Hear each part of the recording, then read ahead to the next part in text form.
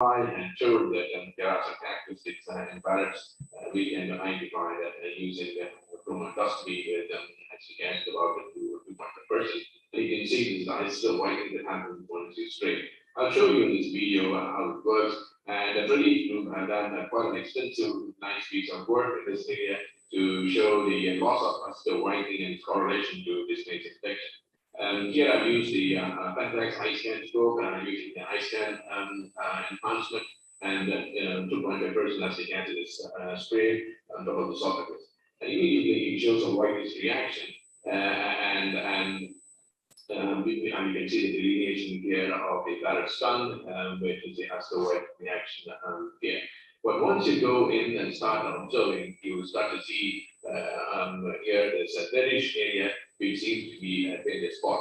And these are the areas what you need to focus on once you've done that. You can do magnification to see this as well. So the importance of seeing this is that if you find a loss of vascular whitening or the reddish reaction within 30 seconds, it is a high predictor for high grade dysphagia or early cancer. So using acetic acid enhances the 200-fold your dysphagia infection rate. And on the other hand, or if you observe it for 2 minutes, nothing happens, then you can be reasonably sure that there's no problem. So there's a very simple Facebook, LinkedIn, Twitter, using any endoscopy treatment.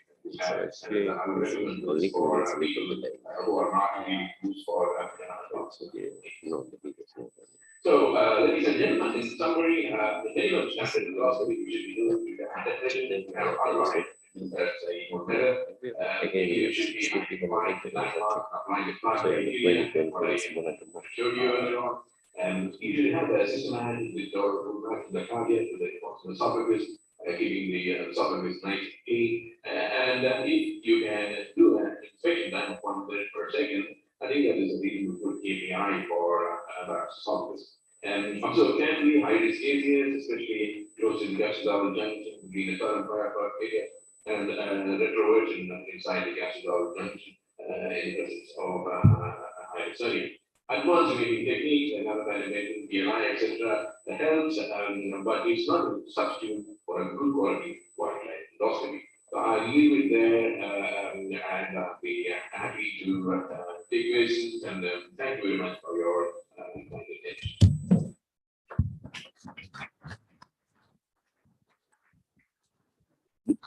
Thanks, Raghu. That was a brilliant talk. A very quick run through how to pick up the Barrett's neoplasia.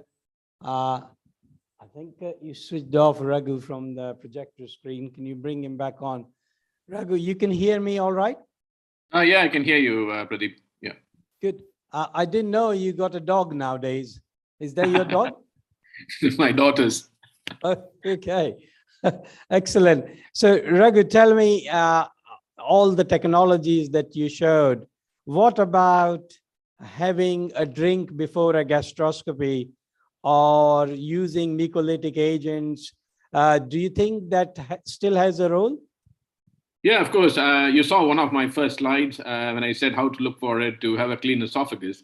We have been using the combination of Pavlex or N-acetylcysteine mucolytic along with Infocol, Simethicone mixed with water. And Pradeep, you have done some studies as well in this and showing that it improves detection.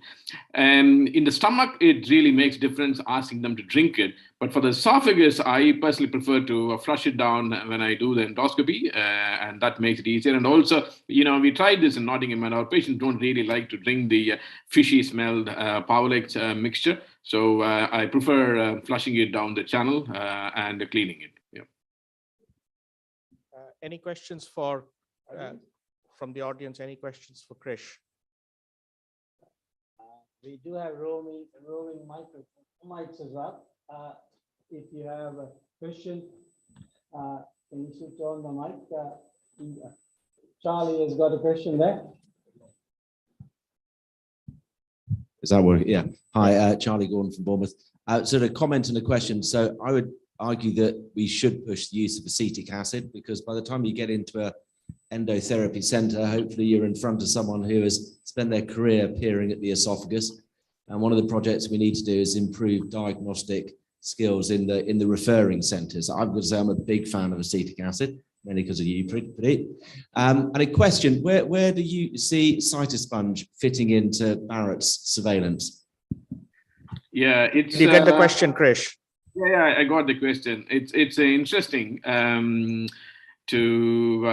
you asking that question. Obviously, a lot of things has happened with the COVID and for access to endoscopy or cancellation and so on. And I think the cytosponge is a very good tool as a screening, and we have enough data. I think eventually it will come in at some point, and I would like to see some more data coming out and also replicate in the other parts of the world. As you know, it is unheard of in this part of the world. And in the US, again, only tertiary centers. So it'll be good to see it rolling out outside of the UK. And certainly, I think there's a big role for it as a screening tool. I mean, for those of you who are aware of the national pilot that has happened with cytosponge during COVID, so the biggest pilot was done at UCL. Don't know if anybody from UCL, Rehan probably around. And they have looked at all of the Barrett surveillance, well over 200 patients, and the positivity rate is between 12 and 15% with cytosponge. So you can stratify your surveillance cohort based on cytosponge as the pilot shows. A big rollout is being planned in the UK as part of Delta. The Delta data is going to be presented in brief form at BSG. Sachiro, thanks for joining us. Are you seeing any Barretts in Japan? Hello. So now we number of our Barretts actually increasing even in Japan. And what's the Japanese trick to detect Barrett's neoplasia? Do you do the same as we do in West, or you have a different trick to find neoplasia? What about indigo carmine, the old-fashioned indigo carmine? Do you use that in Barrett's? So most of the case, we prefer to use NBI, and of course combined with acetic acid, and the combination of NBI and acetic acid works well. So I fundamentally agree with him. Thank you. I think if there's no more question, we're going to move on to the next talk to keep on time. But Raghu, stay tuned in, and you can join us in the discussion at the end, please. Yeah, will do. So Thanks. our next talk is from a person who needs no introduction because Professor Inoue has changed. Professor Inoue, welcome to Endoport. Yeah, thank you very much, Pradeep, for your invitation. I'm so honored. Thank you for joining us. I was trying to introduce you to our audience to say how you changed the field of endoscopy. In the past, endoscopy was to detect neoplasia and pass it on to the surgeons to do something useful. And you brought the theater to endoscopy and developed this field of endoscopic surgery. With the third space endoscopy, things are changing. But still, I'm asking you today to talk on a very simple topic. But however, that is still a very important topic because I think in the West, we still miss a lot of early squamous. Most squamous neoplasia we detect in the West still is advanced. So your talk will be of great value to us. So we're going to play your video about how to detect squamous neoplasia, and then please join us for the discussion. So thank you, Pradeep, your introduction. So please start my video.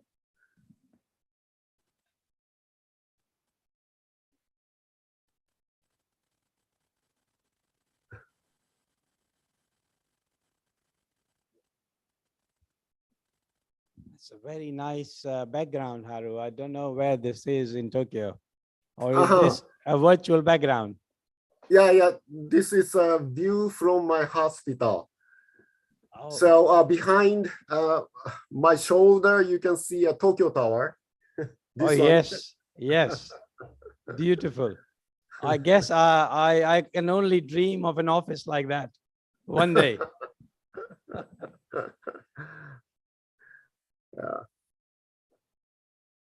So, do you have my video? So, Yeah. They're just sharing the screen. So Okay. your video will play in a second. Okay. But Haru, do you still have time to detect squamous neoplasia? Do you perform any assessment endoscopy at your stage in your career, or you don't do assessment anymore? No. So I still doing the screening endoscopy, surveillance, and the many therapeutics. So all the okay. Okay, So let's now get going.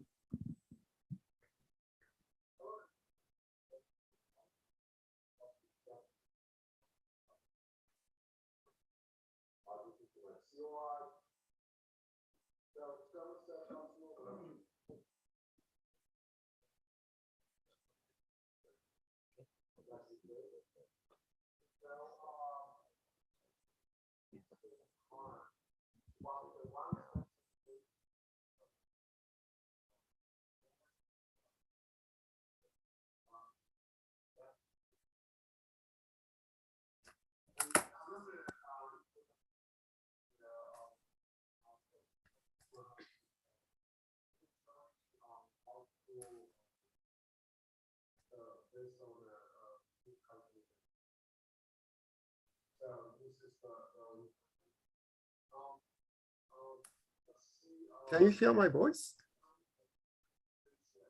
Can you hear my sound?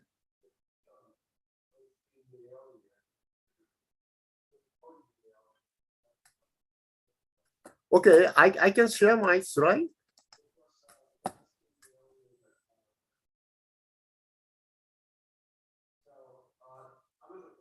If the sound is not good.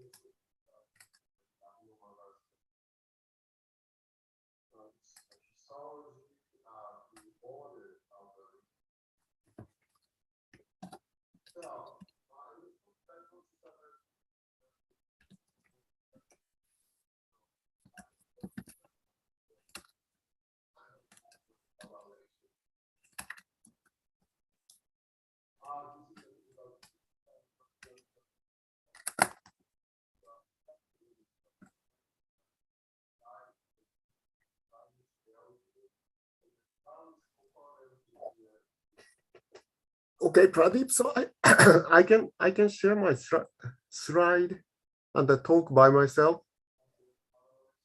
I think that will be a good idea. Looks like Professor Inouye, because Yeah. nothing much will be here. Yeah, so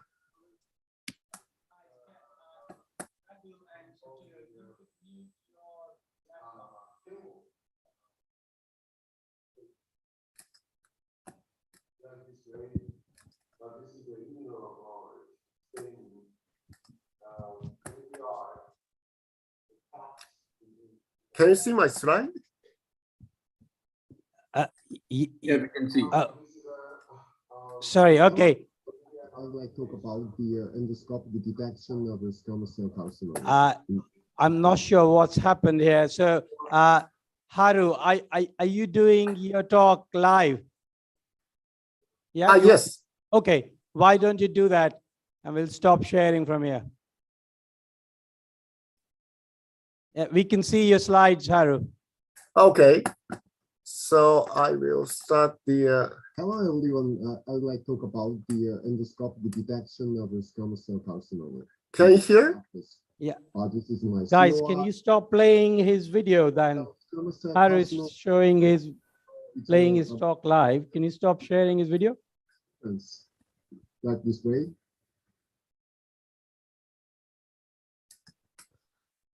Okay. So we're ready for you to share the screen. Let's play from your laptop. Okay.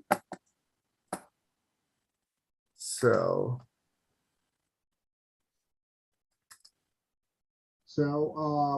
the mucosal cancer stay calm, but once cancer invaded to deep submucosal layer, can you hear? Their growth speed increase rapidly.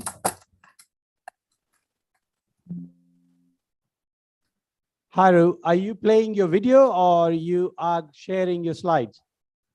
I'm trying to share my slide. Okay, yeah. So we can see your, I think this is your video that you're sharing. So if you just play, we'll know what you're sharing. Okay, so are you sure this is a PowerPoint? So can you see my first slide? Yes, yes. Okay, so can I start now? So please. Endoscopic. Hello everyone. Talk about the I think you're sharing your video, Haru. That's why. This is your recorded video. Okay. It has audio. I think your slides have audio in it.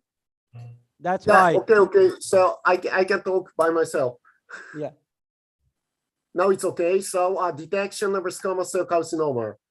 This is my COI. So squamous cell carcinoma is a so of course you know dysplasia and the carcinoma sequence. This is the quotation from the WHO pathology. So gradually chronic inflammation to cancer. So of course you know mucosal cancer is a very calm and silent, but so once it's invaded to deep submucosal layer, so potential risk of lymph node metastasis. So another important characteristic of the squamous cell carcinoma is a field calcinogenesis. So this is one of the sample. Can you hear my voice? Yes, very well, Haru. Okay, very clear. So this is a typical case. So field calcinogenesis. So center you can see a Lugol staining. So high grade dysplasia.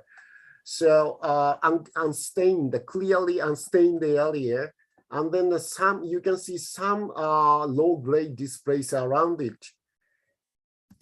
And NBI works well to identify the brownish area that is closely connecting to or relating to reddish area on the mucosal surface. So magnifying endoscopy, we can identify the abnormal IPCL. Anyway, so this is a border of the carcinoma in situ and the background. So when we make a diagnosis of dysplasia and carcinoma, so one of the important factor is a vascular pattern. And also background coloration is also useful to identify it. This is a demonstration of a background coloration. In between the vessel, you can see a brownish area. This was reported. So this background coloration is coming from the staining demonstration of a hemoglobin in the tissue. So immunostaining demonstrate the background coloration. So another key issue is vascular structure. So 1996, we reported IPCL. We can identify it using magnifying endoscopy.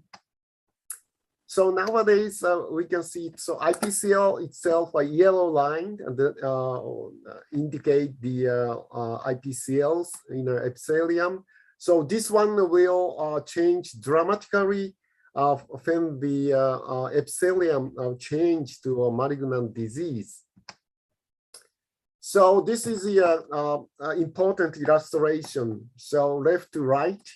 So normal background and the so this is center is the mucosal intramucosal cancer, and the once cancer invaded to submucosal layer, so IPCL totally destroyed, and then new abnormal, large abnormal vessel appear.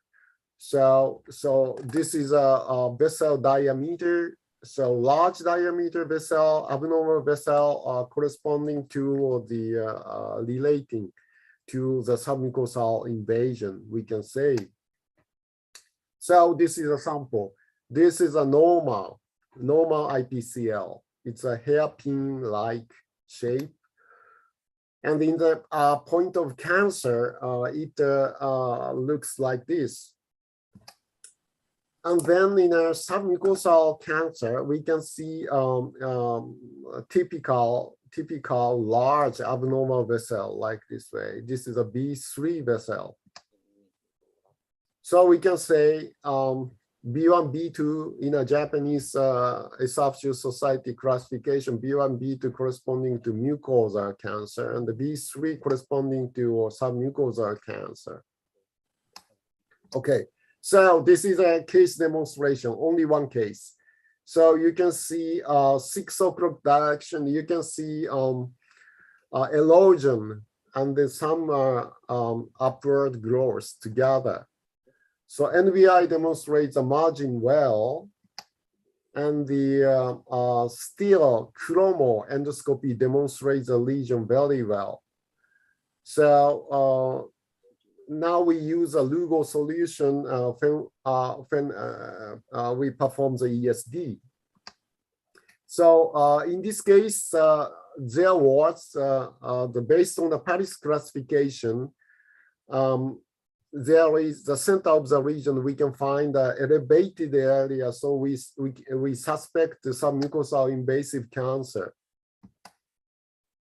Okay. So NBI magnification demonstrate just the B1, B2 vessel, no B3. So this is an elevated area in the middle. It's still B1, B2 vessel, no B3.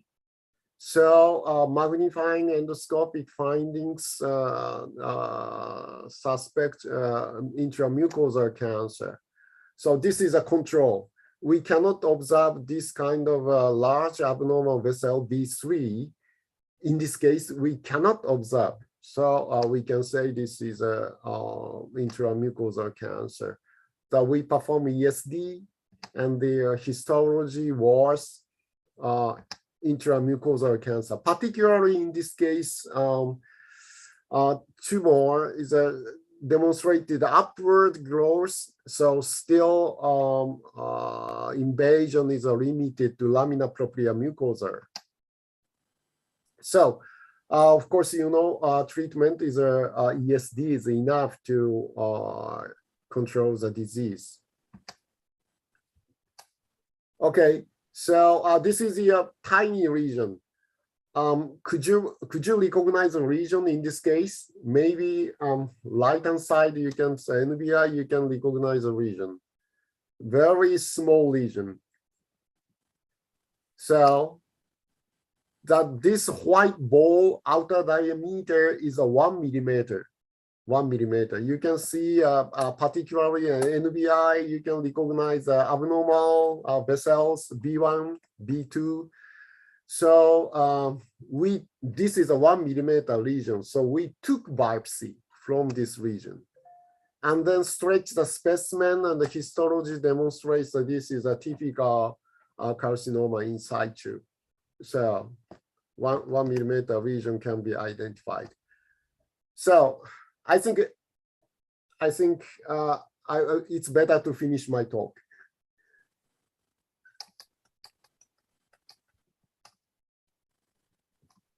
Thank you very much, Haru. That is a very quick update. Do you want to summarize? Okay. Can I ask a very quick question before we might have to go to the room as we got the cases ready? But is this IPCL a feature of squamous epithelium everywhere in the body? What about pharynx and upper esophagus? Anywhere where we have squamous epithelium, we see IPCL? Thank you very much. It's a very nice question. So IPCL microvessels can be recognized particularly in the squamous area. So starting from a pharynx, oral cavity, pharynx, and the esophagus, we can identify these microvessels. In the stomach and the colon, we also identify it, but so columnar epithelium is also another category, so classification is different. But vessels, a superficial vessel, we can see it very well and using the NBI. So it's just the superficial microvessels.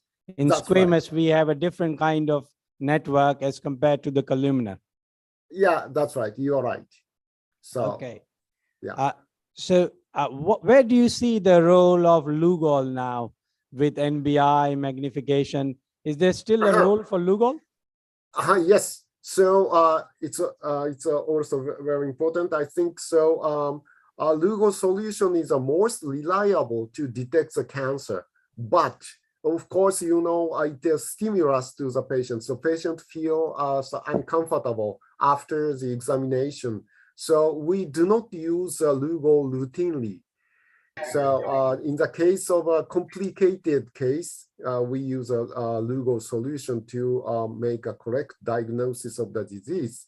And particularly when we perform the ESD, at the time, in order to delineate lateral margin clearly, we use a Lugol staining. Thank you. Haru, we might have to go to the live case. So Sachiro, just stay with us. We can quickly look at what the live case is going to be, and then we'll get on with your talk and discussion after that. So guys, looks like we come to suite 3. Can you tell us the case, Katie? So we'll join you, Noor, in a minute. Katie is going to just tell us the case very quickly.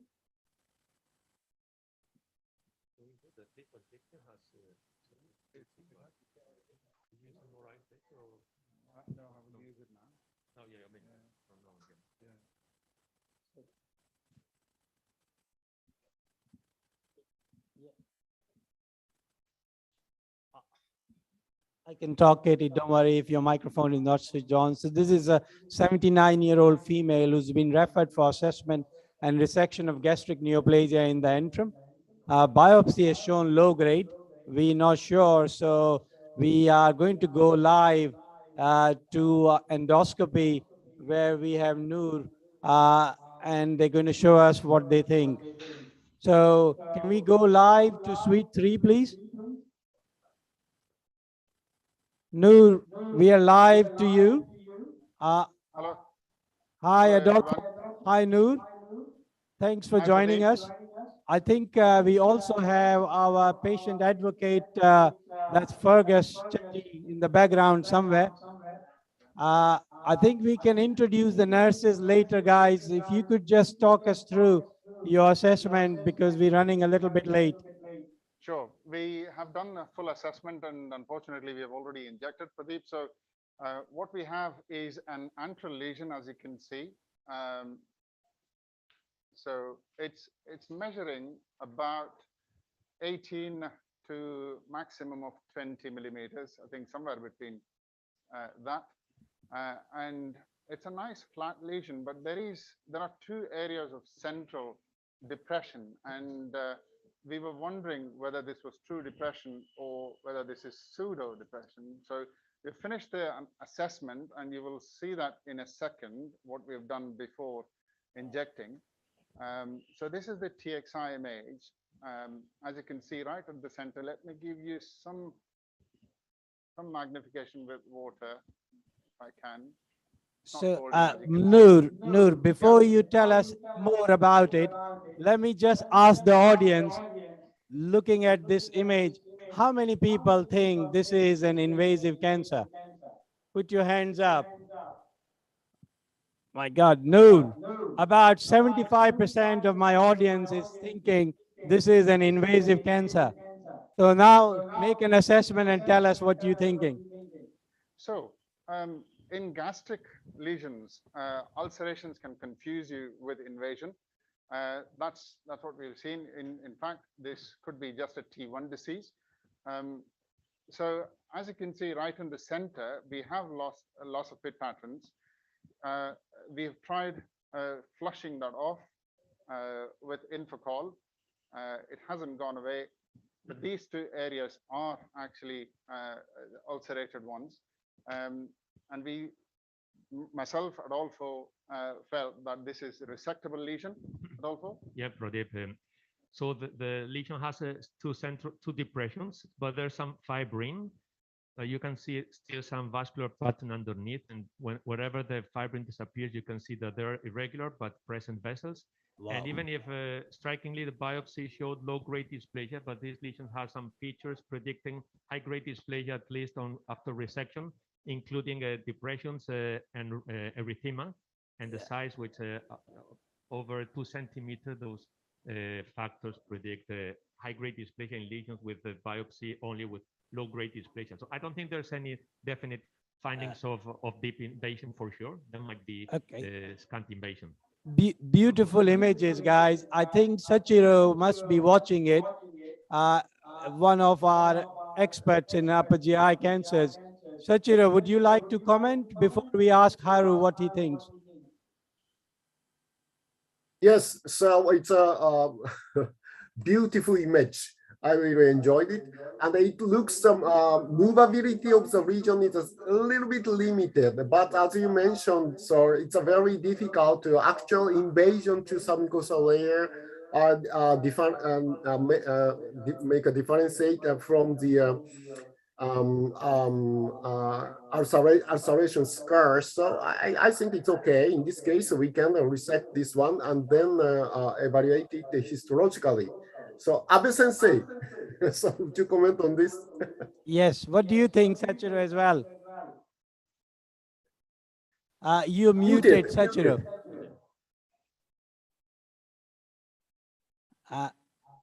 Can you unmute yourself?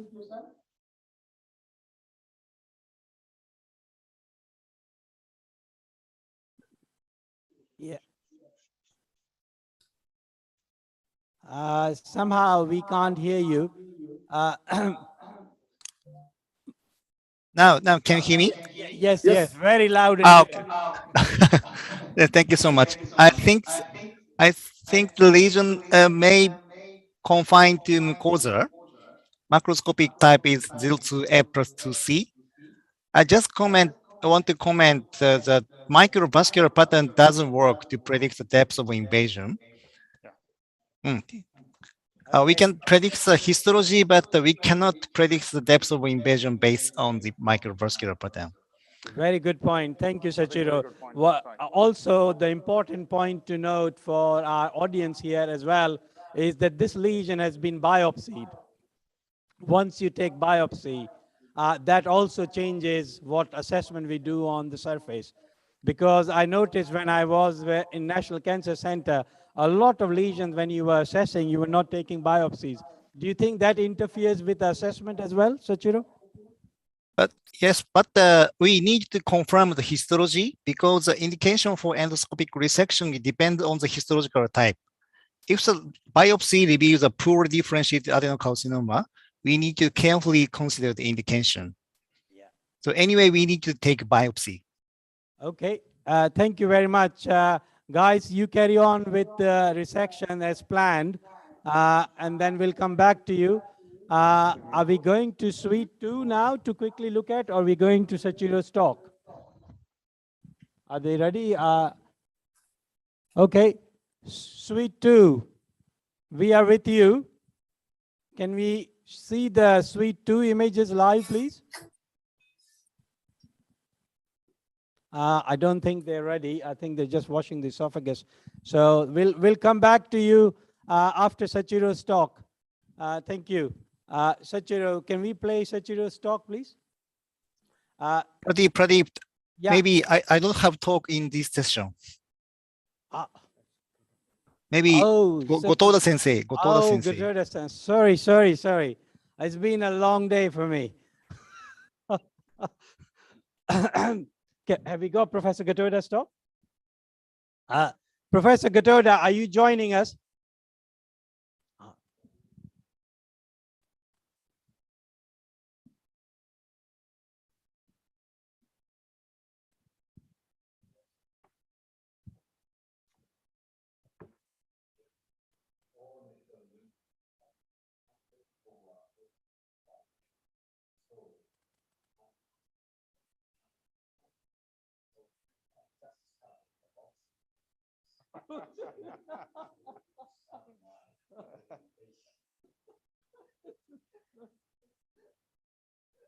Wow.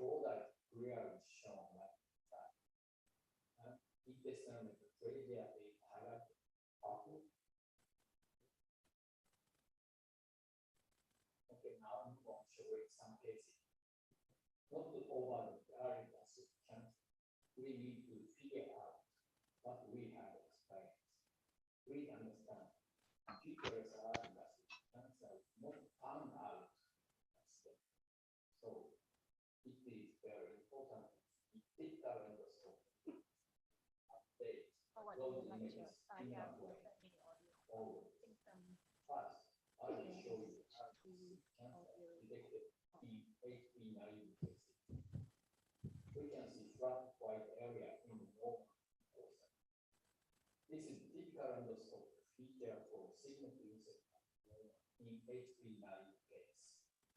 Recently, gastric gland-type gastric cancer is reported. Well, this, yeah, it's dated, isn't it? You know, at the time it looked good, but then when you scope with, so Cleveland, we've only got the EVA system, and you just spoiled the choice. You know, you just when you come back and scope on this,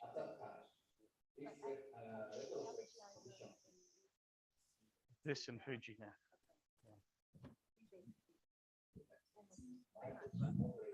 Bit of mischief down here as well.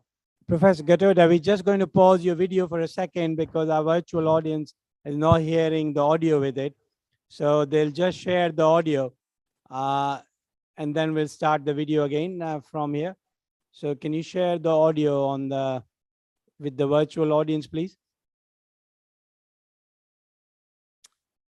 These are the challenges of running a hybrid meeting is who do you cater to, the virtual audience? We go about 1,000 plus virtual audience and they're all moaning. I'm really sorry, guys. So we are going to share. I've had a scope recently with you, hasn't it? So someone's looked at the duodenum.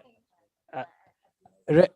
And there isn't a massive duodenal adenoma that I've missed. Rehan, we can hear you, so be careful how you criticize me. Pradeep is a wonderful man. He's not aware that we're listening to him. I really love Pradeep. When I was a kid, I just wanted to be like Pradeep.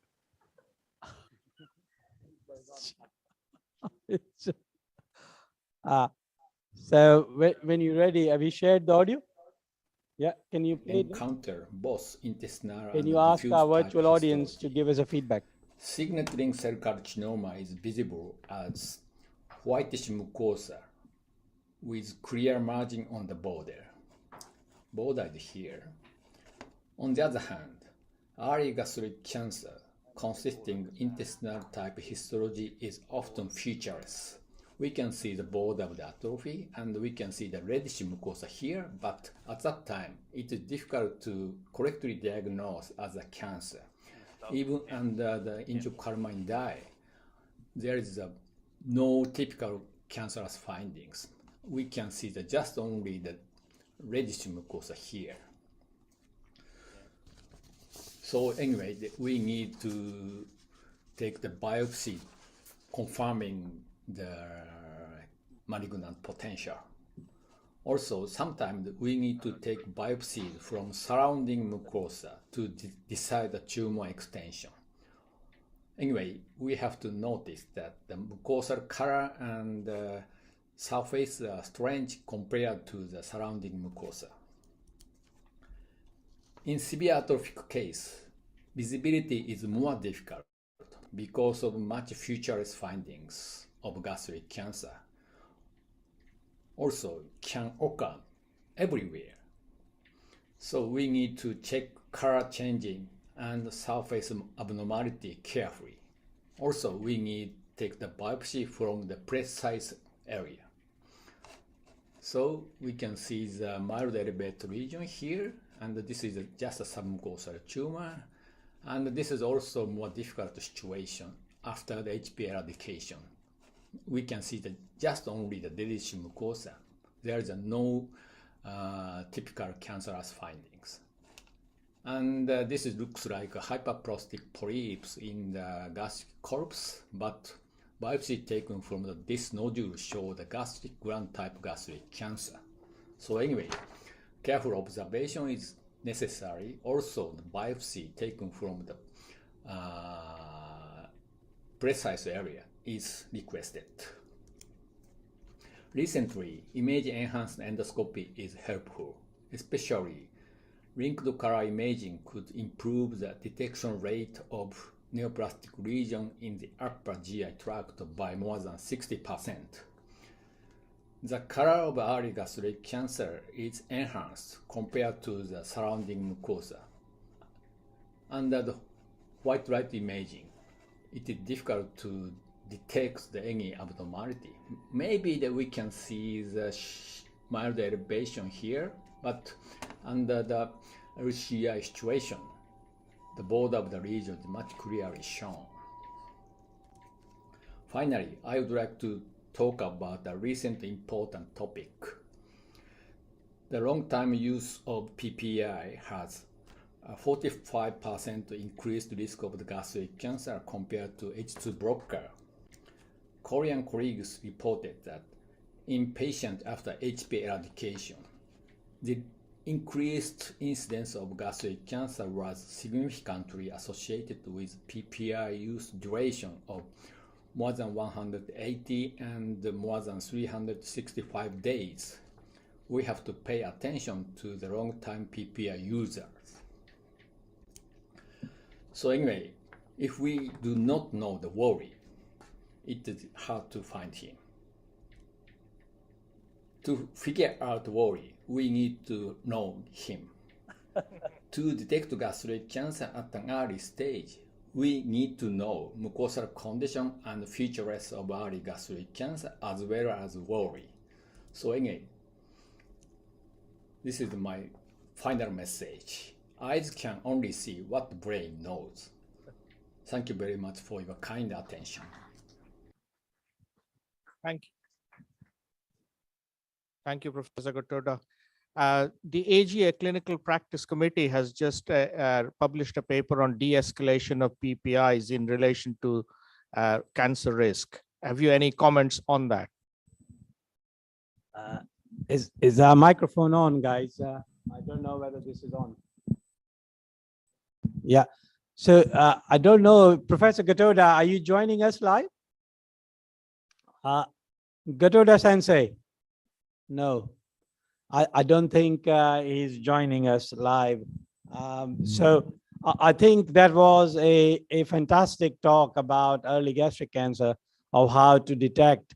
That is still a big challenge for us to understand, A, to detect, and B, to identify the margins of the lesions. Because although when we're doing ESD, I spend more time marking the lesion, identifying the margins. Well, I won't say more than the ESD time, but it is a big challenge. So any tips from Sachiro about Yes. how to identify the margins? How to identify the margin? Yes, I think it is better to be familiar with the magnifying endoscopy with NBI. Even using the low power magnification, you can see the demarcation line. It is very helpful to mark the lesion. And if you feel inconfident to delineate the margin, I recommend you taking the biopsy surrounding mucosa to make sure the lateral extension of the lesion before ESD. Thank you very much. About the gastric cancers, Sachiro, do you think we see a different type of gastric cancer in the West as compared to East in terms of the distribution? Do you think we see more proximal cancers? You see more distal cancers? Are the appearance different? Or in your opinion, is the same cancer everywhere? It is very difficult question for me. Among the Asian countries, we see the similar gastric cancer. But if we go to the United States and Europe, maybe the characteristics of gastric cancer may be different. Okay. But I'm not sure the correct answer. I know. I feel it's more or less the same. It's just we have less experience. I know that we have our next patient already online. So Katie, can you tell us about our next live patient? Please stay with us. Okay, so basically this is a 79-year-old gentleman who has C3M5 Barrett's, referred for assessment because previous biopsy has shown high-grade dysplasia. We're going live to suite 2 with Shamila and Rehan, who are assessing the patient right now. So can we go live to suite 2, please? Hi, Pradeep. Hi, Rehan. Nice to see you on the other side. Talk us through what you're seeing, please. Okay, so I've got Shamila with me here. Thanks for having us back. You mentioned the case. I'm just going to pull back from the top of the gastric folds here. I've got a distal attachment here with the hyaline 29I10 EG Pentax scope. This is just using a bit of surface enhancement. You can see, Pradeep, that actually at first glance, sorry, there's a little bit of bubbles while we've been waiting. At first glance, just with some insufflation, the Barrett's looks pretty innocent. But then as you begin to look at this posterior wall, you start to get a little bit nervous, Pradeep and Shamila, because you see these squamous islands. So in the context of a treatment-naive patient, alarm bells should start to ring because from my experience, a lot of badness often harbors beneath these squamous islands. What I'm going to do now, Pradeep, is I'm just going to switch to the optical enhancement, which is a combination of the filter at the tip of the scope and then a bit of post-processing in the box. And just get you and the audience to start to look in the 6 o'clock position, because you get to see some pretty handsome images here of some abnormal areas. Can you see how you begin to see the architecture of the mucosa? It's not flat. It's very subtly elevated here, and you begin to see that. And then if you look right into the center of my image, just there, if I freeze it, you can see some abnormal mucosal patterns and also some dilated vessels. So this is not a biopsy site, this is dysplasia. Now, if I pull back, Pradeep, you actually begin to see that actually the surface contour is slightly abnormal and elevated. I'm just going to look here at the oral end of this Barrett segment. You can begin to appreciate just there on the posterior wall, Shamila, there's also a bit of badness here. Would you agree? Yes, I'd agree. I think this highlights actually one of the challenges with assessing Barrett's patients is that often the dysplasia that you might see is very subtle and not just in a single area. And you can see here there's multiple areas of dysplasia. So when you plan therapeutic approaches, that can make it more challenging as well. So, guys, what we're seeing is a very subtle lesion, which is got a central depression. Is that a worrying 2C depression, or is that what you see following biopsy and that won't worry you too much? Yeah, no, that doesn't worry me in terms of it being a true depression. That area has been biopsied, and I wouldn't foresee any issues with endoscopically resecting that area. I don't think there's any evidence of deep invasion looking at this. Good. We got Krish Raghunath with us online from Australia. Chris, you've been watching this Barrett.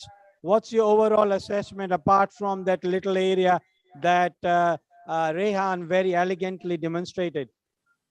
Yeah, Pradeep, thanks. It's fantastic images with the new OptiVista, what Rehan has demonstrated. Hi, Rehan. Hi, Krish.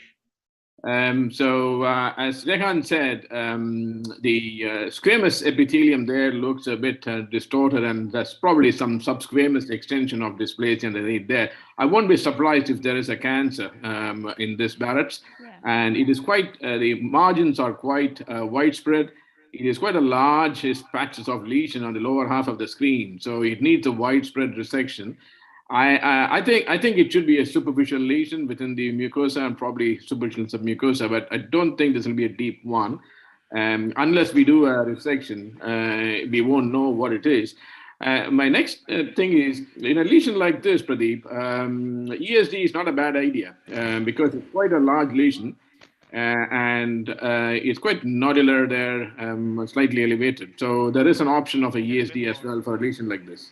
Very good. Yeah, that was my next question, Krish, is actually, this is going to be quite a large piecemeal EMR, but I would personally, in this case, having done the optics, you could make an argument for an ESD, which would give you every chance of, accurately staging and getting an en bloc resection. But I think at the same time, we mustn't dissuade the audience from, looking at mucosectomy in this kind of patient, because as you said, our endoscopic diagnosis is of a mucosal cancer, not a submucosal cancer. Yeah. So that's where it is. If you have the expertise, then consider ESD. Otherwise, multiband resection should be fine. But as you say, your marking is quite wide, and it needs a wide resection to get the whole thing out. So we've got a pretty wide margin here, Pradeep. We're going to take out most of this posterior wall. And You know, with ESD, this would be very straightforward because it's a nice naive esophagus. But what we'll show the audience now is we'll use the multiband mucosectomy, which is the device by Cook Endoscopy. So can I please get the mucosectomy device? What was the biopsy, Pradeep? I didn't get that. So I think high grade dysplasia on biopsy. Can one of you help, please? So I got So, my hands on scope. I think this is still all mucosal pathology. And I think the outcome of EMR versus ESD will more or less be the same. But getting en-bloc specimen always is preferable. I think while Rehan is setting up the EMR kit, can we quickly see what's happening in suite 3?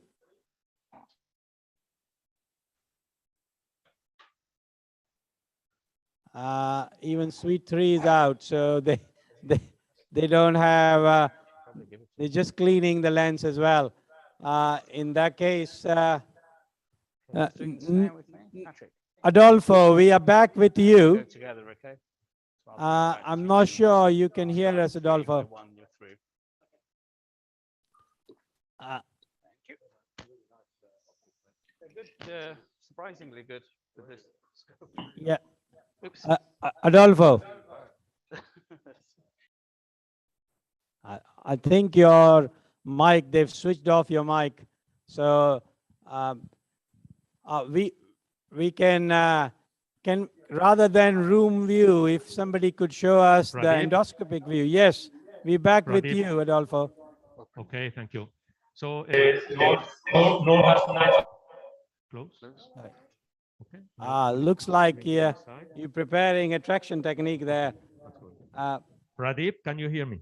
Yes, very well.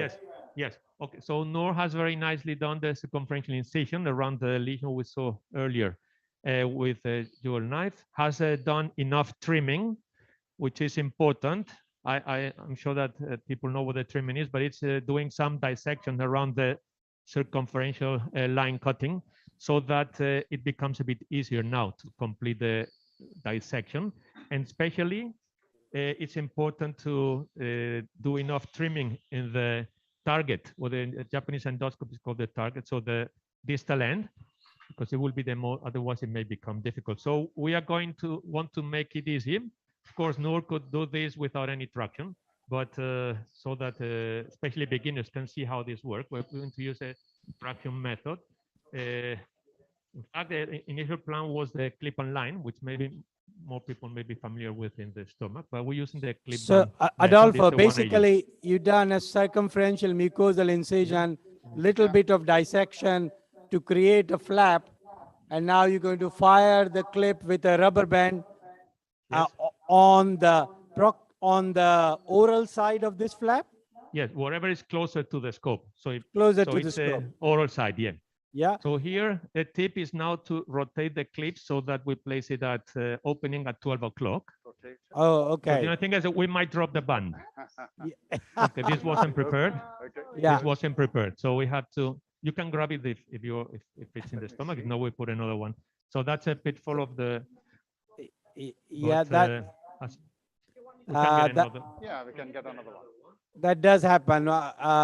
So maybe, guys, we can go to suite 2 as they're doing EMR and come back to you. So Rehan, we are back live with you. Looks like you already started your resection. The first band is fired. I can see that you're trying to get your snare underneath the band.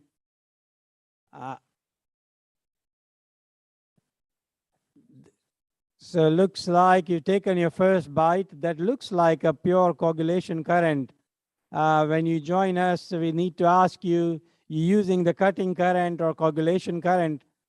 Can I ask the audience, anybody doing Barrett's EMR here? What do you use predominantly? Put your hand up, you're using forced coagulation for Barrett's? Yeah? Okay. Anybody using endocut for Barrett's EMR? Ready? Only Portsmouth. So can you hear us, Rehan? Hi, Yes, Pradeep, can you hear me? We can Yeah, hear yeah. So we can see you've taken 2 bites already.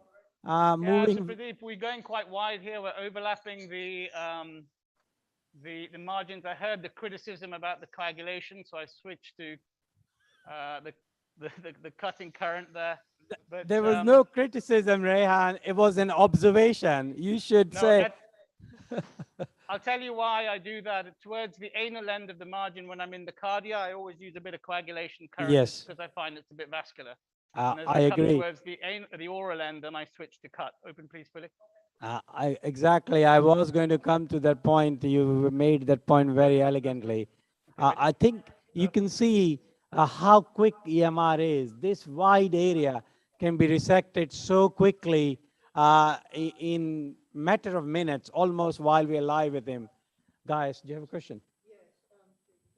Pradeep, this is a very easy technique, but the key is here obviously not to overtreat because you don't want to get a stricture, but at the same time you want to take all the markings out. But it's quite an extensive area. This is probably going to take us 2 or 3 kits snare all the way out, please. And the key here is to close, close, close, close, close, open, open, open, open, open, close, close, close, close. So close, you could close, you could see that open again. Rehan needed to make sure that his snare was below the band, not above, to get the right height on this. Close, close, close, close. Okay, ready? Okay, let's go. That's quite well below. Okay.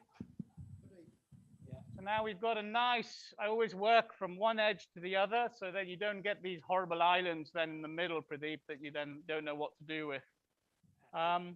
So, you know, this is a fairly straightforward lesion. It's very unlikely that it's going to be submucosal, but you want to make sure that you remove all the lesion because this guy is going to come back to some field ablation later on that I know Jason's going to talk about later.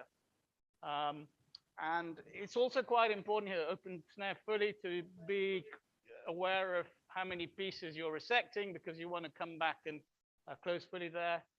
Okay, thank you. Open slightly. Okay, so nearly done. Open fully the snare, please. Close, close, close, close, close. Okay, sorry. Oops. You're talking about let's go again. That's better. Or cutting currents okay, for close. lesions. Of course, okay, ready. The go. are updating all of their machines with okay, there we go. We're nearly done, sir. We're nearly done. So now we begin to get into sort of a bit of decision making. We want to make sure we don't lose any of these little tissue bridges. I agree. So it's okay to overlap a bit. Yeah. And here I can see I've got a little bit of bleeding, Pradeep. So what I'm going to do is I'm just going to apply the band and just leave it for a little while because I had a bleeding, just to give me a bit of hemostasis. And then here I'm going to use a bit of a coagulation current. So this is almost like ligation like you would for varices. Open fully. Can I get another kit, please, guys? That's a very good point. Rehan, we're going to leave you for now. Come back to see what you achieve. Can we go to suite 3? I think they managed to get the clip and rubber band in place. Can we go to suite 3, please? Oh, good. Thank you. So Adolfo and Noor, we're back live with you. We can see that you got clip and rubber band already in place. What's your next action now? What are you going to do?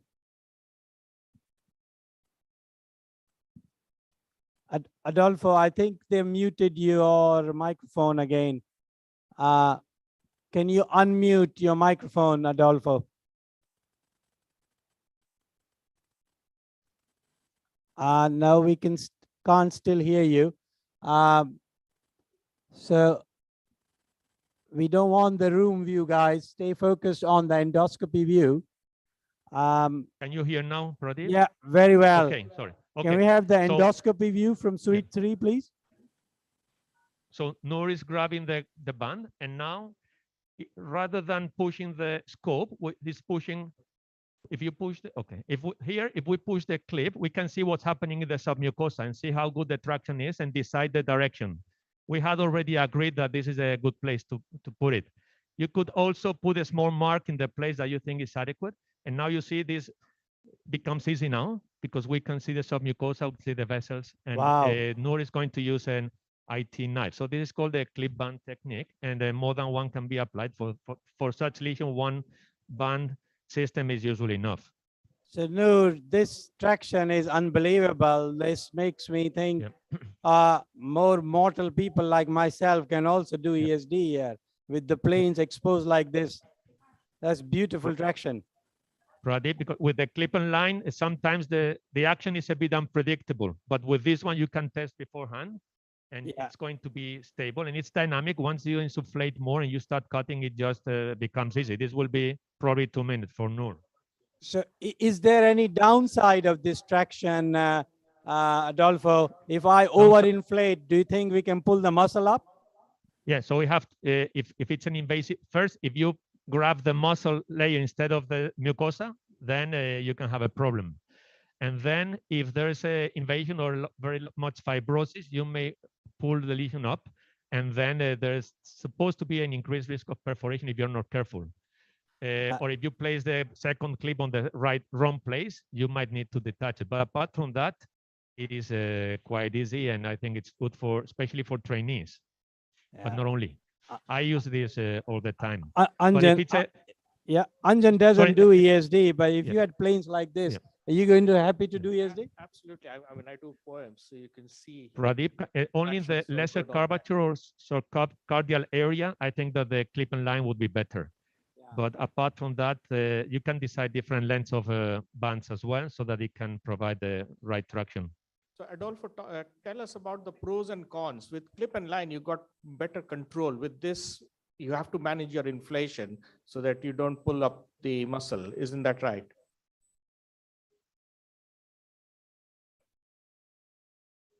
Adolfo. Yes. Yeah, I think the question was here, the traction is very dynamic. We control the traction with inflation and deflation. And I think the endoscopist has to be very conscious of that. What I've noticed here is you changed over your knife now and gone to IT knife. Can you tell us, Adolfo, the advantages and disadvantages of this knife? Yeah. So can I, before you say that, can I just remind people, the Professor Gatoda that you just heard, he's the guy who invented this knife.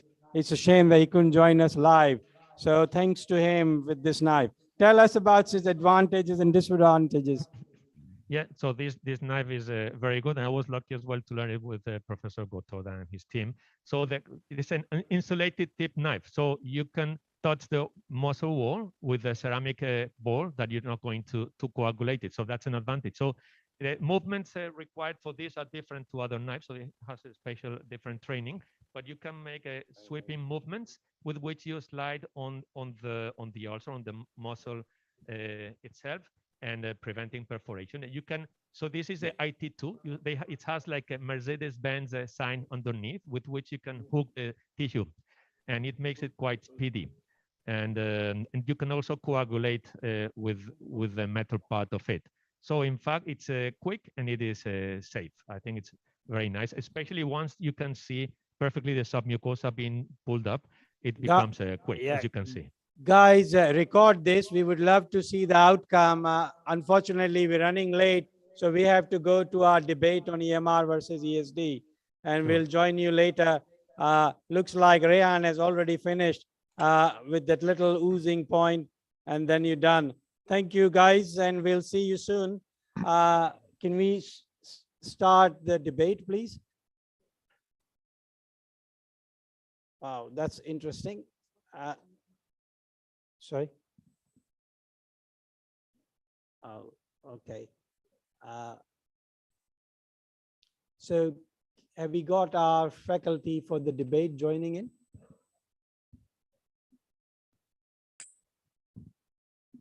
Hi, Oliver. Welcome. Hi. Nice to see you. I wish you were here, but this is life. So Oliver is joining us. Professor Oliver Peck is well known to the world of Barrett's EMR. I think you got the biggest series of 1,000 EMR for intramucosal cancer that was published a long time ago. So I know that since then you moved on and you're doing a lot of ESD as well.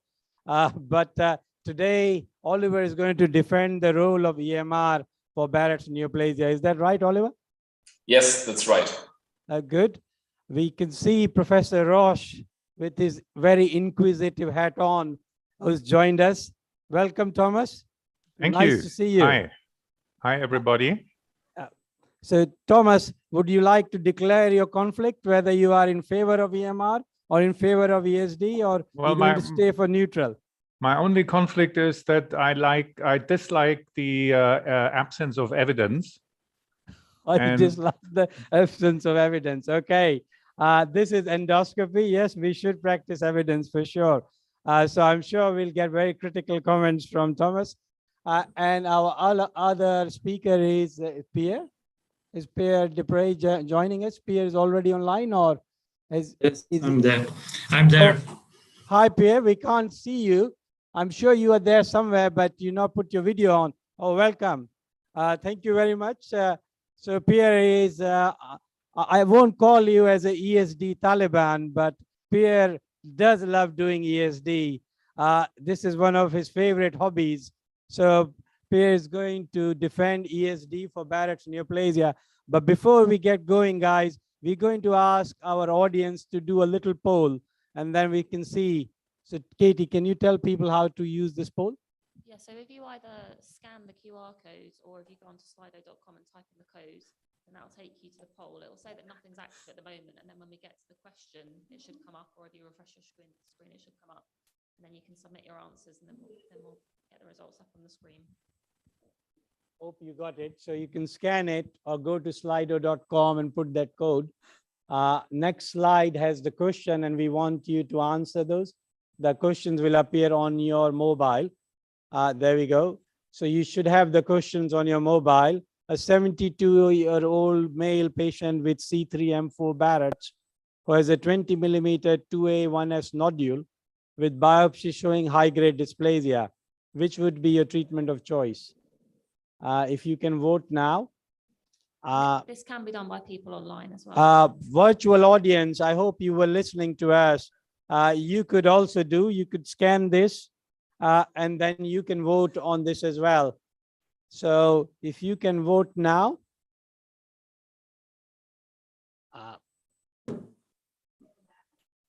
We started voting. We're going to see the results soon, Yes, Katie? we've got 78 people so far in the top right. Tell the chat section to vote rather than give opinion in the chat, please.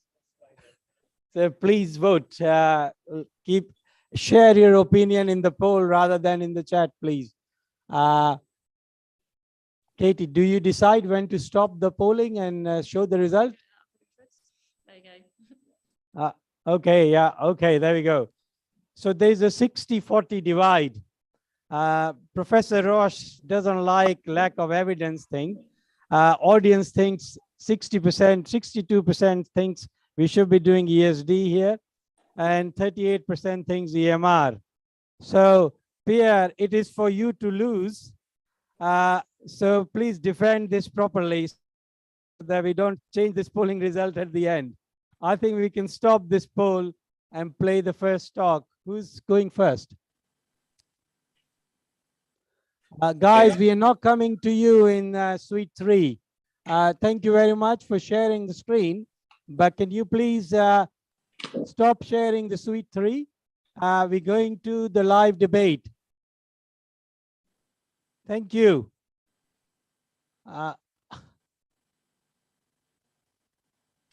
Mr. Hampson, can you stop sharing suite 3 screen, please? Okay. Can you, so it's Oliver's talk you're going to play first? Yeah.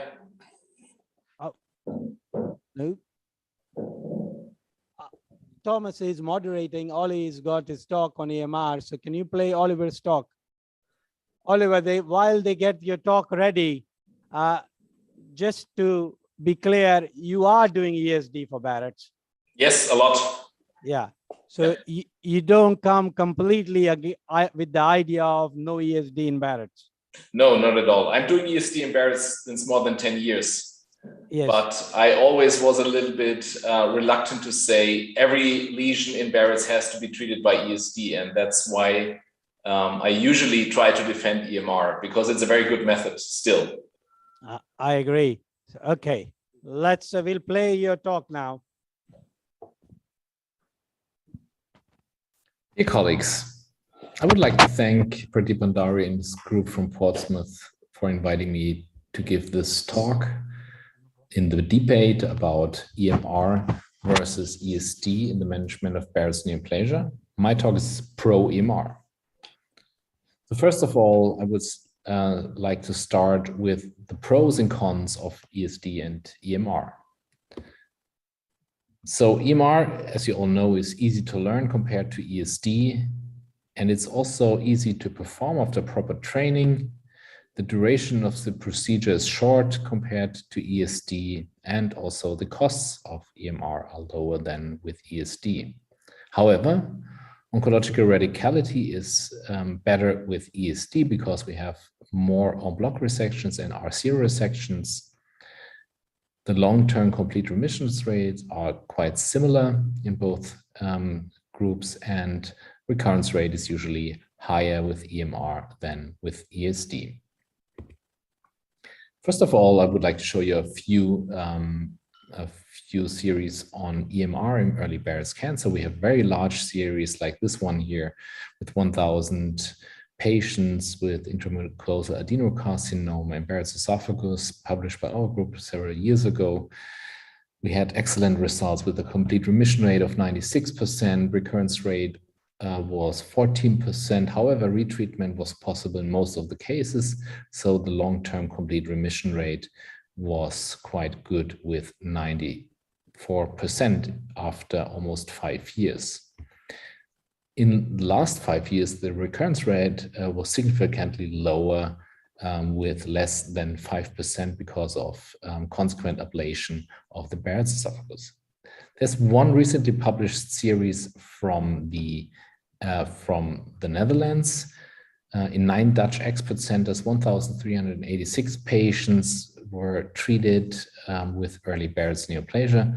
They were mostly treated with endoscopic resection, so EMR combined with radiofrequency ablation. The results were excellent with a complete remission rate of dysplasia and Barrett's esophagus of 94%, and the recurrence rate was only 3%, the dysplastic recurrence rate over the time, as you can see here in this Kaplan-Meier plot. So excellent results for EMR combined with ablation therapy after resection of early Barrett's neoplasia.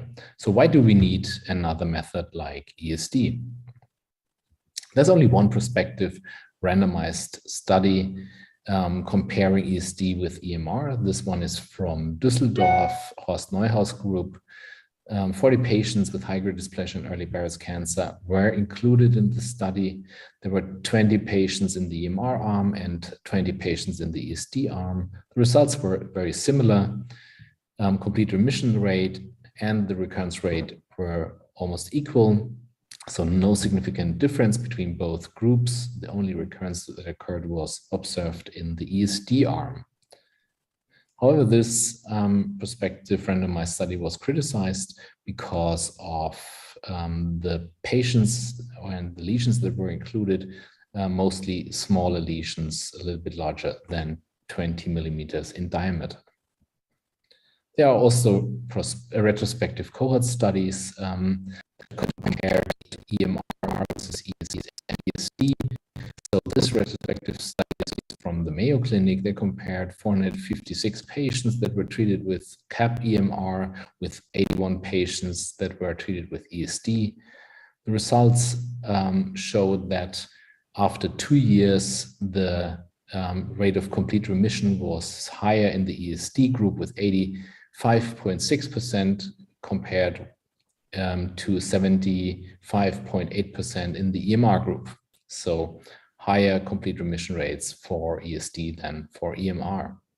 And also in this retrospective cohort study from 8 academic centers in the US, where they compared 150 EMRs with 93 ESDs, they showed that the resection rate our zero resection rate was significantly higher in the ESD group.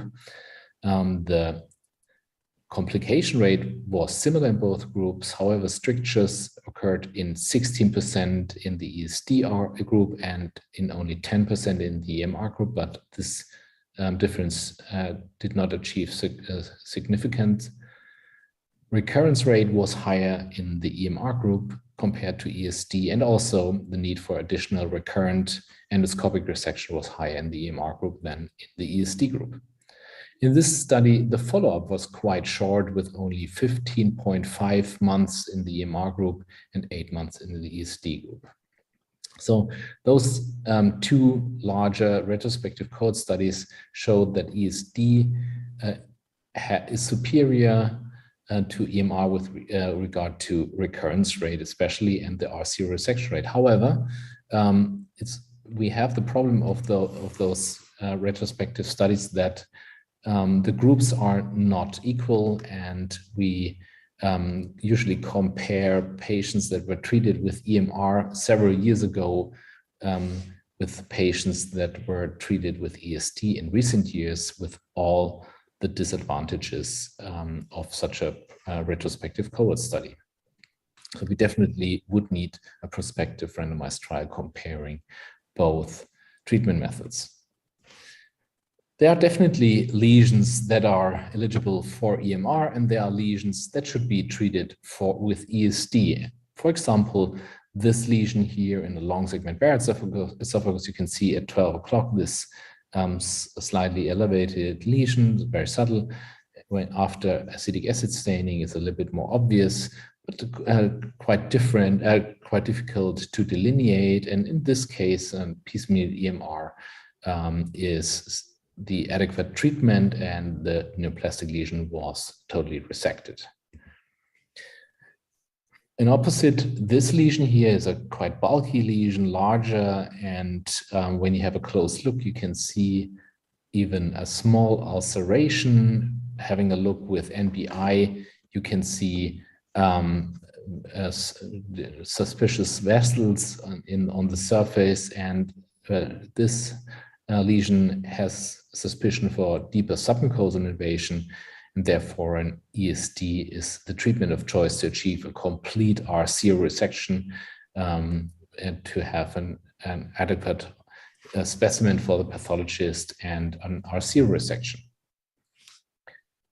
This lesion, for example, is a very subtle lesion at the 12 o'clock position here in this Barrett's tongue. After acetic acid staining is a little bit more obvious.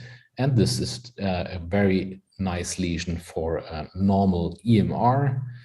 Also, this lesion here, small lesion here, after acetic acid staining, nicely delineated. This can be easily treated with EMR, but here, this bulky lesion, larger suspicion for submucosal invasion, is an ideal lesion for an ESD because it's nice to delineate and has a suspicion for submucosal invasion. Therefore, we performed ESD in this case. So there is no black and white with EMR and ESD, and I think there are lesions that are suitable for EMR, and there are lesions that should be resected with ESD, and that's also the conclusion of my talk. And my conclusion are the recommendations of the ESD guidelines that were updated now and will be published this year in Endoscopy. For Barrett's associated lesions, ESG recommends to use EMR for smaller lesions, smaller than 2 centimeters, with a low probability of submucosal invasion, and for difficult to delineate larger or multifocal lesions, as I showed you in my slides. ESD should be performed in lesions that are suspicious for submucosal invasion, that are well delineated and larger, or those who have a poor lifting after previous endoluminal treatment. Thank you very much. Thank you. Okay, shall I take over for the moderation, or do you want to moderate, Pradeep? Thomas, take over. Thomas, you are the boss now. Okay, good. I think I disagree in one thing. I think the evidence in the guidelines for both is low quality. It's not much better for EMR because it's not randomized. But let's see first what Pierre has to tell us, and then we discuss a little bit. And Pradeep, you are the boss with the timing, so please tell us how long we can discuss. So Pierre, please. Are you live or recorded? Both, but I think we'll run the recordings. Mhm. Yeah. So Pierre, we're going to play your recording, but there we go. Okay. Dear colleagues, it's a real pleasure for me to participate to this debate, especially with Oliver Pesch, and you will see that I'm, of course, pro-ESD, but I will convince you that it's in fact a teamwork and that both techniques are useful in the management of Barrett's neoplasia. You can see my disclosures on this slide.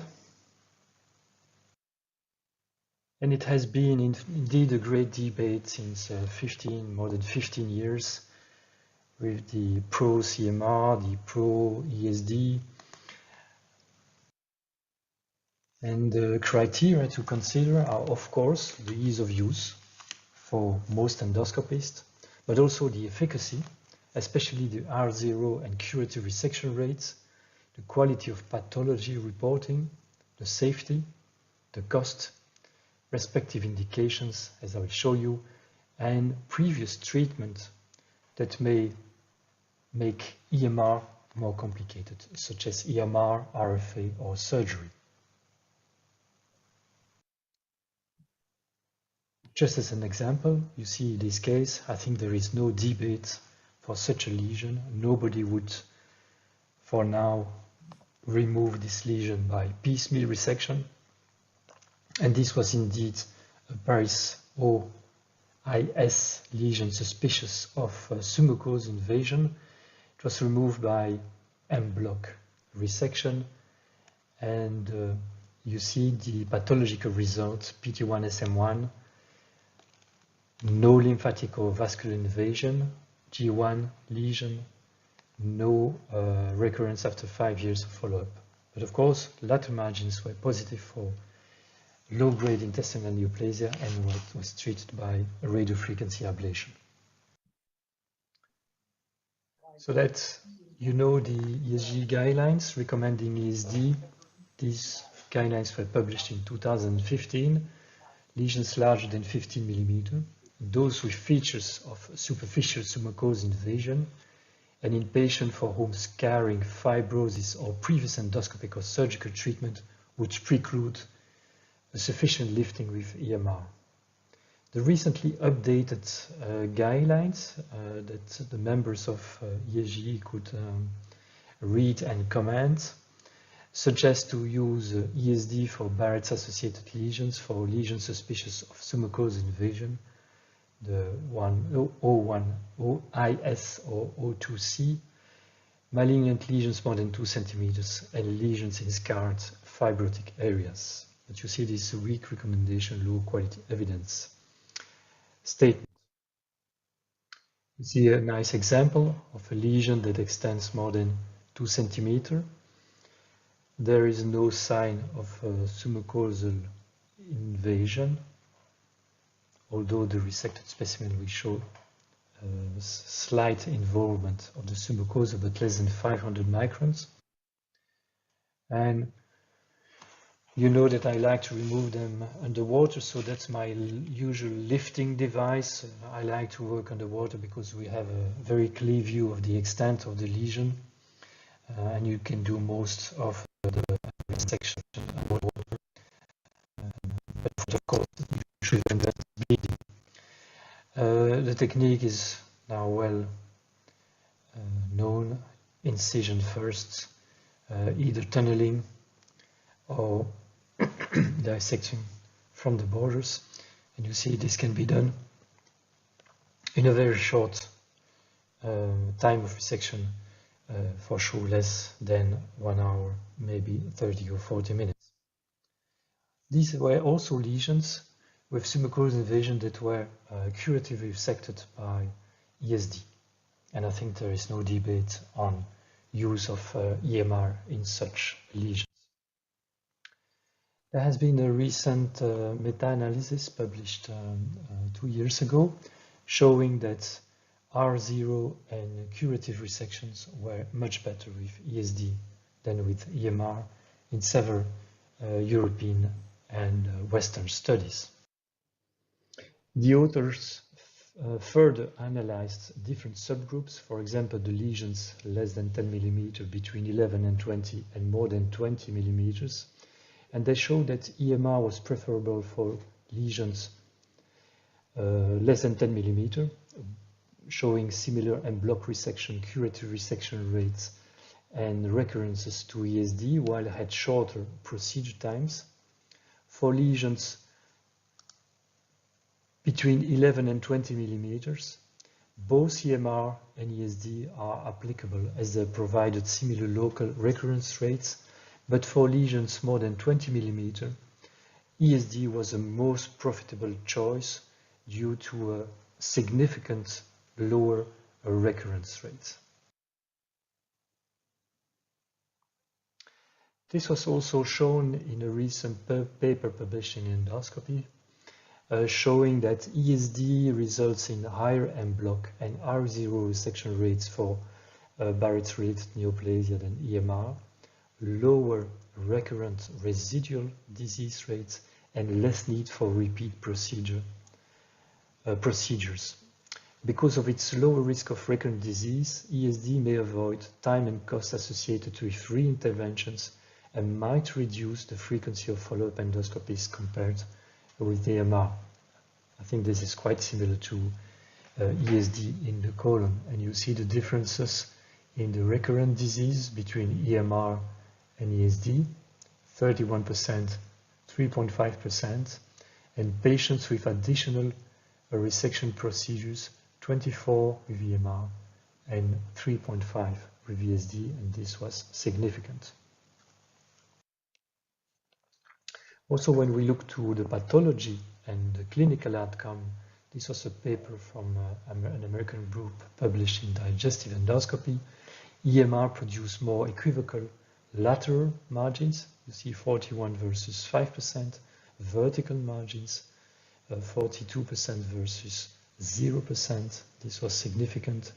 And this led to an inability to reach a definite diagnosis in a third of EMRs compared with 0 ESD pathology specimen. And this led to an increased, although non-statistically significant, number of esophagectomies in the EMR group for less than T1B disease. So this is a debate still an issue. The pro-EMR will underline the ease of use, especially with band ligation and resection, the safety, especially with band compared with CAP-EMR, with a low perforation rate of 0.5% and a low bleeding rates. But the pro-ESDs will underline the expertise acquired in Europe, the role of expanding the indications for endoscopic resection rather than going for esophagectomies with their morbidity and mortality rates, with higher R0 section, better pathological assessments, and maybe, as shown by the most recent publications, a decreased recurrence rate. So rather than looking at each other like this, I think we have to think about teamwork. And of course, I'm very much in favor of the Japanese guidelines, and this is the part dedicated to esophageal adenocarcinoma and Barrett's cancer. You see the recommendation statement: ESD strongly recommended over EMR for the radical treatment of superficial esophageal adenocarcinoma suitable for endoscopic resection. You see they don't speak about size or fibrosis or other features that we advise for ESD. So to conclude, based on the recent ESG guidelines and the Japanese guidelines and the recently published data showing a low risk of complications with ESD, higher curative resection rates, better pathological specimen with less uncertainty for multidisciplinary discussion, I think the debate should now be considered closed, and Barrett's expert centers should offer not only EMR and ablation, but also ESD as complementary techniques. I thank you for your attention. Thank you, Pierre. Professor Roche, your comments, please. Okay, thanks to both. I think you're both right that we haven't been having the same discussion for, I don't know, 10 years. And it seems to be forbidden to do a larger randomized trial. So maybe Pradeep allows me to make some marketing for our randomized studies to join. Pradeep will join. Rihan is on the verge of joining once we have completed the 15 tons of paperwork required for cooperation with another country. But this anyway, is Brexit. Yeah, yes, absolutely. Well, the issue is obviously what's clear, if you can't do a lesion with both, you have to do ESD, but that's the only thing we know. If you look at those studies, I think they are very biased and they don't finish the treatment. You never know because you have ablation as well. You never know when there is complete eradication of Barrett and neoplasia and then the recurrence starts. So it's a whole mess. Follow-up is short. So for those lesions amenable to both, and these are most lesions actually, we just don't know. So everybody does what he wants, and the more ESDs we show during live demo, the more people will say, well, maybe we better do ESD. And of course it becomes easier, but if we want to do it on evidence, you can still do both, I think. I think the other thing that is very clear is that demarcating the lesion and characterizing lesion is critical to decision making.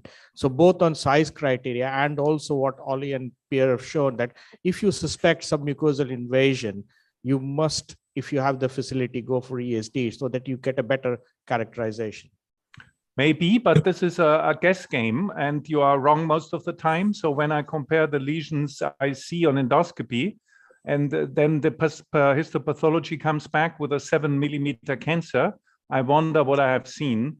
And in our ESDs, we frequently have positive margins for high grade, and then some cases recur. So you can turn it either way. And we can continue this discussion, Pradeep, till 5 o'clock next morning, maybe even. So I know, but can I ask some very practical point to say to Pierre? How many times do you think you got your pre-resection diagnosis wrong, where you thought this is going to be SM invasive and it turns out to be intramucosal? Just a rough guesstimate. What is your feeling on that? It's very difficult to differentiate M4, T1, M4, or M3 with a small submucosal invasion. So we were very often wrong for these kind of lesions, but usually these are not flat lesions. They're elevated or slightly ulcerated lesions, so there are already features. But still, I would like to ask Thomas one question. Why would Barrett the only place where cancer should be removed, cut in pieces?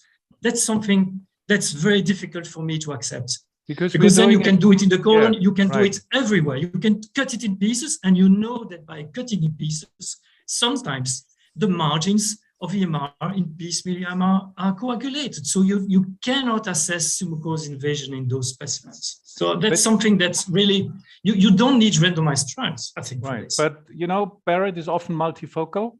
And if you want to go for complete resection, you have to do it circumferential in all fairness. Otherwise, you also have positive margins like in Horst's study. And we can confirm that as well. And I can only say it's the ultimate outcome which counts. And we will see Barrett is a good example. If we ever can complete this randomized trial, is a good example to find out whether piecemeal resection of cancer is possible. It could be. You can say, better not, but we don't know. And the only issue is the deep infiltration, I think, if that's in discussion. And there can be quite some inflammatory tissue around, and it's a mucosal cancer, and you still can't resect it. So if that's in discussion, you have to do ESD, but the rest is not clear. Ollie? So I think the main difference between Barrett's and all the other organs is that you have to combine it with ablation, because you have residual Barrett's, which might have multifocal high-grade dysplasia or even early cancer you might not really detect.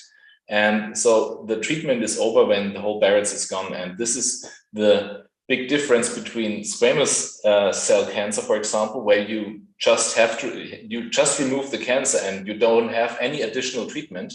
But it is a combination therapy, as we have shown in many prospective cohort studies, that when you only resect the cancer and leave the rest of the Barrett's in there, you have recurrence rates of 30 to 40%.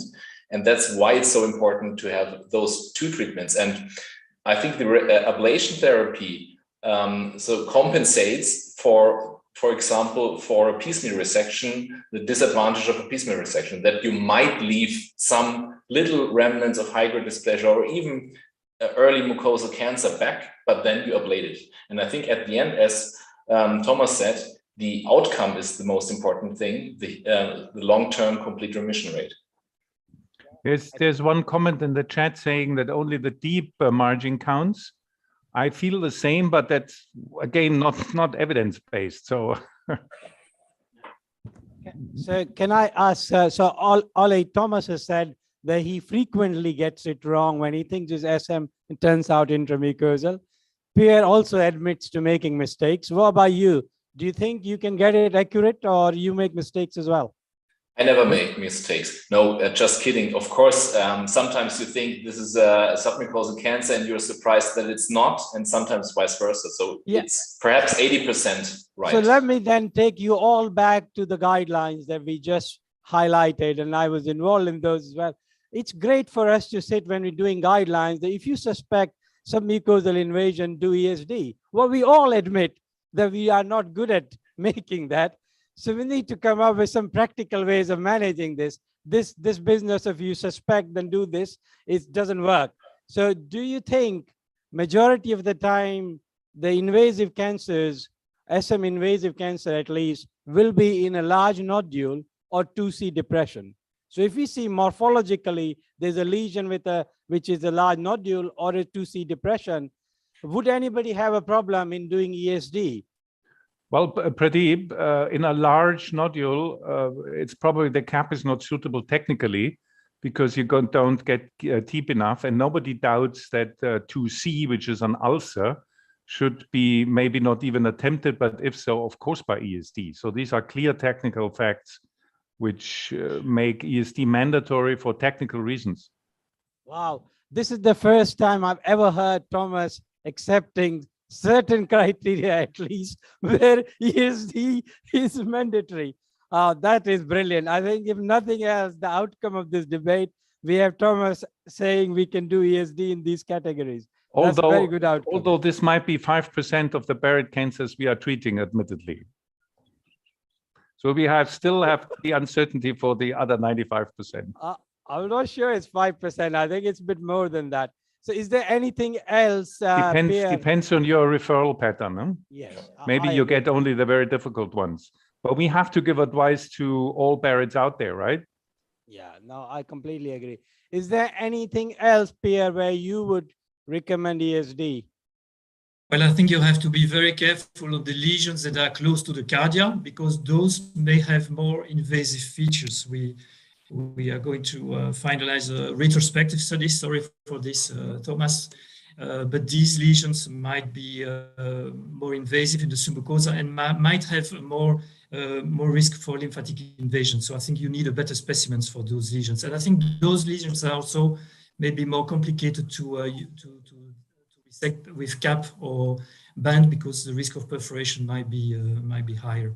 Well, very honestly, EMR is not the easiest thing in the world. So if you lose your training, and which some centers seem to do, who embark on ESD, then you put EMR at a disadvantage. So I don't see at the present state of training in both techniques that EMR is so much easier. It can be quite tricky if you want to do it well. Yeah. In audience, have we got questions, guys? Anybody has a question?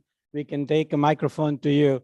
But can I ask Oliver, doing EMR for a lesion very close to cardia, technically, is there a challenge in terms of risk of bleeding, or in terms of sucking the muscle in if it's very close to cardia, or you don't see any challenge of doing EMR at cardia or almost dipping into the stomach kind of lesions?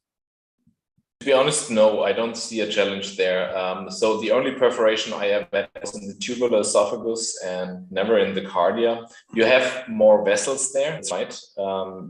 And you have slightly more bleeding, but this can be managed quite easily with soft snare tip coagulation, for example.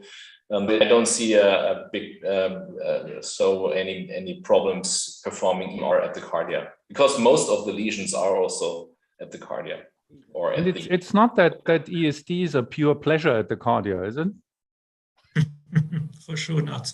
No. But you control bleeding sometimes in an easier way than with EMR, where you can have 2 spurtings or 3 spurts at the same spot. We have a question from the audience. So may I ask, where is the patient in this debate? That how do we consent these patients to see the minimal chances of recurrence is slightly higher, but at the expense of doing ESD with the higher complications? And I think this patient needs to play a pivotal role to choose between EMR and ESD.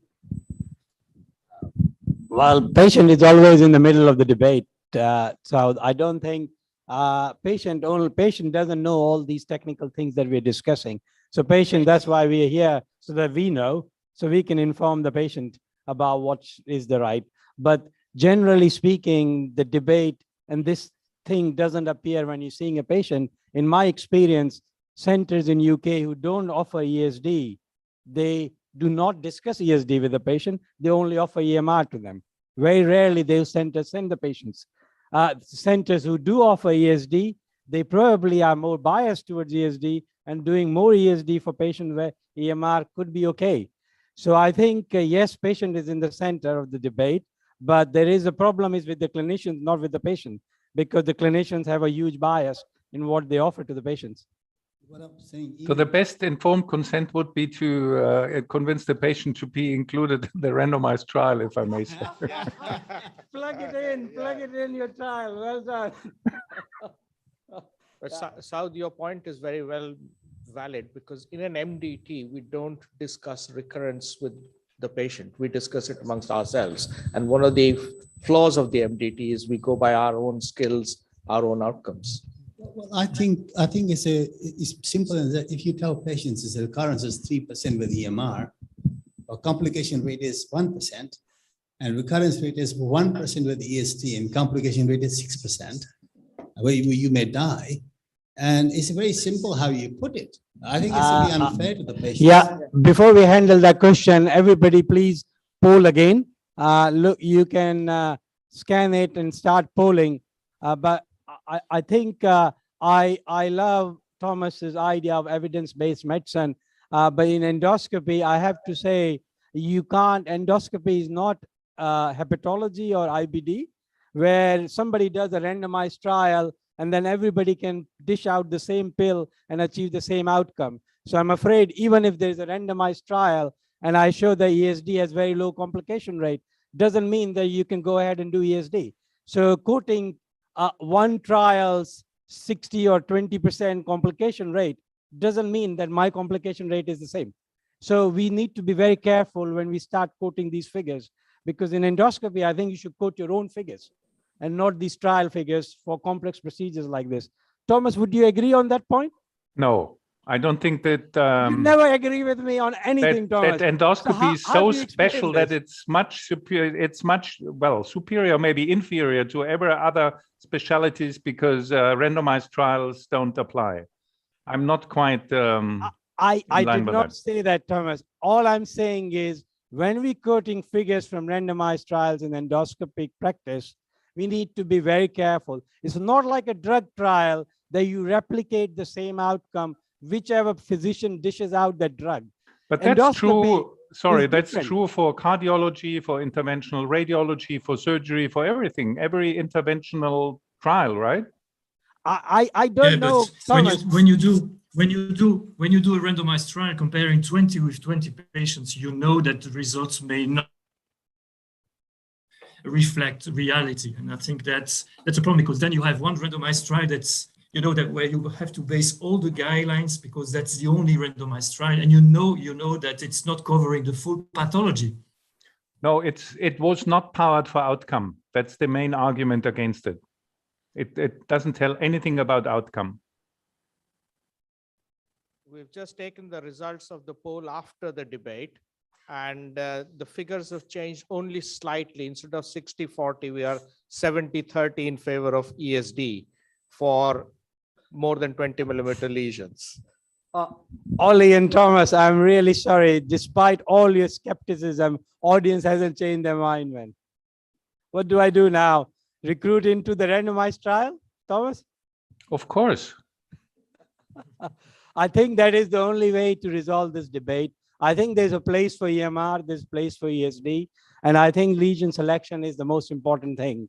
As Thomas highlighted, majority of the lesions in Barrett's are very flat, those 2A, 2B lesions. I don't see a big role for ESD. They can be managed very effectively by EMR. But these nodular lesions, 2C depressed lesions, where you suspect there is an issue, that is where ESD comes into play.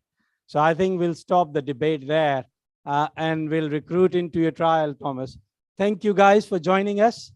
And bye for now. So I think we'll change our chairs.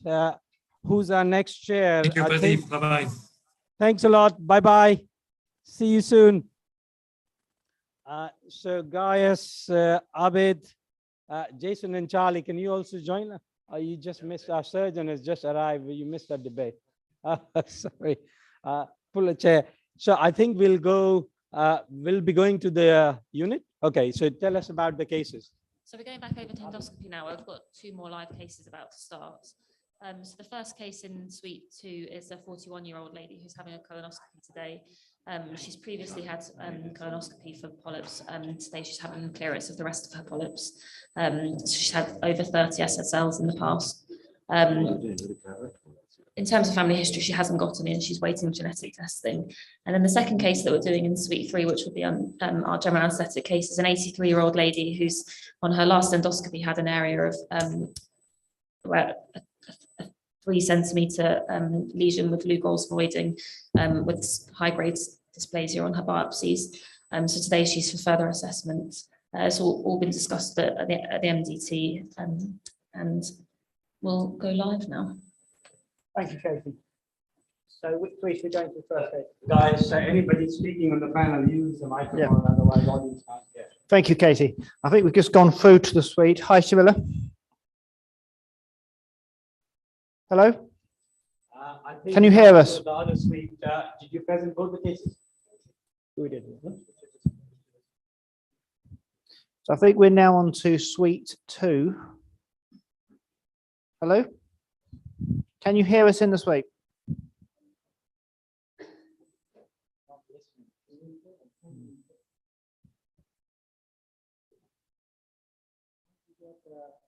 We seem to just have a still image. Hello?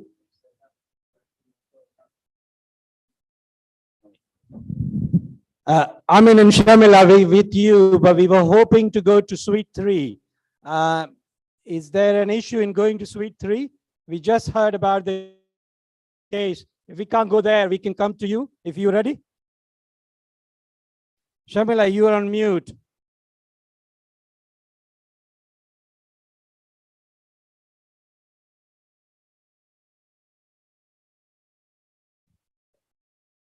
So I think in suite 2, there's a patient with a history of sessile serrated polyposis. And Amin is supposed to be doing a colonoscopy for sessile serrated polyposis patient. Amin, we are live to you. Can the audience see the endoscopic image? No. So can we switch to the endoscopy image, please? Can you? Okay, so we've just started the scope, and what we're using is the Pentax Gi Scope. Let's have a bit of gauze, please. Pentax Gi Scope, which we're going to demonstrate to you, Pradeep, later on. And essentially, what we have is a balloon at the end of the scope, which when it's inflated, you can actually help on withdrawal to flatten some of the folds off. I need to do something to grip the scope, please. Thank you very much. So this is the scope we're using, colonoscope, 3.8 channel. And the aim of today is to do a diagnostic colonoscopy. This lady has had a long history of sessile serrated polyps, which have been resected before. So we will also demonstrate that using artificial intelligence and using discovery as well. Can you come onto your back, please? Is it a bit sore? Come onto your back for me. So can you hear us okay? Yeah. So in terms of the scope, I can see you've got a scope guide on the side of the screen there as well. Is this the Pentax scope guide? Yeah, so what we want to demonstrate, you saw that the alpha loop was forming there. We've just reduced that loop now, and we're now inserting.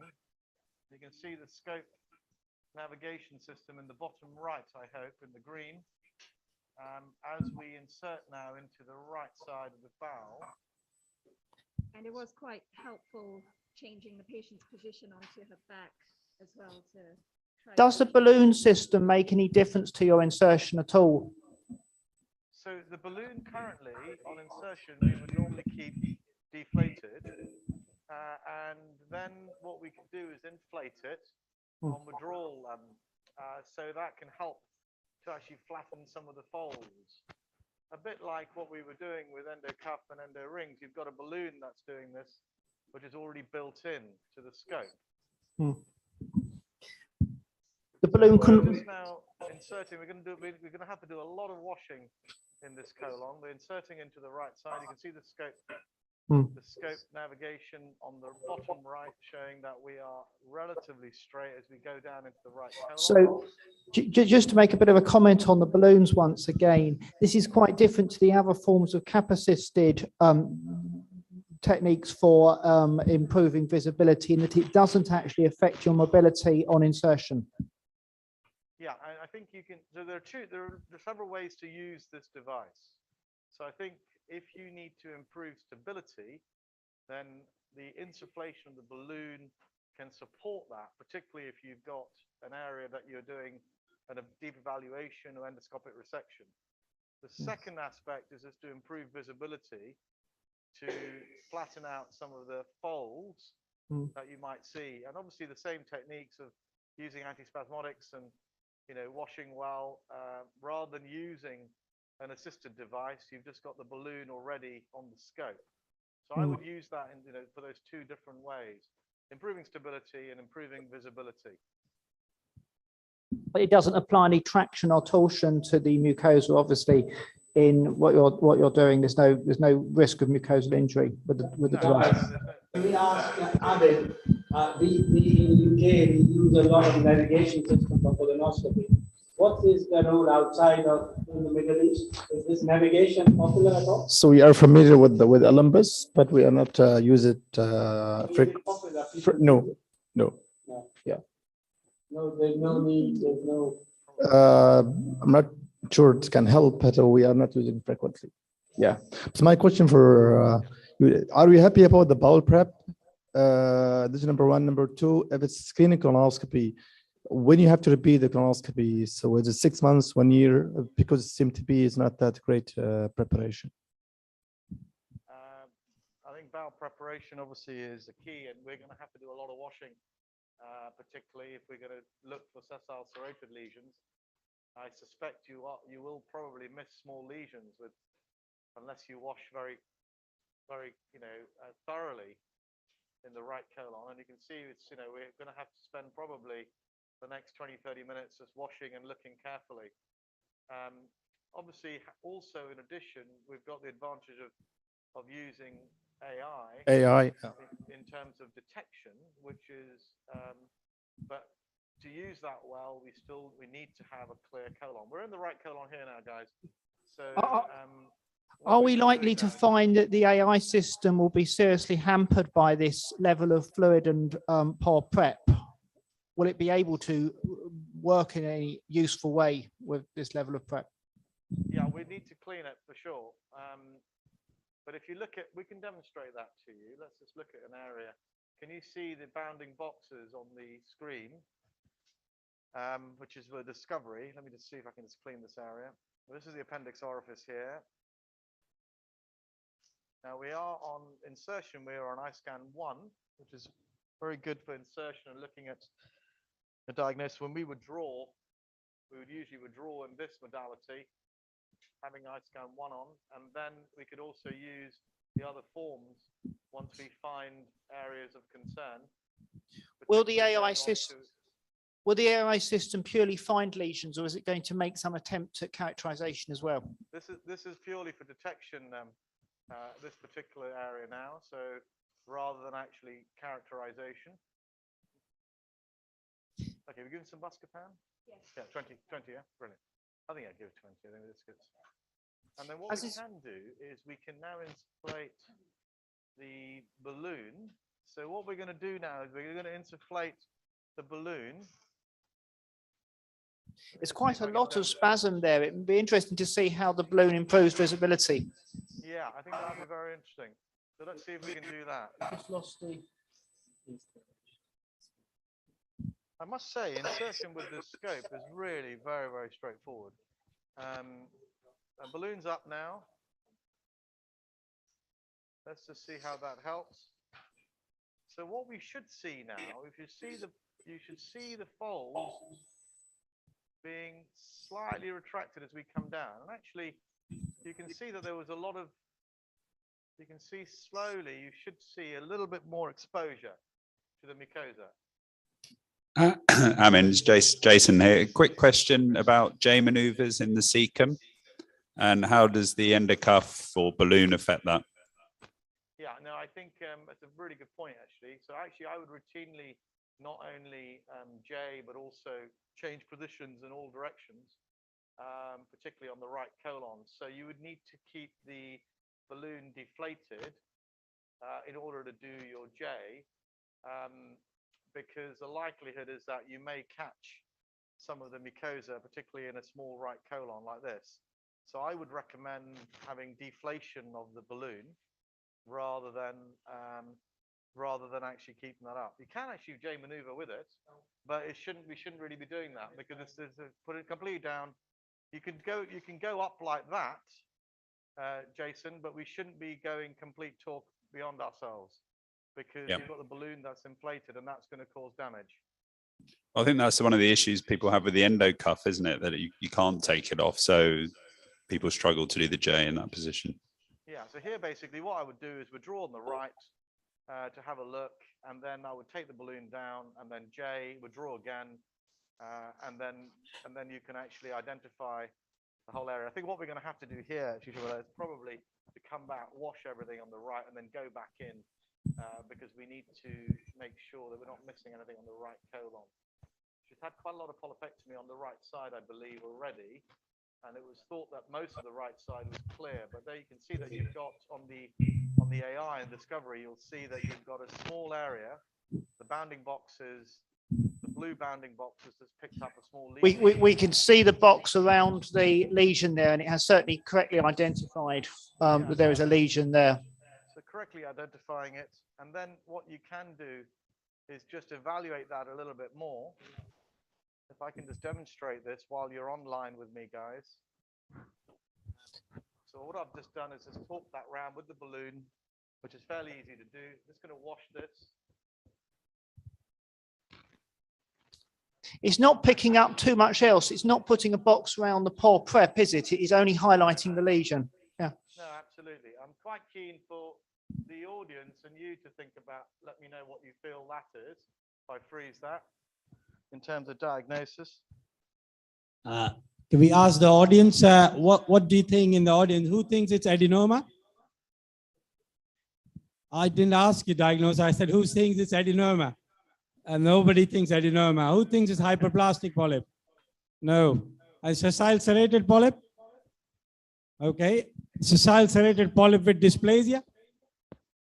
Nobody. So I mean, there's a unequivocal characterization here is SSP without dysplasia. I see how Discovery is really highlighting this lesion. That's a very beautiful demonstration of how AI works. I mean, yeah, no, I think it's very useful. I think guys made the point earlier about bowel preparation and what do we do, but actually with the bowel prep, the AI doesn't really pick up a lot of the other fluid type stool. If it's obviously solid stool, that's going to be something that would be a false positive, but it still allows you and encourages you to look a little bit more carefully.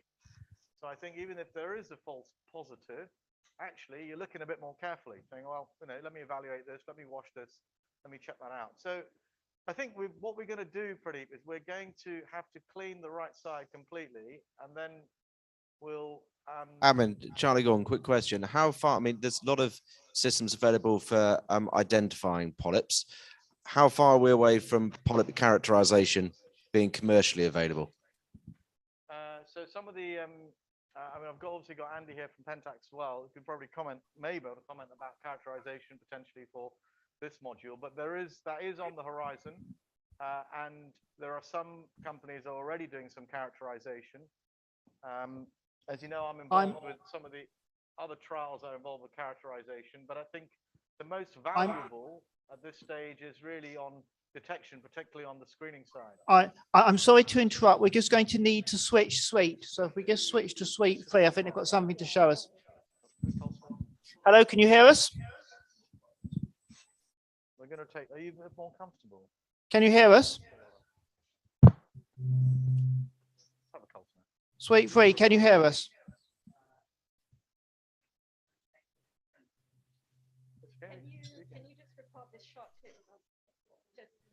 Can you hear us okay?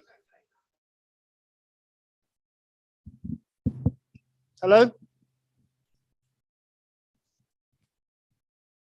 Guys, can you hear us at all?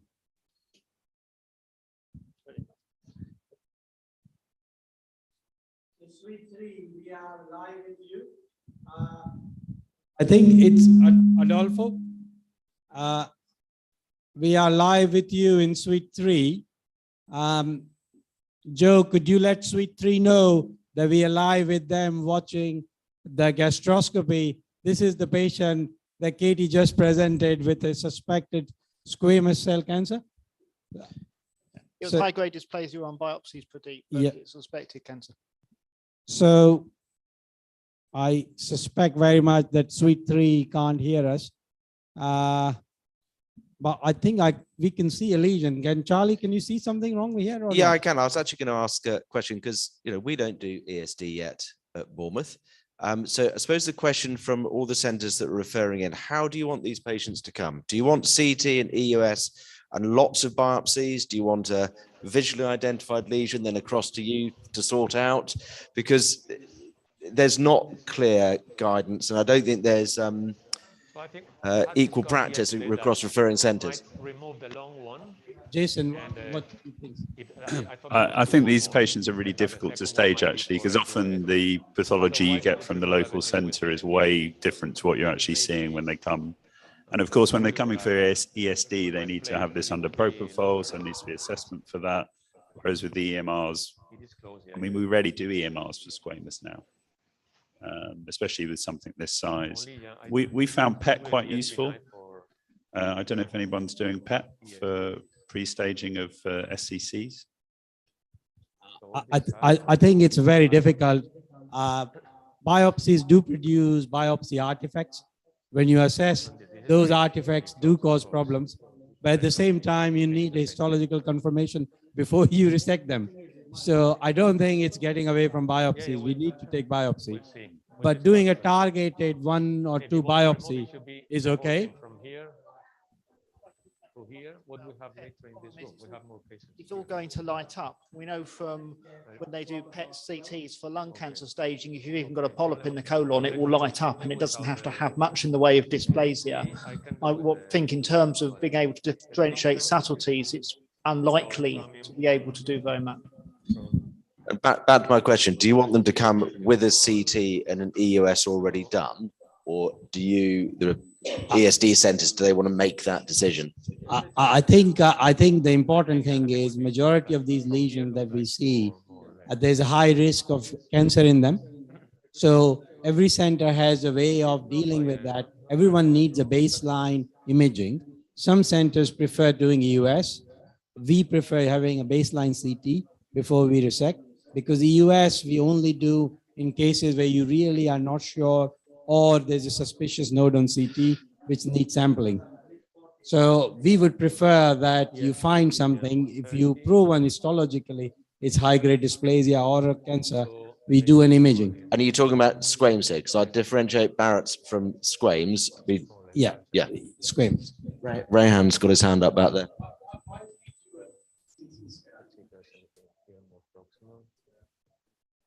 So anywhere you suspect cancer. No, so that's why you don't know. So that's why what happens is you do a resection here, it comes back as say SM1. You haven't done a CT. What happens is after resection, you do a CT. Now there is artifacts, there's inflammation. Resection causes that inflammation, which produces regenerative nodes.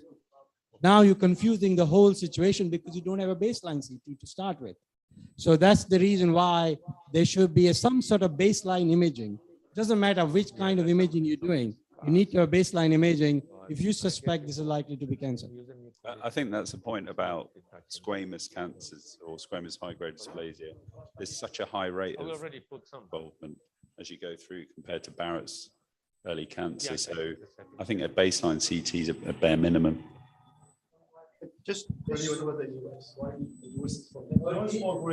He's a US fan. Let him make a US comment, please. We don't give US enough airtime, so come on, go ahead with the US. So I think the US for esophagus is difficult to assess the extension of the lesion, market for the lymph nodes. So you're doing the US mainly for a lymph node, but the CT scan is better than AUS, so getting the lymph nodes. So assessing the small lesion for AUS, usually you will not get the proper assessment. Either you overestimate or you underestimate. First time an US fan has made a very honest statement. Thank you very much for that. That's the reason why we don't do US on them, and we just do a simple CT. Pradeep, just to push back a bit on the CT scan, when we're talking about early neoplasia, does it actually add anything? I mean, I know we all do it, we have the idea of wanting it, but does it actually add anything?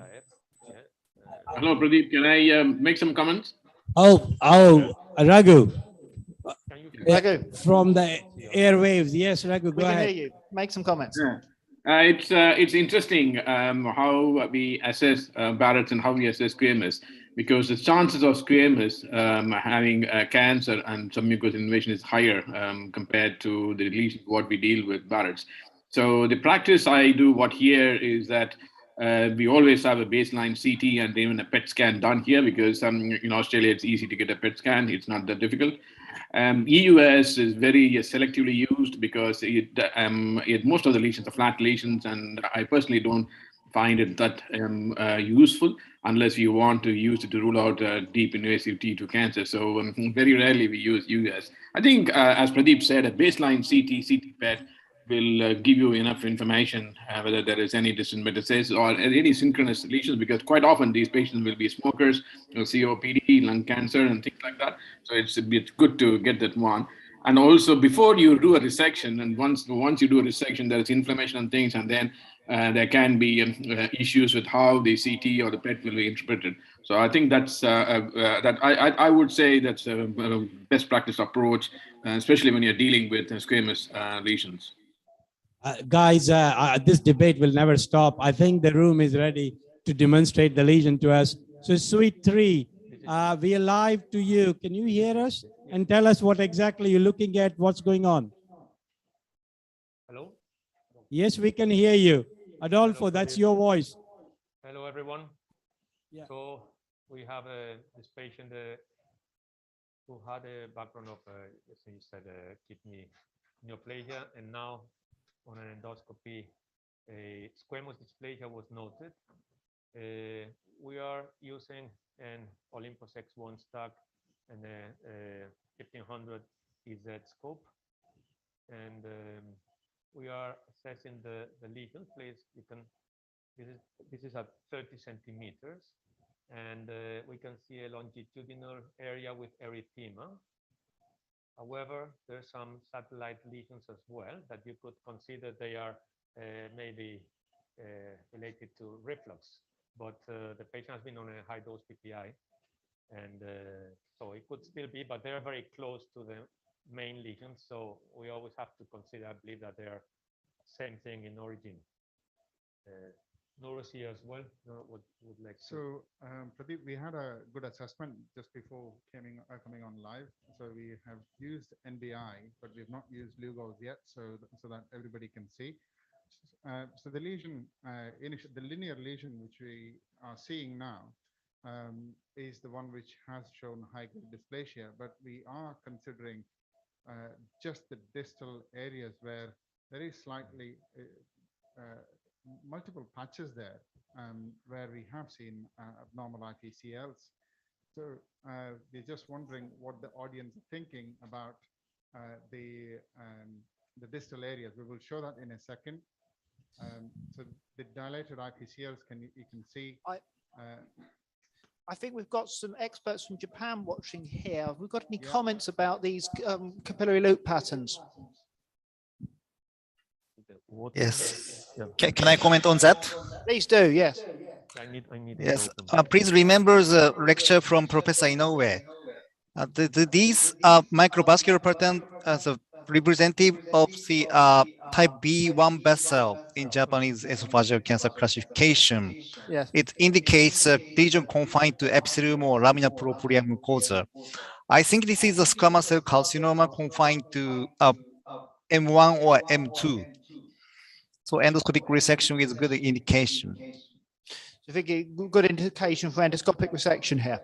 I think so. Or would you automatically go for an ESD resection here? Yes. Yes. The plan would be then, Dr. Abe, to remove all the lesions in block, of course. Did the suite hear what was being said there? Sorry, guys, come again. Hi, did you hear the comments that were being said there on the panel? Yes, we did. And in fact, that was our inference as well, that these lesions, distal ones, although they are satellite ones, they are too close to the linear lesion slightly proximally. So we are considering removing everything on block. It measures about 4.5 to 5 centimeters. So should we go on with the Lugol's assessment? Yes. So we're using a 2 millimeter distal attachment, straight one. Okay. And we're going to apply iodine staining. The patient is not allergic to this, of course. It's something we always have to make sure that the patient is not allergic to iodine. So, guys, sorry, just a quick question. So, how's the patient sedated? General anesthesia. Yeah.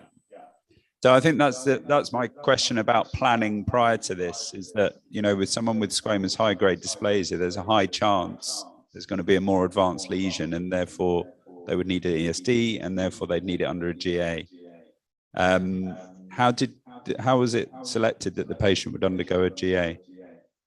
So Mo, Pradeep's fellow who did the initial assessment, is written a beautiful summary explaining the lesion, the patterns, as well as the area of interest. So the pretty much workup was done beforehand very well. Yeah. So including the Lugol's images. So it was all well done beforehand. Just referring back to our previous conversation, was this patient that they had a CT at their home hospital, their referring hospital, before they were sent over? That's correct. Anyway, this lesion is not, as Dr. Abre explained, it's not suspicious for deep SM cancer. So looks like a good indication for ESD and block. Only, at least myself, we do all our upper GI ESDs with general anesthetic. You ready for Lugol? Do you want to show us quick Lugol spray? We're going to go next door then.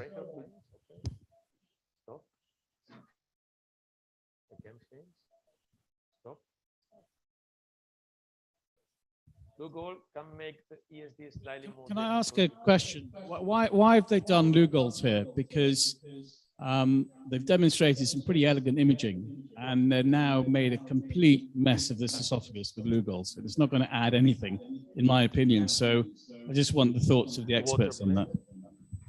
Yeah, so you're right that in this. So if we just pass it through to the expert panel, has anybody got any thoughts about the use of Lugol spraying here? Does it actually add anything above what we've already had from the rather excellent electronic imaging? think it does add to the assessment. As you can see, although it might not give you the wider assessment with what we have with NBI, there is the pink sign which we can detect with the Lugols, which is the added benefit.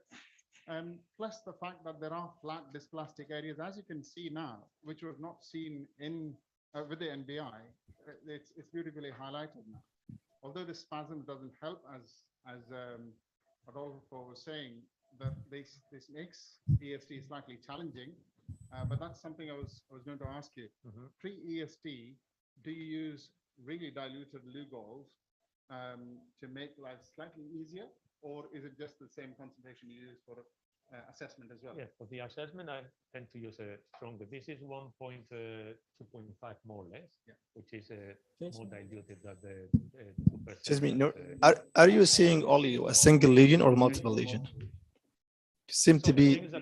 With Lugol, you can see now that you could say maybe more lesions that you have found before. And what happens is that what we found today is slightly different from the previous assessment, because there's not just one dominant lesion, but there's some others distally.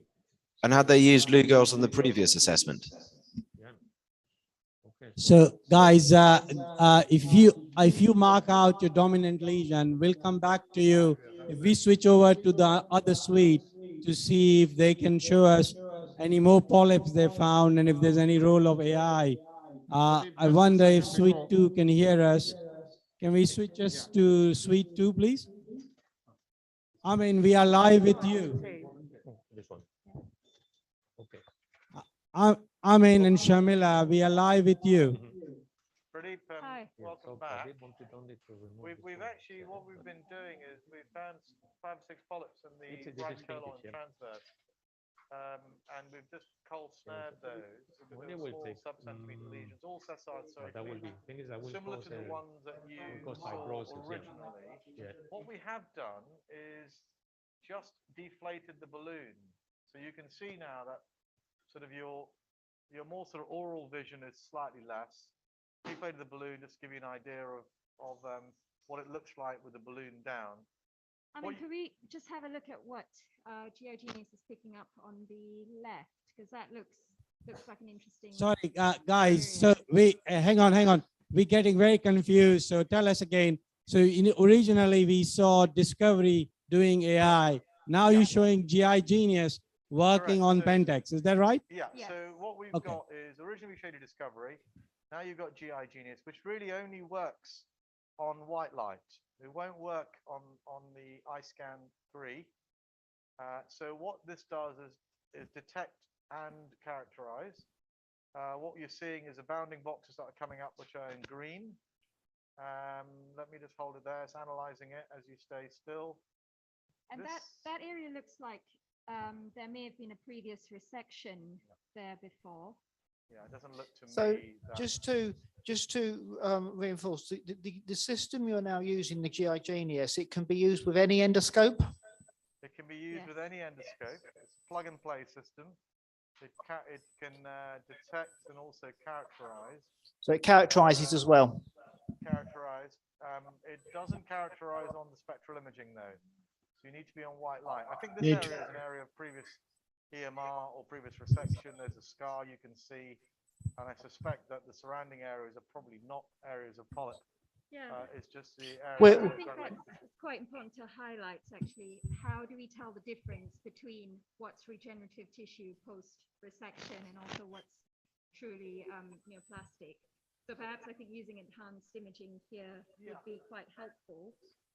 The 2 things. One, that you can use obviously use spectral imaging, which you can see here. And actually, we can't see on our screens, but is it making any kind of predictions as what it is on its monitor? No, it cannot, because it's trying to analyze. It won't do it on iScan 3 though, because we would just, if I go back to white light, let me just put you back to white light. So it could only do it on this image. It says no prediction on the screen. It's picked up that bounding box, which is green, not making a diagnosis. And I think that's just because it's not a polyp, it's no adenoma, it's no sessile serrated lesion. This is a normal regenerative mucosa that's present there. that's accurately done that, and we can confirm that ourselves, just to make ourselves happy, is this is on an iScan 1, gives you a bit more mucosal enhancement. And if I go to OE on iScan 3, you can see that actually, Pradeep, I hope you can see that, you can't really see any definitive polyp on that side. It's just That's very, very good demonstration. I mean, it's very difficult for people like myself to make a diagnosis. This is regenerative, this is SSP, or this is a recurrence. I think this is a great help. It's detecting there's a polypoid structure, but it's telling you that it is not sure. I'm not sure either. Can we ask Rapiti, who's behind developing GI Genius? Could you comment on this? No, I fully agree. So it's very supportive of picking up lesions that you may miss, and also helpful to clarify what is the status of the scarring area. Of course, what we are learning from this live demonstration, that still the command of the operation is in charge of the physician. It's very important having shown this case, because you see there are multiple lesions, can be of attention of the AI, but at the end, still the physician has to manage and say to the patient, okay, this is an area of interest, I'm going to cut it, or this is not an area of interest based on the personal confidence and AI suggestions. So there's two questions here. So is there any difference between different company of AI? Number two, do you recommend to turn on the MBI from the beginning or withdrawal time, and it's affect the withdrawal time? I think the first question will be best answered again by Rapiti, because they've done a study. Okay, so of course this is a difficult question to answer, and the feeling that we have been exposed to 4 different platforms up to now. No, 5, sorry. And the feeling is that all of them are pretty good, quite equivalent. Of course, it's the main problem I see with these platforms, they have been trained with a different kind of lesions. So there are platforms like NEC, which has been trained with a lot of flat lesions, because the data set from Japan is a little bit better on flat lesion rather than polypoid, and vice versa with other platforms. In general, they are extremely good, both in detection and also in characterization. So whatever you're going to use, GI Genius, NEC, Fujifilm, Olympus, they provide very good guidance, both in diagnosis and histology prediction. Do you recommend to use the AI all skin colonoscopy or Tough question. I think AI is good for everybody. So, and also for trainees. So trainees will get a lot of advantage of being trained all together with the system, which is so good, so perfect. So I don't think this is de-skilling everyone, rather than creating more competence will increase the ADR at any level. Average people, super expert, and trainees. So I don't see any problem with the introduction of AI also during the fellowship training program. So yes, unlike Endoscopy, which seemed to only work in people with the low ADR, it does seem to work with everybody, doesn't it? I think that's a question for debate for tomorrow in the colon section. I think we're running short on time, guys, so we might have to drop you and go with our upper GI MDT now. So thanks.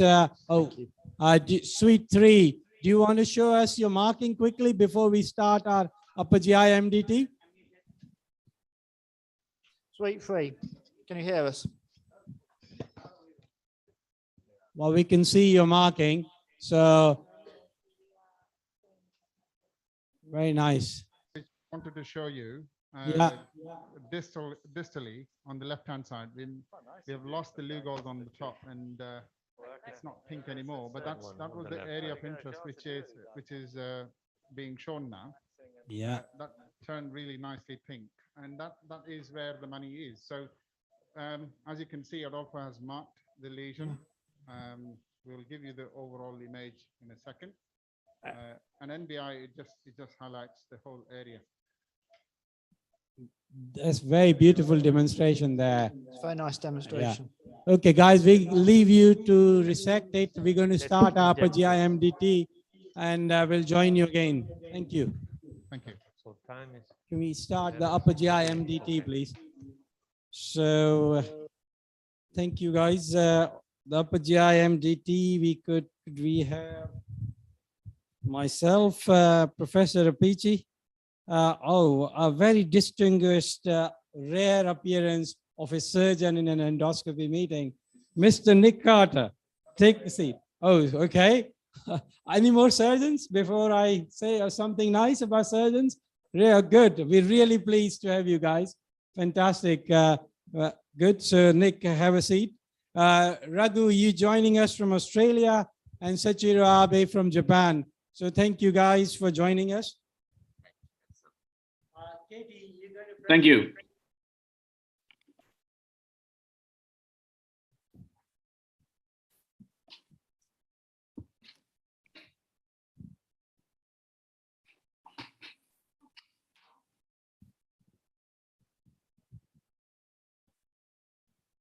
The debate where we're going to have polling again.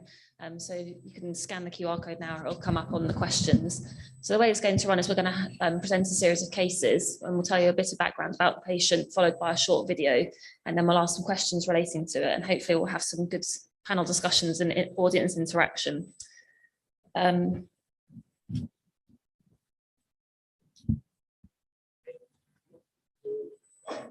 Present the first case. So the first case is a 72-year-old lady who was referred on a 2-week wait for reflux, cough, and weight loss. In terms of her past medical history, she'd had a previous TIA and was on a Pixaban for it.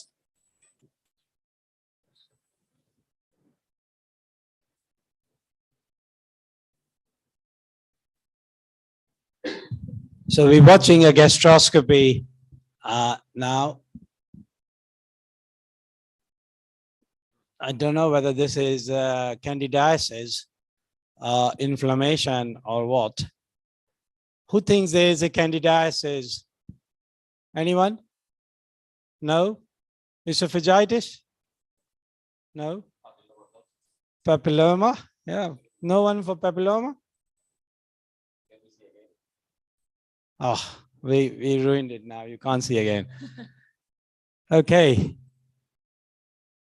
So I think we saw you did, so we can see here the IPCL, you put the Lugol, there's a huge Lugol voiding area.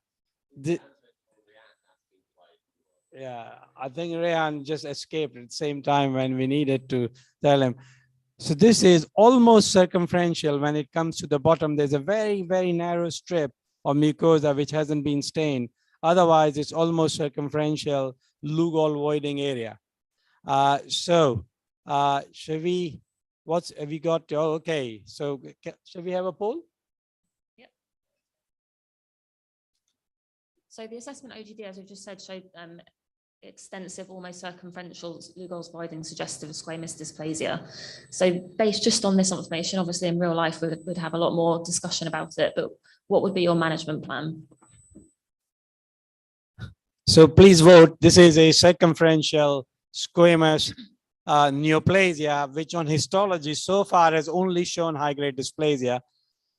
Would you want to do, then it's a 72-year-old surveillance, ablation, EMR, ESD, or surgery?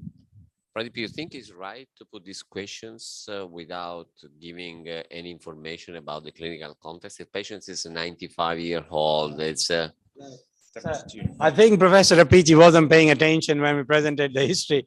So it's a 72-year-old male with a history of ischemic heart disease taking a Pixaban, but nothing else is to worry about. So surgeons won't run away from that patient, I can tell you that. Okay. So we only had 30 people polling. Virtual audience, you can poll, guys. I can see on my laptop there are at least 342 people logged in. So don't hesitate in polling. You're allowed to poll. Just scan this and share your opinion. What you think will be the right management plan. But for this situation, I think because we are short on time, Katie, we might have to stop the poll here. Okay. So almost half of them think ESD and the rest is all divided. I'm concerned 24% about ablation for squamous lesion.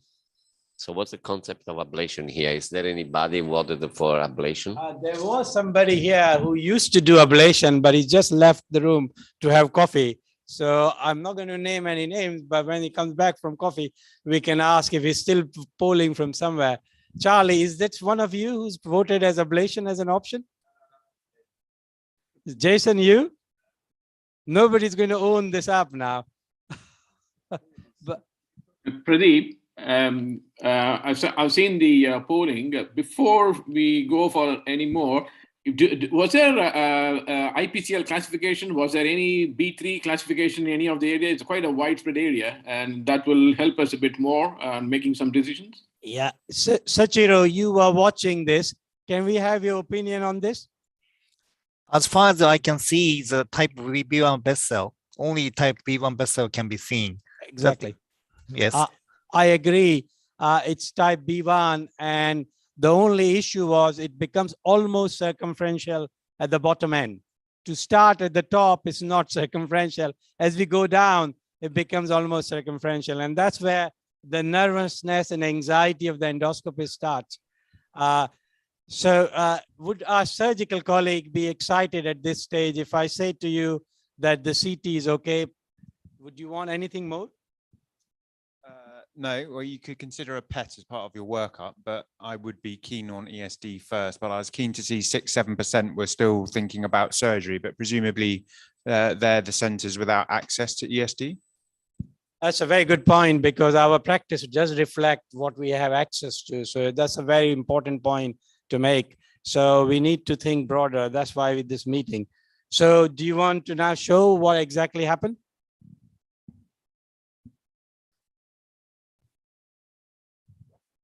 So while you're running the video, so can I make a consideration? If you do ESD, it's a circumferential ESD. Is this another job or is a standard esophageal ESD? So this is a very scary job, doing circumferential ESD, because our thought process was that we might be able to spare the bottom end, but you can see here that it is almost impossible. So that was the top cut. We started at the top with the circumferential incision, and now at the bottom, no, that was the bottom end actually. Now we come into the top, and here you can see that we just made a tunnel all the way from top to the bottom. There's one tunnel, and then we're going into opening on this side and making a second tunnel, and try to get to the bottom end again. Tunneling circumferential ESD is very challenging.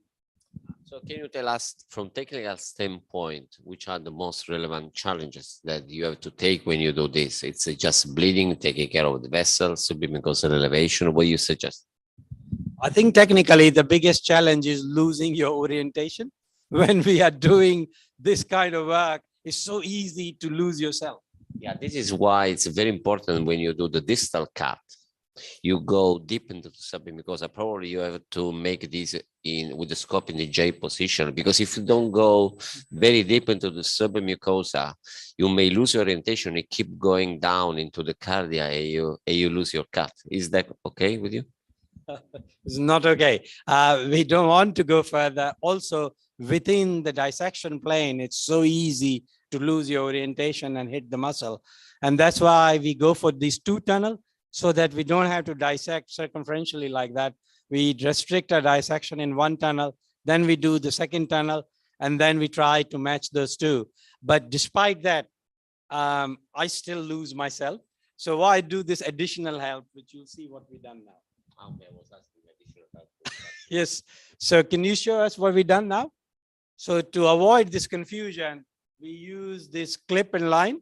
Could you just rewind tiny bit back? Tiny back. There you go. So what we do now is catch one of these flaps in a clip and a dental floss and hold it. We're not surgeons. We don't have retractors and assistants opening the plane for the big surgeons to just drive the knife. So when you do this, it's important that you apply very little force. You do not give a big traction. Is that correct? Very, very important. We have bitten through the specimen a few times. Exactly. So from surgical standpoint, when you do this, so we're going very precisely nearby the muscle. You think that oncologically this is safe or it's problem? I think it is oncologically safe until until you know exactly what you're dealing with the final specimen. We're not going to compromise things if it needs to come to us later at this early stage. Well, I know that you take out big sleeves in the stomach. We're just showing you a sleeve from the esophagus. And I think it's a circumferential resection. The base doesn't look compromised. This is the back side of it. The specimen doesn't look compromised either so far. So we're going to send it to the lab. But do you have a question? So, yeah, if you just stop there. So of course, this outstanding job, but I would say this is not the most difficult. So the most difficult part is coming now because it's T1A, so oncologically curative, but now we get in trouble with stricture. So post-procedural management is extremely important. So what we do, we scope these patients once a week. In order, stop, please. We don't want you to tell us what we do. We want to know what the audience will do. Then after that, you can tell us what you do. But can we have a surgical opinion here? This is the histology. No LVI, well-differentiated squamous cell carcinoma. Resection margin is 1 millimeter clear. I'm happy. I'm happy with that. Yeah, we'll watch it. He's a this is a well-trained. But we need very good I colleague. trained him. Very good colleague. Very good colleague. I suspect he's get some money. You, as long as it's surveyed, we need to keep a close eye, and especially as you say about the complications that we've developed now. Yeah. We will come to with the complication. surveillance. Don't go to complication. I just want to ask a question to Rehan. In your center, you're doing these. Just want you to comment in UCH if you have this. So we've done a squamous ESD. Pathology is saying resection extending to 1 millimeter within the deep resection margin, clear on radial margin. Will they call it R1? Will they call it R0? What will your pathologist call if your neoplasia is extending within 1 millimeter of deep resection margin?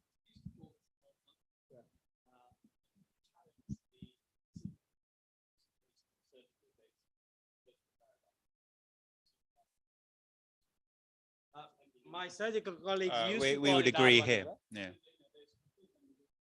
Yeah.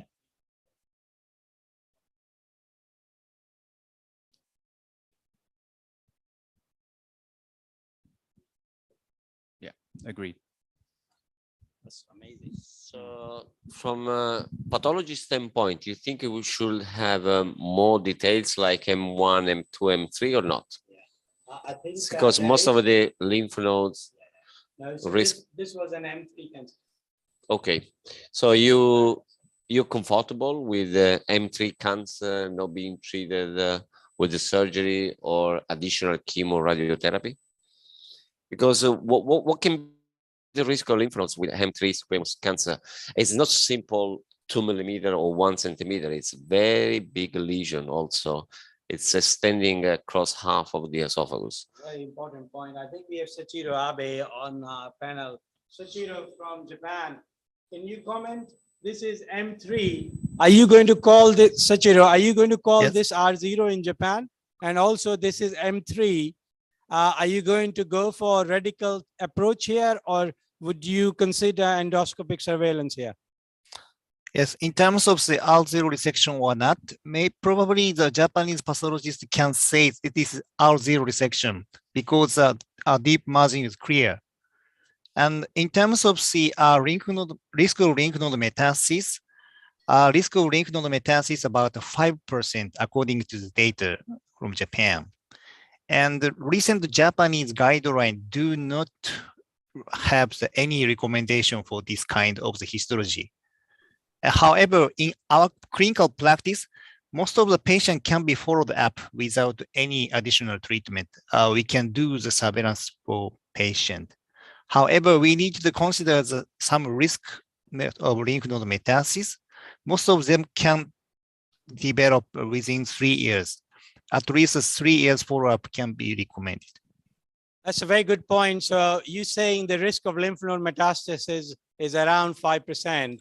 I would like to ask a surgical colleague, what is the risk of mortality with esophagectomy in this kind of situation? How you would approach the patient? What will you tell the patient? So our mortality will be in the region of 1.5–2%. But we will see these patients in our clinic after resection and discuss with them their risk of 5%, or if it's back into SM, 10%, 15%, and go with what the patient wants, whether they want radical surgical resection versus endoscopic surveillance with EUS, potentially CT and PET. So there are a couple of Japanese papers just providing evidence that doing ESD followed by chemo and potentially radio, I'm scared about scaring here and stricture, can be an alternative solution. And we know that many squamous cancer, they complete heal with just chemo and radio without any surgical or endoscopic treatment. So probably for the future, there will be oncologically different approaches that can provide long-term safety in terms of lymph nodes involvement. Yeah.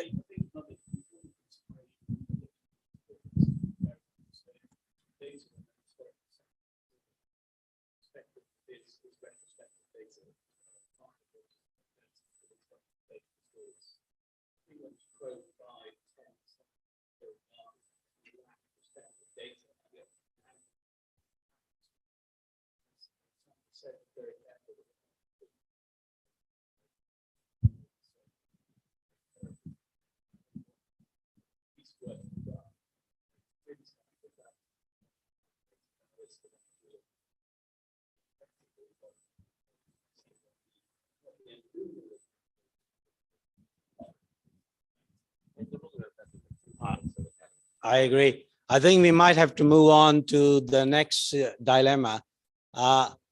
So what Professor Rapici was highlighting is that we've done a circumferential resection. Now we are very nervous about stricture. So what would you do to prevent stricture here? So if you can poll vote again, please. Don't be biased with what Professor Rapici was trying to tell you what to do, because I don't think there is a simple strategy here. Everything is right and everything is wrong. So don't hesitate, just vote whatever you feel is the right way. Virtual audience are going to take part in the poll, or I think they don't want to poll. And they are having virtual coffee, or they don't want to poll. Actually, our audience in the auditorium also are not very interested in polling. We have only about 30 people polling at the moment, 40. Okay, so maybe we can stop the poll. Oh, 50, good. We're seeing it live. You're biasing everybody now by showing them the live polling. People will poll with the majority. Okay, so looks like most of the people want to go planned dilatation or symptom-based management. So they want to wait till the patient gets stricture and then dilate, or they want to go for prophylactic dilatation. But 20% want to go for steroid injection. Almost 20% want to do systemic steroids and some prophylactic stenting. Can we have a quick comment from Pankaj? You do this kind of work in India, Pankaj. What would be your approach here? What would you do? The mic is not working. Can you flick it on? Yeah, it will work now. Carry on, it will work.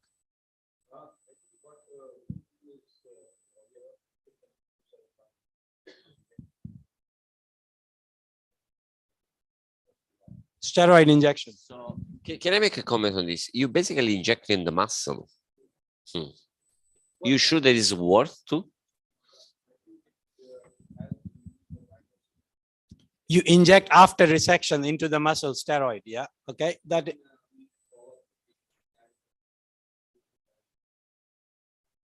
Okay, that's one approach. So what about swallowable steroids every day? Rehan, what would you do?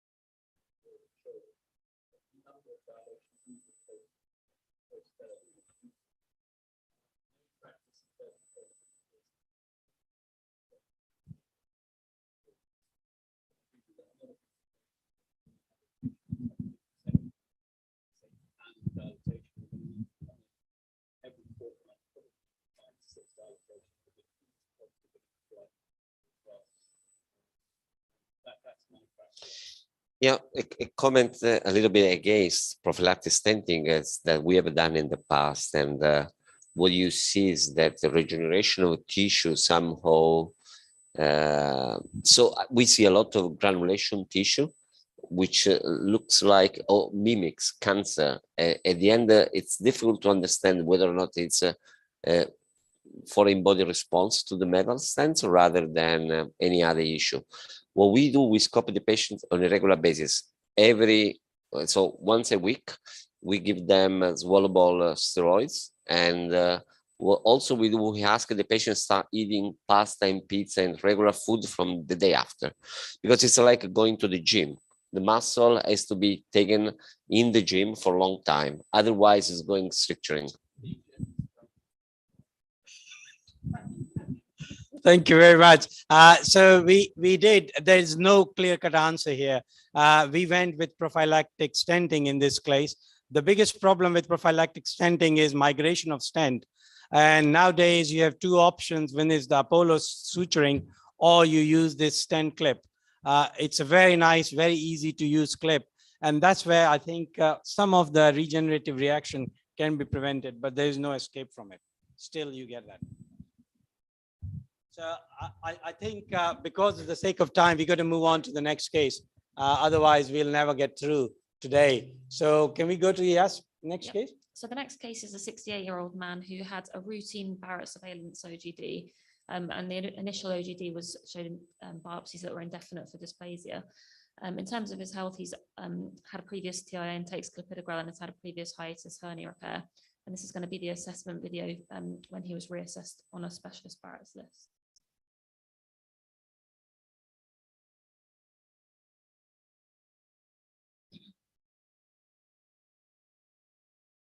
Oh, wow.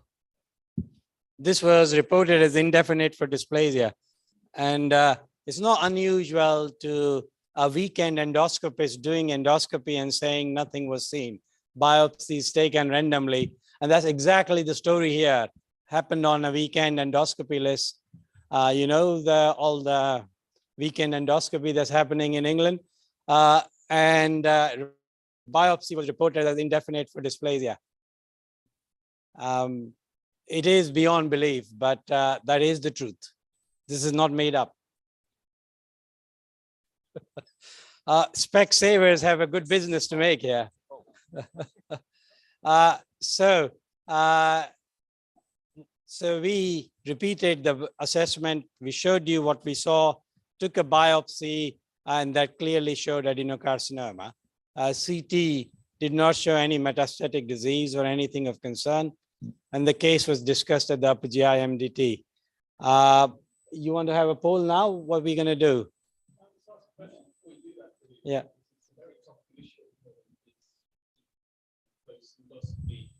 Esophageal cancers. So by definition, this would be a post-esophageal, post-endoscopy esophageal cancer.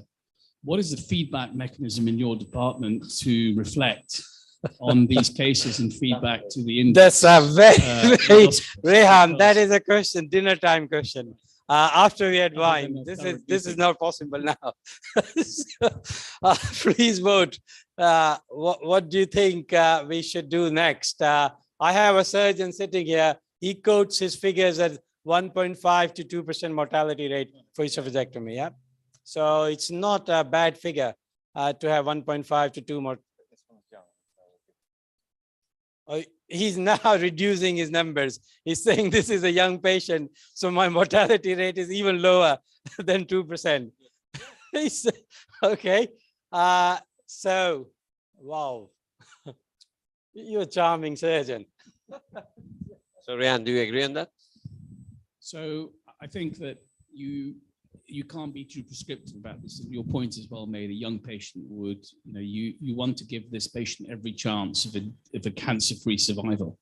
And so removing the organ lymph nodes in question will give them that. The question we're faced with is, can we stage this lesion appropriately with diagnostic imaging such that we can offer them endoluminal clearance and also give them that long-term durable response? So the way that I would answer this, I would want to do this endoscopy myself, because I haven't really appreciated the lesion in detail. There were a few areas that looked slightly tricky. The question here for me is this a 2.2T2 lesion, or can I remove this with ESD? So I think this is one where we would definitely want an EUS. To look for? Depth. So More than what you can see. Challenge your EUS operators to train me better, because I can't tell the difference between mucosal and submucosal. You're saying Rehan is shit in the US?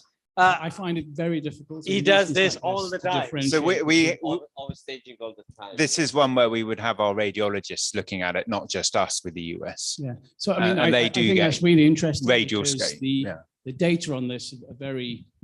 There's data from Europe, there's meta-analysis from the US show that we overstage these patients and understage them in up to a quarter of patients. So can we have Sachiro also to comment, and then we'll take a question from our audience as well. Sachiro, you saw the lesion. Which way are you still hinting here? I think the lesion is invasive cancer. Yeah. So if you agree, and the patient is young, I would refer the patient to surgery. Okay, excellent. Very quick, clear. Could Raghu, very quick, clear answer. Which way are you going? Yeah, this lesion looks locally advanced, but the question about the EUS is not going to differentiate between mucosal and submucosal. If at all, you can look for any lymph nodes and any deeper T2 cancer.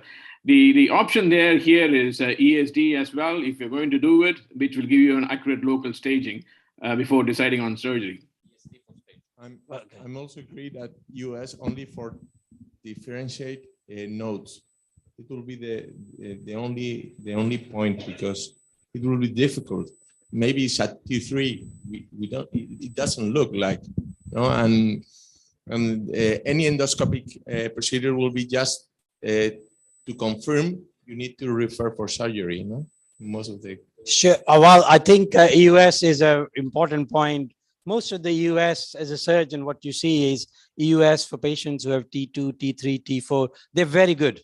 Those EUS. When it comes to these T1 early lesions, EUS loses.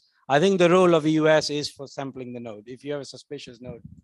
As a surgeon and not an endoscopist, you didn't tell me when you presented the case what your thoughts were on staging, which is what I would normally have.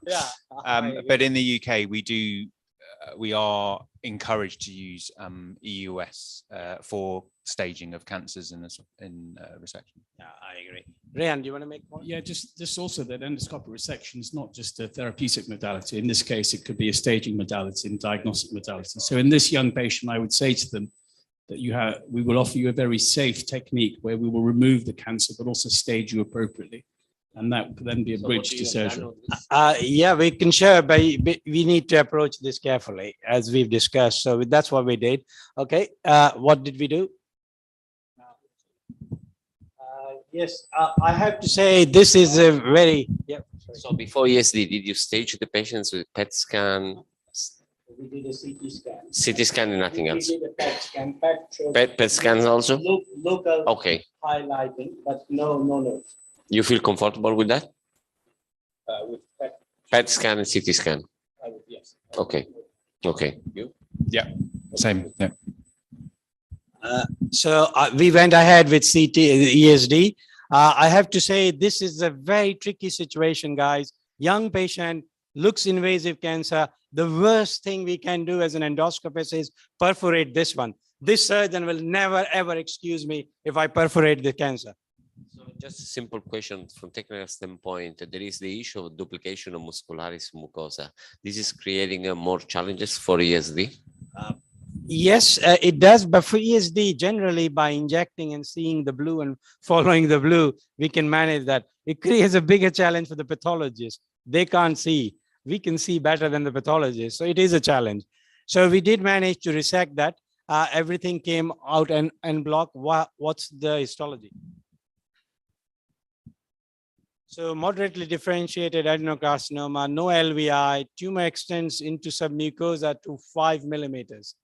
So this is deep, no, 5, I say. So deep SM invasion. We give very thick submucosa to the pathologist. So it shows 5 millimeter invasion. So it's basically deep invasion. Deep margin is clear, but only by 0.6 millimeter. And radial margin is very, very, very clear. So before we ask anyone else, Sachiro, in Japan, what are you going to do now? Surgery. Surgery. Okay, Japan is very clear. Australia, what are you going to do? This is a high-risk lesion and it is deep SM, so surgery will be offered to this patient because of the operability and the fitness for surgery. Who's going to go for surgery? Okay, and who is going to go for endoscopic surveillance? Yeah. Don't influence others, please. Keep it to yourself. Who is going to go for endoscopic surveillance? 2, 3, 4. Okay. So a few, but they will go for endoscopic surveillance. Do you want to comment? This is exactly the sort of patient who needs a detailed, long discussion in the surgical clinic about what can be offered surgically with the risks and benefits, particularly with regards to ongoing surveillance for decades and lymph node metastasis.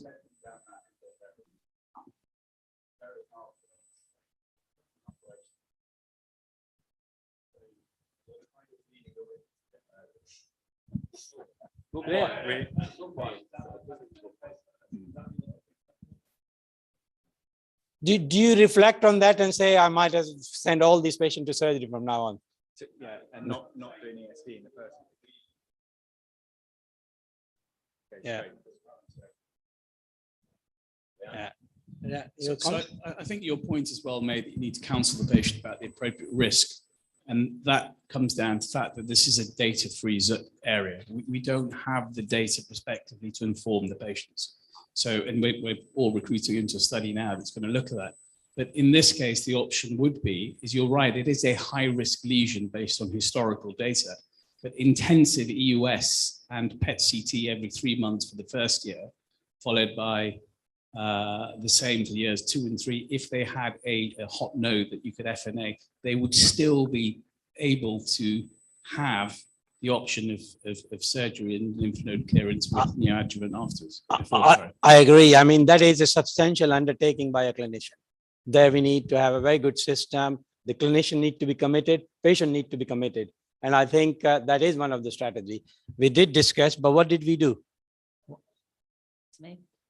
Patient went for esophagectomy.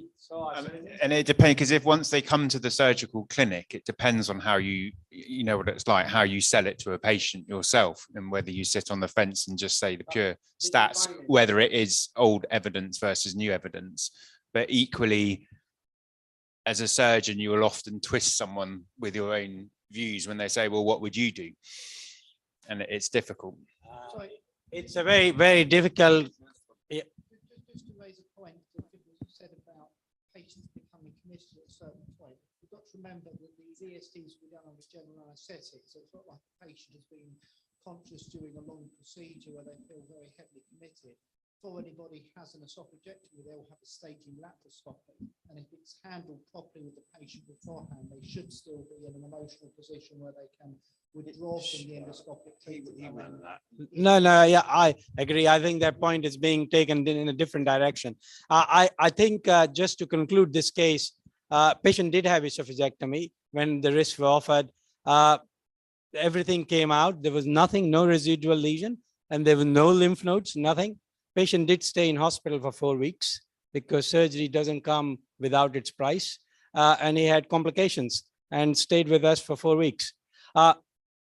There's nothing wrong with that. Every procedure has complication and they do stay. I mean, so overall, it did make us think, are we passing on the burden to my colleague because I don't want to do that intensive surveillance and watch this patient, or that is the right thing? It's a very difficult decision. I think you really do have to bear it in mind, the individual patient and particularly their age and what they're doing with their life. Personality, how they handle that risk. Yeah, some people can't handle the risk at all. Even 1% of mortality risk, if that was the lottery, everyone would put their money on it.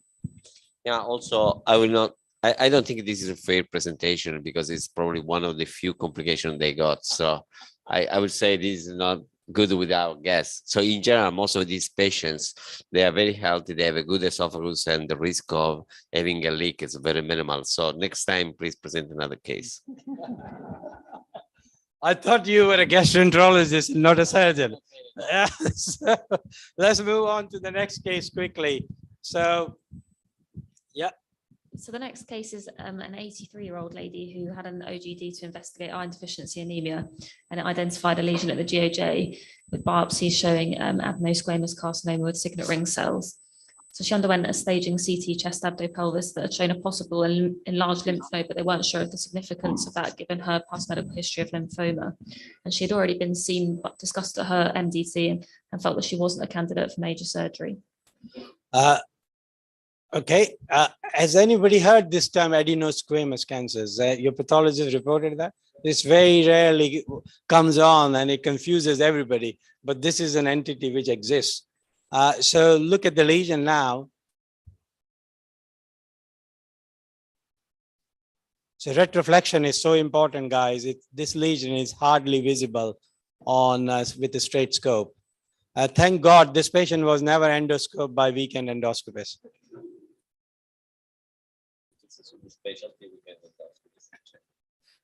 It's a different specialty.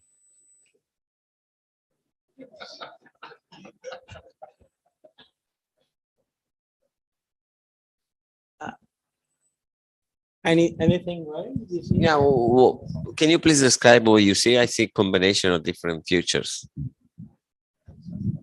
I think you see something buried under the squamous, scarring, and you see intense vascular pattern and a clear demarcation line. Could you play that video again, Pradeep? Because it's a really good demonstration here. If you look in retroflect, just go back 3 seconds. If you look at the left wall and the right wall, you can see how the right wall is still pulsatile and the left wall is completely fixed. And you can see how this is a subsquamous lesion going down into the muscle. Do you see how it's moving on the left and the right? So this is ugly. I wouldn't touch this. You also see there's almost a delineation line there. And the biopsy shows adenosquamous with a touch of signet ring cells, just a touch of signet ring. So it's a different definition, just a touch. So I don't know what this. So in general, this I paid attention this time. It's 83-year-old. So it's yeah. This evil surgeon has seen this and said, "Nope, I'm not going to operate on it." okay. Oh, it's this tiny little thing. Okay. So it's nice to pull now. So can you make? Would you please vote now? So remember, the surgeons have assessed and is not fit for surgery. What are you going to do? Yeah.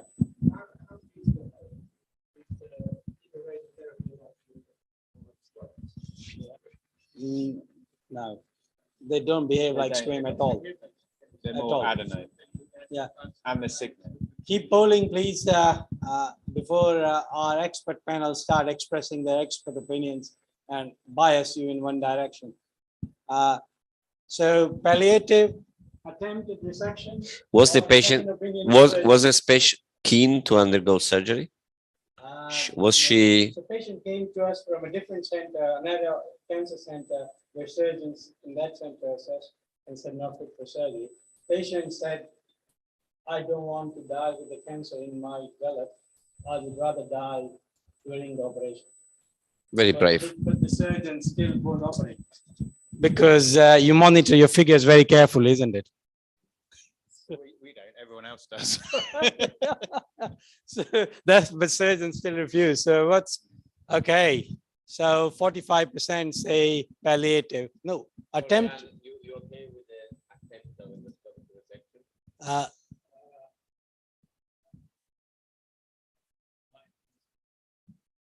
So anybody is concerned with the position of the lesion, because the approach of that lesion, especially in terms of resecting the right plane, so going through the right layer, it's very difficult. I agree. The challenge is, but for surgeons also, I mean, this is a difficult situation. You'll be doing total gastrectomy here. Yeah, extended total. So it's not a simple gastrectomy kind of operation. So you think, Pradeep, there may be any space for full thickness? In retroflexion, I tried to do full thickness excision here. Really was suggested to him. Yeah, I think the full thickness company, I hear they'll be excited to hear that. It is a small lesion, not unreasonable to think about it. It's just the access is very challenging. So how we manage to get that, that is going to be a challenge. And then, you know, surgeon can tell us the anatomy around that area, big vessels or something, or leakage, or all kinds of things can happen. Okay. But okay, what do we do? Oh. Basically, this multidisciplinary is ESD panel, isn't it? No. So you're doing ESD to everybody. Why are you asking us? No, I don't. So what's the question? Question is, patient is telling you, I don't want to die with the cancer there. I'm happy to die while having this procedure removed. Are you going to turn me down? What are you going to do? That's not what she said. This is the clinical discussion. No, I think she said, Pradeep, can you do an ESD, please? Exactly. So it's good and bad. So you feel confident? I feel more confident with ESD than EMR. EMR is a blind technique. You suck, you cut, you don't know after you cut what you found, a hole or incomplete resection. In ESD, there is no reason to abort the procedure as soon as you lose your plates. That's a good point. Okay. So we go in with that vision very clearly in our mind that if I can't find the planes, I'll abort the procedure. Yeah, it's very technically demanding because it's very close to the heart. No, also very close to the heart. It's beating all the time. So there's movement artifact, and there's a very vascular area. So we went for quite a wide resection because if you're going to do it, then you do. That's a congratulations. It's a beautiful job. Amazing, really amazing. This is tough. So what was the histology? That will be the most important thing. So this is SM2 kind of cancer, 0.6 millimeter radial margin, 0.02 deep margin, 0.02, but it's still a deep clear margin. Yeah, you do. So it's a PT1B with no other adverse features. And that business of that touch of signet ring cells was not there in the specimen. Wow. This business of squamous business of mixed cancer was not there in the specimen. So it's very important based on those histology, biopsy based to ESD based. Do you want to comment on that? No, the comment is how much skill you need to for this procedure. I think it's more important than this histology. That's a point, no? Because it's a very rare skill to be found. It's extremely difficult. It's a very important point. It's good you highlighted. So I'm not sitting here recommending that everybody should go ahead and do this kind of ESD. I'm highlighting there is a possibility, there's a disparity between biopsy-based decision-making and proper specimen-based decision-making. Yes, you need to be very careful. The most important thing is an elderly patient, surgeon has refused. If I make a hole, this patient's almost dead. Yeah. So you need to be conscious of all these things and know yourself what you can do and what you can't do. Can I ask, did you use a standard scope or therapeutic gastroscope? Because there the flexibility, the J position is very strategic. Yeah. No, we unfortunately did not have that proper therapeutic scope, we just went for a simple gastroscope. The advantage of these simple gastroscopes is that, yes, exactly. Therapeutic gastroscope is, yeah, very tough. Yes, please shout out. We will get the microphone, but keep talking, please. Can you introduce yourself, please? What's the healing time, if I get it right? I don't think we endoscope them routinely to answer your question, but generally our experience is 4 to 6 weeks. This heals completely. They go on very high dose PPI, and then generally in 6 weeks time, it's healed. So, yeah. Is there one more final case? Okay, can we move on quickly because we are quite late.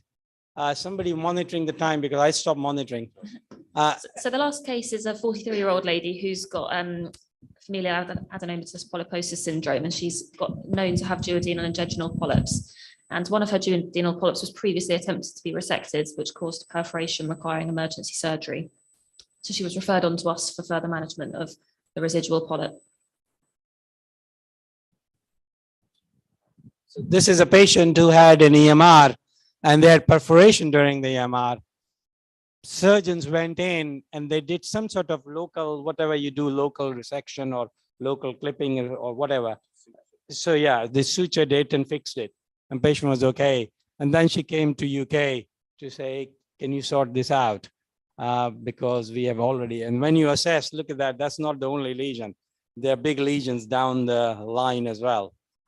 Patient has already had subtotal proctocolectomy, has a stoma, this young patient still, and all these multiple lesions, one already been messed around. What is the surgical option here? Ripples. So I think probably, could you just fast forward a little bit? We don't want to, I think there are a lot of lesions there.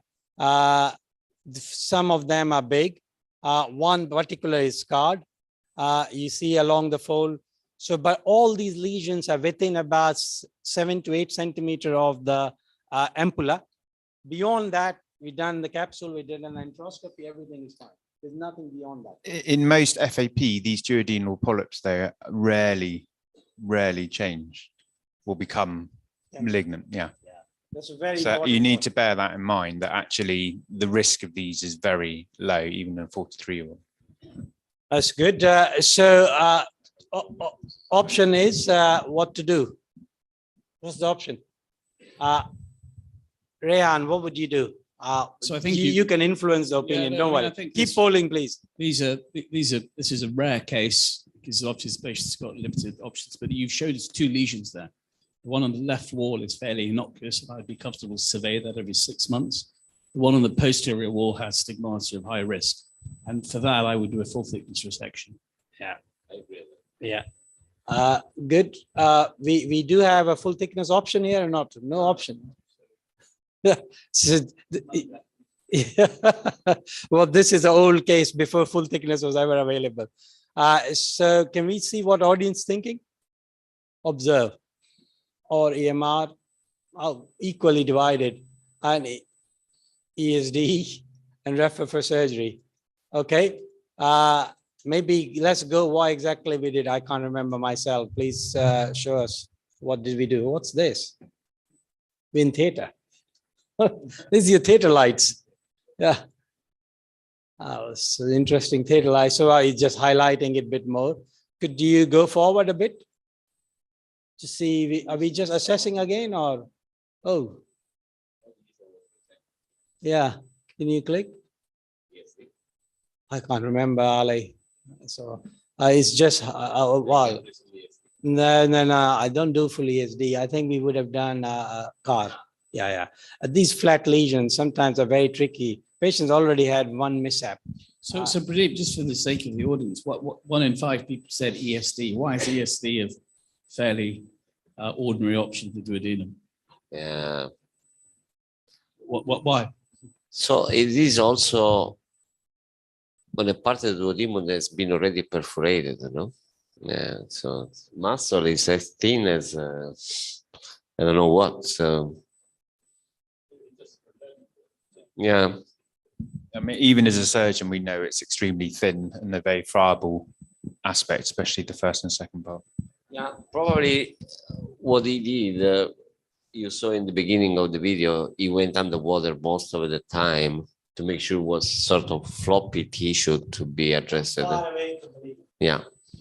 Far away. So can I ask one other question to move away from resection to ablation? There's one series from our good friend Mimi Canto at Hopkins, who's looked at, we're talking about this later, cryoablation in duodenal adenomas. Comments, thoughts, colleagues from the US here who've perhaps got some experience with that? I think ablation is, there is a role, but I'm not sure for a neoplasia. We need a lot more data before we start ablating duodenal neoplasia. I think the important thing we missed there was the Purostat that we applied. Yeah, also this is a very good point. You think that after making the mucosal incision, you can do CAR with a cold, very thin snare? That's a very good point. I think it is all your approaches depend on what your risks are, what you're trying to prevent. Here there was scarring, previous attempts. It's cold resection, not going to work. So we're dealing with a completely different kind of beast. I think we need to wrap this up. We're running very late. So I think the biggest risk here is perforation during the procedure, but delayed bleed of at least 30% after the procedure. So this is no simple game. We need to be very careful. I'm sorry, Sachiro and Raghu, we did not ignore you. We were just running very late. So I'm sorry about that. We might have to wrap up this session. Thanks a lot for joining us. Thank you. And we will move on to the next session, but coffee Thank you so much. is ready. Thanks a lot, guys. Goodbye. Thanks. Bye. Please go and grab some coffee and we carry on with the next case very soon. So there is parallel symposium, which will start in 5 minutes, guys. So please grab your coffee and decide which way you want to go, which parallel symposium you want to attend.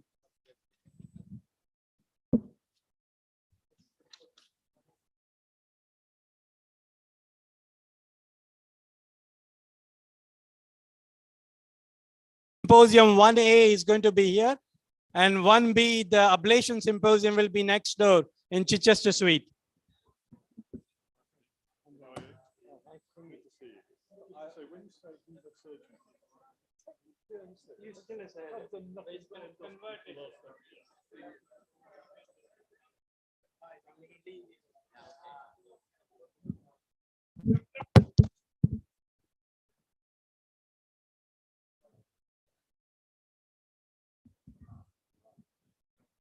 Very well. You know this guy?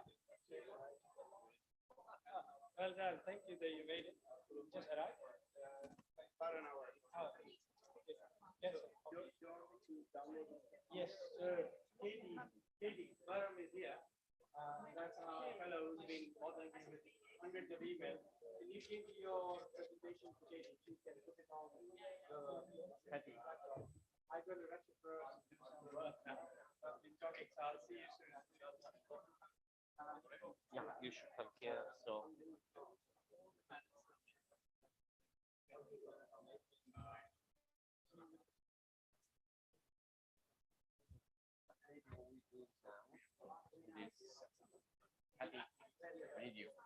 I think Adolfo is still with It's still there, no? Yeah. So what we do now? So it's just arrive endoscopy? Yeah, I think we'll just pop over to Q&A for 10 minutes just to see how the case is going.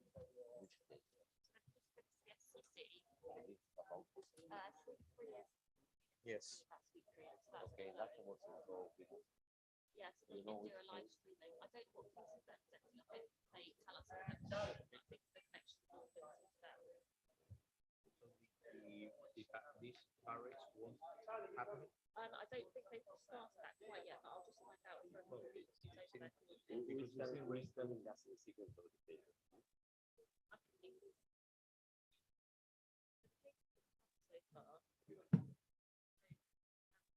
So you have this one in zone 3 and probably this is. And this one is the one that. This one has been done already. And this is the one that Sandar is going to be doing during the Yeah,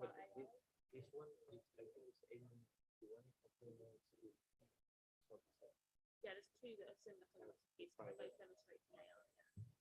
So I think this is just wrapping up. This one will pop in 5-10 minutes, and then this one's embedded into the talk.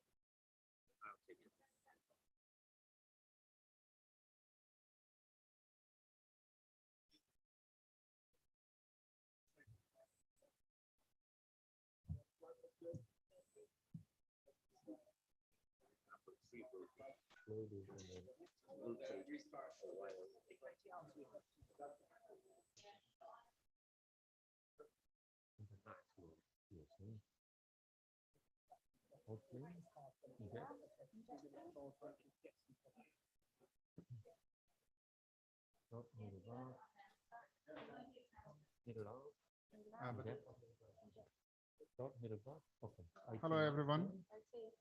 We're just going to show what we've done here. So quite a bit of progress. Sorry, you missed most of it. So what Adolfo did was to open the incision was from the distal area to start with. That area there, as you're seeing, and one round of trimming.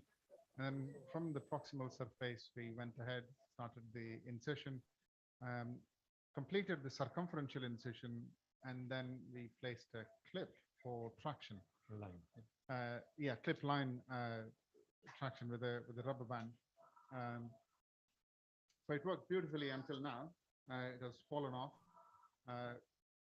Following the initial work, we've gone to the IT and nano. And as you might have also, some of the keen eyes among you might have also recognized that we've changed the scope from EZ 1500 to 290. Not for anything else apart from just the fluid that was pulling up.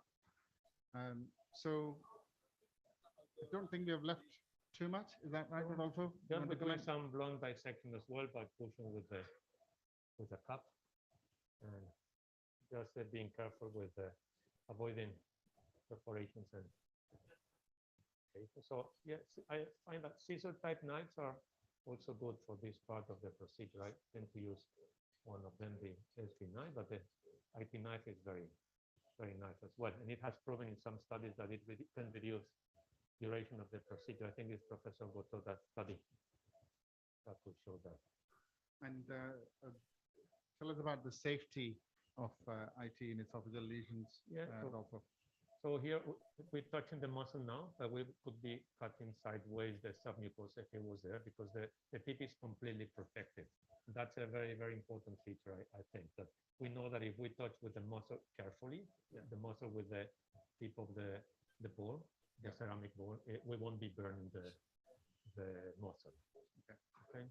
So another trick with the IT knife is as it is used for predominantly the lateral cutting and cutting while pulling back, it's important to have a little traction in the submucosa as well. So you hook onto the one side, apply traction with the scope going to the opposite side, and then cut laterally. It cuts faster, and it has got good hemostatic properties as well. So that, yeah, the combination of dual and IT seems to work in esophageal lesions. It's one of the good techniques, I think, for this in the colon. Yeah. Also, this IT nano, it doesn't have any. It's only a needle and the ball. It's not like the IT2 used for the stomach, which has like 3 hooks that make it more efficient for cutting, but we don't need so much efficiency. We rather need the safety for this esophagus, I would say. Yeah. Okay. Any questions from the audience, Pradeep and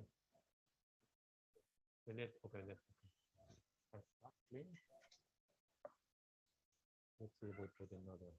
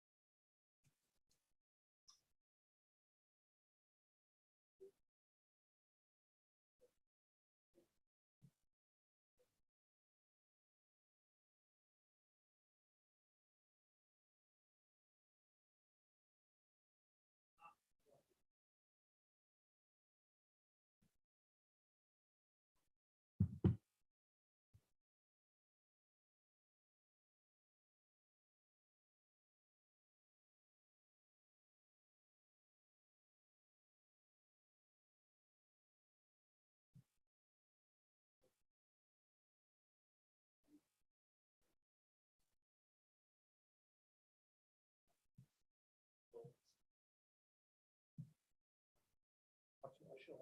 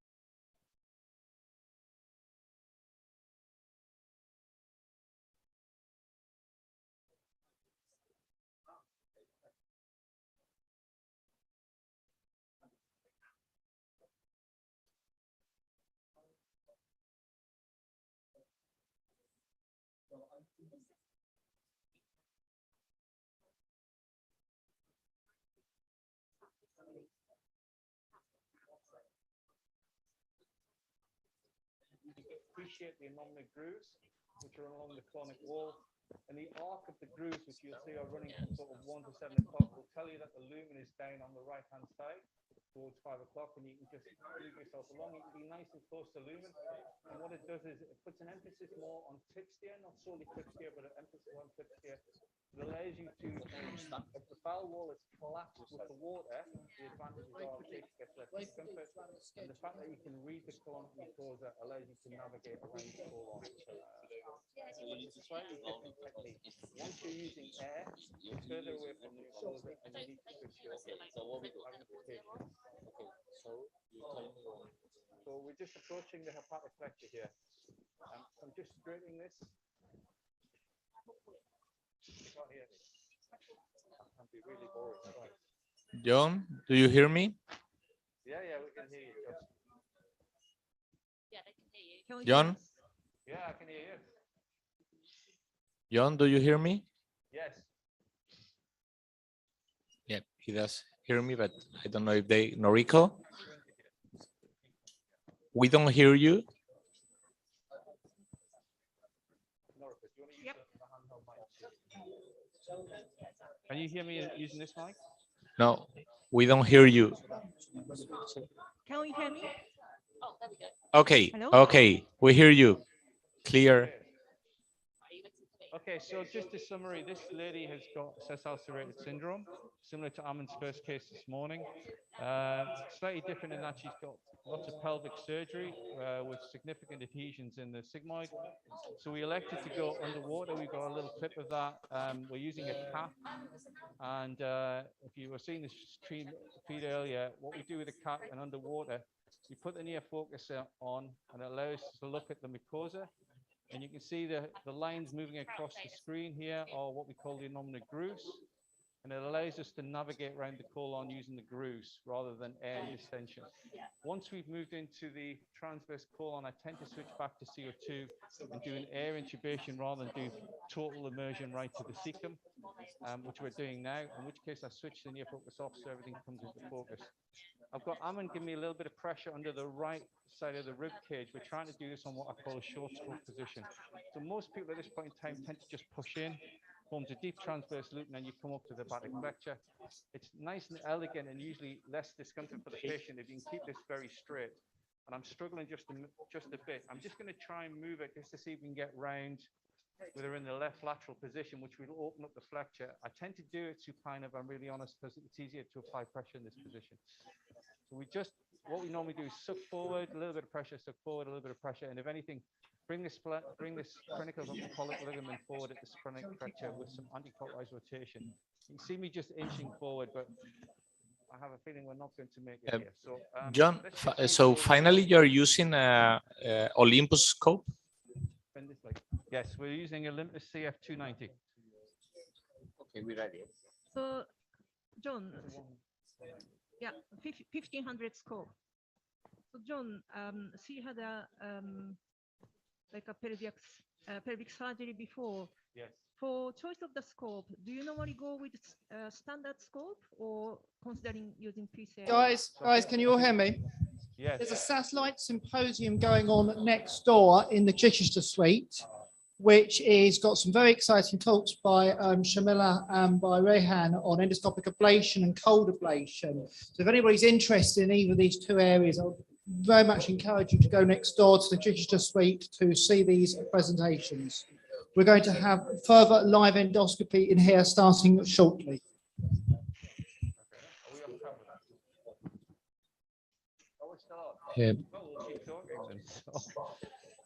So, John and Noriko, we see the image. It looks like it's a little bit, well, not properly clean. And well, I'm here with Alessandro. Hi guys. Hi Ali. Hey, hi, welcome. Yeah, you're right. The prep's not optimal. We're just really getting around to the cecal pole. Apparently, there's a lesion in the ascending colon. I'm just going to put the imager back in so we can see where we are. I think we're in the cecum, so I'm going to roll around to our right side. Yeah. Come on to your back. So my first comment is quality of bowel prep is not that good. So it's what kind of bowel prep is being split, because it's this is instrumental to any good resection afterwards. If you don't clean the colon properly, you get in trouble. So can you comment on this, please? Ali, I totally agree with you. For me personally, this is a responsibility of everyone who works in the service. So sooner from the bookings people to if you have a pre-admission clinic, and then obviously you then need to speak to the patient and emphasize the importance of them firstly taking the prep and the additional fluid, and if there's any problems, letting you know, because exactly as Amin had yesterday, this morning rather, he spent half an hour just washing the colon, and he's a it's a disaster. Yeah, it's expensive. He could be doing other things really. So, and always you have the feeling you are not working in appropriate field. No, everything is not clean. So let me pull the people into the room. So who is using on a routine basis for every colonoscopy split modality for bowel prep? Who is not using split modality? Still, there are people not using split modalities. So who is using low volume? Low volume bowel prep. Guys, show of hands for low volume bowel prep. So still, so who is using 4 liters? Still, there are people using 4 liters. Who is using 1 liter, the new bowel prep? Just 1, 2. Sometimes. What is the barrier for adopting 1 liter bowel prep split? Okay. Okay. For people who don't have any idea what bowel prep their unit is using. Okay, good. So keep going, please. So please tell us what you're doing. Okay, Ali. So we're using a new piece of kit from NEC, which is a detection and characterization software, which I think is on your screen now. I've just come down into the pole. I've got the patient really in the right lateral. It's usually a very good position if the cecal pole is medial, but I think there's a bit of adhesions and you've got a bit of tethering posteriorly here. So actually, it would probably be better with a face down. There's the appendix, and as we come back, I do scanning. So what I mean by scanning is I look at the folds of the mucosa, and it should be nice and smooth. And when they're not smooth, it draws your attention. Or if there's a change in color, it draws your attention. And just at the bottom of the screen, if I freeze the screen now in the 5 o'clock position, you can see there's some mucus sticking onto the Very clearly, onto the very surface. clearly. And this should really be a red flag. Where you see mucus that shouldn't be there, there's often a ulcerated lesion underneath it. Can you please describe the P pattern? What you're seeing? What kind of polyp you're dealing with? So if you've got the screen on there, it Yeah. looks almost the same color as the background mucosa. We're using a software program which doesn't do well under different imaging, but if I put the narrow band on, which people will be familiar with, it looks the same color as the background mucosa. So it's a nice one polyp. So it's either a hyperplastic or it's something else. Well, it's the something else. And if you're going to be precise about it, you need to use something called a WASP classification, which the Dutch came up with. So you get these pale lesions, which are difficult to determine the extent of the lesion. And then the center of them produce a lot of mucus. So what you're seeing is the mucus being pumped out.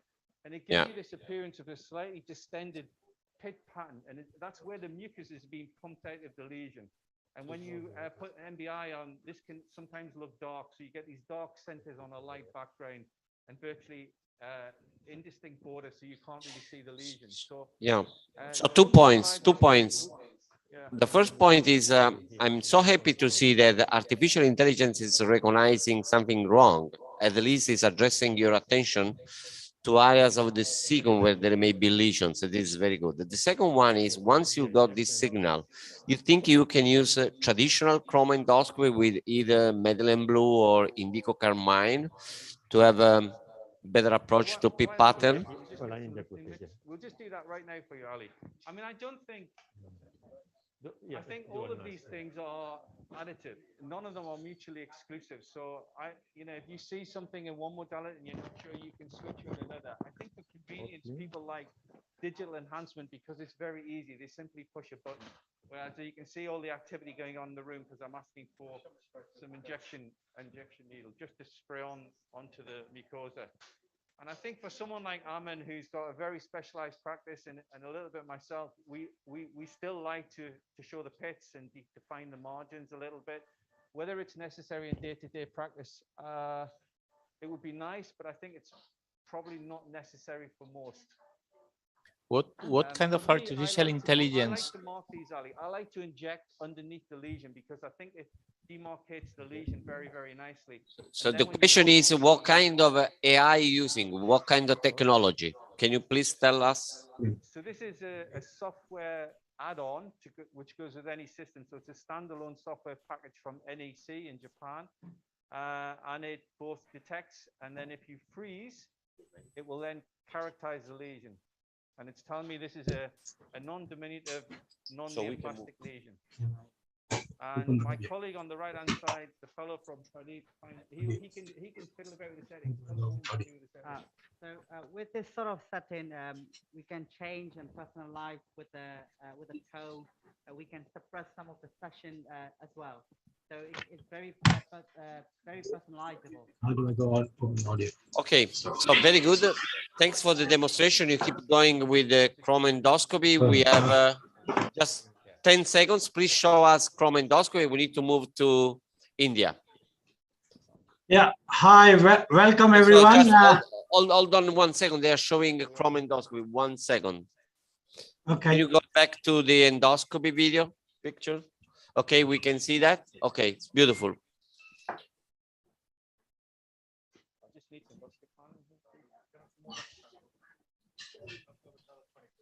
Okay. Okay, very good. Pradeep, we can move to India. Okay. Yeah, hi. We are really excited now to go to India.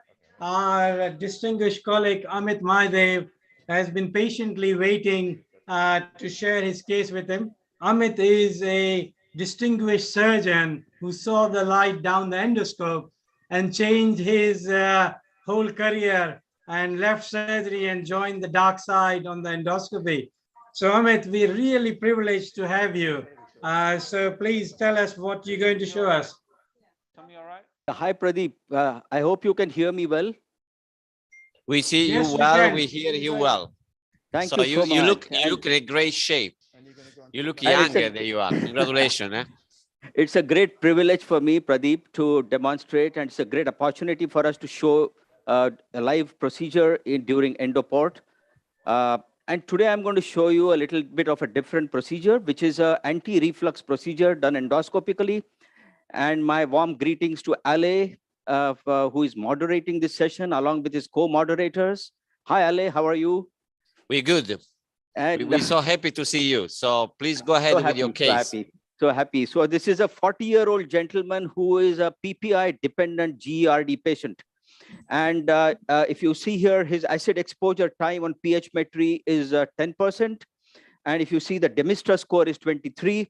In fact, there are 74 reflux episodes, out of which 51 are acid-related reflux episodes.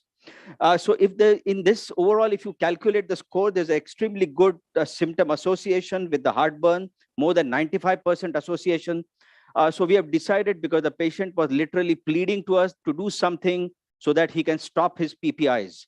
So I'm going to do a procedure today, which is an endoscopically done full thickness plication to remodel the gastroesophageal flap valve. And for this, I'm going to use a special device, which is made by a German company called G-Surge. And this device is called Gerdex. And if you see here, this is how the device looks. This is how the device is. Here you can see, this is the handle of the device. And this is the end of the device. So at the end of the device, if you see, if you concentrate over here, I can open the arms of this device at the end. You can see how it can be opened. And at the arms, we can put these pledgets. So it is almost like a staple. So one will come on each of the arms. And then once we have gone in, taken a U-turn, we can actually plicate the lower esophageal sphincter in a U-turn, either at the greater or the lesser curvature area. And in the center of these two arms, you can see that there is this something which is coming out. Now, this is like a helix. So it is like a small screw type of a device. So This is for tissue retraction. It's for tissue retraction. So by that, I can actually do a full thickness retraction of the wall. So what I'm going to do now, I'm going to ask my assistant to load this device. And in the meantime, I'm going to put the endoscope inside and then put a guide wire over which this device can be railroaded. And this device is quite thick. It also has got a channel through which we can pass an ultra thin or a baby endoscope, so that simultaneously as you are doing the plication, we can actually see what we are doing. So now you see the endoscopic picture. I've already put a gastroscope inside the stomach. This patient is fully anesthetized, endotracheal anesthesia. Patient is lying in a supine position. And now I'm going to take a U-turn. I'm going to insufflate the stomach. And I'm going to show you this patient has got a Hill's grade 2 type of a lax cardia. Can you see here that there is a laxity at the cardia? There is no active esophagitis, but the problem is his PPI dependent GERD. As soon as this patient stops the PPI, he starts having severe symptoms of GERD. So what I'm going to do now is go towards the antrum, and then I'm going to place this rigid guide wire, which has got flexible tips at both the ends. I'm going to place this. One second, the device is similar to the NDO plicator? Yes, exactly, Ale. Actually, the NDO plicator was looking exactly similar, but then no further development was done on the endo plicator. And using the similar principle, this German company devised this instrument, which is now commercially available in our country. It has also got a CE mark. It's routinely used in Germany. Probably it will also be available in other countries very soon. So I'm going to now push the wire inside and take the endoscope out. The difficult part is to railroad that device over this guide wire, because it is a little bit of a stiff device. So what I'm going to do now is, you see here, Sejad, who's my assistant, is railroading this device.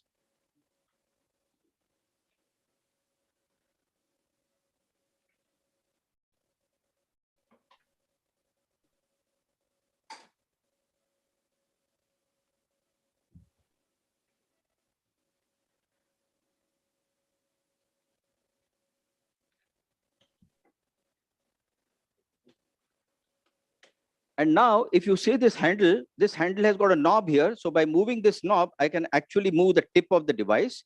Can you focus on the tip of the device, please, Ashish? You can see how it is moving, Ale?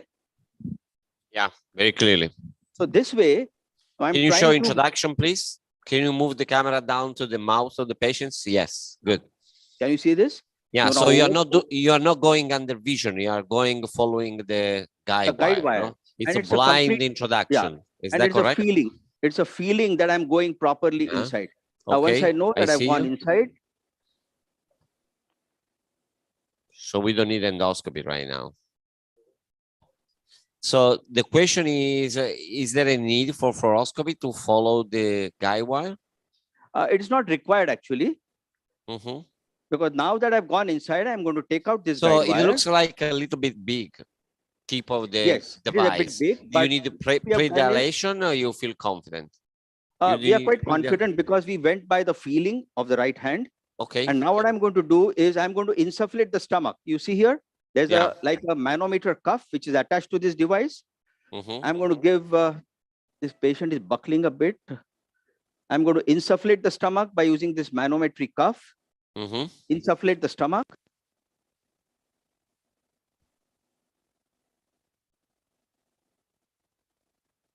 And now, through this channel where the guide wire was going, I'm going to pass the ultra thin endoscope. So you need a transnasal scope, small diameter. So Now- it's 5 now we will millimeter show you scope. a picture where you'll also get the ultra thin endoscope picture, please. Okay, are you seeing the picture through the endoscope? We do. Yeah. So now Sejad is passing the endoscope inside.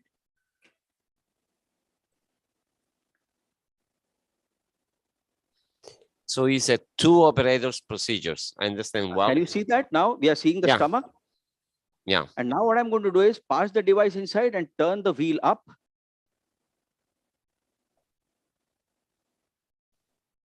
Can you see that now, Ale? Yeah. Exactly looks It's like the endoplicator. And now my plan here is to What makes this try to different from placate the on the NDO lesser placator? curvature. Yeah, now I'm going to open the arms of the device, open it, and I'm going to turn the device, push it a little bit more inside, turn it, and try to apply the plication on the lesser curvature. So can you tell us how you decide where to get started with the plication? What's the trick? It's Yeah. always the same strategy or you change according to the anatomy? I usually prefer to placate on the lesser curvature because I feel that if you placate on the lesser curvature, then you can pull the lesser curvature backwards so that the greater curvature starts becoming like a sling. Okay. So this is what I'm, can you show me that side a little bit, Sejan? The other way? A little bit, huh? So I'm going to go a little bit away, push the device in, pull it over here. So I think now is that the And now most you see important that- is to decide where to make traction on the tissue, Yeah. not to catch. Yeah, now you see that I'm going to push the device in a little bit, come a little bit nearer, and I'm going to gently push that helix inside. But what is important is I should not catch the esophageal mucosa. So you have to catch the stomach mucosa. Now I've caught it. I'm going to pull it back, and lock it. Now I'm going to pull the entire device a little bit near and bring it a little bit nearer, pull it a little bit back, turn it a little bit on this side, pull a little more back. Now decompress the stomach a bit. So you're adjusting the position now. I'm adjusting the position so that I can get a proper full thickness suture. Okay, now I'm going to close it. And now see a practice closure and see what is happening.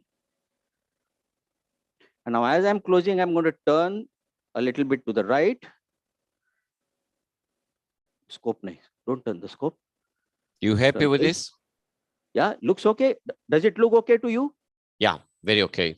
Okay, now that I've closed it, now I'm going to fire. Bring it in the firing position, and now it is fired. Can you focus the camera on the handle of the device so we can see how you fire, please? Yeah. So this is why I put this in the firing position and then I've closed it. Now Yeah. it is fired. Okay, go ahead. Now next is first thing to do is to take out the screw, the helix. Yeah. Okay. I've now taken out Screw the screw. out. Screw And is now out I'm going to open the device. Open, push it inside a bit. Push it a bit by rotatory movement. And now you see here. Nice. Now I'm going to again close it so that we are ready to. So you have to reload. Now I can remove this device. Now I'm going to unlock this wheel. And by a little jerky movement, gently pull this device out. And then go in with the scope again and see how good the plication has happened. So normally how many plications you do? It's at least If 2? you do on the lesser curvature, even one plication sometimes is sufficient. But there are data showing difference between 1, 2, 3? Yes. Yeah, so can you please tell us? Still this procedure is in a evolving phase. There is one group of physicians who tend to put 2 plications on the greater curvature, one on each side, or sometimes one over the other. But I have done most of my procedures on the lesser curvature. By even 1 plication, you can achieve a good sling of the greater curvature. In fact, there was recently a randomized controlled trial published from India by AIG, where they did this GERD-X procedure on about 70 patients So of there is PCI-dependent GERD. So, I mean, sorry, there is a question from the... Yeah. So just hold on a second. So, Said, can you please introduce yourself so he knows who is talking? Thank you, Amit. It's Saud. Thank you very much. It's a nice demonstration. We have done some GERD-X before COVID. In a matter of fact, with the first time when the Nakiradi came to Nanjing, that's what we've demonstrated in Nanjing as well. What about the Hill classification 3? This is where I say 1 and 2 is okay for 1 plicator. I think when you have a Hill 3, then you ought to have 2 plications. Otherwise, it'll be very difficult to close the defect. Yeah, very good question. Actually, if you ask me personally, any endoscopic modality is suitable for Hill's grade 1 and 2. For Hill's grade 3 and 4, endoscopic modalities sometimes fall short because we don't get a very durable plication. But you see here what we have done with 1 plication. Yeah. The appearance is almost as if you have done a laparoscopic fundoplication. So two questions. One is, you happy with this or you want to do a second plication? I may do a second plication. But in this particular case, I may do a second plication so that this plication holds well. And the second, I will apply somewhere over here or on this side. And what is the risk of overlapping application when you go very close to the other one? That's the second question. It doesn't matter. In fact, I was discussing with some other colleagues who do this procedure as well as the company, and they told me that even if another plicator goes on the previous plicator, it does not matter. Doesn't matter? Okay. Doesn't matter. So, I mean, for the sake of time, can you go faster because everybody is curious to see the second plication? Can you? Oh, you want me to do one more plication? Okay, I'll do that. I understand here there is a huge demand of second plication because everybody is asking about durability with a single plication, no? Yeah.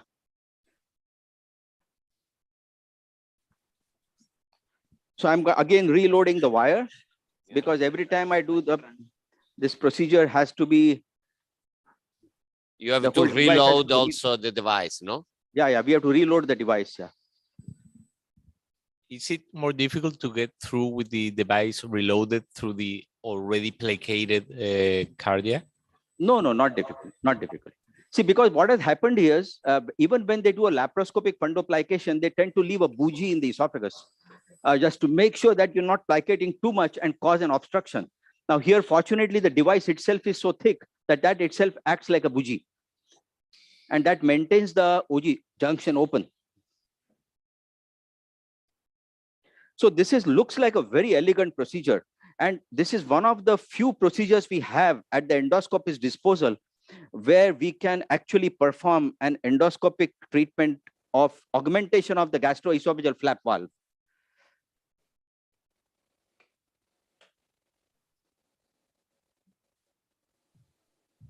कुठे गेलं? इथे होतं ते. कुठे गेलं? There's another question. Yeah. Thanks. Can I check how do you measure the efficacy of this procedure? Is it just patient coming off PPI, or do you actually do the pH studies? Yeah, this is very good question. So how you follow these patients? Is it just looking on the response to medical therapies, or just you do physiopathology study? Artery forceps, what is the question, Ale? So how you follow this patient? How we follow up these patients? Oh, number one is symptomatic follow-up, just to see whether they have. You have a dedicated score system. How you do? Oh, this? yes. Our clinical team will follow up this patient clinically, just to see whether their symptoms are getting relieved. And after 3 months, we may do an endoscopy, and we may even do a pH metry to see whether we have really achieved an objective help. What was nice to see is that you were not planning second stitch, but rather it was a very easy setup for your team to go through. Pardon? What were you saying, Ale? So I was saying you were not ready to do the second stitch, but it was very easy to set up for the second part of the procedure. So it doesn't take too much time. No, not at all. Not at all. So I'm already ready for the second procedure. Yeah. I've passed the device inside. Again, I'm going to inflate the stomach a bit. And simultaneously, Sejad is already passing the endoscope inside.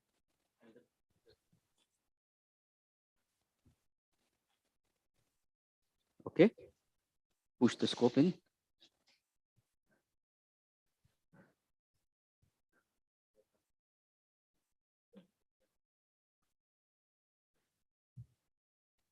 Okay. Are you seeing it?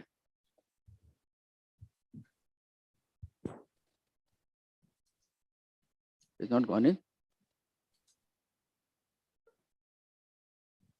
बाहर नहीं निकले. बाहर नहीं है ना? नहीं, there's something here. It cannot be in the esophagus. It's 60, 55. I'll pull back a bit. Let's inflate. See, now you're inside. Okay. What's the largest diameter that will this device admit? The largest diameter of the ultra-thin endoscope? Pardon? What? What channel does it have for the ultra-thin endoscope? Is a 5 millimeter? Yeah. It's quite a thick channel. How much is the channel of this device?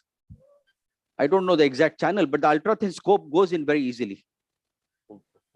Can you inflate the stomach, please? So where you want me to put the next plicator, Ali? It's up to you. That's You're a good the one. expert. Okay, let's first try to get a good what do you vision think here. about? Okay, can I have your expert opinion on that? Insufflate little more. I'll go from this side only. That's better. Let's pull this back a bit. Let's pull this back a bit. Okay. So it's Baram talking to you. Amit, how are you, my friend? Hi, Nice. Baram. How are you? So I would put it along the lesser curvature around the clasp fibers to pull it as a wrap rather than augmentation. Yeah, so I can do this one over here. Yes. Yeah. Yeah, that may be better.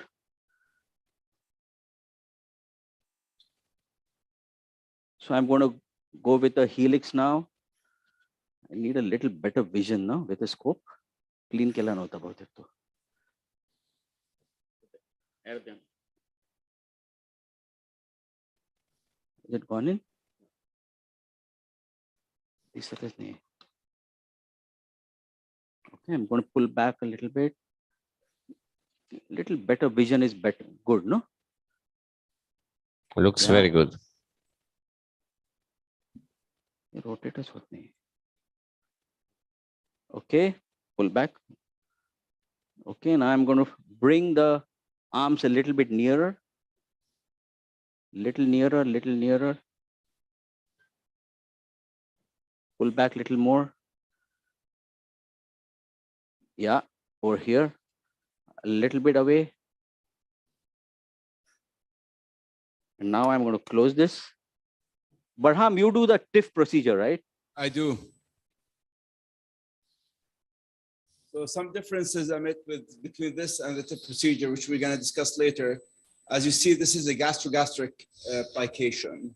The TIF is a gastroesophageal with a wrap function, which is created 2-7 wrap. Amit is trying to do a wrap right here, but it's indirect wrap rather than a primary wrap. Is not bringing the esophageal part down into the abdomen. Yeah. That's one of the difference. So this procedure works well if you have a small hiatal hernia with the HELP classification 1-2. 1-2, exactly. The TIF is better for 3 and 4 versus the hiatal hernia repair. I can't see this thing at all. So we have 1 minute left before moving to AI.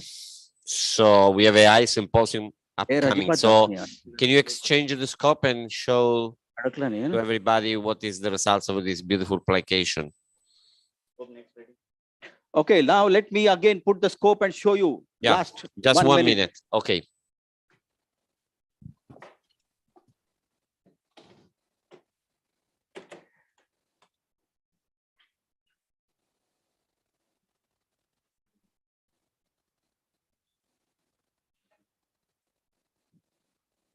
Suction on.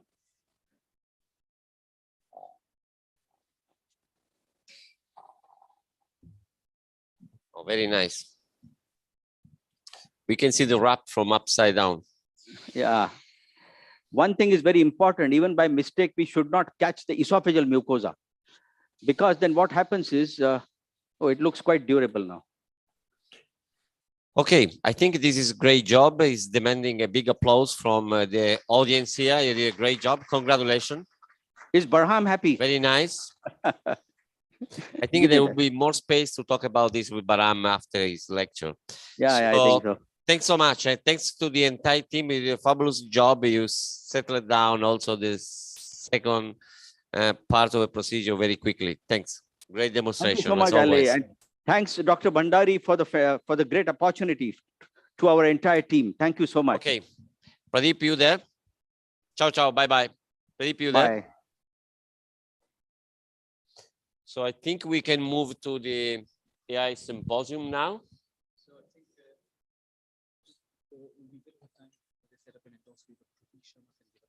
Okay, so can I introduce Pradeep Sharma? So I don't think that Pradeep is making this. So it's my big.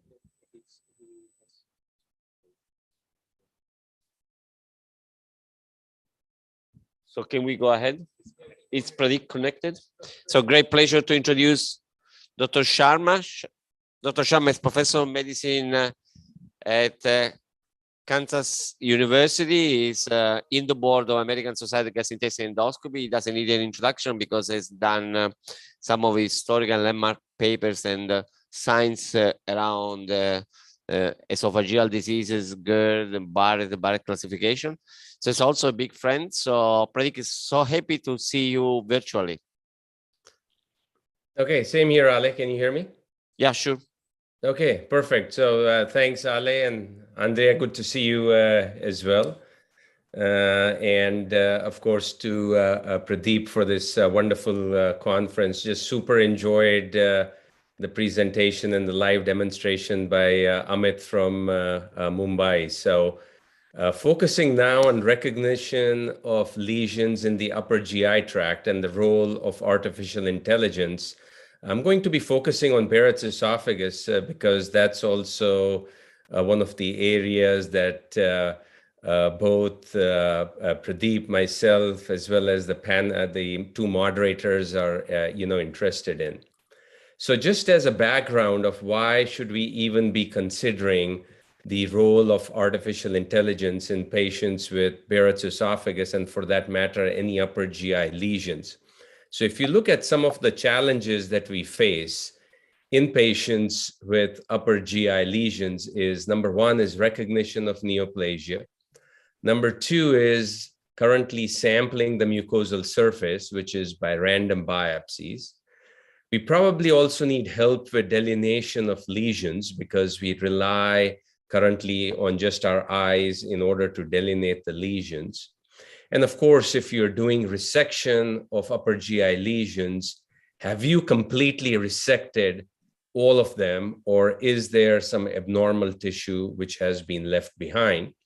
And then, of course, from a flow perspective and a patient surveillance perspective, we need for these patients to come back at a regular basis. And is there any way we can assign them some intervals through computerized learning?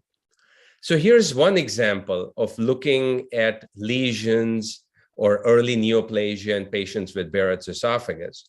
So these are two examples of adenocarcinoma. These are subtle lesions, and this is the lesion at the 3 o'clock position in this patient. And in the second patient on the right, it's at the 2 o'clock position right on top of the gastric folds. So you'll all agree that these are highly subtle neoplasia, which can be missed during routine standard endoscopy. And I can continue showing you images like this. These are all early mucosal adenocarcinomas, which could be resected and cured endoscopically and should not be presenting as late lesions, or majority of the adenocarcinomas in the upper GI tract are unfortunately found very late. And then, of course, we go ahead to proceed with these 4-quadrant biopsies, or the Seattle protocol.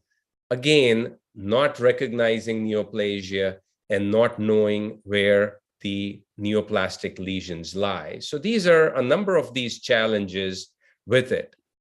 We have tried to improve it with the help of virtual chromoendoscopy, such as NBI or BLI. Here are some examples of virtual chromoendoscopy. The other thing with virtual chromoendoscopy is that its accuracy is quite high, but it's usually in expert hands. This is the Bing classification. Pradeep has the Blink classification for BLI. And both of those show that in expert hands, you can achieve very high negative predictive values in order to rule out neoplastic lesions. But how about for general endoscopists when you're doing it? They probably don't perform in the similar manner. So that's when it comes to looking at artificial intelligence for image recognition. Now, this is not new. It has already been used for diabetic retinopathy, in mammography, as well as in oncology. And I'm sorry to say, but we are sort of behind a number of our fields in medicine. So if you look at upper GI lesions and Barrett specifically, how can AI be helpful? Well, in all the challenges I mentioned, whether it is lesion recognition, characterization, delineating the lesion, figuring out the extent of the lesions, there's probably different ways of how it can happen. Now, why are we trying to use this? What are some of these advantages? There will be more consistency in decision-making. As we do procedures and go into the late afternoon, evening, fatigue does set in. There's improved efficiency to analyze the data by the machine. Subtle patterns can be recognized much better by computers, for example. And this allows us to spend more time with the patients rather than charting, for example, and analysis time can be reduced as well. There are simple ways of how these machine learning algorithms are developed for Barrett's and upper GI. One way is supervised learning, in which the computer is presented with images which are labeled with the external standard that serves as the ground truth. So you just have multiple images, videos of Barrett's esophagus with and without lesions, and the machine sort of learns over time. And this is called supervised learning. Now, what's the evidence? I'll show you some videos as well as some data. These are data from a US group, and you can see that real time while you're performing endoscopy. Here it is with near focus with virtual chromoendoscopy. You can see that the computer is recognizing an abnormal area, and there is that green bounding box which is appearing around it, alerting the endoscopist to the presence of a lesion so that you can recognize this, biopsy this, resect this in this situation. This is the German experience with Helmut Messmann and his group, and they've used a little bit of a different mechanism in which they use a heat map. And you can see here it is with the predicted probability of cancer being in this area. So you can see subtle variations. Here's something which is really flat. Even on white light, we can see that there's regular patterns.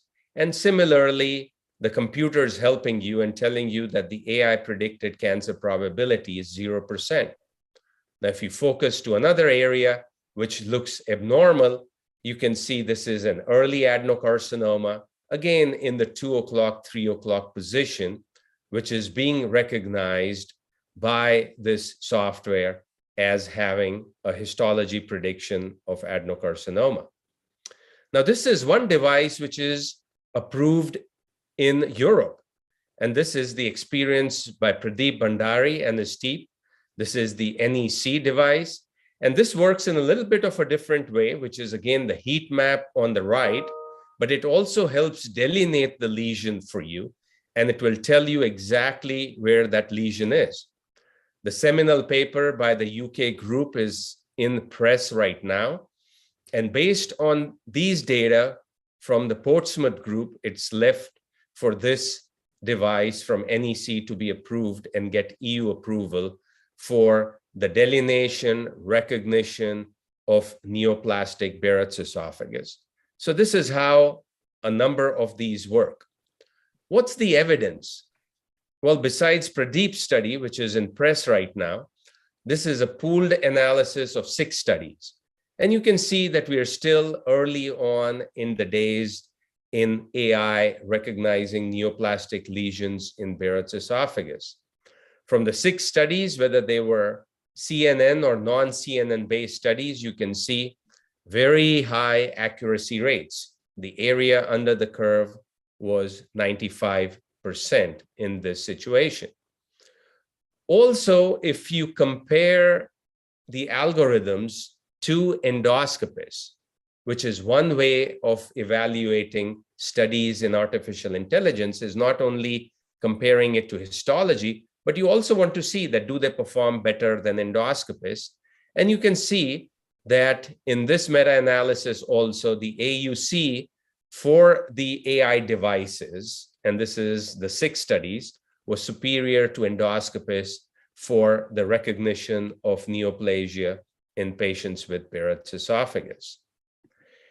One thing also which we don't pay attention to, where AI in Barrett's and upper GI diseases can help us, is for improving the quality of endoscopy. And you can see there are a number of ways that AI can help. Neoplasia detection rate, calculating the Barrett's inspection time, for example. And of course, it will help us in developing new metrics, for example. One metric could be complete resection of B neoplasia by EMR or by ESD. So not only are you recognizing neoplasia, but can you resect them completely, because incomplete resection will lead to interval cancer development. Then, of course, AI goes beyond endoscopy, which is by electronic health records and using big data to track interval cancer. So interval cancer can easily be tracked by applying AI with our endoscopy units, not just for the endoscope, but for our electronic health record system as well. So this is one metric that has been proposed, which is the neoplasia detection rate, or the NDR, very similar to the ADR or the adenoma detection rate for colonoscopy. And I think this important metric can tell us whether an endoscopist is performing a high quality examination. Are they examining the Barrett's esophagus completely? Do they know how to recognize neoplastic lesions within Barrett's esophagus? And finally, this is looking at the margins of resection with AI. Here's the machine marking out the lesion for you. so that you know exactly how much to resect with the help of EMR or ESD in the situation. And this is how we will be able to resect better and have complete resection rates in this situation.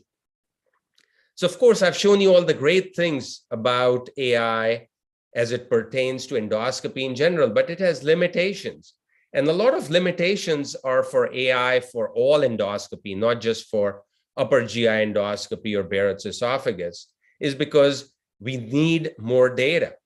There have been very few studies with external validations, and AI has not been compared to different grades of endoscopists, from trainees to senior endoscopists to expert endoscopists, for example.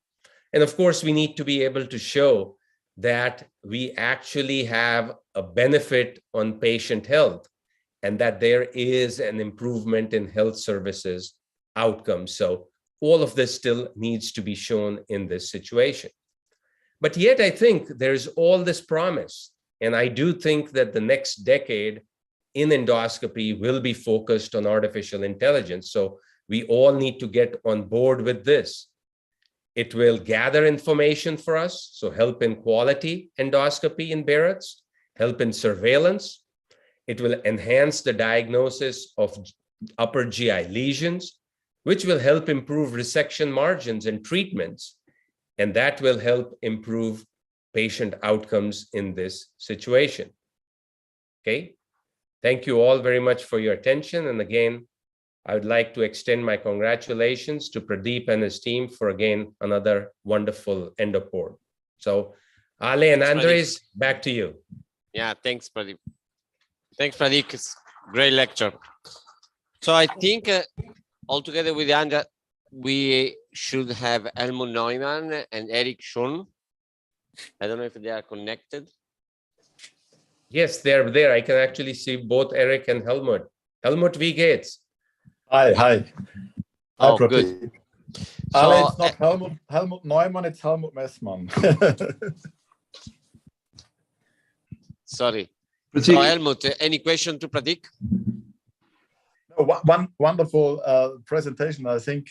AI is for sure, meanwhile, in the colon, we have the best data, and Barrett is for sure a big challenge for all of us, because we know in experts' hands, even it's difficult to find a lesion, to delineate the lesion, and then to make the correct decision. What kind of treatment is best? Is EMR, ESD? So all the questions are similar for upper and lower GI tract, but for the moment, I think we are far behind the colon.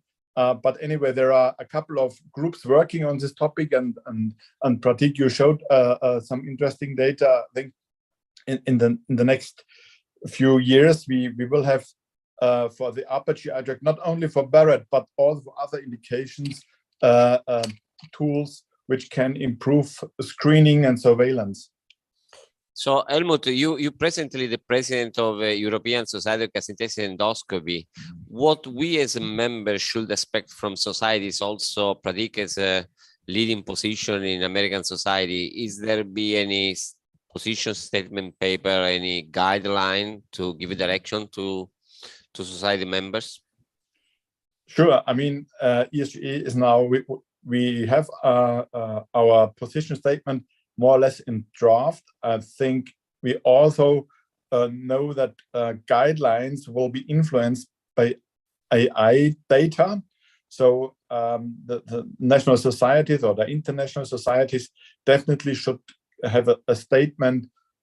What can we expect? What is the need we as endoscopists have to improve our daily practice?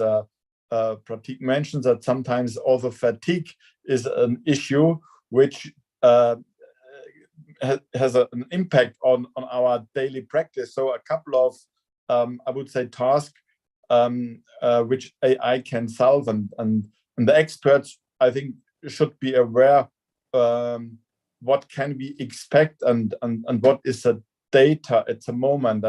And for sure, for AI, there are now only 1 or 2 available systems, CE market approved, but still too less data to accept these systems for routine practice.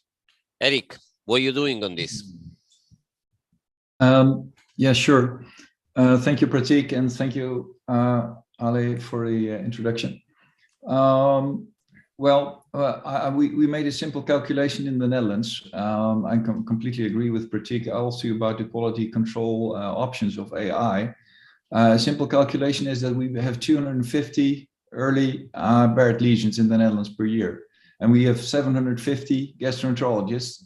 So, they see one dysplastic patient every 3 years, so they never get experience with that probably, and the neoplasia detection rate therefore will be about 1 in 3 years.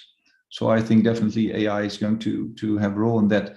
But I have a question for Pratik. What do you think about the photo documentation software which is now developed? I think then we have a more standardized doing endoscopy, maybe see more lesions. What do you think about that? No, so good point, Eric. Thanks for bringing that up. So, just for interest of the audience, I mean, what Eric's talking about is that during standard upper endoscopy, I mean, again, we are all focused on the esophagus, but when you go to the second portion of the duodenum, and specifically for the stomach, there are many blind areas that as endoscopists, we want to do that 60-second gastroscopy so that we can go to our next therapeutic case or to the colonoscopy. So are you doing a good retroflexion? Did you examine the angularis? Have you looked at the cardia? Have you examined the fundus? So there are all these photo documentation softwares which in a way calculate the surface area which has been examined by you, as well as are the important landmarks being examined by you. And if they are, there is an automatic photo documentation which takes place. So for example, a Chinese group has developed a software in which they've identified 36 such landmarks. And so what they will do is that as you're performing the endoscopy, these landmarks will be calculated. And if you've missed one of them, it will direct you saying, area number 32 was not seen by you. So you go back and you look at it. And then, of course, they photo document it for you automatically as well. So this will be important because, like in radiology, you can go back to a CAT scan or a PET scan 5 years later and see whether a lesion was missed. Unfortunately, in upper GI endoscopy or colonoscopy or any luminal endoscopy, that does not exist today. And so you're really just relying on somebody's report saying that it was absolutely normal. So again, yes, I think the advantages are multitude, and we have to take it in different ways, which is pre-procedure, procedure, and post-procedure. And I think in all those areas, there will be advances which will help us. But I have a question for all of you. So you using different technologies to try to identify these plastic changes, like maybe electronic chromendoscopy, traditional chromendoscopy, acidic acid, many different approaches. So how you think that the machine learning process should go? Is it just with white light or combination of this? Helmut, do you want to start first? Yeah, we compared in our first trials all these methods and trained the computer. And interestingly, white light image did best. So there was no need for NBI or for acetic acid, because with white light, the data were as good as with the other imaging devices. So for sure, we can combine and try to improve the detection rate if it works. But ideally, I think white light should be enough. Yeah. Okay, good. Eric? Yeah, I think it has a role in the delineation. It might make the delineation much easier if you use NBR or BLI or those kind of techniques.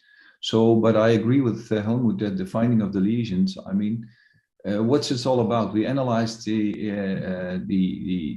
images with dysplasia and non-dysplasia, pixel by pixel. What we just simply saw there's a surface changes and there are color changes, and they might all be seen by white light. So indeed, I think that's HD white light. It's very important, but probably for the delineation, I think the AI delineation is easier with BLI. Good point, Pratik. So I think it just, I mean, partly will be driven by manufacturers, right? So I mean, if you have Olympus device, it will work on white light and NBI. You have a Fuji device, it will work on white light and BLI.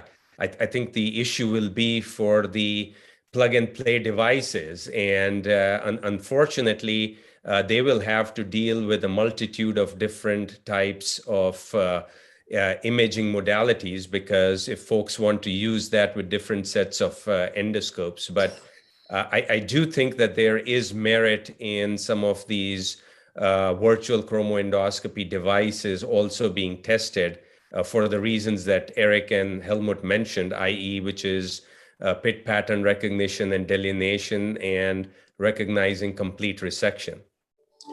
So we have a couple of minutes before going live with the Pradeep and new procedures. So from reimbursement standpoint and adoption, full adoption from all medical facilities, what we need to do to make sure that this is going to happen? Because if you look to the AI for colonoscopy, despite the evidence, still adoption is going very slow. So what is the suggestion? How we can move forward? Well, and the suggestion is to explain that, well, we want to prevent death from cancer, and we want to be organ sparing. And that's the reason that we want to find early lesions. Besides, it's very interesting for gastroenterologists to do the work, but I mean, we do it for the benefit of the patients. And now we have a domain gap. We have non-experts and we have experts, and there's a gap in finding lesions, and that's called technologically that's called a domain gap. And we can bridge that gap with AI. So a non-expert plus AI can become an expert and find more lesions and prevent people dying from cancer. That's the reason why we became doctors. One of my reasons anyway. So yeah, that's my. Okay, but the question, Pratik, Helmut, is why adoption in correct screening program is so low, and what we can do to implement this in other fields of endoscopy, including Barrett? I think, Ale, it's everything, right? I mean, whenever it's like any new technology, when it comes out, one is lack of information, one is needing better education, and third is costs, and fourth is reimbursement. So we have to address all of these. I mean, so... Okay. And I think the GI societies and the endoscopy societies will play a big role because reimbursement is not that easy. I mean, as you well know. So through ESGE, I think Helmut's doing an excellent job. I think he mentioned some of the white papers and the guidelines. And from the ASGE side, we have the global summit in which we do call the FDA as well as insurance companies and other players in the field, so that we can have a discussion about exactly what Eric is saying. But I think it will take a while. I mean, it's just anything new coming up in the field, and to expect everything to be solved within the first year, I think is probably not realistic. So you are positive, optimistic. Helmut, yeah, I think it's going to be an uphill battle. I mean, I think it's not going to be very easy, but we'll do it. Yeah, I think it's a long way in our country, at least, to get it reimbursed. But as Pratik said, I mean, all these new technologies are on the market. They will come. If you have a new CT scan or whatever, it takes a time, and then the reimbursement is if you have data, then I think it will come. I'm sure it will take a couple of years. We're going with AI. It's too new for the moment that our insurances will pay for this. Okay, very good. I hope you can stay a little bit longer, because I think Pradeep is ready to show live a nice case of Barrett. Oh, yeah. So thanks for your contribution. It's been great. Can I have applause for all these experts talking about AI in Barrett? Great job as always. And Pradeep, you ready to go? Everybody's Yes, watching. Ale, Pratik, thank you for Pratik, Helmet, and Eric. Thanks for joining us. This is quite topical. You just gave a talk. We managed to get a Barrett's case. I'm just going to pull the endoscope back and see if our AI can detect. One of the challenges developing this, Ale, has been that these gastric folds constantly used to come up as neoplastic. We used to get bounding box all the time. So that has been a huge challenge that you can see now that AI is not shining that. There is no false positive with the fold. Then we come to this area and you'll see that AI has started picking up something. You see the reverse L, which is that it has picked up something, and then the delineation software kicks in and it starts delineating the lesion. And on the right side, you can see the heat map. So if I just still it there and talk you through, so this is the Wise Vision system that we developed in collaboration with NEC Japan. And it is a standalone system which comes with its own trolley. On the left side is the main screen where you see your endoscopy video, and the right half of the screen, it shows every time there's positive detection, it takes a still frame and puts it at the right top corner. And at the bottom, you see the heat map. So the important thing about the heat map is it has different colors and they have different significance. And we can talk through that as we go along. So Pradeep, what do you think? So Pradeep, tell us about these different colors. What do they mean? Okay, so very important point. Both of them I'll address. So now you can see, Pratik, on the heat map, you got two different hotspots. One is a deep yellow hotspot, which means it has a very high confidence of neoplasia. And then there is a blue hotspot at the periphery and a delineation, which shows the confidence of AI here is low. So there is a possibility, but there's a low confidence with AI. So it just highlights very much similar to how you would assess and look at this and think what it could be. So you see now?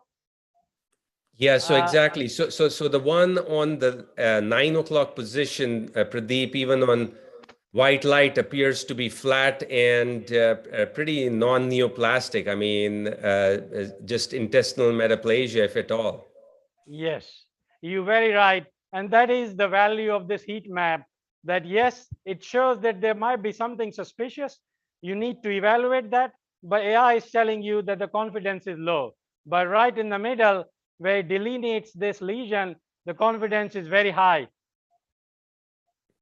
So to me, the vision here is that if these AI systems get implemented into practice, then very soon we can move away from a targeted, from a protocol guided biopsy to a targeted biopsy. And that's, I see, is the biggest value. You can then talk about delineation of the lesion and staging of the lesions and all those other things. But the most important need is during surveillance, can a general endoscopist find a neoplasia? If he can find, can he target the biopsy? And that's where the big value will be, I feel. Pradeep, excellent demonstration. Now, what's the green line which comes all around your endoscopy screen? Is that when a lesion is detected? Is that when it comes up? That's a very good point. The way these things are developed, you know very well, Pratik, but for our audience, it's important for them to know is that the systems are programmed that when it detects X number of frames as a neoplastic frame, it will show an alert. So very quickly, with very few frames, we'll get this reverse L saying that there is a possibility here. And then the processing kicks in. And when it's processed it, then it will show you that X number of frames have now been processed, and now it's very confident. And that's when the other delineation and the heat map kicks in. So you see here now, when I've stilled it, you got both. So that's the early detection of very few frames. You get the reverse L. Then more frames are processed and becomes more confident. You get the delineation and the heat map. So it's a combination of whole thing, starting with a very low confidence to a very high confidence. So Pradeep, how does it work when you go with a Zoom endoscopy, if you go in more details? So you would prefer to have Zoom? I think most of us don't have Zoom endoscopes, Ali. Yeah, but now, oh, it's nice. I just zoomed it a little bit, and I think, would you agree, Abid, that Yeah. it's highlighting all the relevant area? Yeah, it's very nice. So it just delineates the lesion very well. So I'm not sure AI or other software in the esophagus, maybe compared to the colonoscopy or the colon, to give us more delineation of the lesion, and also I think more characterize the lesion compared to the AI and colonoscopy to detect. Because usually in the esophagus is easy to see the lesion. I would say the other way around. In esophagus, in Barrett's, it's extremely difficult to detect the lesion. Polyps are like little mushrooms hanging out. It's very easy for most standard endoscopists to find. This is a nightmare for Western endoscopists. These lesions are very flat, very difficult to detect. And, you know, Pratik has published loads of data which shows between 20 to 30% of us endoscopists miss this. So Barrett's lesions are very flat, very easy to miss. And I think AI for detection has a huge value. Characterization, yes. What do you think about the value of characterization, Noor? It's really important. Pradeep, there is a question. I was going to ask you one Yeah. more question before. I'll take Noor's question very quickly, then we'll come to you. Yeah. Now, looking at the heat map, the whole area which is abnormal is very hot there. Yeah. Now, for a biopsy confirmation of what we see, yeah, does it tell you if it is a wider lesion than this? Yeah. Does it tell you where to biopsy? It's a very, very important question. I hope you got that. What Noor is asking me, can you help me target the biopsy exactly where the money is? And that's what that color coding is doing. So anywhere in that yellow zone, if you target your biopsy, you will get a neoplastic with very high confidence. If you go to the bluish, greenish areas, the confidence keeps dropping down. Ali, go ahead with your question. So, just as a follow-up, sorry, Pradeep, to that question is that I'd say that for someone like this, it's fine that wherever you want to biopsy, but unlike just like the polyp, you should resect this, so rather than focusing on where exactly in here you should be biopsying, an area like this just needs to be resected. Absolutely, you're right. So we switch off the AI. We'll just do standard assessment now with magnification and BLI. This area does look a little bit worrying. If you look at it, the vessels are a little bit obscured. There might be a hint of invasion here, possibly intramucosal SM1, because it looks soft, it's moving all right, but the vessel pattern is a little bit lost. So I think it is still small, but you see as we go down, AI was detecting this little streak as well. And BLI tells you as well that it extends downwards. This area was also being detected by AI. And you can see on BLI that this little streak down below it is also neoplastic. So I think we're going to mark this out, possibly all the way till here, and resect this entire area. Maybe we can, is it possible to switch on the AI one more time, Mo? So Pradeep, the question is, you're showing quite a long area. So what is the risk of false positive? Like for colonoscopy, there has been studies on false positive related to AI. Are you scared about false positive with Barrett AI systems? Yes, there's always a risk of false positive, Ali, and there is no getting away. But where we work with this, we have really minimized the false positive. The biggest false positivity was arising here. These folds were shining out as neoplastic in the past. With this version, they don't now. See, now it's beginning to show. Can you go with the eye live again? Okay, nice. Yeah. You see now, I was saying it's extending downward. This is a lot more subtle than the lesion I showed you at the top, but it's detecting that with high confidence. And as I pull back, you'll see this entire lesion, it's detecting all the way. So it's not just that small lesion that we saw at the top. And if you watch the heat map, although it detects, the side lesions are not that with high confidence. You see that? So the confidence is persistently very high in the middle, this entire streak. But Ali, you'll never have a system without false positive. But I feel this is just helping me focus on an area of interest. And then it's up to me to assess and decide, as Pratik said, in this case, go straight for resection or take a biopsy, one of the two approaches. At the moment, if you're talking about false positive, Ali, you need to think in Barrett's. There's a huge amount of false positive biopsies we're taking. For every neoplasia we detect, we're taking at least 20 or 30 biopsies which are non-neoplastic. So we need to worry more about the false positive biopsies that we are taking than what AI might make us take 1 or 2 extra biopsies. Good point. But So you're going to if resect? If you have a confident to be marking. If you depend on the system, do you need to take a biopsy or you for the second? No, I'm very confident with my own assessment. But AI is just guiding me. Knife for marking, please. So AI is just guiding me to the area of interest. It's my decision now what I want to do. So I need to make an assessment now, and then Pradeep, decide after assessment what to do. Pradeep, do you think Yeah. this is high definition white light?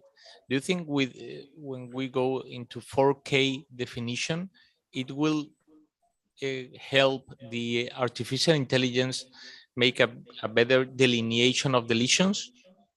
You're right. I mean, higher the resolution of image, more the frames per second that you get in your processor, better is the performance of these things. So as the resolution improves, I'm sure our performance will improve as well. So, I mean, we've been thinking about seeing if we can do AI guided delineation even. So I'll ask our colleagues to switch on to AI mode. I don't know, we've never done this, Ali, before, but as you know, we do a lot of things first time. I'll see if AI will help me delineate and help me mark, but this knife might cause interference. So can we put the system on? Okay. Will the knife interfere? Yeah. So, okay. So it guides you and takes you along the boundaries. There is an optimum distance that you need to maintain when you're doing AI, because if you go too close, it will not work. If you're too far away, there might be a challenge. So there is an optimum distance for working, but you can see that you can do very good delineation, almost to Japanese standards of having 2 to 3 millimeter margins for your ESD. I don't think this is developed for that, but that would be the next thing in this game as we go further. So you can switch off the eye. I'll just use BLI and magnification for marking now. Any more questions, Ali, from your side? Pradeep, this is Eric. Yes. I think you just mentioned an important argument for the for use of AI in surveillance, and that's to skip the unnecessary biopsies. So we have to prove that, of course, in studies. But I mean, we can save a lot of money with that. So in fact, you get better and cheaper. I mean, that's the purpose in the future. What do you think about it? Absolutely, I completely agree. I think that is the way to go, because at the moment these protocol guided random biopsies people don't take proper biopsies. Patients find it very difficult. and we still miss despite all that. So I don't think we have a perfect system right now. So I think that is the way to go.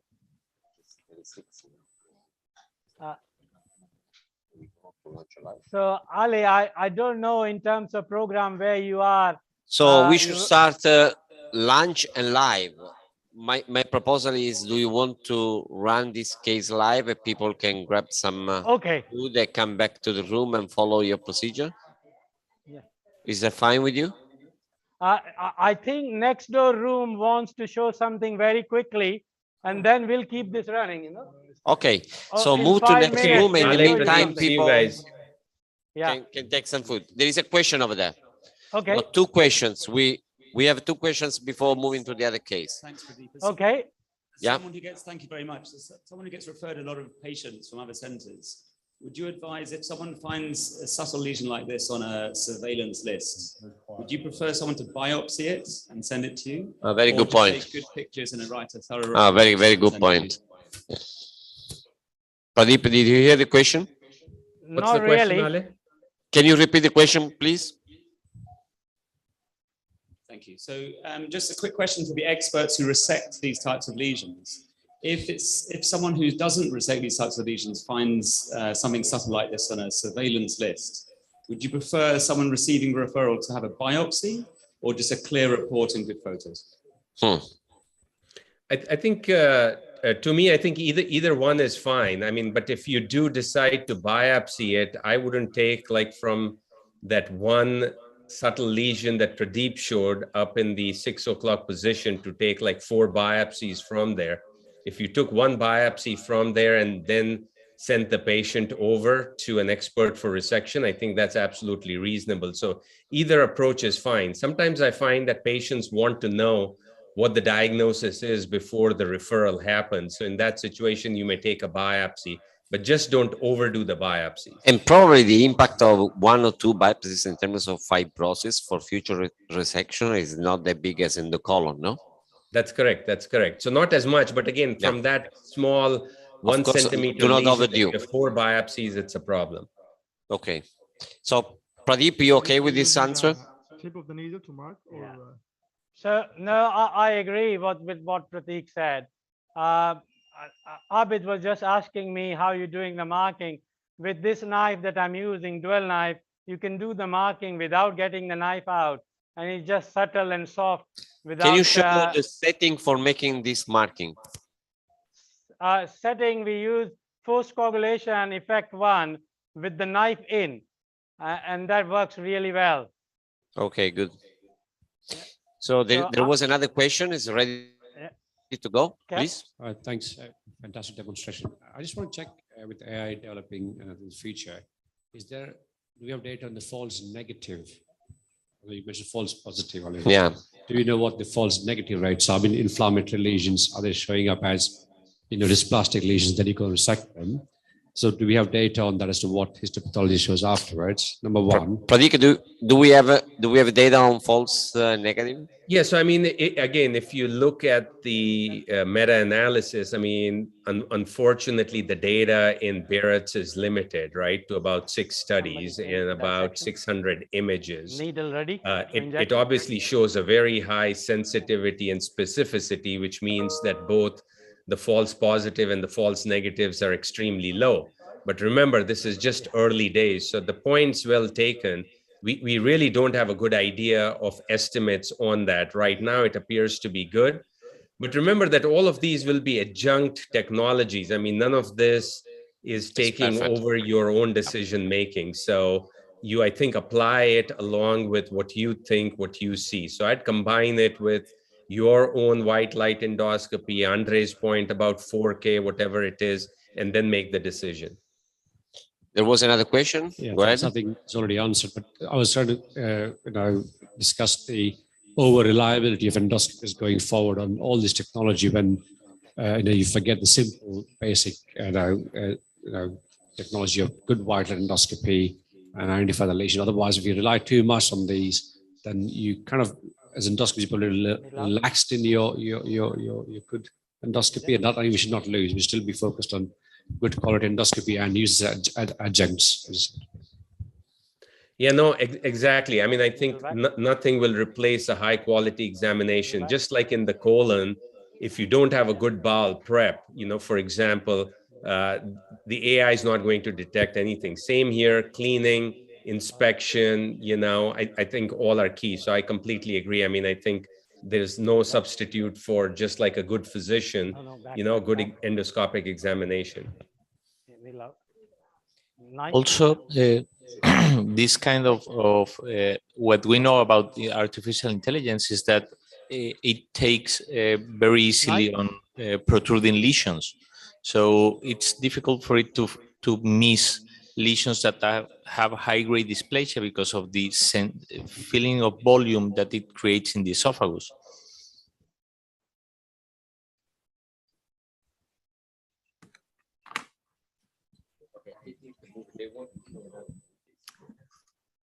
So there's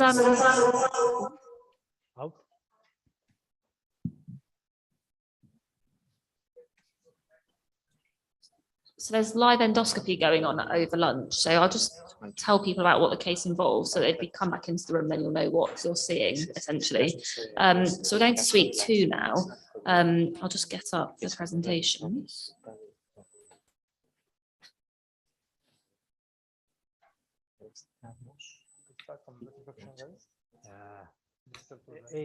Yeah, it's because it's the junction. I prefer the knife back. Inject. Inject. And so, thank you. Knife out. This is AA is very vascular as well, and it just causes. So for when you come back in after lunch, or if you want to stay, the next case we're starting in suite 2 is an 82-year-old man that's got a history of ulcerative colitis that was diagnosed about 10 years ago. And on his most recent surveillance colonoscopy, they found a non-granular lesion in his ascending colon. So that's today for assessment and resection.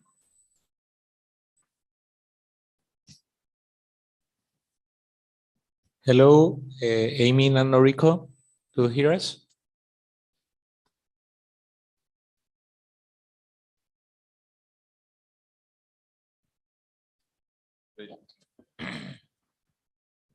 Amy?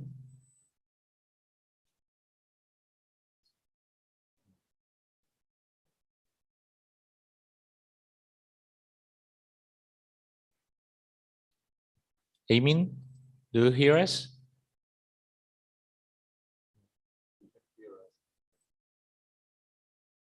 To your left-hand side for me. Okay. Bend your knee. Sit. Wait a minute. Slow. Wait a minute. Bring someone to sort of late knees out. That's it. Amy? Hi, good afternoon. Hi, guys. Hi, Noriko. Hello. This is Jose Miguel Esteban and Andres Sanchez Yagüe here, as moderators. Hi, guys. Welcome. So this gentleman, I think you may have heard the history. This gentleman we know has had long-standing colitis, which actually is reasonably well controlled with his medication, because we don't really see any active disease, and we see quite quiescent disease on the insertion. There is a tattoo placed here, as you can see in the ascending colon, very close to the lesion actually, which is makes things a little bit challenging. And then you have a lesion in front of you here. So the first thing to say is really to make an assessment, and a good assessment. And on white light, what we can see that is this is, first of all, in terms of morphology, this is LSTNG in terms of our morphology, and it's in the ascending colon. Two things to think about, because obviously we're planning resection. So I'm going to talk a little about diagnosis first, and then talk about strategy. So let's put first of all, our imaging on to narrowband imaging. Now, this is not a zoom scope, but this is a scope that can have. Do you don't usually use a cap when you do for this kind of lesions, or for this kind of patients? So we're just diagnosing this at the moment. This is a diagnosis, and then we'll change and then we'll change the. You mean for resection? Is that what you mean? Do you use a cap for resection? Oh, Well, no, but for the procedure itself, or some kind of help like endocap, or when you are looking for these plastic areas. Not routinely. This patient's already had a diagnostic, and we know that there's a lesion here. So the idea is to assess and resect by ESD. So initially, the assessment is done without the I use usually the tapered hood cap for ESD. So doing an assessment with that is very, very difficult. So we would usually do it without the cap. You can use a straight type cap if you wish, but if you're used to using magnification, then actually the cap is something that is difficult unless you use a very short black hood, which doesn't interfere with the magnification image. Now this is not actually any zoom, but let me just see if I can. This is a 1500 Olympus scope. That is a near focus. And actually, if you look at the near focus area here, what you can see is on spectral imaging, what we would like to look at is the one a bit on the right, I think is probably just a bit of trauma from scope and from suction or from our insertion. But you can see this is JNET classification type 2B. So JNET type 2B suggests that this is either high-grade dysplasia or above. And I think we need to dye this in order to evaluate the exact endoscopic diagnosis. So let's have the indigo, please. So this is a LSTNG pseudo-depressed type? Yeah, this is pseudo-depressed type. And from the data from our data and from data from Show University, these patients often will have a considerable degree of submucosal fibrosis.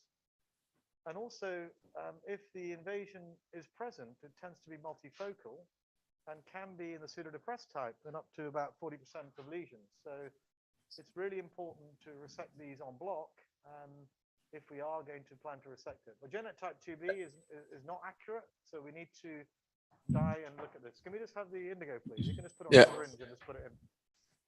I mean, it's Rayhan here. Listen, I was wondering whether you could just go back to the lesion. What we're going to do with your help is just showcase the chip technology here, because I've got access to it here.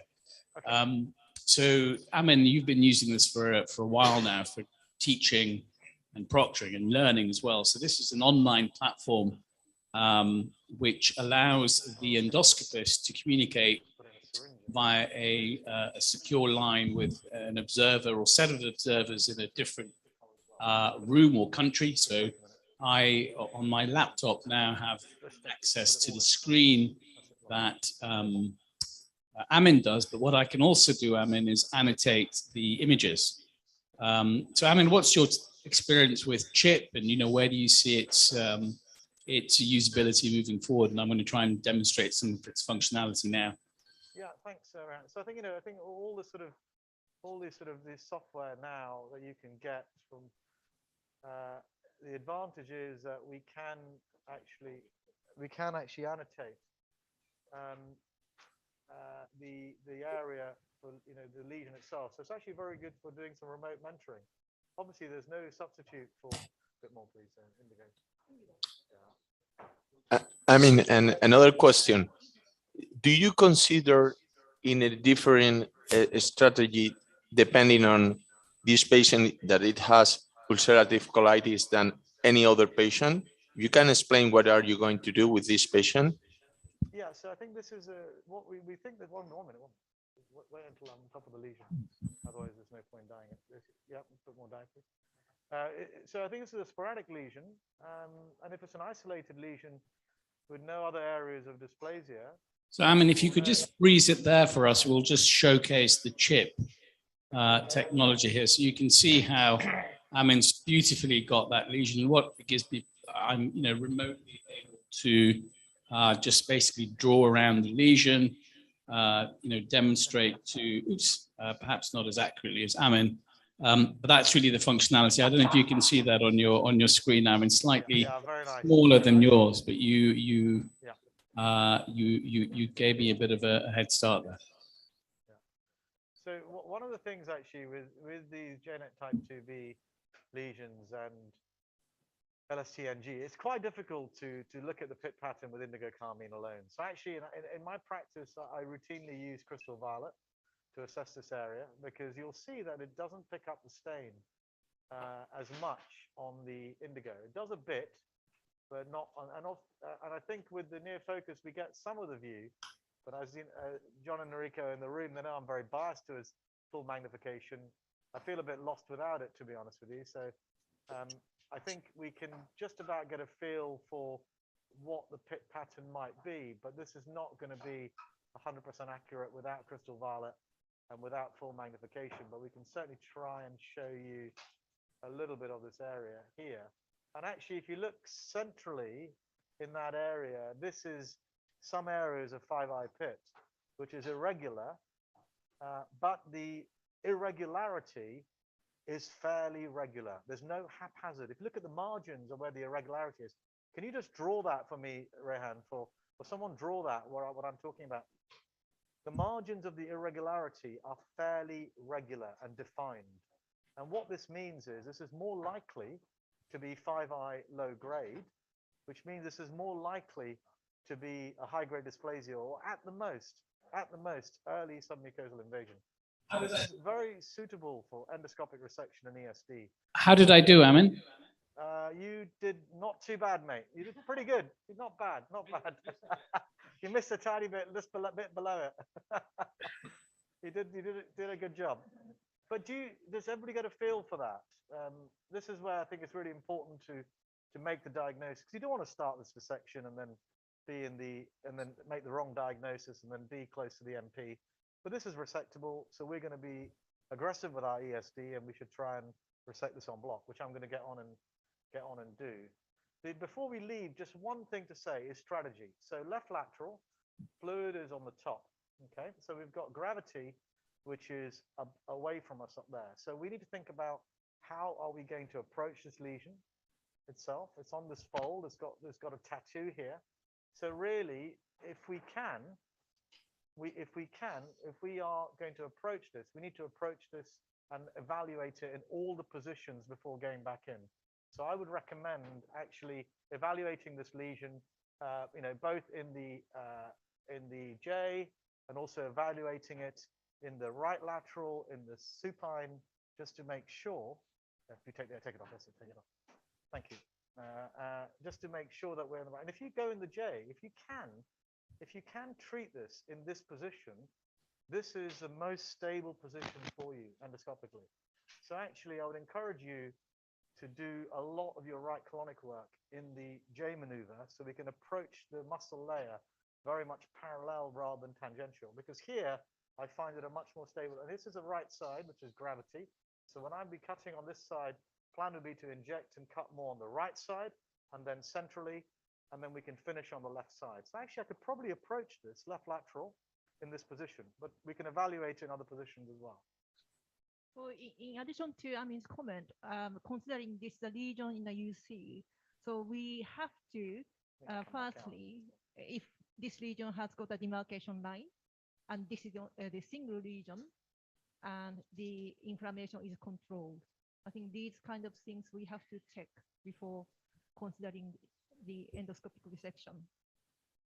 Yeah, no, absolutely agree. Okay, well, why don't we just get ready for we're going to change our scope now.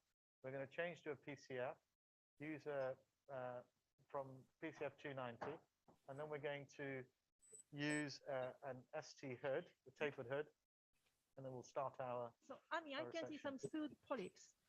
So your plan is including soot polyps? Yeah, I think so. I think we have to include, really, because of the fibrosis, I think we'll have to start at least a cap and a half away from the lesion so that we can access it fairly easily. So my plan would be to start quite far away from this lesion and include these small polyps that are around, which all have plastic polyps.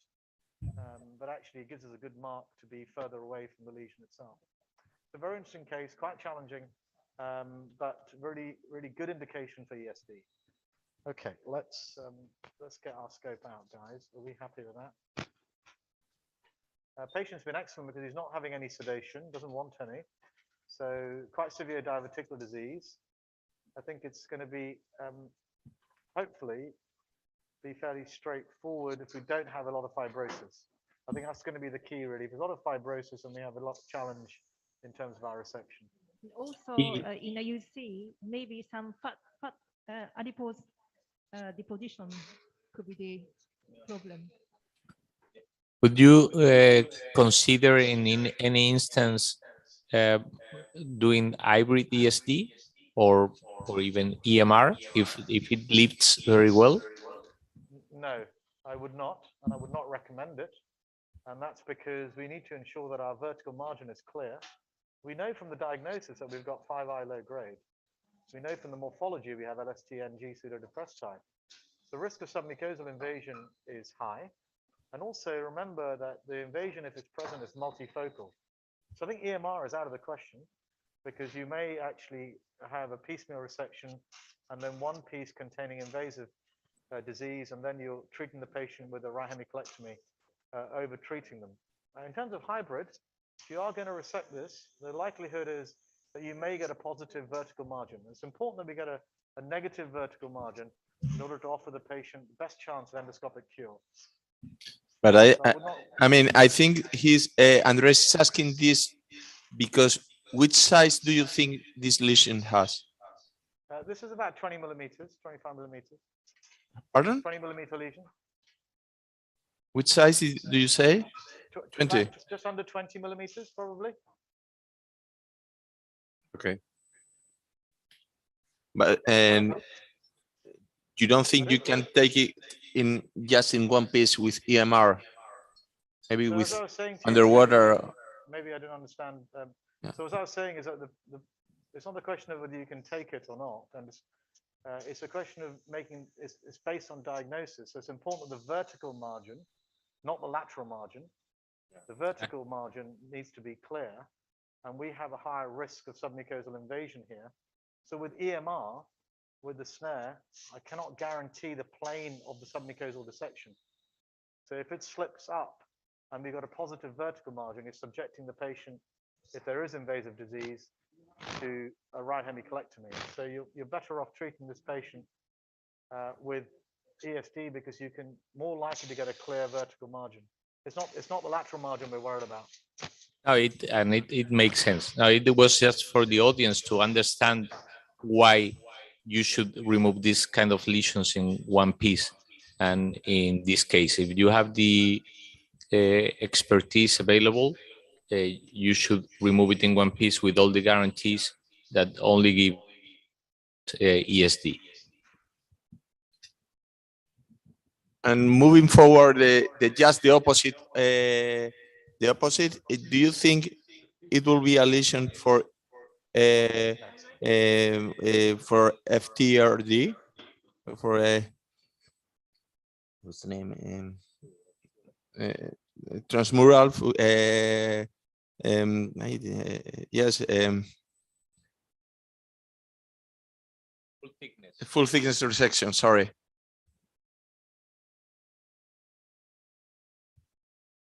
I don't know.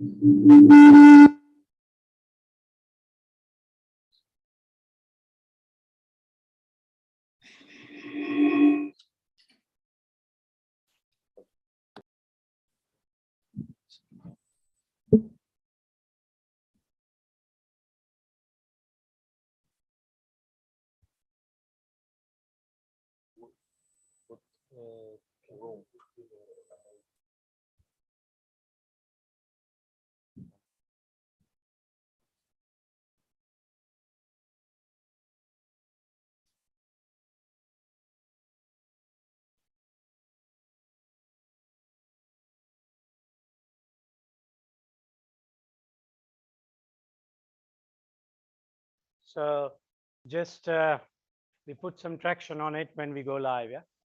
Don't pull it now.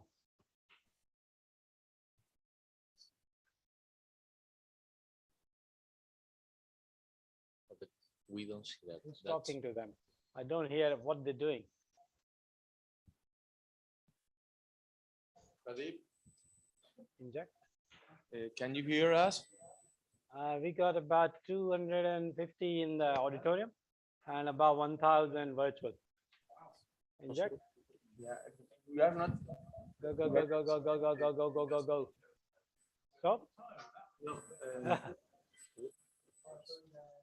Inject. Thank you. Stop. Yeah. Perfect. Now we see your endoscopic image. So you have applied some traction. Okay. Welcome, guys. Can you hear me all right? Yes. So we've been waiting for you, just killing time. My anesthetist is getting very angry with me. So why are you wasting time? But I just wanted to show you what we done. You see here, we just done a circumferential mucosal incision all the way around, bit of dissection at the bottom end. So once we done this, both sides, put a traction. Now you can choose a very safe knife, open, like a open knife out. You can use an IT Nano. You can use a scissor knife. You can use this. I would have preferred using at least 2 millimeter knife. Can somebody keep traction, please? Watch and keep traction. Just a little bit. So you use the 2 millimeter, not the 1.5? This is 1 millimeter. I'm working with a very cautious colleague who suggested that in esophagus wall is very thin. We should be using 1.5 millimeter. So I'm just taking advice from him and turning it down. But I think 2 millimeter would be fine. With traction like this, I don't see a problem with 2 millimeter or 1.5 millimeter. It's just look at the planes, how well they open up. It's quite a vascular lesion, but I'm using precise sac, and that has transformed my practice using precise sac. So look at these vessels. I don't change, I don't precoagulate, I just go through this. Now this is a scary one. The vessel that I'm just approaching, I just sit here, no traction, I just cook. You see that? You just cook it without traction, and then there is no need of using a core grasper. If you don't do that, you will end up using a core grasper. What's the setting? Precise sec 4.5. I don't know if they can show you, but go to the RB stand, guys. They'll tell you everything about precise sec. It's really a very good setting to use. Yeah. So I think the difference of precise set, it has some impedance resistant to the tissue, and then it can control the effect and the coagulations compared to other setting.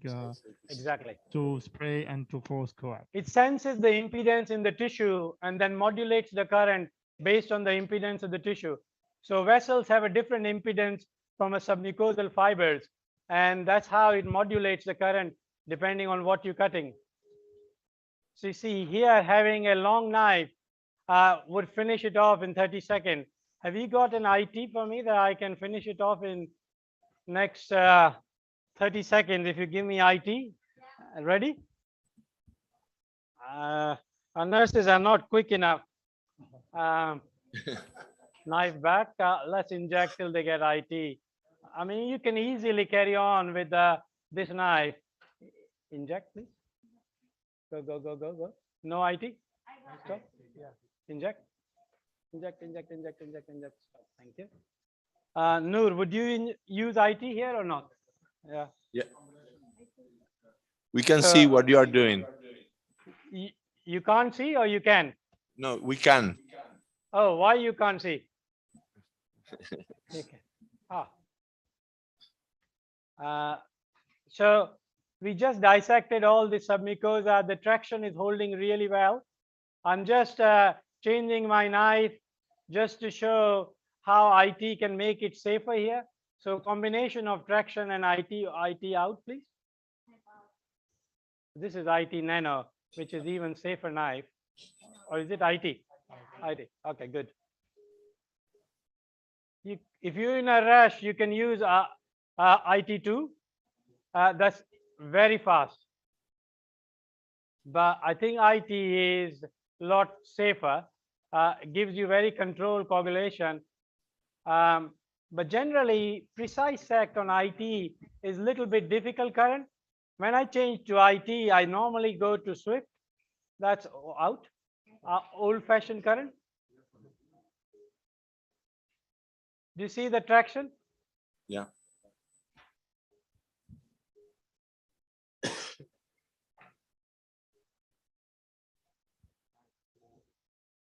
So I think we are almost at the end of it. Oh, the vessel raising its head somewhere. Knife out, please. So the beauty of this knife is you can get under and there. Because the tip is insulated, I'm not worried where the tip is. Keep going.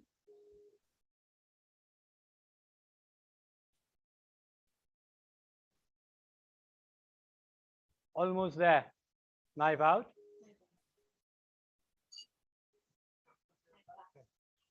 Yeah, there you go. We do have a little bit of attachment on the side somewhere. So this is the mistake I made in a bit of rush. Just gently pull back, please. Gently pull back.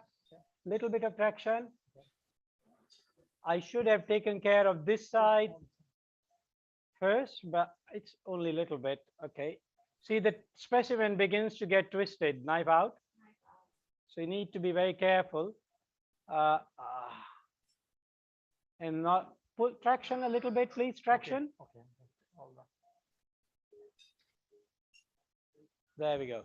Okay. There. So probably about 20 minutes, the entire ESD. If you use the traction, start at the bottom end first. Don't let these vessels bleed on you. Apply the traction. Look at that. Very nice resection base. Yeah, because well done. Patients, thank you. These patients do have a risk of bleeding because it's so vascular. I do like to put Purestat in these patients. So we put a little bit of Purestat that enhances healing as well and reduces, especially today, I don't want to come in the middle of the night, guys. I want to stay with you at the dinner. So I'll just put some Purestat. The specimen is out. So if you give it to our colleagues, they'll pin it. I'll go down and put some Purestat if you can give me 3 ml. Okay. Thank you, Pradeep. We will go with Amy and Noriko that will. Please. Thank you. Bye-bye.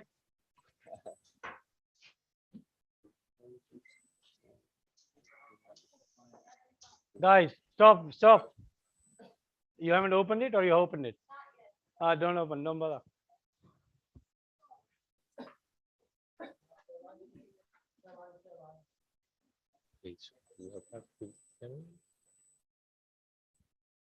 Okay. Amy, Noriko, we are back with you.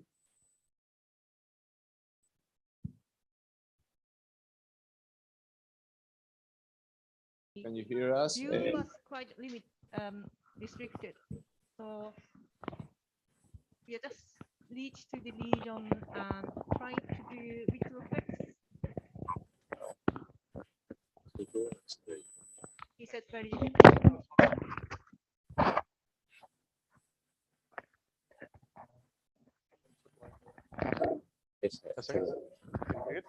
Yeah, so very difficult to retroflex with the cap and the spasm in the bowel, but we've managed to do that. Now we just need to find the lesion, Noriko.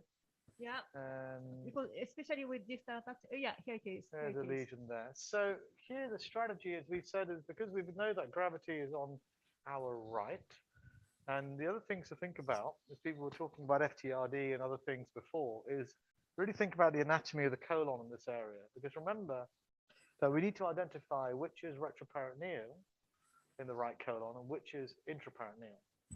So that will help us in terms of being how aggressive we might be potentially. And if we are on the intraperitoneal side and you have a perforation, if you have a full thickness resection, you're more likely to catch small bowel or be in the free intraperitoneal cavity. Injection, please. So how do you know? I mean, this patient is on left lateral. So patient is left lateral. The fluid is on the right. Yeah, that's what we saw. I'm not going to put more fluid in because we did that before. So that means that's the most dependent part So if you look at where the patient is on the left lateral, that area is a lateral wall of the cecum. So actually, if you perforate there, you're going to be on the lateral peritoneal reflection. If you perforate on the side of the lesion, you're going to come down towards more the retroperitoneum. And as you go away from the lesion, you're more intraperitoneally. So actually, it helps you with, knowing how potentially aggressive you can and can't be. And if you do have a perforation, then that could be something to think about. So I think anatomy of the right colon is extremely important. Which is intraperitoneal, which is retroperitoneal. Oh, not here. Okay, sorry. Right. Here we go. So the injection strategy really is, let's start a little bit closer, knife out, needle out. And just so when it's slow injection initially and then increase it. Yeah. Inject, please. Slow injection, yeah, slow, and then slowly increase. Scope is quite stable, isn't it, with the little reflex? It's not too bad, Not too actually. bad. Not too bad. So now I'm just very gently injecting. Keep going. Don't stop. Yeah. Keep So going. this is just normal gel fusing Correct. Stop there. with a little bit methylene blue. Inject, please. You always use a conical cap? Yes, I usually use a conical clap. I find that although the view is not as easy, stop there, to get into the submucosal plane is a little bit easier. So easier to get into the submucosal for submucosal dissection, but more difficult in terms of the views itself. Inject for me.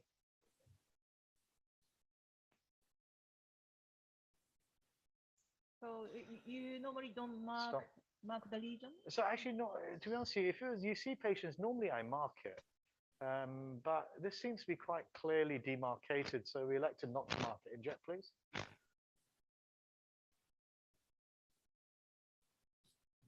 Is there any questions in the audience? Any comments? You can continue. Stop. Okay. So you're going to start from the oral side of the lesion, and then are you going to make a pocket? Yes, I think it's important that we use a pocket creation here because we want to stabilize the scope. Scope is very unstable, inject. And if we can, in the pocket, usually we're fairly stable. And also the advantage of doing it in the retroflex area is that I'm going to be less likely to perforate the colon because I'm going to be more parallel to the vessel, to the muscle layer. Stop there, please.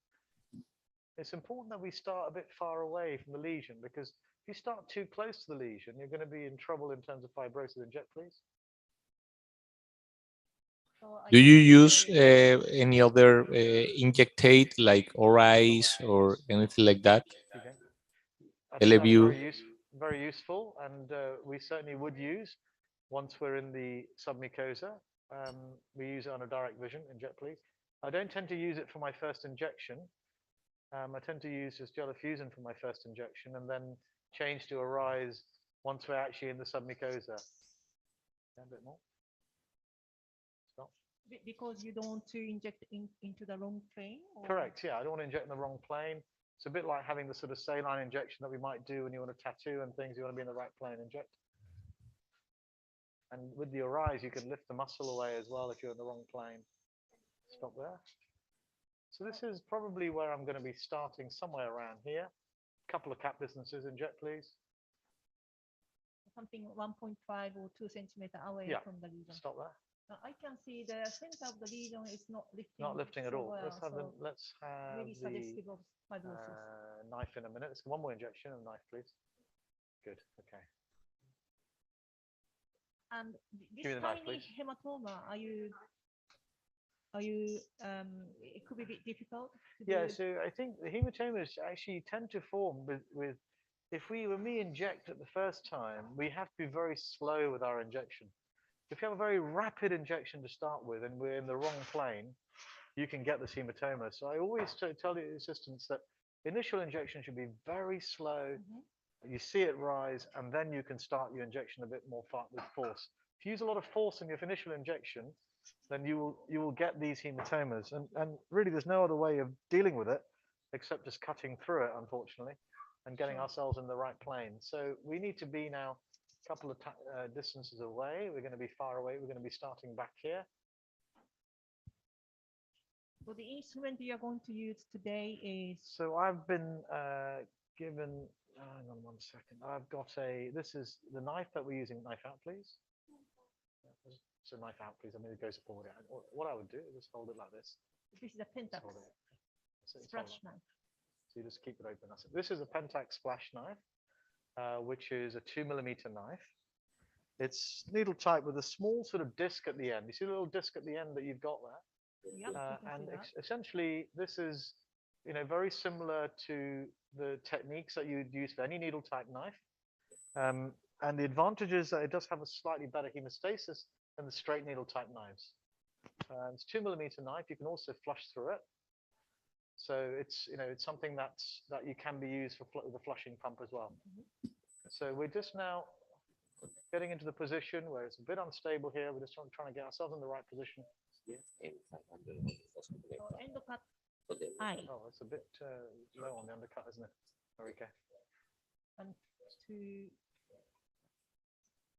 Just 1 second. Doesn't sound right, is it? The cut doesn't quite sound right. Doesn't sound right, is it? The undercut.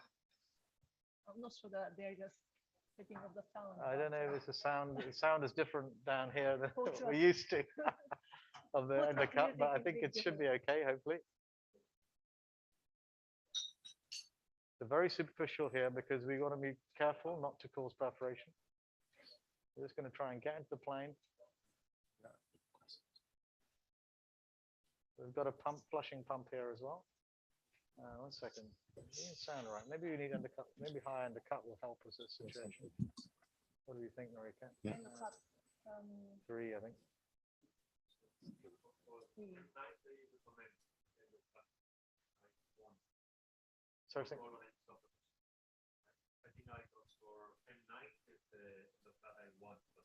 Oh, no, that's fine. No, I don't need to change that. That's fine.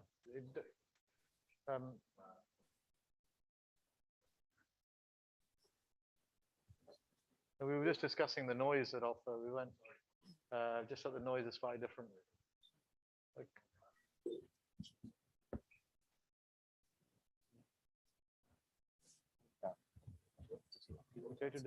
Go back again to the next section, please. Thank you very much. Yeah, I wouldn't change the settings. That's absolutely fine. We're quite used to these settings.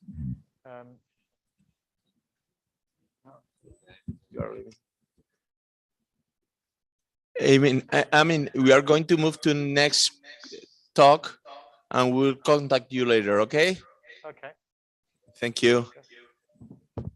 Definitely is a different sound, isn't it? That's for sure, isn't it?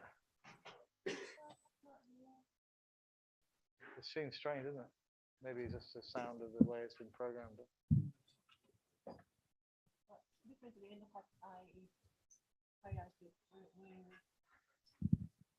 So, ladies and gentlemen, welcome to the afternoon session. I'm Rayan Hadri, and I've got the pleasure of co-chairing this afternoon session with Professor Ripici.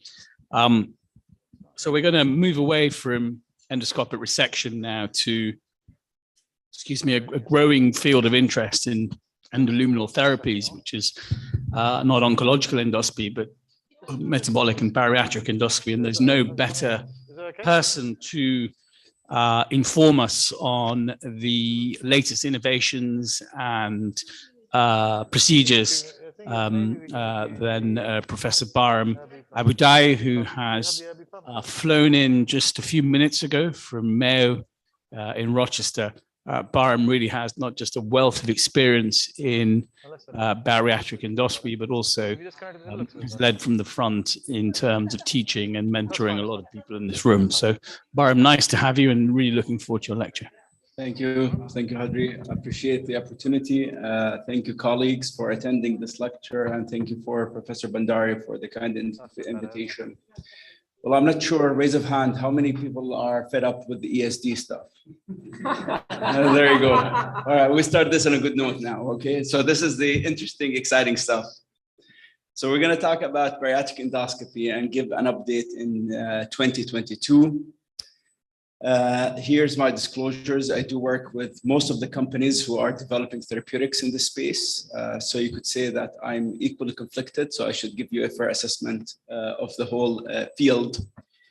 It's a large field of interest. So I'm not going to do it justice in the. It's a large field. So I'm not going to do it justice in the time allotted. So I'm going to highlight areas where I think it's state of the art and give you an update on these areas. First of all, I will refer you back to Chevalier Jackson in 1902, who is the father of endoscopy. And he talked back then about the incredible insight commending the advent of endoscopy. I quote, he said, "No longer will patients be cut open to see what's the matter. And if it's proposed to pass an instrument through a mouth, consent will rarely be refused by the patient." I think in 2022, Dr. Jackson's vision became true, and now endoscopy could address the worst disease known to mankind that affects 2 billion individuals, account for 4 million deaths, with a exponentially rising prevalence across the globe. No country is spared from obesity and its metabolic consequence.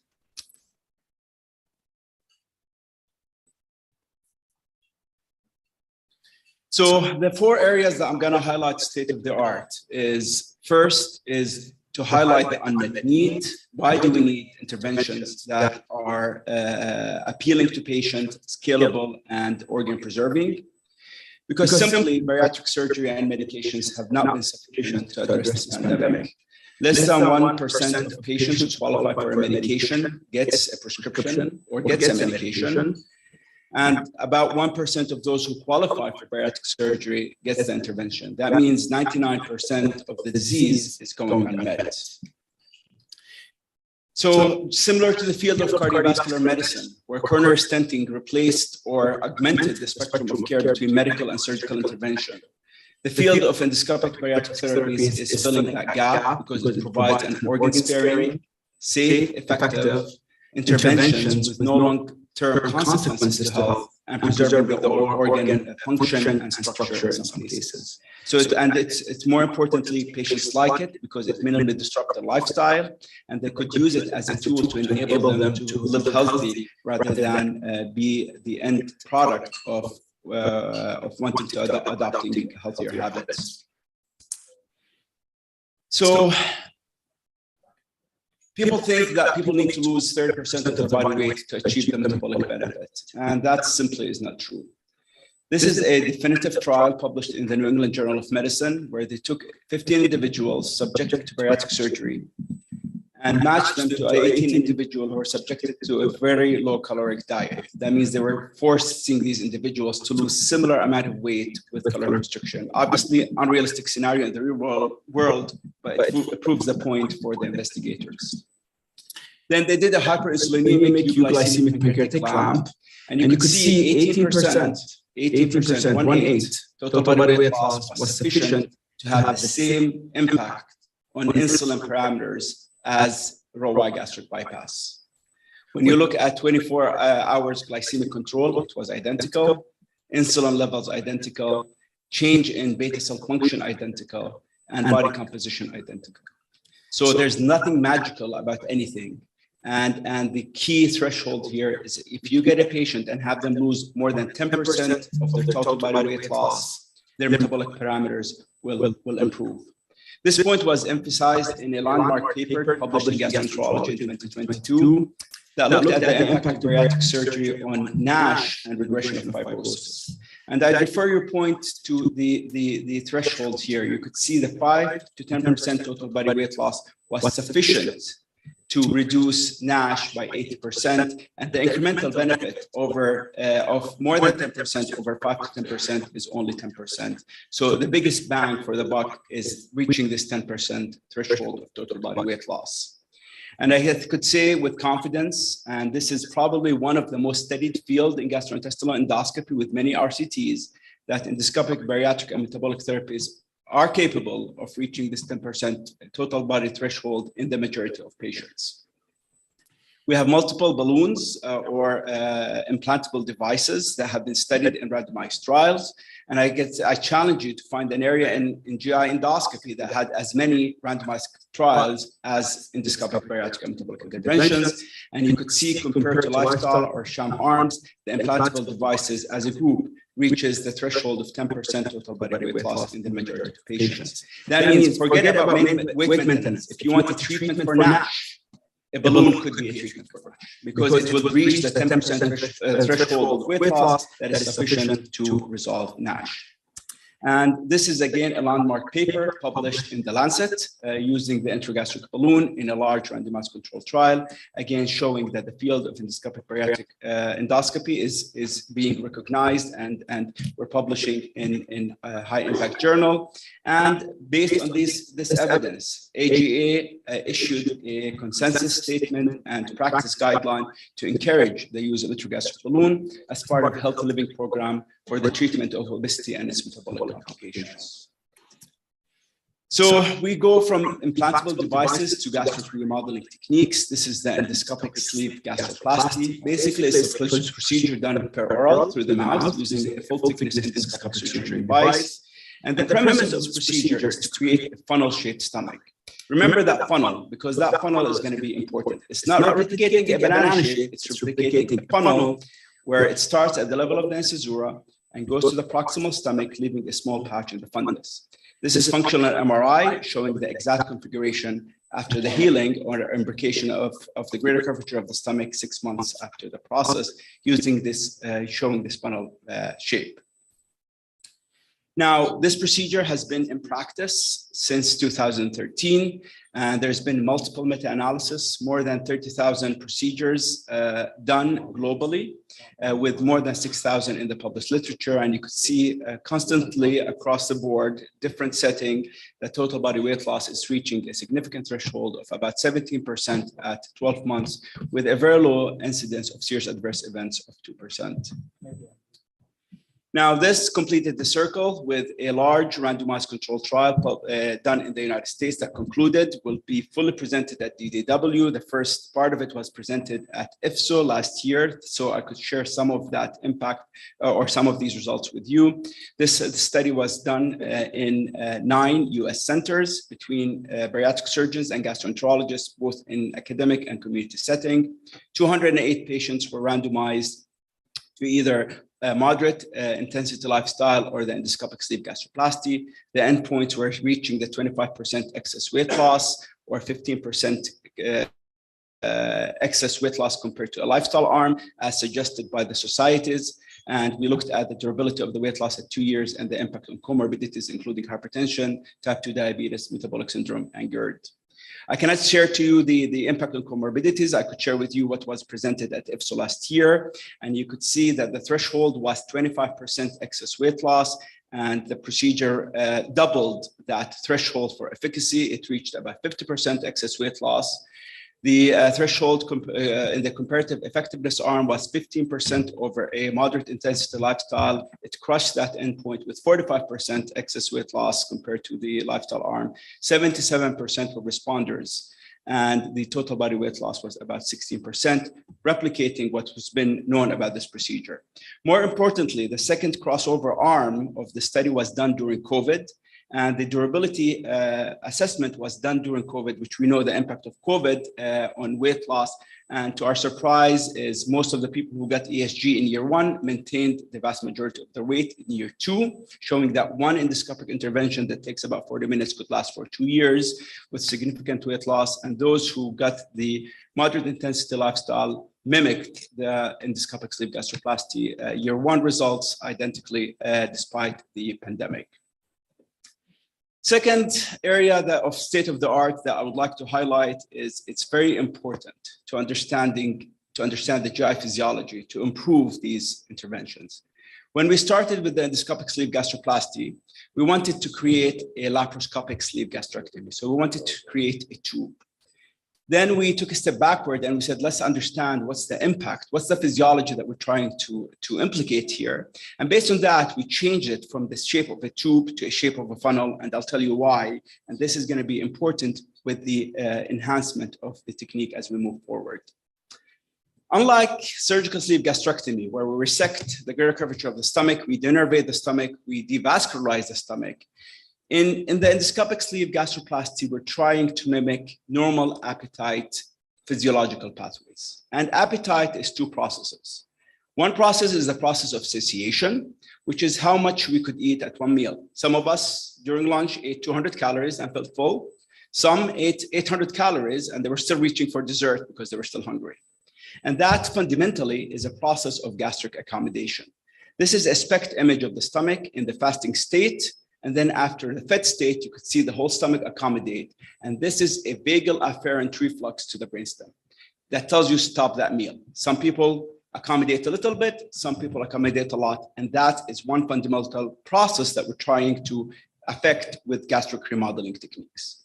Then you eat the meal, now you activate the process of satiety. The question is, when do you pursue your next meal? Some people are hungry in half an hour and go reach for snacks. Some people are hungry in 2 hours and then, or some people even 4. And that's fundamentally is a process of gastric emptying. So what we're trying to do with the gastric remodeling technique is to create a funnel that affects the accommodation. So the small pouch that I showed you in the fundus accommodates quickly to terminate that meal. Then food sticks in that pouch. So there's a delay in gastric emptying, but eventually the food empties out of the stomach. So you're really impacting normal appetite pathway through satiation and satiety. So instead of a banana shaped, this is the physiological shape that we're trying to replicate with gastric remodeling. You could see it here in cartoon shape. This is a fluoroscopy image, and this is a scintigraphy. You could see at 4 hours, most of the meal is sitting in the small fundus. Then eventually the meal empties into the antrum and empties normally out of the stomach. Thus, patients eat less and feel full for longer period of time, which is the fundamental principle of what we're doing here. We published this that changed the shape of this procedure in CGH in 2017. You could see we did 4-hour scintigraphy before and after, and you could see that the endoscopic sleeve gastroplasty affects the accommodation, but also it delays the gastric emptying, thus prolonging the process of satiety.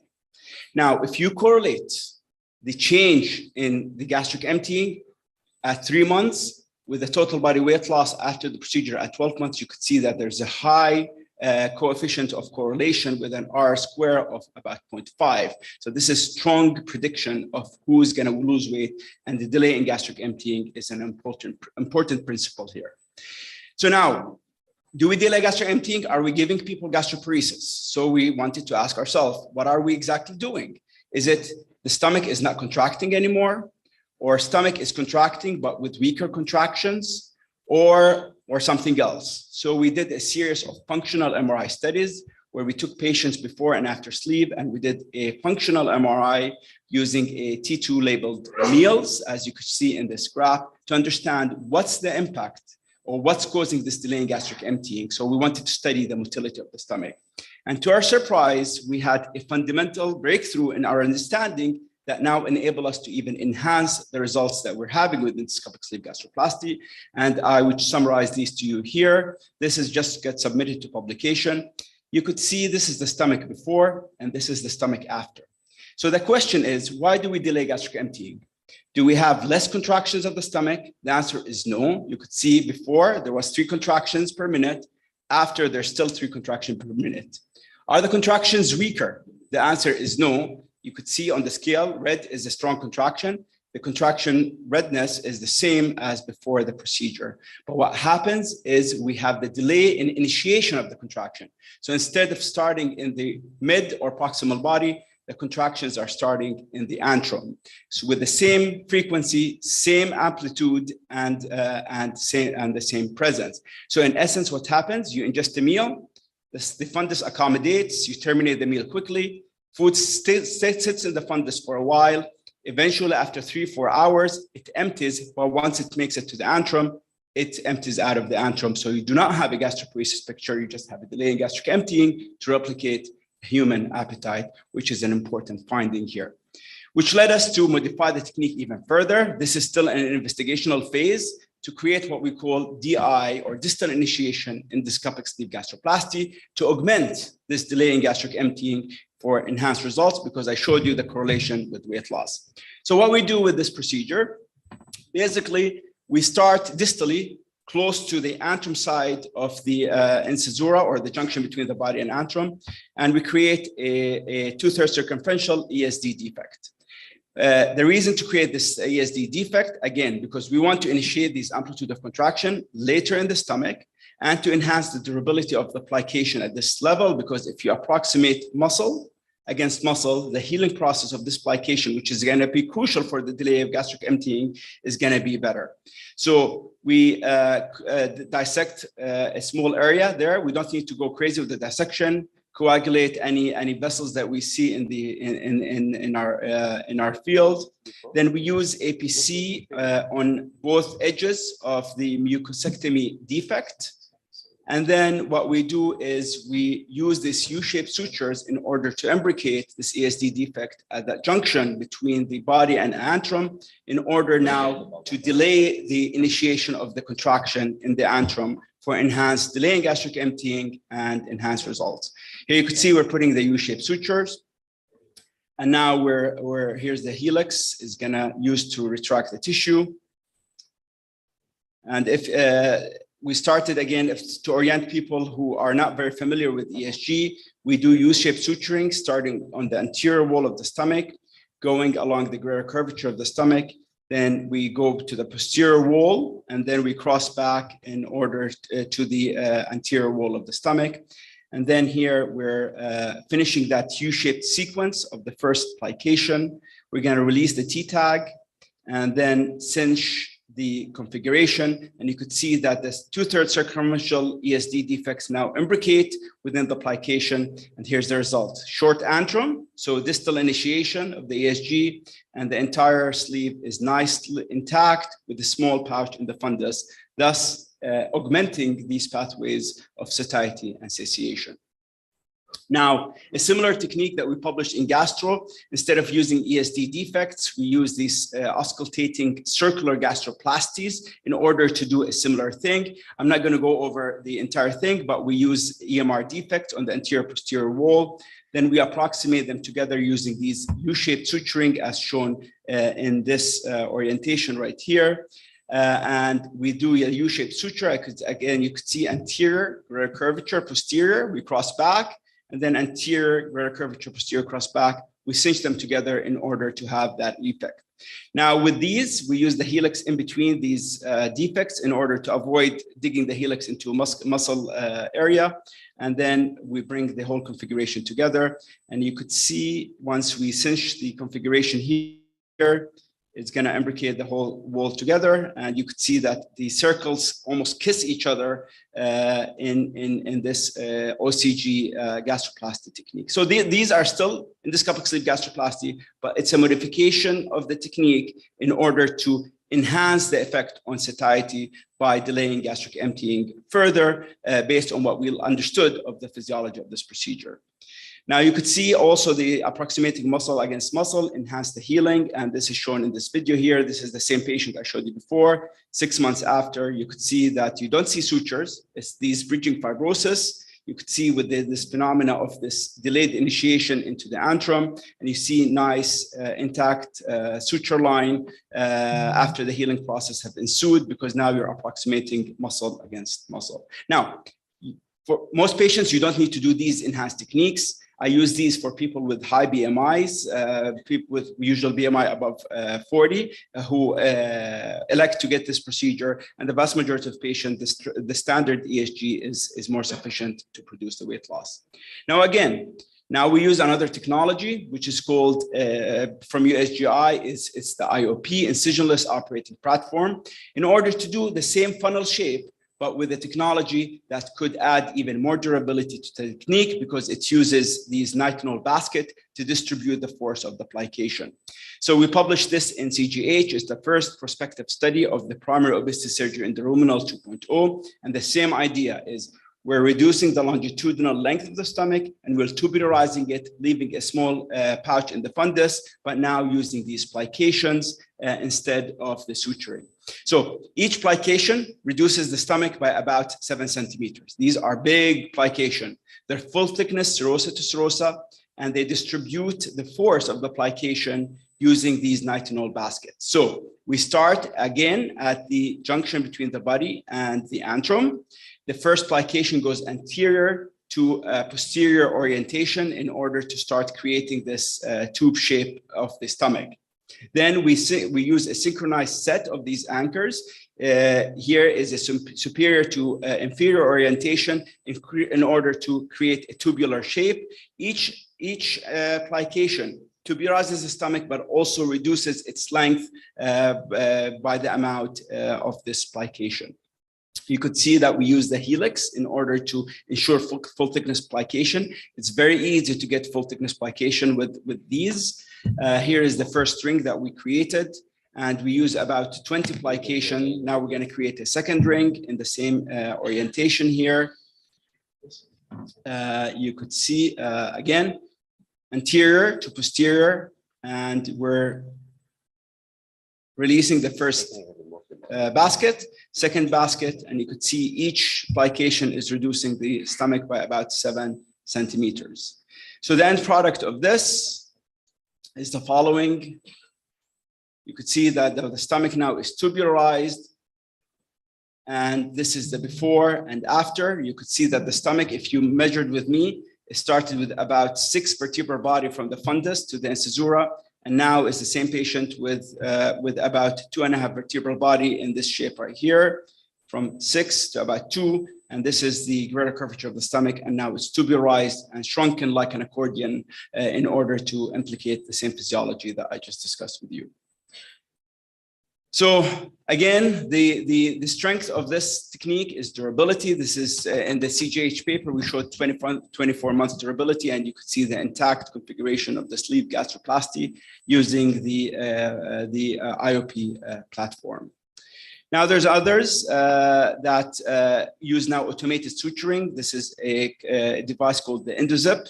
And basically, this is like an espresso machine. You don't even need to do anything as far as maneuver. People get intimidated with all these steps. They simplify the process. Is you just put the device in and push a button, and it creates a continuous suture line, and it imbricated and cinch it by itself. So really, I mean, gastric remodeling are picking up, and they're probably going to be the preferred technique for endoscopic bariatric and metabolic therapies, because they appeal to patients, they preserve the anatomy, and patients gravitate toward them. In the last few minutes, we're going to talk about harnessing the power of the duodenum for metabolic disease management, including type 2 diabetes and NASH. In 2022, we still do not have any therapeutic modality for NASH other than bariatric surgery. There is no drugs approved for NASH yet, but the duodenum plays a very important role in the pathophysiology of this disease, and we think that we're going to get a treatment, an endoscopic treatment for both type 2 diabetes and NASH. Think about these treatments as the colonoscopies for metabolic disease. That means the patient will repeat them at an interval between 1 to 3 years, depending on the severity of their disease, to prevent the use of insulin. So that's the model that these things are going to go to. It's like one-time treatment that will prevent the use of insulin and will keep the disease under control. Why do these treatments work? Because we've been getting type 2 diabetes upside down. What happens is patients develop type 2 diabetes, they develop insulin resistance and then insulin deficiency. We treat them with a bunch of medications. They kick the can down the road, then they develop insulin deficiency. We hit them with insulin, they gain weight, and it's a vicious cycle. Although the disease fundamentally is a disease that starts in the gut, and where the signal that gets abnormal is within the duodenum, and the duodenum is complex, and I could refer you to the mucosal layer and submucosal layer where most of this metabolic action is happening. It's not just the mucosa, it's the nerve and the vessels in the submucosa that is very important in that signaling. And this is from the group at Hopkins.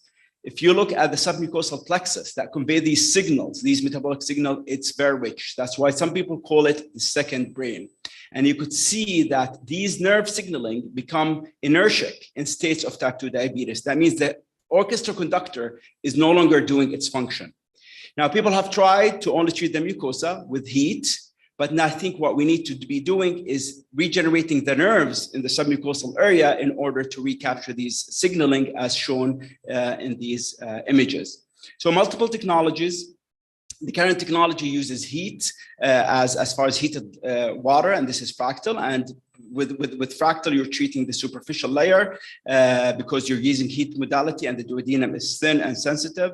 There is modalities that uses laser, but the new kid in the block here is using a new energy modality that we're not very used to in GI called pulse electrical field or electroporation. Before we go it's very important to highlight some of the results of the mucosal resurfacing with fractal, and they're getting very good results. This is published in Gut in 2020, and you could see that with one-time treatment of about 9 centimeters of the duodenum, you get a robust improvement in hemoglobin A1C, despite on top of medical therapies, thus preventing patients from progressing to requiring insulin. But as I told you, the signaling, most of the signaling happen in this submucosal nerve plexus. That's where all the enteroendocrine cells are communicating through synaptic interaction directly through the vagal afferents and the sympathetic nervous system with key metabolic organs such as the liver, pancreas, and brain. Therefore, what we need to be doing is treating the mucosa, but also go deeper in order to regenerate the nerve or resurface the nerves in the submucosal layer. And that's where the power of pulse electrical field. Comes from the field of electrophysiology in the heart. And basically what we're doing here is we're introducing a high intensity, high voltage electrical field, but only for a nanosecond. So there's poration of the phosphobiolipid membranes of the cell without generating heat. So simplistically speaking, we're electrocuting the duodenum, but only for a nanosecond. So what happens is you introduce this 750 volts across the duodenum, but only for a nanosecond. The phosphobiolipid membranes breaks down, and the cell lyses through the process of apoptosis, not coagulative necrosis. So literally, you could put a thermometer next to where you're delivering the energy, and there's not a single centigrade raise in temperature. Therefore, we could treat all the way down deep to the muscle without risk of perforation. And this will revolutionize new ways of how we ablate and resurface things. But the first indication here is for type 2 diabetes. This is from a company called Endoscopy. So now we're going to be able to precisely direct this electrical field to treat mucosa, submucosa, and muscularis without affecting the extracellular matrix. That means we have ghosting of these cells and rebuilding of the structure without risk of collateral damage or injury. So the last part, we're going to talk about the future of combination therapies. Now we have intragastric balloons or implantable devices that affect more weight loss than metabolic parameters. Then we could combine them with small intestinal devices, and we did this crossover experiment in osabo-diabetic pigs. We published it in 2020 that showed a synergistic effect of having these devices placed in tandem or in sequence as a treatment modality for obesity and metabolic disease. Now there's this concept of a single device that creates a balloon and a small intestinal diversion device. And this is basically the device is by a company called Chiron. And it's a balloon that bypasses most of the stomach. And then it's a sleeve barrier that bypasses the duodenum, in essence, creating an endoscopic gastric bypass. There's other devices that we're working on that makes this more simple, and there's not much hardware compared to this. And the devices are based on this principle. This is published in the Annals of Surgery, but this is a critical experiment. Now we have EUS modality to create an EUS gastrojejunostomy easily, okay? However, to create an EUS gastrojejunostomy without blocking the pylorus is not sufficient for metabolic benefit. And this has been proven clearly. So you close the pylorus, type 2 diabetes is gone or significantly improved in mice. You keep the pylorus open despite the gastrojejunostomy, type 2 diabetes is not improved, neither is NASH for that matter. And this is the NASH experiment, the same experiment, sham versus close the pylorus and create a gastrojejunostomy. You could see lipid accumulation in the liver is drastically different. Glycogen content is drastically different, and translocation of the CLUT4 receptors is the same. So how could we replicate this endoscopically? And now we have the tools. This is we're working on this device. We have multiple prototypes, and we finished the first series of our experiments. You create an EUS gastrojejunostomy. And if you know how to pull a PEG tube, you could create a gastrointestinal bypass. Literally is a pull a PEG tube. It connects at both ends. And now you're blocking the pylorus, you're bypassing the small intestines. So we have the tools within 15 minutes to have a modular device that create a gastric bypass surgery with ease and with efficacy. And this is one of the experiments in mice. You could see that the device connects over the axiostent that created the gastrojejunostomy. It excludes the majority of the stomach, and now food is diverted away from the small intestines into the axiostent, creating a gastric bypass physiology. So what I would conclude is people ask about what's the durability of these things, and I think the answer is trivial. We have a pandemic that has no answers. So we need to have a spectrum of care, and we need to divide the strategy between weight loss and weight maintenance. For the weight loss phase, where we need to put the disease in remission, lifestyle has a little role, pharmacotherapies have some role, endoscopic bariatric and metabolic therapies and surgery should have the lion's share of this weight loss remission. Patients want to get rid of as much weight as quickly as possible in order to even listen to you to adopt a healthy lifestyle. Once you get rid of the weight, we're going to switch to weight maintenance. And with that, we're going to intensify lifestyle and behavioral intervention. We're going to add pharmacotherapies to augment the weight loss. We're going to look at longer dwelling time devices and sequential or combination therapies. And for those who still struggle, conversion to bariatric surgery. But in 2022, this should be the paradigm. It's no longer one device that's going to last 5 years because nothing is going to last in the long term. We need to manage this disease as a chronic disease that it is.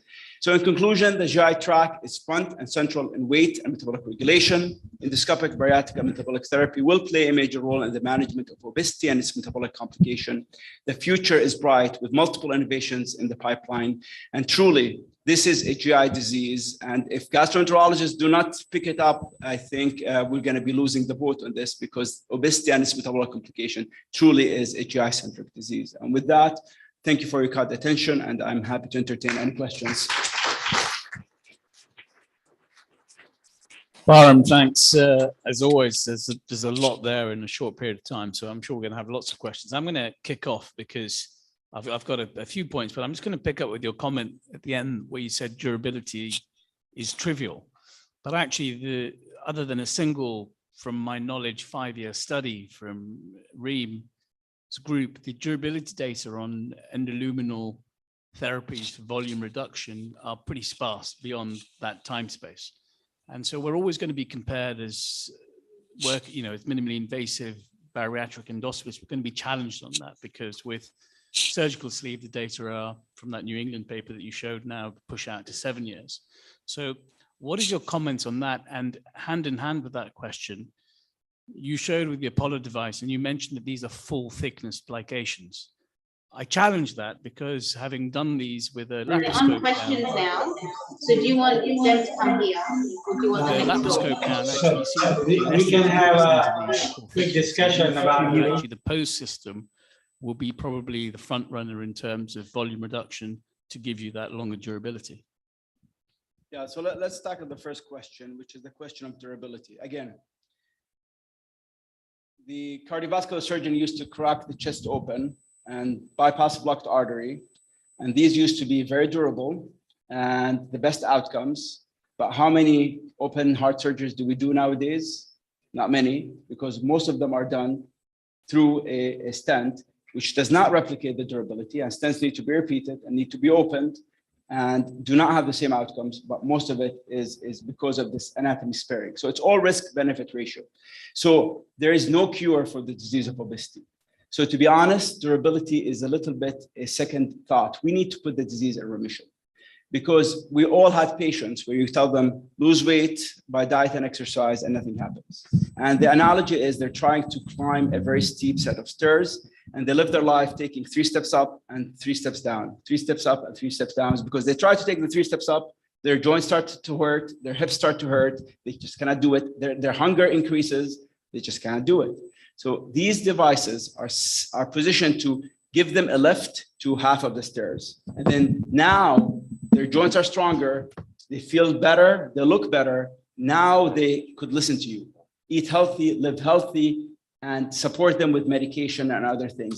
So I don't think anybody in 2022 expect any of these interventions to last more than 5 years, because they don't, and they don't have to, because we are in the treatment of a chronic disease that we need to put it into remission and use the multiple tools at our disposal to maintain that remission.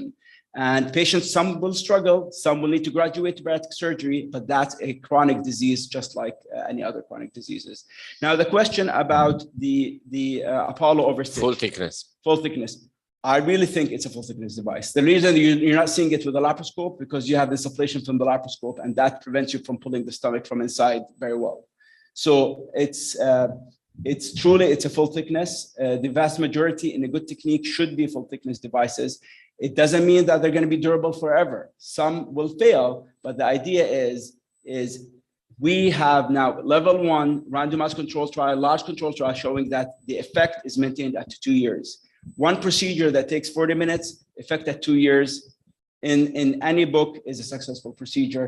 Does not matter what happens after 2 years, to be honest, because at that point, the patient either learned how to live healthy, or they're having a help of a medication, or those who are struggling, they're graduating to bariatric surgery, which that's the way it should be as a spectrum of care of interventions. Param, great talk. I loved it. So two short questions. First, you didn't mention about the role of endoscopy in patients who have been already treated with surgery.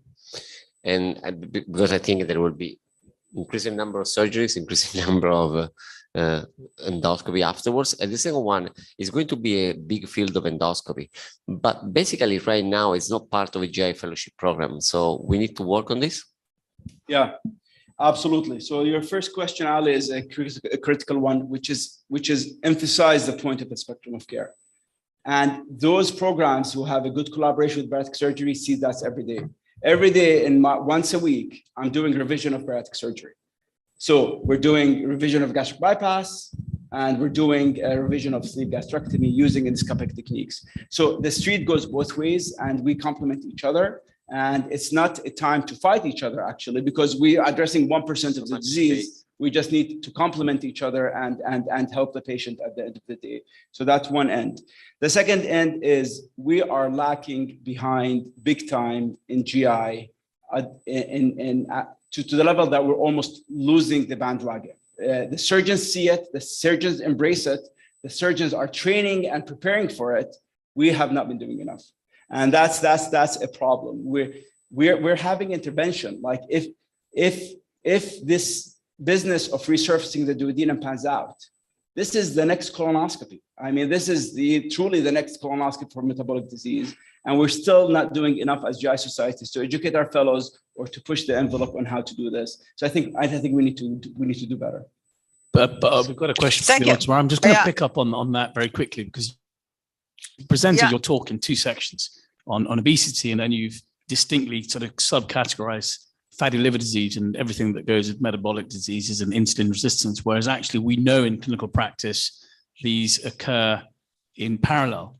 So your patient selection is key here. If your randomized study, your inclusion criteria, your BMI was 35 plus minus 2.6, which is really important, isn't it? Because what goes in comes out, and if you treat heavy patients, they won't do well.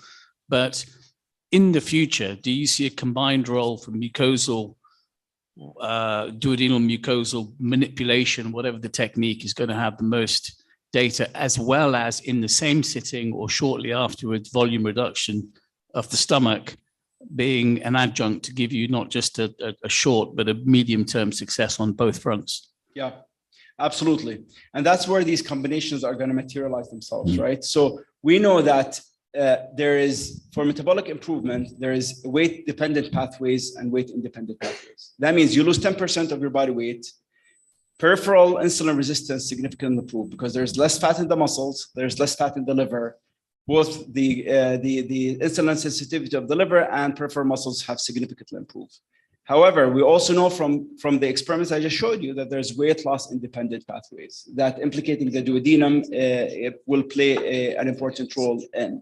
Therefore, I think a cost-effective combination would be to do an endoscopic sleeve gastroplasty or an equivalent with a DMR in somebody with BMI 35 and diabetes, because that's going to behave similar to bariatric surgery. Or a combination would be that somebody that have only obesity without diabetes, you just do ESG. Or if they have diabetes and their body mass index is only 28, you only do DMR. So you could see how these combinations are going to complement each other in the future. So just in the process of time, so Dav, Andren, you've got a couple of questions. Shout. So can you have a mic? Right. Okay. You talked about multimodal approaches, but I noticed that you haven't mentioned pharmacotherapy at all, like GLP-1 combination with endoscopic techniques. Does that mean that pharmacotherapy is now out, or where is it? Yeah, absolutely, it's not out actually, and this is an important point. I mentioned it in the last slide because I did not have time to cover pharmacotherapies, but there has been a randomized trial that did the following. It took about 60 individuals who got endoscopic sleeve gastroplasty with a BMI between 30 and 40. And at the 1 month mark after the endoscopic sleeve gastroplasty, it randomized them to either semaglutide, which is the long-acting GLP-1, or to a sham, and followed them now 11 months to the one year mark. Those who get the endoscopic sleeve gastroplasty alone lost 18% total body weight loss. Those who got the combination lost about 22. So it did not double the weight loss, but it enhanced it. So to me, I think the incremental 4 or 5 points is not sufficient to justify the cost of GLP-1 and the inconvenience of the GLP-1. However, my strategy, which is a study that we're doing now, is sequential. That means we get durability with the endoscopic sleeve for 2 years. At the 18 months mark, you start the GLP-1 in order to take it now to 3-4 years in order to reset the point. Again, with the concept is patients want to lose lots of weight very quickly. So they're feeling good. They're more motivated to keep the weight loss. Then you help them with the pharmacotherapy like the GLP-1. So Dav, just very quickly, last question. I agree with you entirely about the dual therapy, triple therapy approach. But I'm a little bit pessimistic in the UK and parts of Europe because we look to the States for the ideas a lot of the time and the speed of acceptance of some of the techniques that are ongoing in your group and Vivek and Chris Thompson and others. But at what point, how far in the future do you see this sort of thing happening on a regular basis rather than centers of excellence where they seem to be happening? Yeah. Because if it's a few years for you, it's probably going to be even more for us. We have just 1 minute left. Sure. We have to go. So the short answer, it's happening. We have now category 1 CPT codes for reimbursement. We have multiple FDA approved devices. Government is recognizing them. There's whole practices that are offering them on cash pay and they're scaling significantly. So it's not in academic centers. Actually, in the US, it's mostly done in bariatric surgery centers, rather academic center. It's happening, but that's the phase of that's how innovation works. There's going to be the early adopters, and then there's going to be the plateau, and then there's going to be the constant state afterwards. So it just takes a little bit more time. Yeah, just last question. Hi, Barham. Okay, I would like to thank you. So guys, we need to move on. And again, 3 of us. So I think Mr. Hashim, I mean, you connected. Anyway, we're ready to go to the Symposium of Third Space Endoscopy. So glad to have Thomas Roche on. Thomas, hi. We go to live endoscopy first. Oh, Thomas, you have to wait a little while. Okay. Just 5 minutes. We go to live endoscopy first. They don't like your presentation. Just hold on a second. Okay. So we're going to King's.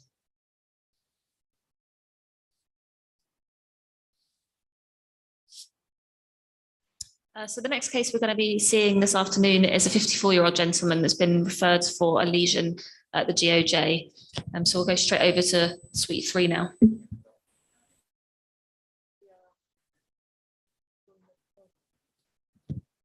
I mean, you live. Too deep.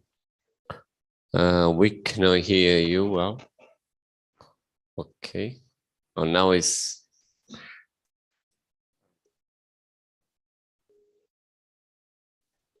Hey, Pradeep, welcome.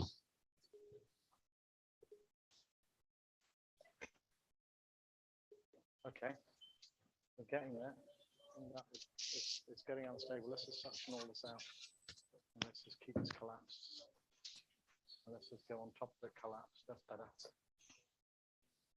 Yeah, this is the shelf now. It's completely getting unstable. So actually, interestingly, this is what happens, and then you're in trouble. Take it out. We will try and finish this. So Pradeep, you live. Ale, are you joining us? We're watching you. Oh, okay. I've Since got longer. a very difficult case. I need your help in decision making. You heard the history.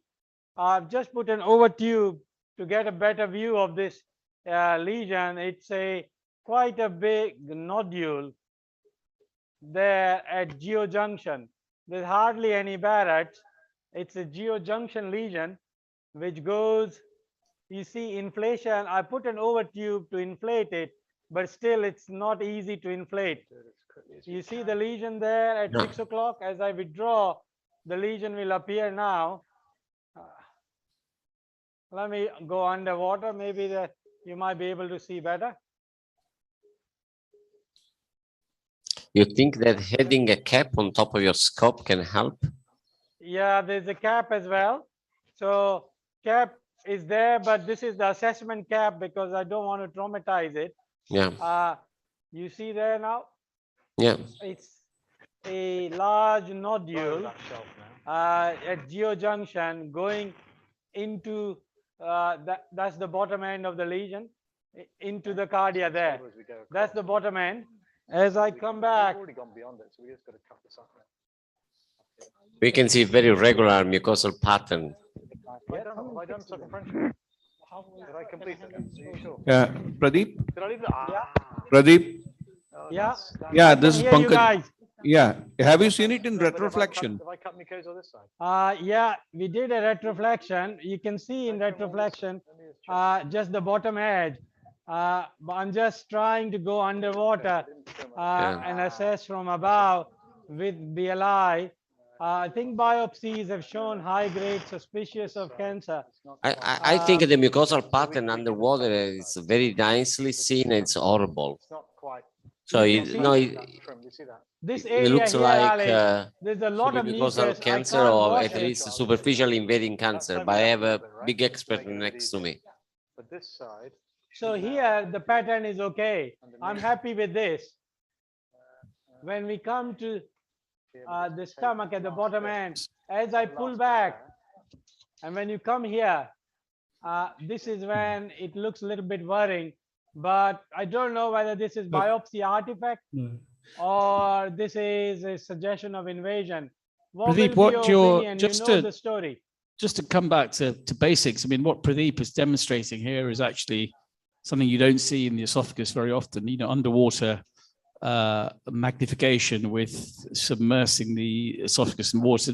When you rotate the image, so the lesion is on the 6 o'clock position, Pradeep, you actually get the feel that actually it's almost the lesion goes from 3 o'clock all the way to 6 o'clock. You can see very beautifully there these engorged blood vessels and almost it's amorphous, which is in keeping with a superficial cancer, probably even an SM cancer here, I think. Yeah. So patient is very keen to avoid surgery. Surgeons are very happy to take him on because he's young. CT doesn't show anything worrying, just shows thickening at the bottom end.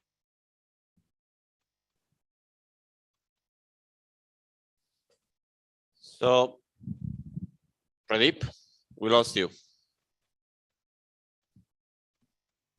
Okay. So what's the plan? You tell me. I'm asking the expert panel. Patient has been referred from about 300 miles away to have it removed to get better staging because biopsy caused a lot of confusion and 3 different pathologists have reviewed, and they're not sure, but they feel this is suspicious of cancer. Yeah, I think at the top of the lesion, you see a infiltration of fibrosis probably at this area. So how would you be sure that we can remove it? Here, you mean? Yeah, This that's the area. area. That's the area. It Yeah, seems a this bit could be- depressed and yeah, not very This healthy. could be esophagitis as well, Yeah. and there will be fibrosis. So you're not sure whether we should proceed with endoscopic, or my gut instinct is we could try to take it off. If I don't get a lift, if the planes are not right, we back off. So Pradeep, just 1 second, let's ask the audience for help. So Yeah. who would abandon here and send to the surgeons? Put your hands up. No, Jason, stop. It's not what I asked. So 3 people. Who would do a mucosectomy on this, a cap-based resection, either with the Duet or a cap EMR? Hands up.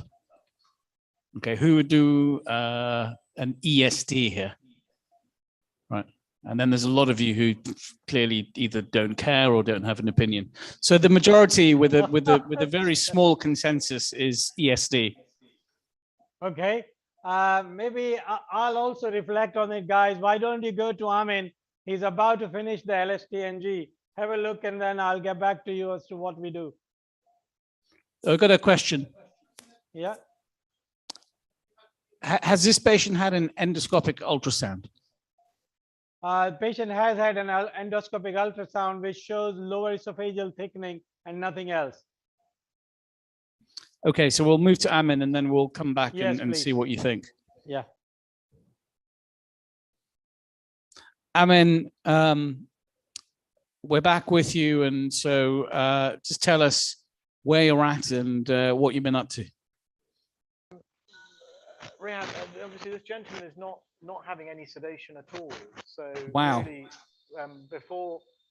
really I had to get on with it, and I'm sorry you haven't seen the rest of it, but I can show you the scar. Yes. This is the scar area where we've removed the polyp, which is just there on block, and the lesion has been removed. It's over here, and what I can do is pin it out and show it, video a bit and show it to you so you can get a feel for what that was. But essentially what we did is, just to summarize, the fluid is on this side, there's gravity on this side. So the first thing we did is J maneuver, and in the retroflex position on the oral side, made a pocket all the way through, and then we came to the anal side, made an incision to meet that pocket, and had a central tunnel, and then we did the gravity side, mucosal incision and submucosal dissection, and then the anti-gravity side, mucosal incision and then submucosal dissection. So very challenging, because a lot of Wonderful outcome for the patient, but you know what doesn't come across, but is clearly evident by resection base, is just the degree of fibrosis and lack of submucosal space that you had to deal with. So you know, well done. I mean, that's a really nice case. Thanks very much. So great job. What's next? So clipping, it's Purastat, yeah, I think we'll other clip things. this. I think we'll clip this, Alessandra, just because I think we've got quite a thin muscle layer, just in case we've had any diathermy injury. I don't think we've got much in the way of any injury to muscle layer, so I can't see anything. So I think we'll clip this closed, just reduce the risk of any delayed bleeding. Can you briefly show the first clip you want to put? Sure, yeah, we can put. Give me a clip, please. So you're aiming it to full closure? Aiming for full closure, yeah. Yeah, so you're approximating edges to edges. Yeah, we'll try and, there's a bit of a muscle shelf here. Yeah, you think it's better doing this underwater? To be honest with you, I think you can do it in any, I think we can do it in any position, either underwater or without, whatever's easy. At the end of a difficult ESD, you just want to close, approximate well. But if it's easy underwater, then yeah, we go. I mean, in this situation, we need the long clip version, or we can rely on standard size of the clips. I mean, ideally, sort of 15, 16 millimeter clip. Okay. I don't know what size clip. So this long is. one. This is a short clip. Okay. This is a. Okay. Don't let's have a worry. look. Anyway, ideally open, please. Thank you. Let's just start on the side.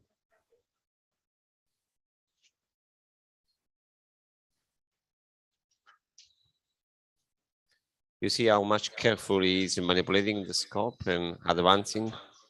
Close, please. Close, please. Suck, Wait. suck, suck. Wait, wait. Is it closed? Wait, don't fire it. But is the clip closed? Okay, just wait a minute, please. It's really important that the first clip is done well, because that will help you with your subsequent closure. And I'm not really sure whether I've done this bit well. Just having a look to make sure. I think it looks okay. Yeah, let's fire that. Fire that. Well done.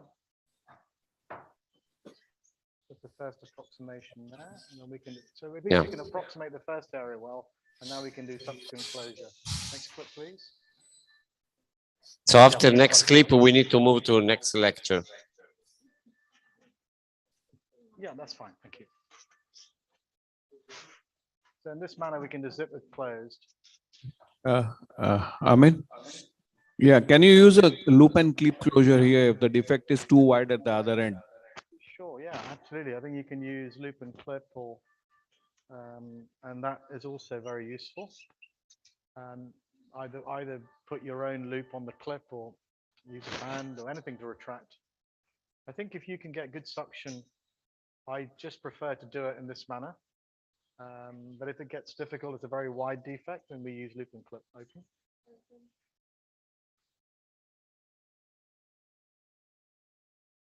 Just get down, and then we across. It's actually quite a difficult position.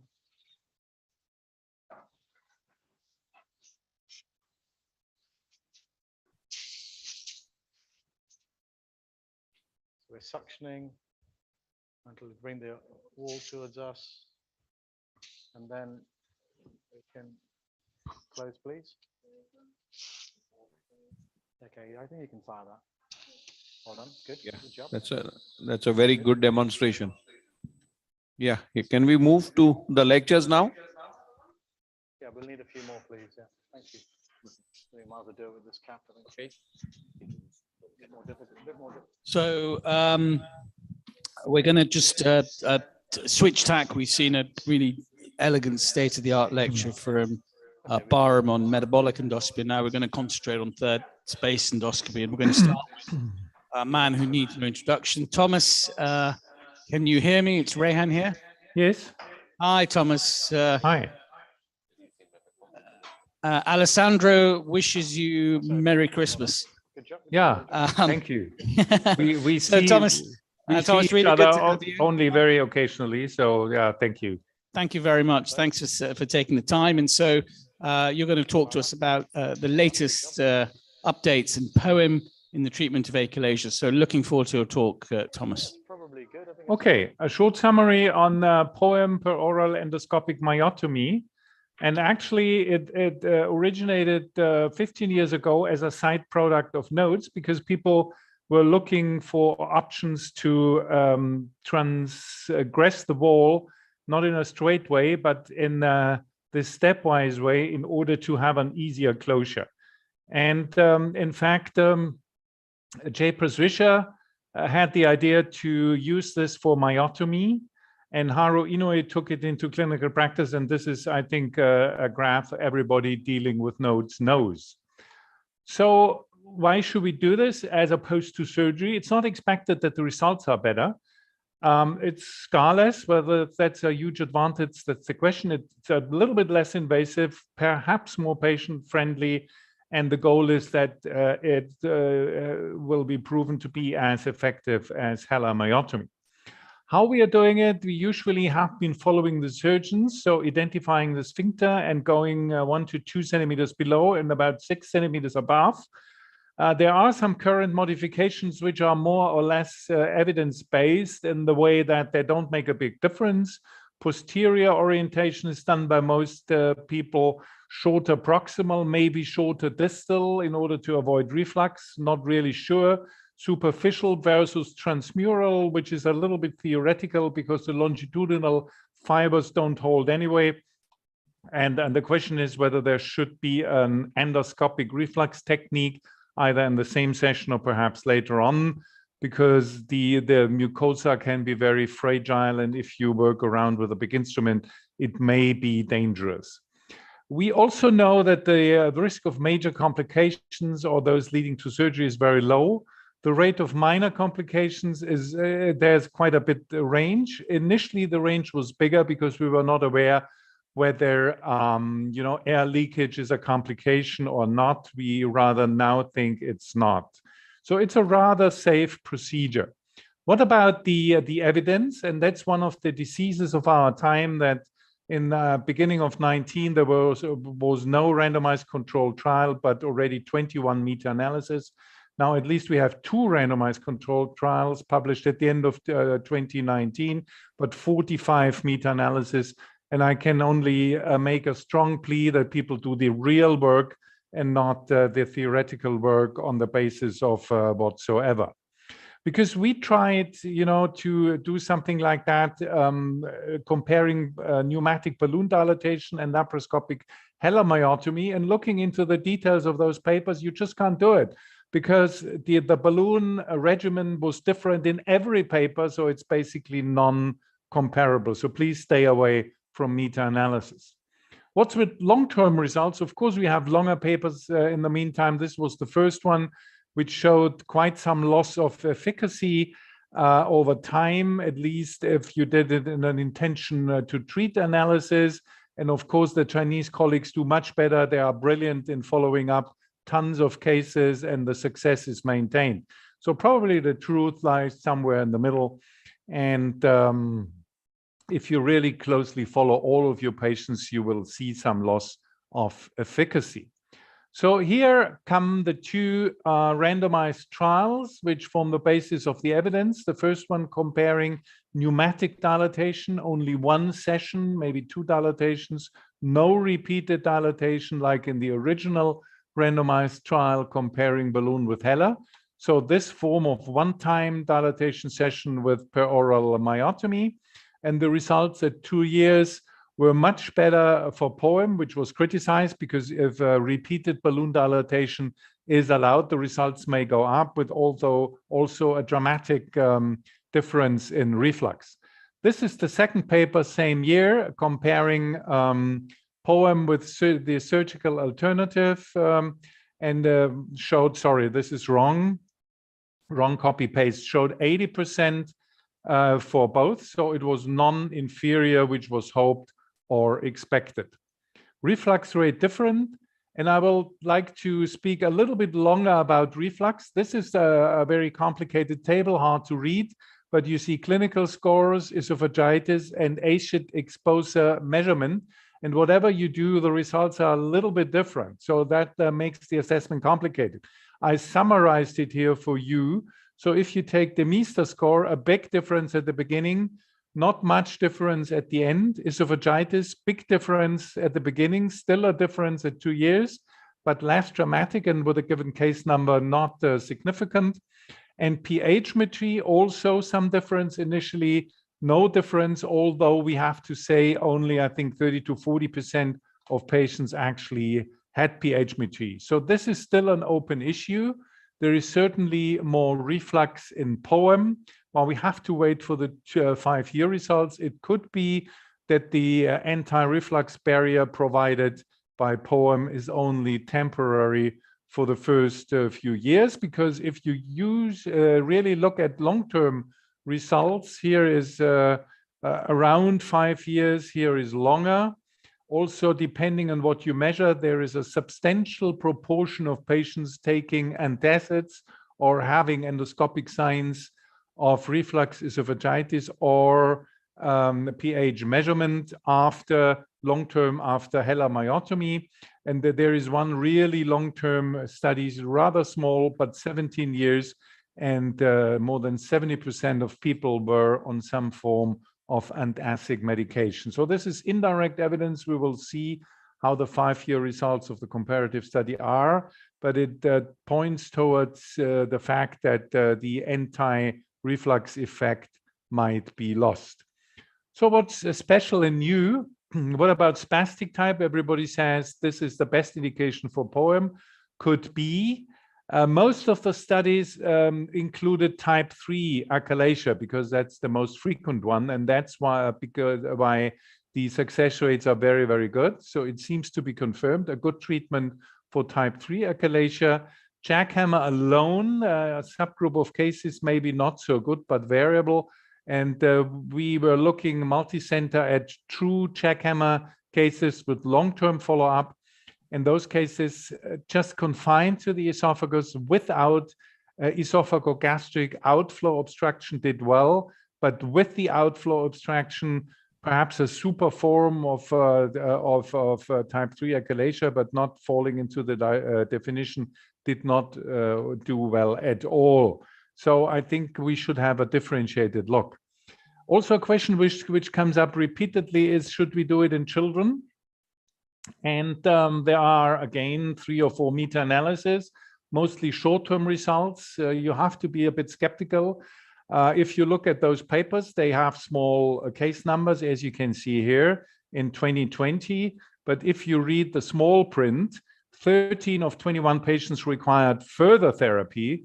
So this comes down to actually a very low success rate of POEM alone. So we should be careful with children and really do good research and not the type of marketing research which is often done. So how should we do it? You should, I think, check type 3 because POEM seems to be a good alternative. Type 1 and 2, in younger patients, we already know for quite some time that myotomy is the best long-term option. And here, the two methods are equivalent. The reflux issue is still the elephant in the room, maybe not a big elephant, but we will see. Also, in this age group, if patients are skeptical, a balloon trial is not wrong. We have enough evidence, but the patients should undergo surveillance long-term anyway. For older patients, whatever that is, I think even if you are a POEM aficionado, you should think about the balloon and maybe offer it first. Botox is only as a bridge, but then again, the 2 myotomy techniques come into play. So thank you very much. That was my short summary. Great lecture, Thomas. So we need to move to the other lecture, and afterwards we will have a round of questions. In the meantime, we are moving to the next speaker. Is there any direct question to Professor Roche right now?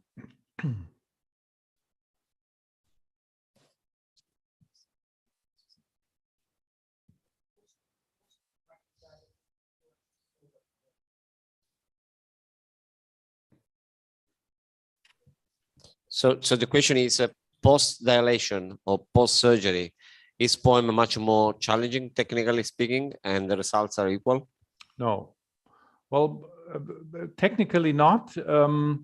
If I had to guess whether a patient was pre-treated with Botox or balloon, I wouldn't know. I wouldn't guess right.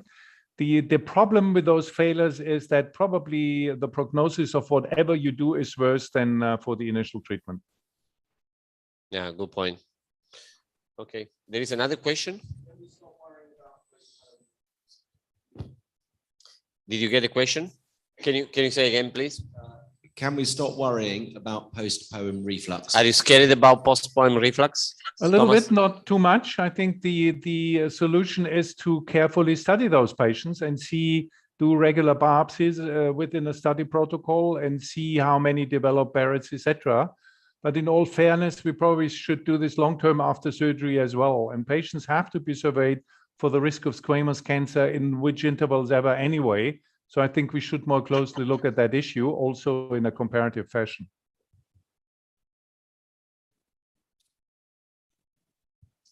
Okay.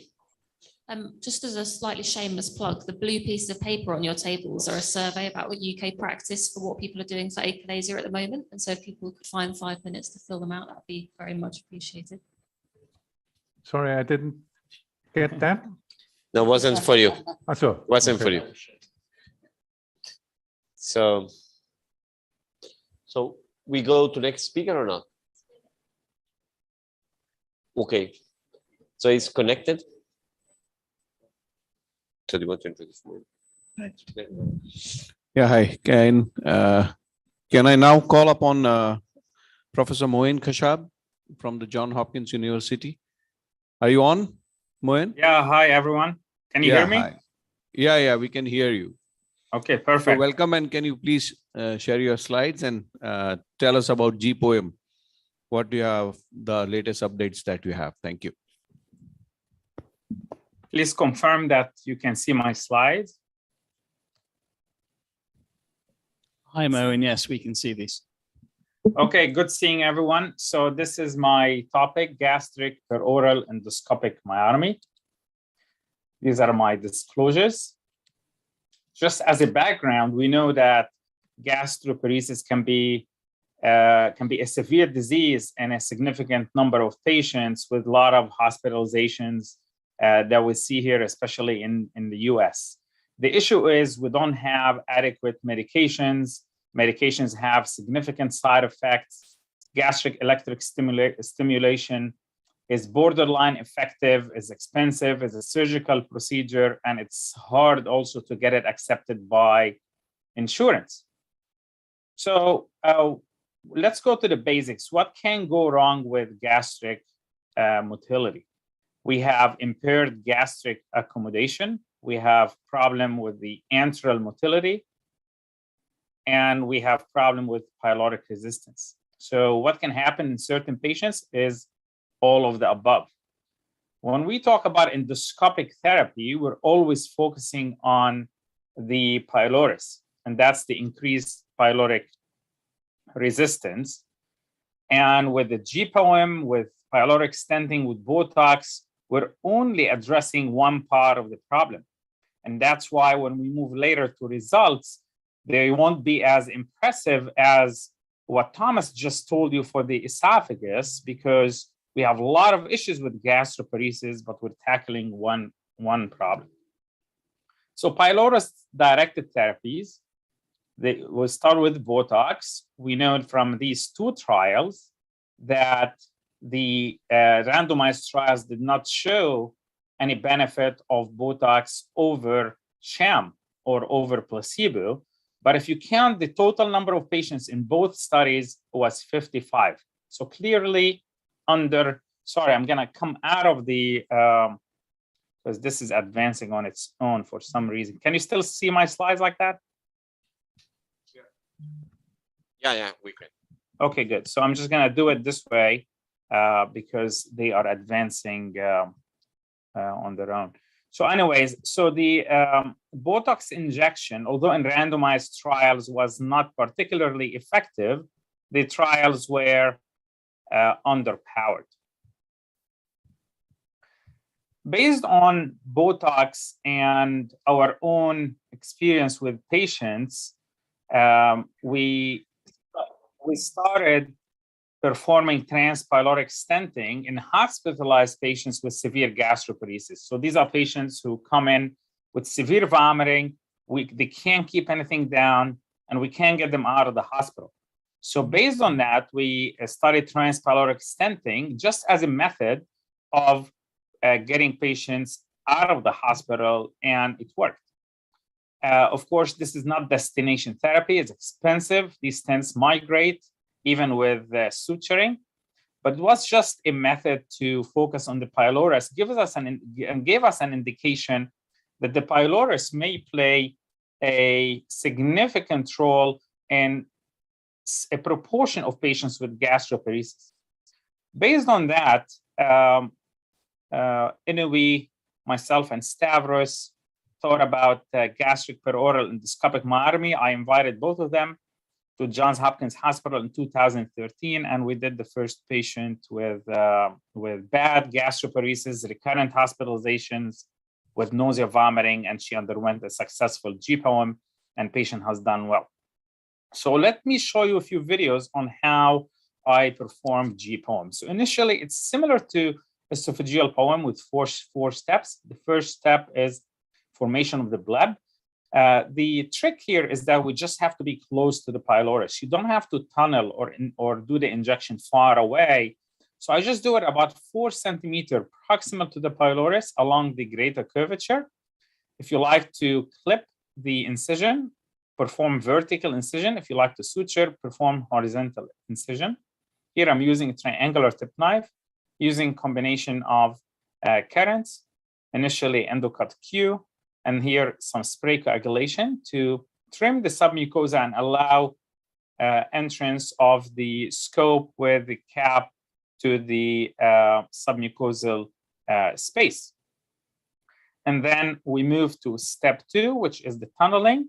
Here we tunnel as usual on surface of the muscle, and we tunnel towards the pylorus. We want to stay away from the mucosa, which is at 12 o'clock. We know with submucosal endoscopy, mucosal injury is equivalent to a perforation. So we tunnel on surface of the muscle. If we have big vessels, we can coagulate them,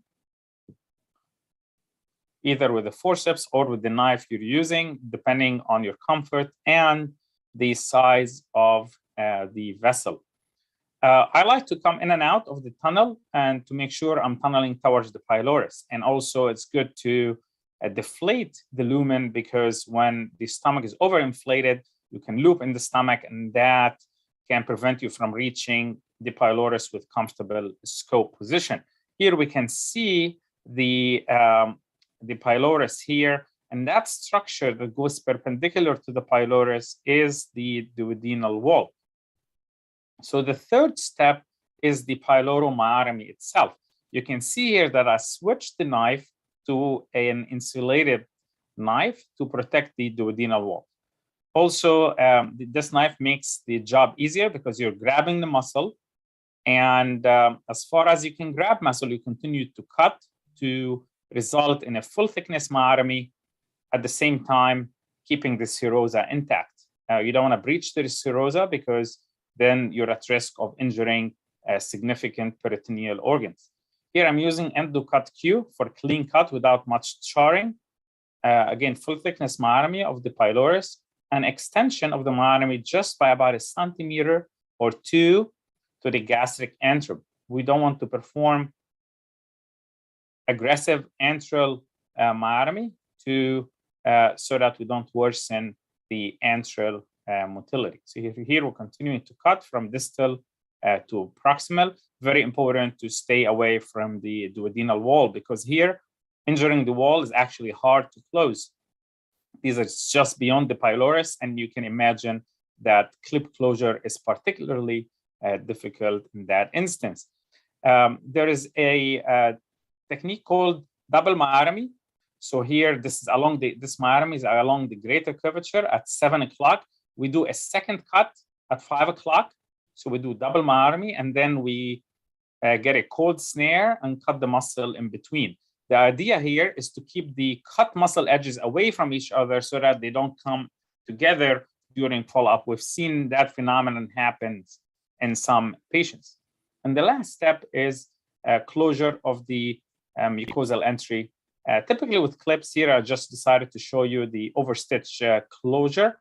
Not hard to do. Mind you, that clip closure a little more difficult than the esophagus because the mucosa is thicker. And occasionally we've had to use the 16 or 17 millimeter clips to start closure of the incision.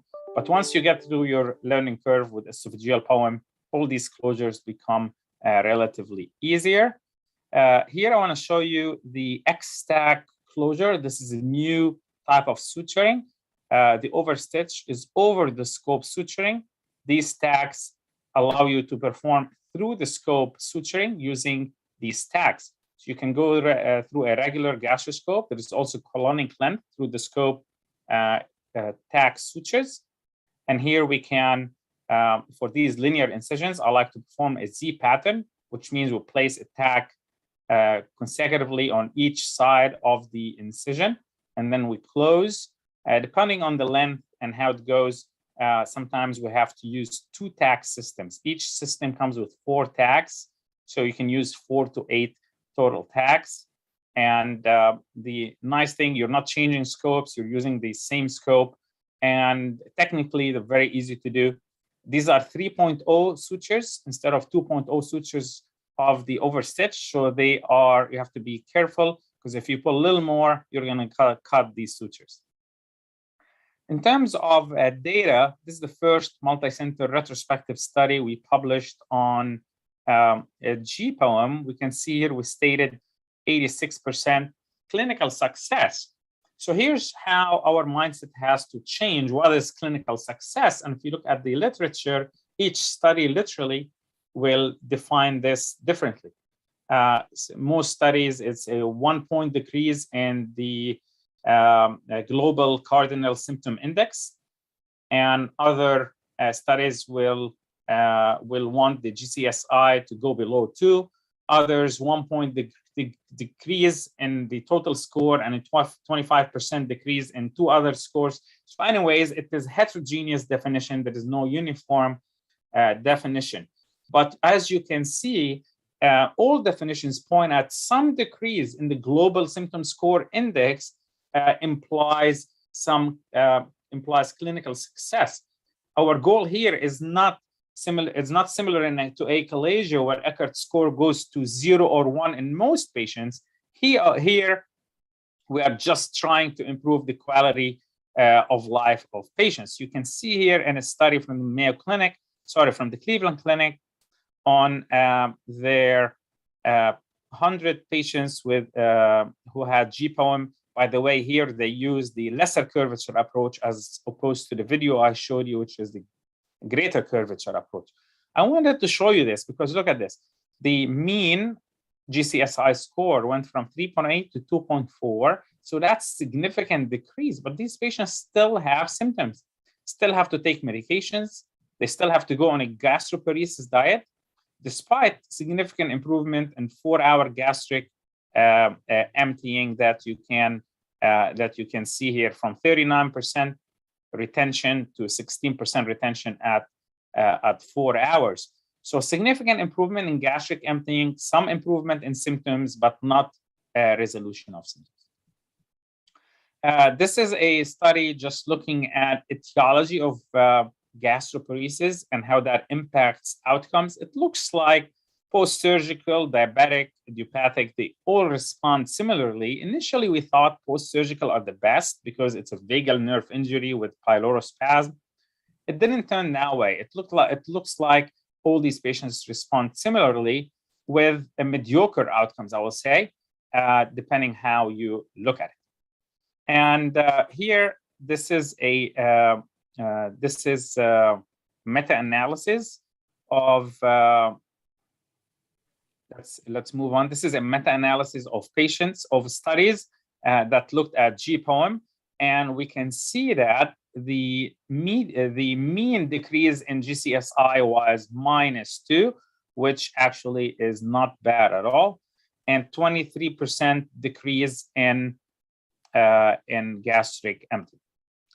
This is a study we published along with many colleagues in US and Europe on GPOM for refractory gastroparesis. So this is a prospective study published in Gut, and this is the clinical success, depending how you look at it and what method you use. So at 1 year, it was between 55 and 65%, and this is what we really see in clinical practice. And this is what I tell my patients. 2/3 response, and what response means, it is improvement in symptoms rather than resolution of symptoms. And here, what we've shown is that if you have short-term success, you have medium-term success. So if at 1 month you're doing well, the likelihood is that you're going to continue to do well at 12 months. But if you don't respond initially, the chances are you're not going to respond. When we're running very short of time, so in 2 minutes we should go to the conclusion, please. Sorry about that. No problem. Almost done.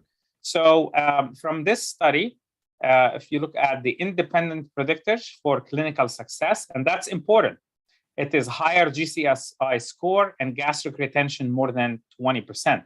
This is important because this is how we select patients. So to move to, I'll just skip a few slides at Ali's request.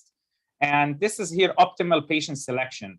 This is important because the most important question is how to select patients for GPOM. We look at endoflip, and the distensibility has to be below 8 to 10. Above 10 is normal. There's actually a recent study from Camilleri showing in normal volunteers, and normal distensibility is above 10. So we like to see it below 8. We like to see no major abdominal pain component, no major psychiatric comorbidities, no uncontrolled diabetes, and no or minimal narcotics. These are your optimal patients for GPOM. So to conclude, GPOM is feasible and safe. Indications we talked about. I think endoflip is gonna turn to be important in these patients. Double myotomy deserves further studying. Recently at ESGE, there was a sham control study that was published from John Martinic with positive results, GPOM compared to sham, and we are also starting a similar trial. Thank you for your attention. Moin, thanks for that. It's Rayhan here. How are you doing? Good, good. Good. So listen, Moin, I'm just gonna, the audience are just in a sort of slight postprandial phase of caffeine deficiency. So can I get a show of hands here who has any gastroparesis patients on their books? And can you keep your hand up if you feel that you adequately are managing them? Yeah, so Moin, I think the consensus here is that this is something that we do indifferently.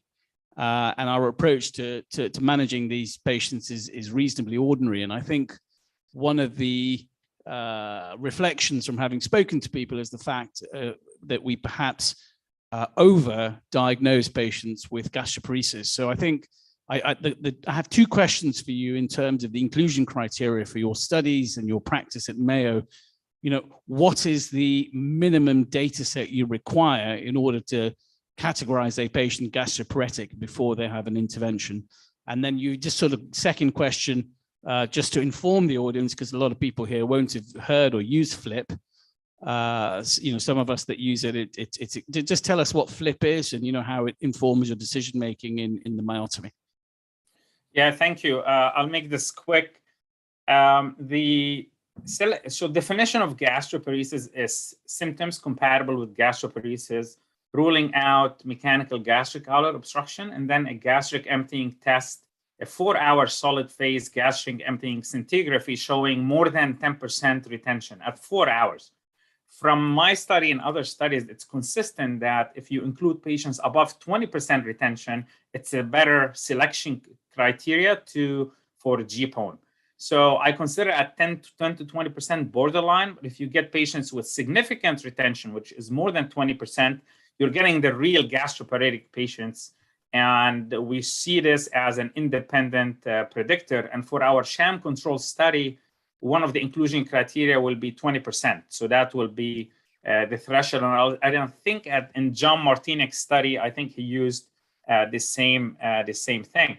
Endoflip, basically, it's a balloon that measures physiologic parameters of sphincters, and we can tell what's the pressure and what's the diameter, and from that we get distensibility numbers. To diagnose a tight pylorus or a pylorospasm, we have to know what's normal, and luckily now we do know what's normal because we have a study that was done in a large population of patients who were awake, not on any sedation, and we know what's normal what's abnormal. It looks like distensibility at 40 cc's above 10 is normal. So we like to see it below 8 to say that's a tight pylorus. And you always use 40 cc.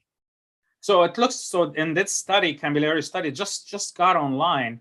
It looks like 40 and 50 cc's are the best parameters, like best volume. And in the esophagus, 30 and 40 are the best. In the pylorus, 40 and 50.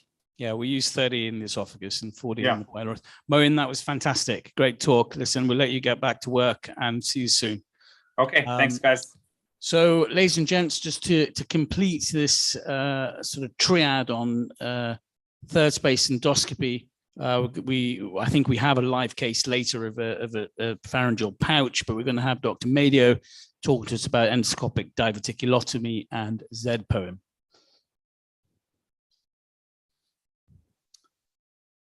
Hi, can you hear me? It's Rayhan here. Yeah, I can hear you. Hi, good afternoon to you. Hi. How are you? How are you? You This look too is serious. good evening in Amit, India. please smile. No, I'm just Dr. Pradeep Bhandari for asking me to talk to you today. Okay, go ahead. Yep. You can play my lecture on Okay, can we play endoscopic the lecture? diverticulotomy in the prestigious Endoport meeting to be held at Portsmouth from 8th to the 10th of May. The main learning objectives of my presentation are going to be to discuss the etiopathogenesis and presentation of Zenker's diverticulae in the esophagus, traditional techniques to treat symptomatic Zenker's diverticula, the endoscopic techniques to treat Zenker's diverticula, learning the technique of submucosal tunneling endoscopic septotomy for Zenker's diverticula, and the new modified methods by which we can treat this. As all of us know, Zenker's diverticulum is a pseudo-diverticulum which is near the upper esophageal sphincter, mainly which occurs due to a weakness in the muscle wall at the Killian's triangle, which is formed between the cricopharyngeus and thyropharyngeus muscles of the pharynx. It is usually associated with an altered upper esophageal sphincter function or maybe a motility. The most common presentation of a Zenker's diverticulum is dysphagia, aspiration, recurrent aspiration pneumonitis, or sometimes even cough. The traditional treatment for Zenker's diverticulum has been a surgical approach. Either it can be a transcervical surgical approach or a transoral approach, either in the form of a diverticulectomy or by using a rigid esophagoscope, even a transoral rigid endoscopic septotomy of the Zenker's diverticulum. However, the published data has shown that all the surgical treatments for Zenker's diverticula and especially diverticulectomy can be associated with a significant morbidity, and there can be some serious adverse events like mediastinitis, leaks, sometimes even recurrent laryngeal nerve damage. And of course, after doing all this, there can be a recurrence rate which can vary anywhere between 5 to 10%. And that is exactly the reason why endoscopists started treating or approaching these patients of Zenker's diverticuli by simple approaches. And one of the most simple approach to treat Zenker's diverticulum is to do a flexible endoscopically done septotomy. And thereby what happens is the diverticulum tends to become shallow, and then the food tends to preferentially enter the esophageal inlet instead of entering inside the diverticulum, and the stasis in the diverticulum reduces, and thereby the patient's symptoms are alleviated. There are two methods by which these traditional endoscopic techniques were practiced. First is, of course, by cutting the septum by using a needle knife. And before this, sometimes we can do an argon plasma coagulation to reduce the incidence of bleeding while doing the cutting. And once we do an APC of the superficial layers of the septum, then we can cut the deeper layers of the septum by using a simple needle knife. And by to and fro movements, the septum can be cut as low as possible. As you can see in this particular video presentation, we keep on cutting the septum, starting from one side to the other, going from the esophagus to the diverticulum side and from the diverticulum to the esophagus side until we can reach as low as possible. Similarly, this technique can be practiced by another method where we use a very useful instrument which is called as an overtube, which is also called as a diverticuloscope, which was basically designed by Professor Jacques Davier from Brussels. And after passing this diverticuloscope, you see here, it protects the wall of the esophagus as well as of the diverticulum, and only the septum between the two bulges inside the diverticuloscope. Now then the diverticulum septum can be cut either by using a needle knife, or we can use various instruments like a Sumitomo knife or SB knife, what we call, or sometimes even a clutch cutter. So you see here, this is one of the easiest ways of doing a endoscopic septotomy of a Zenker's diverticulum. And many endoscopists have practiced this over last many decades by which this procedure becomes relatively simple, at the end of which we apply some clips at the base of the cutting. However, from published data, we can see here, even though it's an extremely easy technique of doing a septotomy, it can be associated with adverse events, or you can say a recurrence rate, which can reach almost up to 12%. And there can be sometimes a leak if you cut the septum directly as low as possible, very low down. There can be a little bit leak in the pharyngeal region. And sometimes we need to abandon the procedure because of this possibility of a leakage. Now, this mainly happens because we need to cut the septum completely to make the patient symptom free. And the main limitation of this technique is we can't cut the septum right till the base because it can surely lead to a leakage in the pharynx. Though an easy technique, this had to be modified over the years. And you see here, therefore, this gave birth to the submucosal channeling endoscopic myotomy for Zenker's diverticulum after a lot of encouragement, which endoscopists got after treating patients of achalasia cardia by the submucosal channeling approach or the third space approach.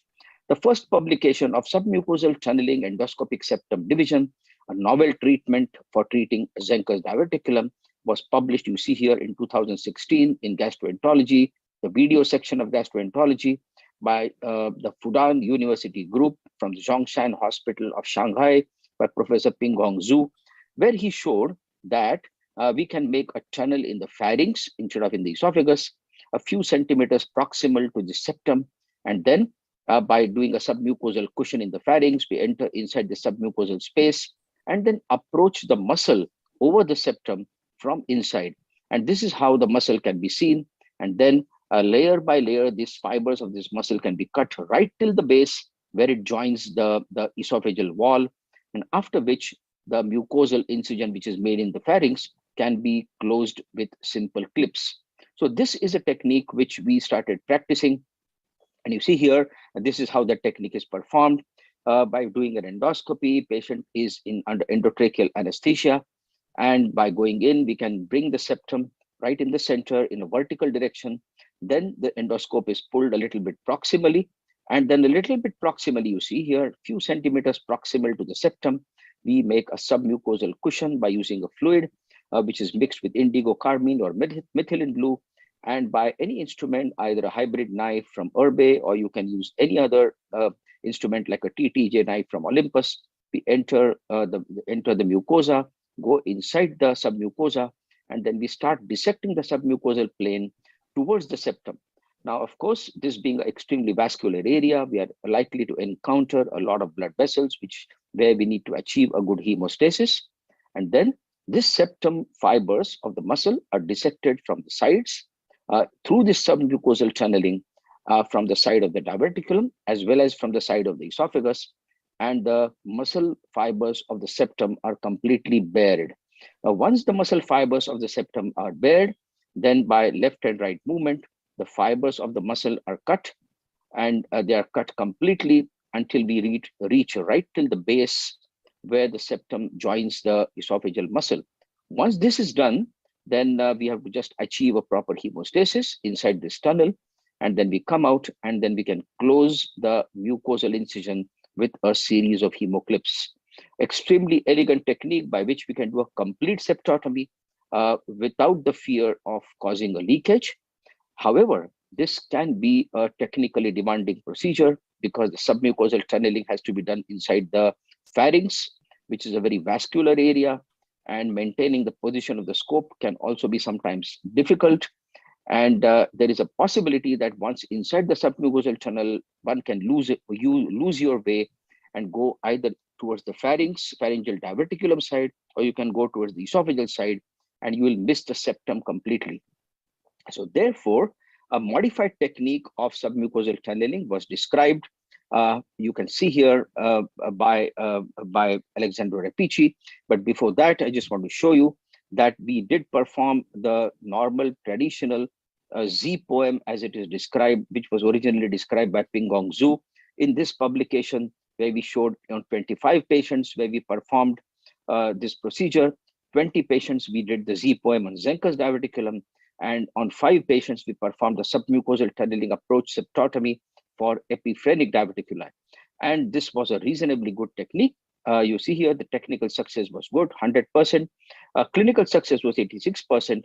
And when we thought as to why there was a little bit of recurrence of symptoms in these patients, in spite of doing a complete septotomy, we realized that even in spite of cutting the complete muscle fibers of the septum, the mucosa, which we did not cut, this mucosal ledge continues to cause a few symptoms in these patients. So therefore, in many of these patients, after a few months, we had to go in and only cut the mucosal ledge to make the patient completely symptom-free. To reduce the cumbersomeness of this procedure and to make it technically easy, there was this modified Z-poem technique, which was described by Alessandro Repici. You can see here from Milano. And here he described this technique called per-oral endoscopic septotomy or POSE procedure, the modified technique of Z-poem, which is extremely simple. You see here what we do is, instead of making a tunnel few centimeters proximal to the septum, we once again bring the septum in a vertical position.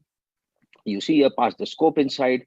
And then what we do is we are making a mucosal incision directly over the septum by injecting a little bit of a fluid in the submucosa. And then we can cut the mucosa by using this type of a dual knife, or you can use a flush knife. Of course, any other instrument can be used. And then we go deeper and deeper by the side of the muscle fibers. And it's like digging a well. We go inside, and by the side, we push this knife. And from left to the right and from right to the left, we keep on cutting only the muscle fibers. It's like digging inside just by the side of the muscle fibers. And this way, without making an actual tunnel proximal to the septum, we are cutting directly on the septum, but not cutting the mucosa in the first phase, but digging by the side of the muscle fibers and then slowly performing a complete septotomy. And once this is done, all that we have to do is to close the mucosal incision. And even in such type of a modified technique, we found that because of the remaining mucosal ledge, which may be present, after a few months, we may have to go inside and then cut the mucosal ledge completely. Of course, that time it becomes very safe because we have already cut the septum. There is already fibrosis at the base. So after cutting this mucosal ledge, just by applying one clip, we can completely avoid the chances of a leakage. At the same time, the patient can be made completely asymptomatic. So therefore, friends, the conclusion of my presentation is that Zenker's diverticulum can be a rare clinical entity. However, it is commonly seen in tertiary referral centers where you get predominantly patients of third space endoscopy. Surgical treatment, of course, traditionally has got an extremely good success, diverticulectomy or even a septotomy, but it can be associated with a high morbidity and a mortality. The traditional endoscopic septotomy is the easiest for an endoscopist to perform by using a simple needle knife, but it can be associated with recurrence because you cannot do a complete septotomy to prevent the chances of leakage, and there can be some adverse events associated with this procedure. Z-poem is a very good novel technique which was described, but it has got a high technical and clinical success. However, it can be technically demanding, and it may not be easily possible to be performed by a routine endoscopy center. So therefore, the modified Z-poem technique called POES can become probably the gold standard of treating patients of symptomatic Zenker's diverticuli. And maybe if you follow it up by doing the mucosal ledge incision also after a few months, it will become, I think, the gold standard, which will become easy, safe, as well as durable. Thanks for your attention. Thanks, Amit. So we have a very short time for one or two questions. Afterwards, we have to move. Of course, there is an expert question. Yeah. So, okay, you need mic. Do you want to come here? Amit, this is a super expert question, please. Yeah. Thank you very much. Very nice presentation. Just a simple question is, what's wrong with simple mucosa to mucosa septotomy? You're going back, you cut the muscle, there's a mucosal blowout, you go back in again, cut the mucosa. There's nothing wrong with doing simple septotomy from mucosa to mucosa. You can go all the way down, cut all muscles and get rid of the pouch. That's exactly what we were doing before. And I already mentioned that it is the easiest thing to do is to just take a needle, knife, or any instrument and just cut the whole septum as deep as possible. But the only issue here is there is always a fear in our mind how deep to cut it. And nowadays, with the good quality clips which we have, the long clips and clips, we can have good tissue approximation. Maybe we can avoid that possible complication of little pharyngeal leak. So this is definitely a good technique, no doubt about it. However, if you want to be very sure that you're cutting the septum completely, I think this modified technique will probably be better. Amit, I think just to follow up on that, so I think that's it's a simple technique, but there is data to show that the recurrence rates with mucosal septotomy are higher compared to a tunneling approach. So I mean, I think it also is patient dependent. A lot of these patients are very senior, and therefore you have to take a punt on which is the most appropriate procedure. I mean, can I just ask you a question about Z-poem? One of the things that I've noticed in these patients is distal to the pouch, they often have a lot of spasm of the cervical esophagus. Do you ever extend the myotomy from at the base of the pouch into the cervical esophagus by 2 or 3 centimeters, or you stop at the base of the septum? The scope is not very good. We normally stop at the base of the septum, but let me tell you from practical experience, when you're cutting the base, sometimes you get a feeling that the muscle is just not ending. It keeps on appearing. Some fibers keep on appearing. So you keep on cutting until the fibers become very negligible, and then you stop. Yeah. So, okay. I mean, listen, fantastic talk. Thank you so much for taking the time. Everyone's really appreciated it. Thank you so much. I look forward to seeing you in person soon. So we're going to now move back to some live endoscopy. I'm on. Yeah. Pradeep. Oh, can I use the dual line? Hello? Hi, Pradeep. It's Rehan here. Listen, how are you getting on with that lesion? Are you with us, Rehan? We are with you. It appears that you took the decision to proceed to an endoscopic resection. So we made very good progress. What we done is done a circumferential incision all the way around and dissected at the bottom end. You see that it's a very vascular lesion. There are a lot of vessels everywhere. So they do ooze. Yeah.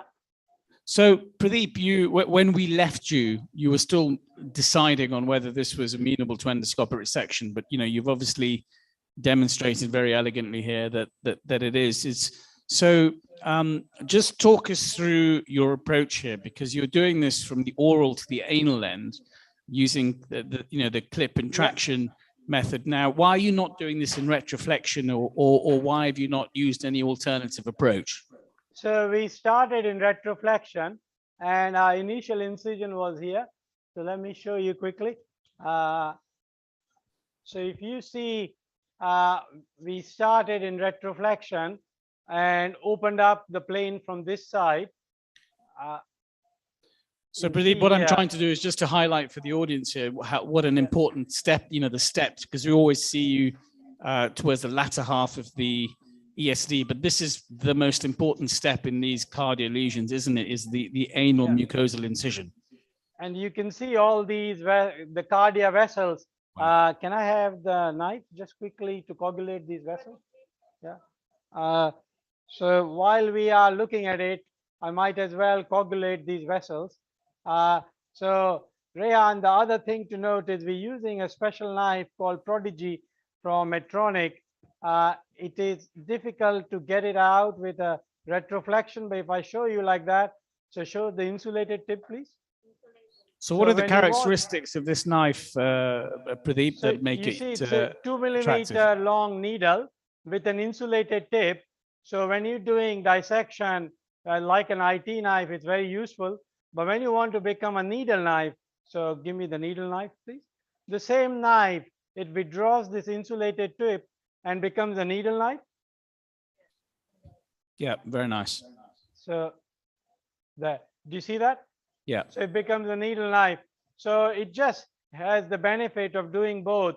Like here, I wanted now the needle type just to coagulate some of those vessels, but looks like those vessels have stopped bleeding anyway. So I don't need to worry. But we've dissected from the bottom end upwards. We've done a circumferential incision all the way around. You see all this fat is loaded with vessels and a lot of adipose tissue in there.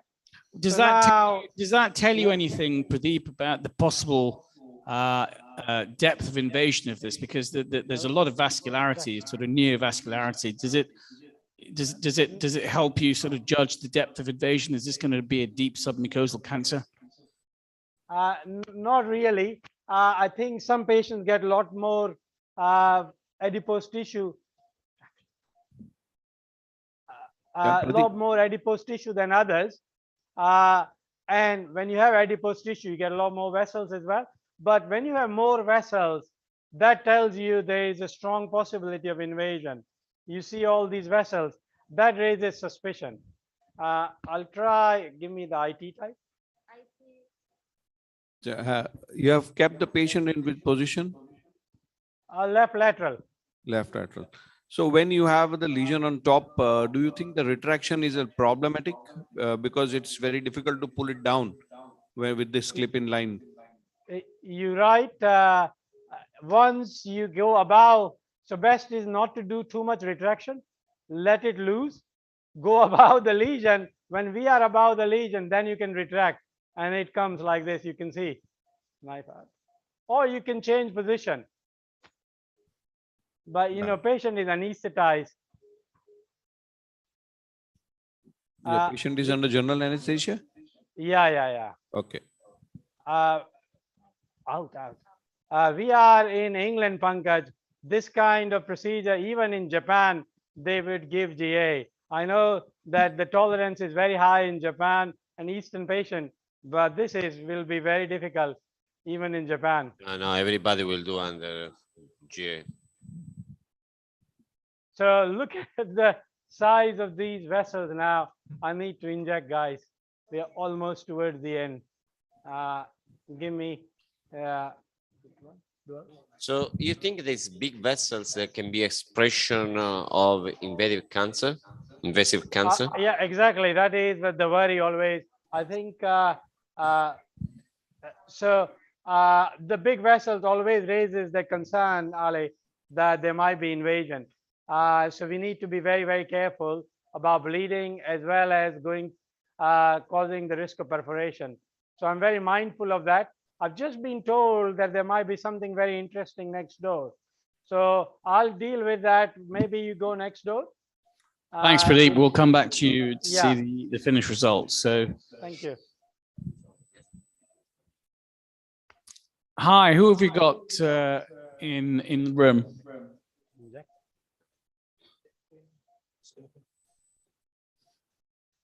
I have to say this is not very exciting so far.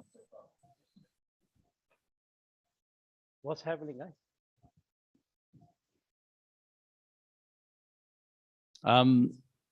Is the level of excitement going to go up shortly? Okay. Hi, Adolfo. It's Rehan.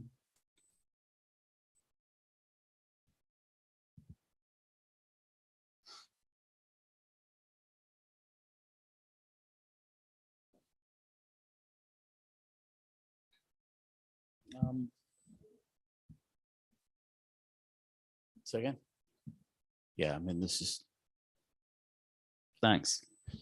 Adolfo, can you hear me? Yes, yeah, we can hear you. Hi, Adolfo. What have you? So, welcome back. So, just tell us a little bit about what you're doing and where you're at. Yeah, so we have assessed the lesion. There was a stenosis as well, probably just around that area. We retroflex the scope. The polyp is more or less the size of the scope, so a bit more than 1 centimeter in total. And we went to the anal side. You can see how the polyp is reaching the anal canal. We have assessed it.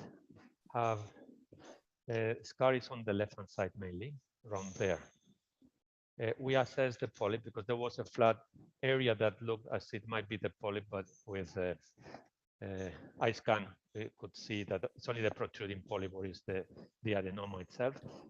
So then we injected some. So Adolfo, I'm just going to stop you for a few moments because I don't think we've had the case history here because so this looks like it's right on the dentate line and it looks like they've had a previous resection. So just give us a quick sort of case history so we can get some context and before you start Rehan, deciding you on had what a therapy. beautiful case history from Fergus. It's a 77-year-old man who had a TEMS 10 years ago and then has had recurrence since, treated by multiple of different treatments. Yeah, we ESD missed that. We and didn't get that here, I'm afraid. Sorry. Okay, sorry. Okay, so sorry, Fergus did that beautifully as well. Anyway, so he's Need a got lot, a further recurrence at the dentate, and there's probably, well, Adolfo's having a go at this. There's a few things to point out. So there's heavy scarring on the screen. You can see from about 1 o'clock round on the left-hand side. Nice. Yeah. And then on the internal side, on the oral side of the lesion, there's another heavy scar just proximal to where this polyp ends. And I think there are a few things to point out with this type of lesion. Firstly, it's in a very painful place for the patient. And secondly, the access. So with TEMS, there's always a risk because you're putting an instrument into the anal canal that you cover a bit of the tissue you're supposed to take away. And I'm sure there's lots of surgeons in the room will say that should never happen, but it obviously has in this case, and it does occur. So to remove it, you need some lignocaine firstly to numb this area. And then the problem with trying to snare this off is that the scar tissue, a bit like the case with Ammon, forms a shelf that's very hard and your snare will just not sit down. And that's probably why it has been unsuccessful to this point in time.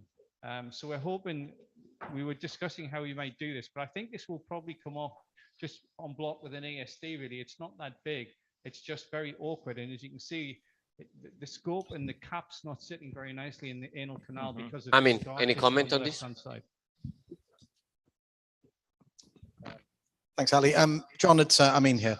So I think you're quite right. I think doing a TAMS or a TAMIS, is quite difficult when it's very low down. So often it's important to dye spray and to probably even resect the anal side up.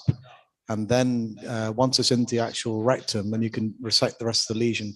But in this situation, one of the difficulties of approaching it just from the anal side up is that you get bleeding from the hemorrhoidal vessels, and then that will obscure all your view. So as much as we can in the retroflex position, would be ideal. But sometimes it's very difficult, particularly when it's so scarred. But I agree with this approach. I think you just got to do this on block by ESD. It's got to be done properly. I think having another recurrence here would just be a disaster in terms of treatment. I'm using a 1.5 millimeter tip out, 1.5 millimeter ball tip flush knife, and we're using a therapeutic EG29I10 Pentax scope. With the eye scan, we assess the polyp. Okay, quite nice. I see. I mean, I have a question to UK expert. I see nobody's using a hybrid knife, which has some role in getting better elevation, better lifting, especially in fibrotic situation. Can you comment on this? Yeah, it's a really good point, actually, Ali. I know you have a lot of experience with the hybrid knife. I think, I suppose with a lot of these areas, it depends which school that you graduate from in terms of ESD. And I think a lot of the UK endoscopists have learnt from Japanese masters who have a particular technique, and that's sort of followed on. And we've probably not adapted to move to hybrid knife as much as our European experts. So I think there's a lot less of hybrid knife usage, particularly for these type of lesions. So first, it looks like it's a ESD knife exit. And no, second one, it's good to me to announce that Herbe is working on a new device, hybrid knife, which is, I would say, exactly same size of a dual knife, but the same capability in terms of water injection, so water pressure. And this is going to be into the market at the end of the year. So you will have exactly the same function of any other small knife, but with the capability of injecting properly with the right pressure. You think this can be a solution, especially for these very difficult spaces? And also the amount of needle that will be exposed is totally under your control. You can decide less or more, which is, then also the endoscopy will be very helpful. Yeah, no, I agree with you, Ali. I think that's going to be a huge benefit, because I think at the moment with the 5 millimeter knife, it's people a little bit anxious, but I agree. I think if you've got that capability of a smaller knife and having that jet pressure, it would make things much quicker potentially, particularly in fibrosis. So in this case, it would certainly help at speed. But Adolfo's doing a great job here in terms of showing us the careful dissection on that side over the scar. And you can see quite clearly that there's a lot of fibrosis. This is, F1 fibrosis. You can still see through the submucosa, but there's a lot of white in that area, a lot of white in that tissue. A lot of the time here, gravity is not going to help you. You're just going to have to cut through, the sort of the submerged bit. Using traction in some areas may help, but this is a difficult case. Can I say that, of course, apart from resection, we have the option of cold resection with endorotoring. The polyp has a low-grade dysplasia, so I think it would be an option. And in fact, it's the one. Yeah. Would you consider some sort of retraction here, John? Because this just keeps on falling inside, so maybe you can just tie up one end, and then that would make your life a little easier. So we've tried looking at this thing in retroversion, and you've got a fibrous shelf sitting right in front of it. So Adolfo marked the oral side of the lesion initially using the scope, and it wouldn't be giving you the easiest access, if I'm completely honest. So I think if we can free this side without significant bleeding, it should come off okay, but there's a big shelf behind it. Yeah. So I have another technical point. In this situation, sometimes having a smaller cap, the Fujifilm 1, funnel shaped, can be helpful for you. So experts. I think what you can see here is Adolfo's, despite he's struggling to get stable cap position because he hasn't got enough tissue on the lateral sides just to be able to get under. So that could be an option, is have the conical cap from Fuji just to try and levitate under that ridge that you've created. But you're making steady inroads here, so I'm not going to be directing traffic from here. This is a short conical cap by Fujifilm. Okay, there you go. So apologies. Short ST. It was Professor Rapicci's fault, not mine. So sorry about that. So anyway, I have a request. We need to move to Pradeep for short connection, and afterwards we will have the final lecture on third space. Not going too bad. Okay, so can we change the room, please? Pradeep, where are you done? Inject, please. Inject.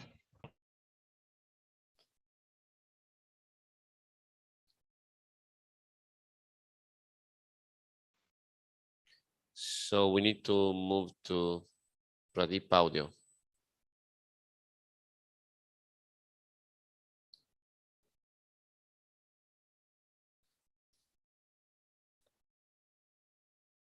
Can you activate audio, please? So sorry. Now we have your now we have your voice. Okay, we see you're doing a beautiful job with the traction. Yeah, so we almost in our final stages. So you can see traction is pulling the lesion upward. We don't want to give too much traction to pull the muscle fibers with it. But this is the situation where it gets a little bit complicated. You see the muscle fibers are split. And here you have to make a decision. Is this a split muscle fibers of muscularis mucosa, or is this proper muscle? I think you can cut through. Yeah. So we can see that. So I'll just inject a little bit. Hey, but don't worry, don't worry. It's always good to have that moral support. This is what this event is about. To use other people's experience. Their Can you please show how you cut through? Yeah. Okay. I'll just inject tiny bit just for my own satisfaction, Ale. Yeah. Thank you. Please.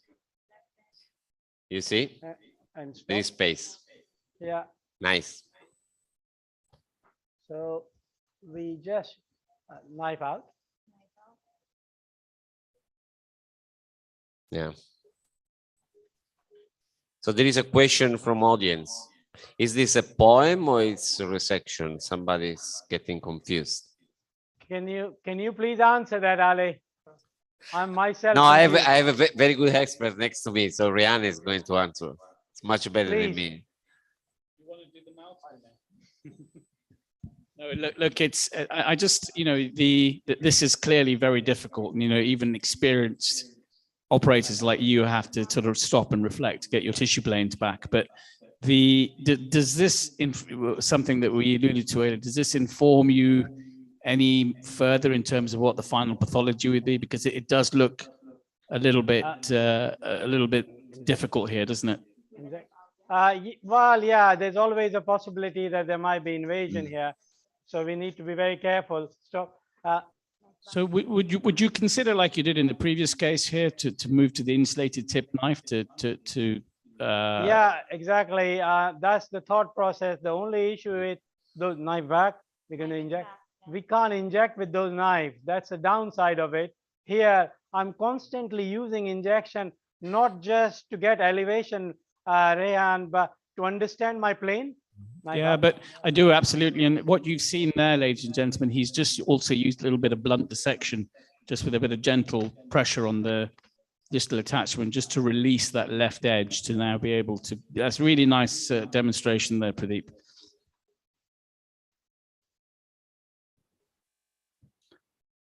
So you're nearly at the end now, actually. Yeah, I think.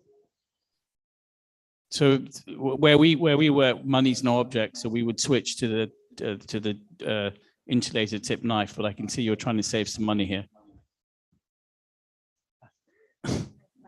Didn't like that. Knife back, and we'll inject. This will be good for insulated tip again. Inject. Stop.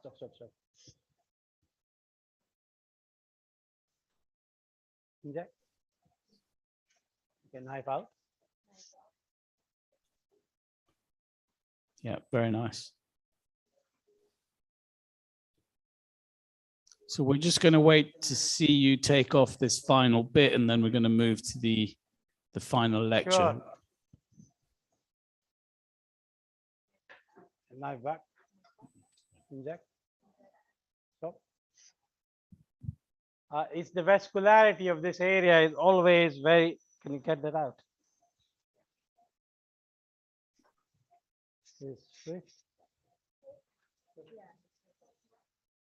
This area is very, very vascular, and it constantly bugs you.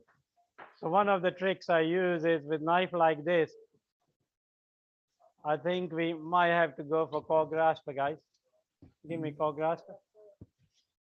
I'll try to use the pressure of my cap to hold this bleed, and then try. Is it marked? Marked or not marked? Open.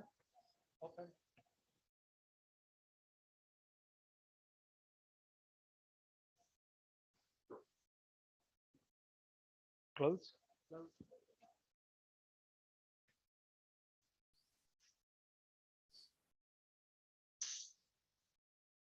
Okay. Open. So which coagulation grasper did you just use there, Pradeep? Just standard core grasper, not the bipolar one. Bipolar will be really good here. Yeah. But you can see we got the vessel, the main vessels. So it's coagulated. Okay, good. Okay, excellent. Take it out. Yeah. So I think this is what we want to cut. If I can have the insulated tip knife, please. So do you see that, Rehan? Yes. This submucosal fat fibers. What I want to do is hook the insulated tip into it, and then just drive it to side. But it also that looks. will detach our specimen. It looks like you've actually just tunneled a little bit. Further in. A little bit further than the anal margin, so you're well within your resection parameter. I completely agree. ESD, turn left. At 6 o'clock, stop. Very nice.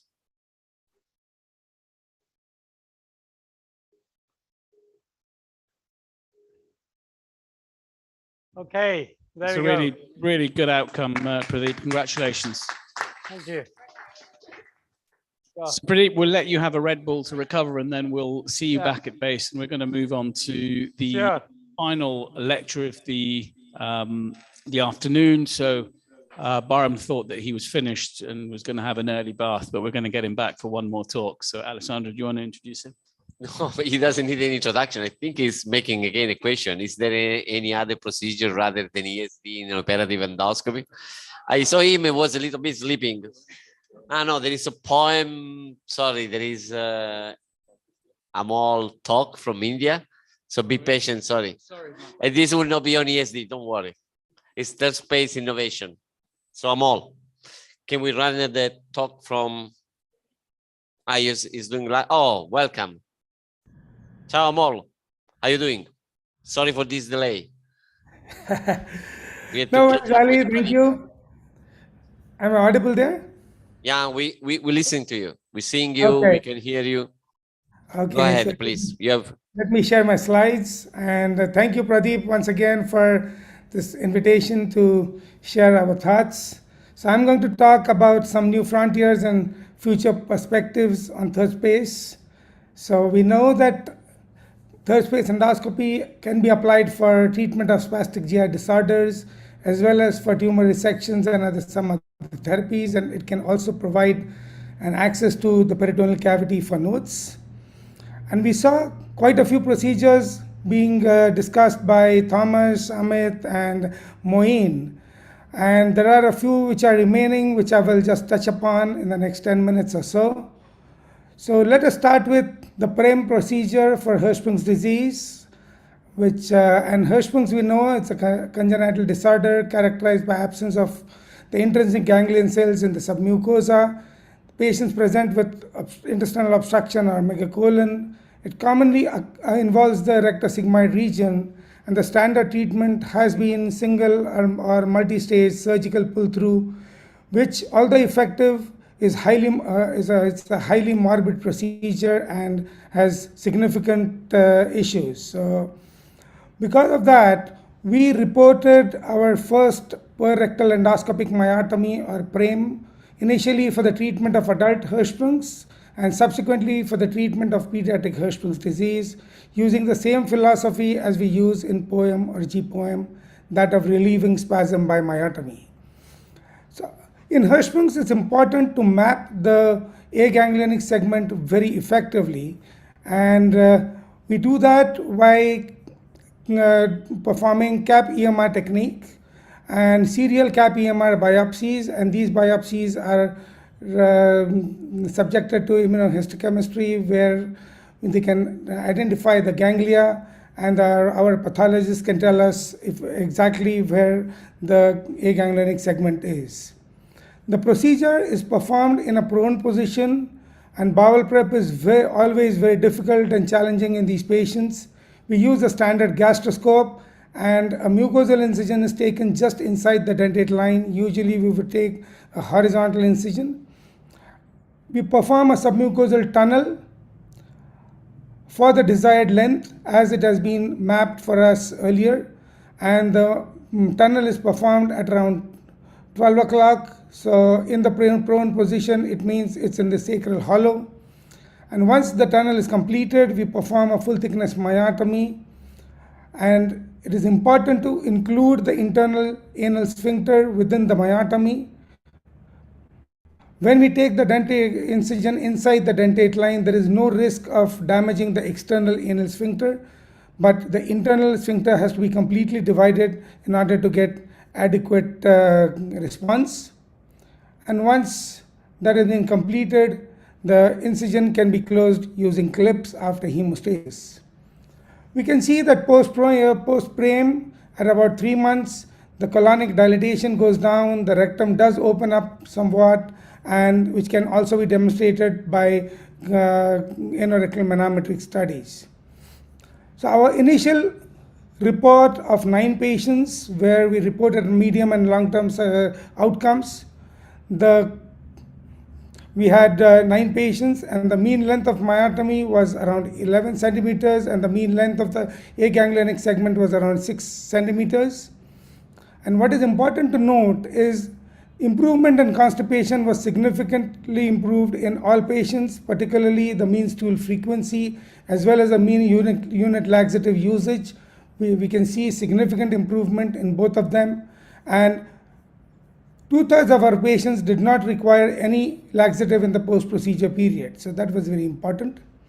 Coming to the stir technique, which is not exactly a new frontier, but since it was not touched upon, I thought I should include it. So this is a technique used for resection of tumors in the muscularis propria layer, particularly in the esophagus, gastroesophageal junction, or the proximal stomach.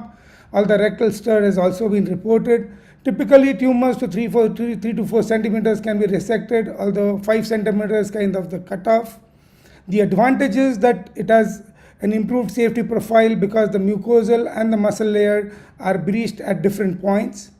So the mucosal incision is taken a few centimeters proximally, a tunnel is created and the tumor is exposed within the tunnel. The tumor is then resected and enucleated from the muscle layer. And once the tumor is completely enucleated, it is delivered through the mucosal incision, and then the incision can be closed using clips. So results of STIR have shown impressive en bloc resection rates and complete resection rates with acceptable adverse events, and there have been several studies on STIR so far and meta-analysis as well. Coming to the next procedure, which is again an interesting procedure, patients with complete esophageal obstruction, either because of radiation injury or corrosive, have very limited options available. Using third space endoscopic tunneling methods, we can actually create a recanalization of the lumen. So what is done is these patients will have a feeding gastrostomy as well. So we perform a tunneling from both sides, from the oral as well as from the gastric side, and within the tunnel the fibrotic tissue is divided and a recanalization is performed. A guide wire is passed from one side to another and a fully covered metallic stent is placed. It is retained in place for about 4 to 6 weeks to create a neoesophagus. Once the stent is removed, we can see that there will be some granulation tissue, as we can see over here, which can be dilated, but we have a passage that is open. Here we can see that the stent is being removed through the gastrostomy, and here we can see that after dilatation we can pass the endoscope orally into the esophagus completely. Of course, these patients will invariably require sequential dilatation later on, but at least we have been able to recanalize the passage. Coming to endoscopic fundoplication for the treatment of post-poem reflux, and Thomas did touch upon the topic of post-poem reflux, which has been concerning all of us endoscopists for the last few years now. So Inoue described this technique a couple of years ago, wherein after performing an anterior poem, a full thickness myotomy is performed on the gastric side, and subsequently the peritoneum overlying the muscle layer, the myotomy is opened. A transnasal endoscope is passed alongside the scope and is positioned in the stomach to monitor the RAP. Here we can see that we are opening up the tunnel, the peritoneum. That's the left lobe of the liver. The scope is turned upwards and towards the left to grasp the fundus, and a RAP is simulated. We can see in the second image that we can get a good RAP.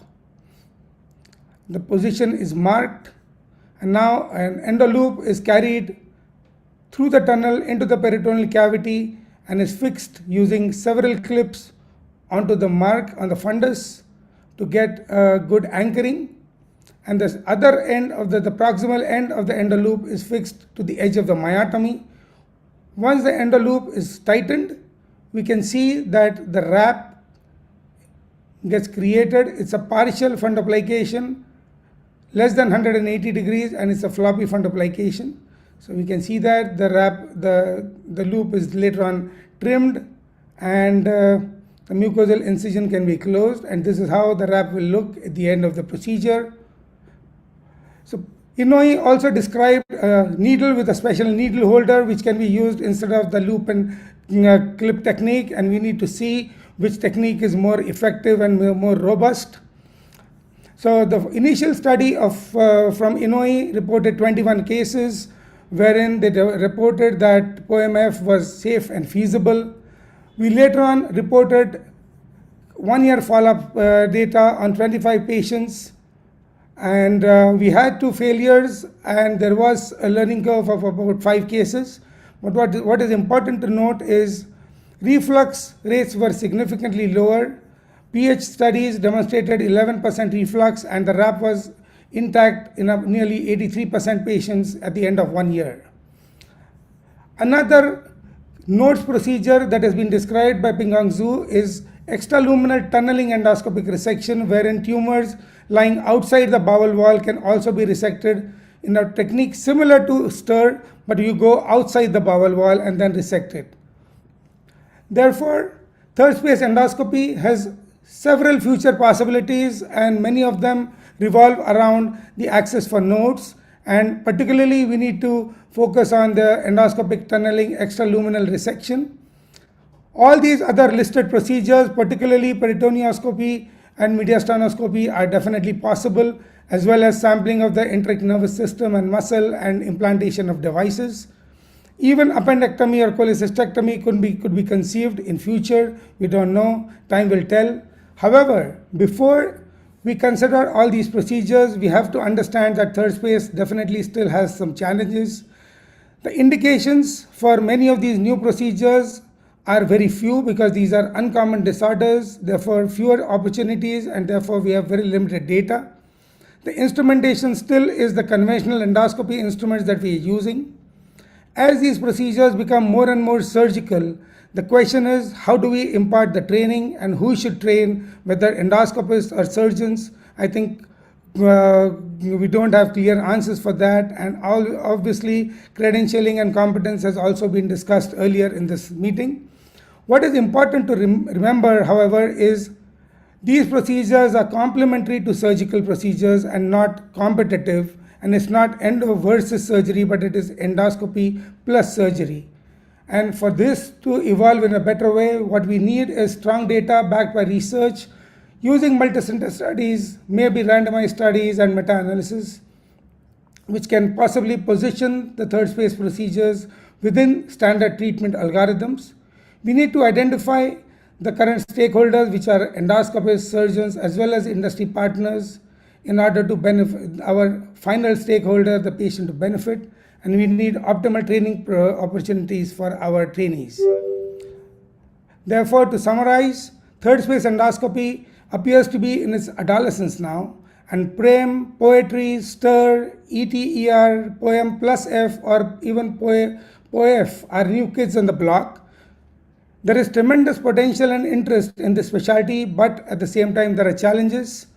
New procedures and techniques are evolving, and I think collaboration between endoscopists and surgeons will be the key for the future. However, we need to remember that with great power comes great responsibility, and therefore it becomes our responsibility to gather more and more effective data so that we can position these procedures more effectively.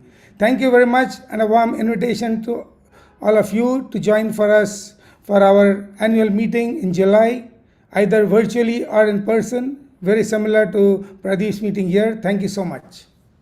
Thank you. Great lecture. Showing the future. So I think there is a question from you, from Katie.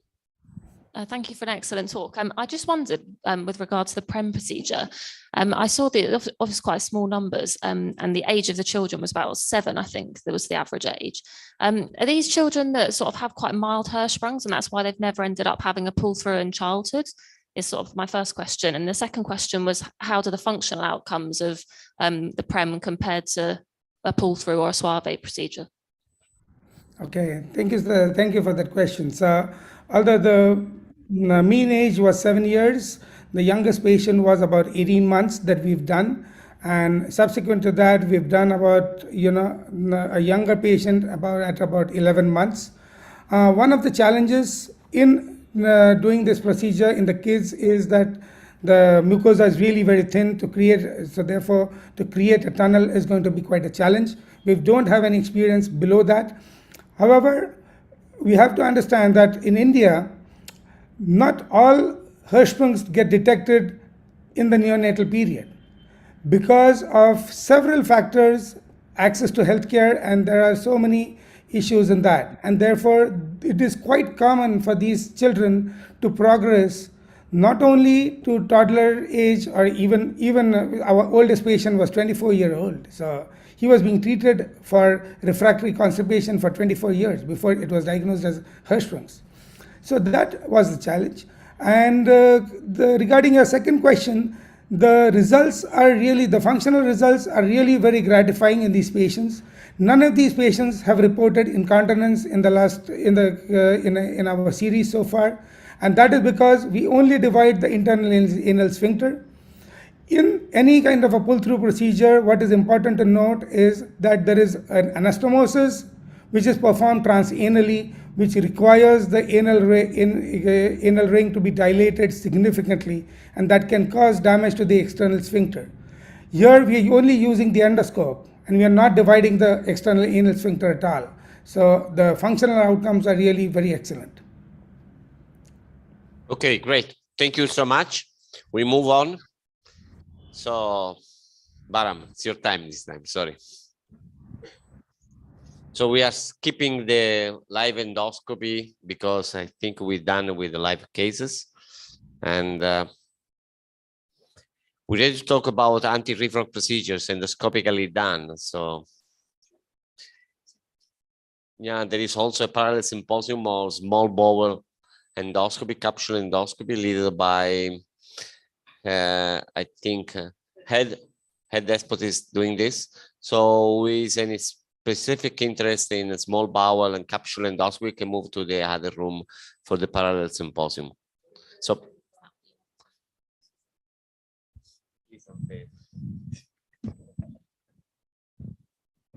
come on, someone go, so Ed's not talking to himself.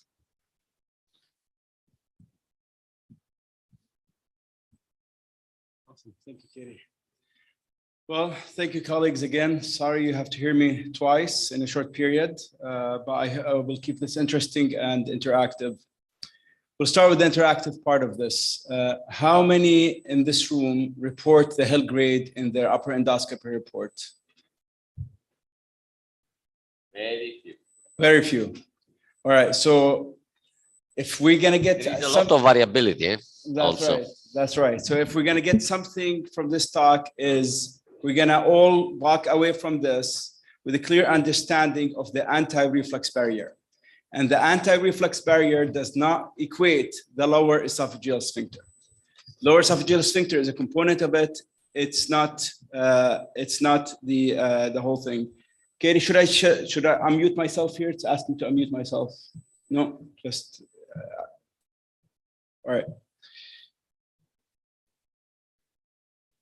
So again, here's my disclosures. So the first part of the talk is very important to emphasize anatomy principles and the principles of anti-reflux surgery. Why have we struggled so far with an endoscopic treatment for reflux is because we try to replicate something that is not normal anti-reflux barrier. We try to augment sphincters, burn sphincters, all this stuff, but it does not reproduce the principles of anti-reflux surgery. So it's very important to spend time and highlight these physiological principles of how do we reflux or lack of reflux for that matter.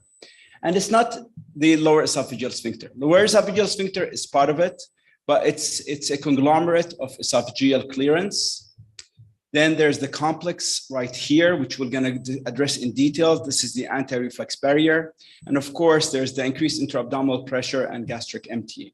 So the three components that it's very important to understand is esophageal clearance, increased intra-abdominal pressure and states of obesity and sometimes after bariatric surgery. And we have a complex right here that's called the anti-reflux barrier, which is the lower esophageal sphincter is part of it. It's not the only part of this barrier. So let's talk about this anti-reflux barrier.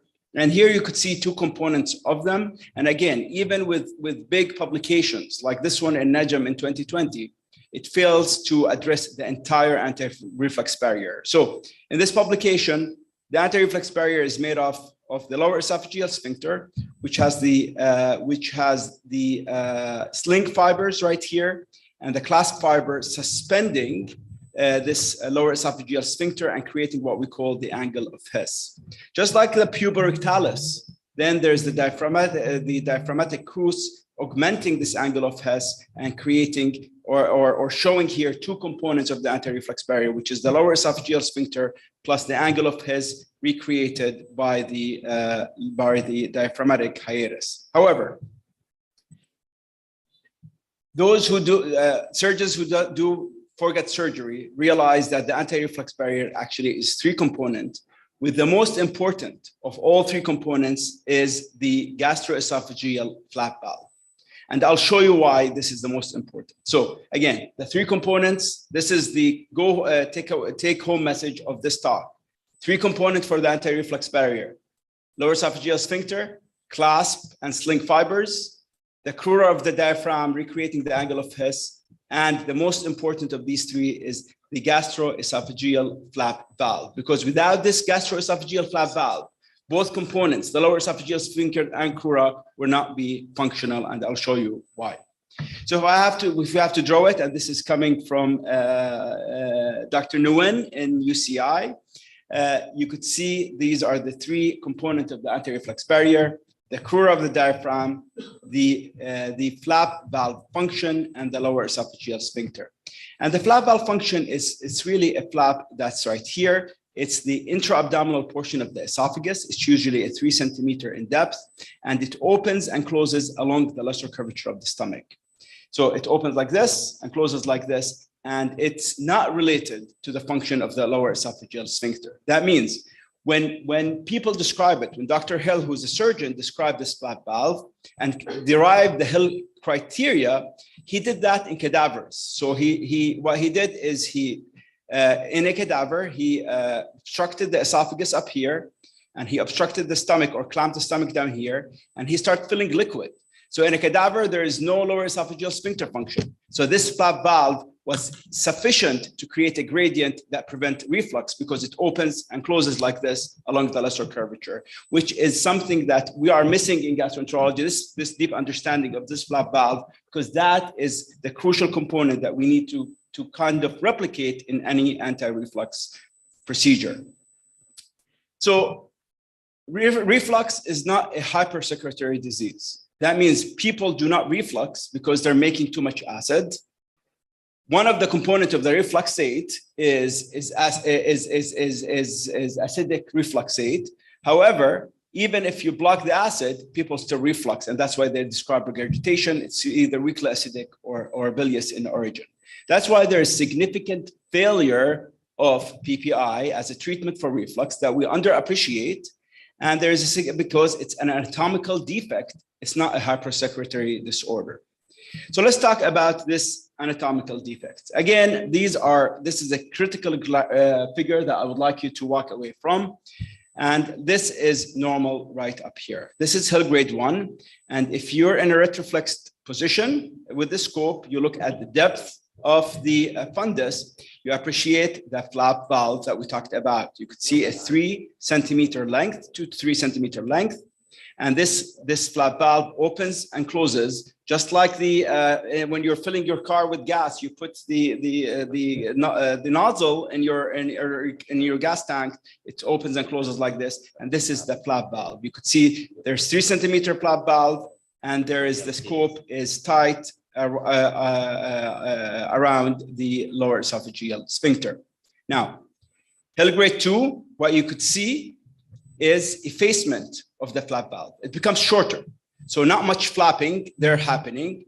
And this is what you could see, that if you wait under full insufflation for a minute or two with inspiration, expiration, you will see that there's a laxity in the lower esophageal sphincter. So the flap becomes effaced. And with inspiration and expiration, you have what I call the smiley face, where you have a gap between the scope and your your lower esophageal sphincter complex. So in HEL grade 3, you could see that the valve is continuously open because you completely lost the flap valve. So here, in states like this, there's no flap valve. So you could augment the lower esophageal sphincter. You could do whatever you want. It's not going to fix the problem because you do not have the flap valve. You do not have a high pressure zone. And now the complex have migrated to become close to the diaphragmatic hiatus. That means that the door is propped open because it's almost in the chest rather than in the abdomen. And anything augmenting this is not going to work well because this is a fundamental defect that you need to repair all three components, which is the hiatus and the rebuild the flap valve and augmented with pressure. And then of course, this is HEL grade 4. The entire complex, now you have a sizable hiatal hernia. This is more than 3 centimeter hiatal hernia, and the entire complex have migrated upward. That's why these principles are very crucial to better select patient for those who will respond to an anti-reflux procedure. If you have somebody with normal anatomy and their mechanism of reflux is transient relaxation of the lower esophageal sphincter, then sphincter augmentation with something like Strata or the Gerdix device would work just fine because you have the flap valve function still there. You're just augmenting this with a gastrogastric type of plication or rebuilding the lower esophageal sphincter. Now, if you're going to HEL grade 3, this becomes you need a way to elongate or rebuild the flap valve and build the high pressure zone. And if you have HEL grade 4, you need to fix the doorpost, which is the diaphragmatic hiatus, pull the complex intra-abdominally to rebuild the flap valve, then create a high pressure zone in order for that to work. Is that concept clear? Because I think that's the key principle of anti-reflux surgery to be successful. So again, this is a normal flap valve. You could see it's like a gasket, and when you're filling your gas tank. It opens one way and closes, and it opens and closes with the suspension along the lesser curvature of the stomach. And with states of hiatal hernia, you're losing completely that flap valve. This now the three components of this anti-reflux barrier. If you start mapping them on the x-axis versus objective pH score, you could see that the more defects you have in these three components of the anti-reflux barrier, the higher your Demeester score. So these almost linearly correlate with reflux. So you could give patient PPI, it does not change the reflux. It's changed the characteristic of the reflux, but they're still refluxing if they're losing this anti-reflux barrier. And therefore, this study in the New England Journal of Medicine randomized 78 patients who were refractory to maximum medical therapy to having an anti-reflux surgery that corrects this anatomy versus maximize the medical treatment versus the control arm. And no surprises there. You fix the anatomy for anatomical defect, you have much more improvement in symptoms compared to maximum medical therapy with high dose PPI and baclofen compared to standard of care. So I think, it's pretty clear in 2022 that if you have an anatomical defect in the anti-reflux barrier, you need to repair that to improve reflux. Now, let's talk about this in schematic form. So let's look at normal here, and you can see here's the diaphragm. The high pressure zone is made of the intra-abdominal portion of the esophagus, creating this flap valve that opens and closes toward the lesser curvature. So when you're trying to repair this with the different iteration of anti-reflux procedures, you want to elongate the intra-abdominal esophagus. That's principle number 1. Then you want to create a high pressure zone that's about 3 centimeters above the Z line, which means through a gastroesophageal plication. So the high pressure zone becomes above the Z line, not below the Z line. That's so that the elongation of the intra-abdominal esophagus is principle number 1. Principle number 2 is create a high pressure zone above the Z line through a gastroesophageal plication, not a gastrogastric plication. That's principle number 2. And then principle number 3 is to have the suspension of this high pressure zone in a wrap function to augment the door. So basically, if you think about an analogy of a doorpost with a door, you could rebuild the door all you want. If there's no doorpost, it's going to be flopping up and down. So you have to fix the doorpost and then rebuild the door to augment it. And that's the principle of the different iteration. So if you look at the different iteration of the TIF procedure, in the first iteration, it used to able to elongate the intra-abdominal esophagus, but was only able to create a gastrogastric plication, and that's the ELF procedure, the first iteration of that. Then they were able to elongate the intra-abdominal esophagus, plus now creating a gastroesophageal plication. And now in the TIF 2.0, it's very similar to the surgical fundoplication. It elongates the intra-abdominal esophagus, creates a high pressure zone above the Z line, and creates a wrap function similar to the Nissen fundoplication. And this is summarized in the slide as well. So now, if we look at the different therapeutic modalities that are available for the endoscopic management of reflux, we start with procedures that are not capable of elongating the intra-abdominal esophagus and creating a high pressure zone above the Z line or creating a fundoplication. So these procedures are better suited for patients with Hill grade 1 or 2 because they still have their flap valve function. And now you're augmenting the door because the door post is fine. You're just trying to augment the door. And this procedure is like Strata, the ARMS procedure, the anti-reflux mucosectomy, and the Gerdex that we saw a beautiful demonstration of by Dr. Amadeo earlier today.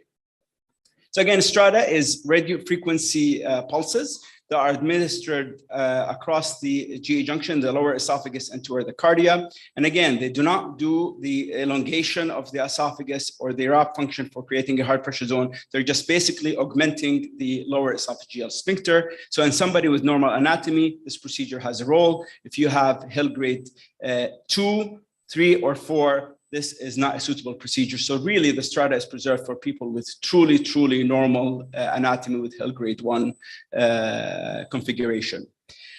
There is data around the Strata procedure and from multiple randomized trials, some cohort study and registry. And again, the achial tendons of this is if you select the wrong patient. If you have any patient other than Hill grade 1, the outcomes will not be as good. If you take patients with Hill grade 1, you could see that the rate of stopping PPI is about 51%, and the reduction of erosive esophagitis is about 25%. Now, the anti-reflux mucosectomy is, I don't know, I have mixed feeling about, because if you think about all the principles of anti-reflux procedure, probably it's closest to Strata in that it creates more aggressive fibrosis around the GE junction. But again, it does not elongate the intra-abdominal esophagus or create a valve function. Nonetheless, it's a procedure where you create 2 or 3 EMR defects along the lesser curvature of the stomach. And with that, as the fibrosis heals, it pulls the greater curvature of the stomach to where the fibrotic scar, creating a narrowed area or decrease in the diameter of the GE junction after the healing process. Now, it does carry some risks. EMR in this area it's a very vascular area, and there is risks of bleeding and some risks of perforation. So again, mixed feeling about this procedure. Some people believe it. I personally do not have much experience with it because we have other technologies that are better suited for reflux than this. However, in the right patient with the right anatomy setting, it could be a useful procedure. You can see the scars along the lesser curvature. As this scar heals, it pulls the greater curvature anteriorly, creating a wrap-like function. But if you don't have a flap valve to begin with, nothing like that is going to help you, right? You're not rebuilding any anti-reflux barrier. Again, some data for its efficacy. Stopping rate of PPI in this series by anyway is about 55% and reduction in 22%. At 1 year, it was about 61% PPI stoppage. But the important part here is objective pH measure, which these studies are lacking. So there's a strong placebo effect of anti-reflux procedures as far as HRQL. And the litmus test comes from pH studies. And pH studies are the better objective measure of the decrease in reflux burden and of course, the healing of erosive esophagitis. So we had a nice demonstration of the Gerdex procedure. This procedure is not available in the US. Thus, this video was given to me by Dr. Medeo. And you could see with this procedure, the principle is, today we saw a slightly different technique. In this technique here, you're pulling the greater curvature and creating a plication with the force distributed by these pledgets. This is along the greater curvature of the cardia side of the stomach. Today we saw that Dr. Madeo did a lesser curvature plication in order to pull the flap valve anteriorly to create a flap valve function. So I think it's a good procedure in selected patient with HEL grade 1 or 2. Once you get to HEL grade 3 or 4, given the gastrogastric nature of the plication, probably patients are less suitable for this procedure as you get more advanced anatomy. So good results. We have level 1 evidence from Dr. Kalpala and Dr. Reddy showing there is very high rates of GERD HRQL improvement compared to a sham. So this is a sham. It's not a sham effect because they had this sham and you could see that patients truly improved their GERD HRQL. However, the pH parameters, objective pH parameters improved at 3 months, but not at 12 months after this procedure. Now we're talking about the TIF procedure, and the TIF procedure has the principles of anti-reflux surgeries that you could tackle HEL grade 3 or HEL grade 4 if you combine it with a hiatal hernia repair. And let's review them again. So you could see there's a helix that engage and that elongates the intra-abdominal esophagus by about 3 centimeters. So that's principle number 1. Number 2 is you're creating a high pressure zone above the Z line by firing these sets of 1,0-proline T tags around the high pressure zone area. So principle number 2 is you're creating a gastroesophageal plication. That means these are fired from the stomach to the esophagus, distributing the force along the intra-abdominal esophagus, and then it creates a 270 wrap that as the fibrosis heals, it's creating a high pressure zone as shown in this cartoon. Let's see this beyond the cartoon. So given it's afternoon, I want to make it interactive. What HEL grade you see up here? Shout it out. 3, perfect. 3, you don't see any flap valve. You look at the depth of the fundus, there's no flap valve. You could see that the complex migrate to the level of diaphragm. It's not up high in the chest. And this is, I bet you could do the other procedures here. It's not going to be functional. So this is even a borderline case for the TIF procedure. But what we're able to do with the TIF is, again, now elongate the intra-abdominal esophagus. You could see now this 3 centimeter pull of the intra-abdominal esophagus, creating a flap valve function with a 270 degrees wrap that is suspended along the lesser curvature. So the flap opens and closes toward the lesser curvature as such. So we went from HEL grade 3 to HEL grade 1. And you could see that's the key about the TIF procedure. And you're going to ask me, why do you do TIF or C-TIF or hiatal hernia plus TIF? And I'm going to answer you why, but I want you to be cognizant of where this wrap is suspended.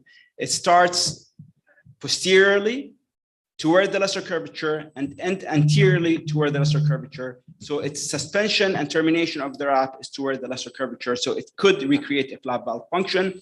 And similar to Dr. Hill, we try to do the experiment he did after we do the TIF procedure. You could see we fill the stomach with contrast.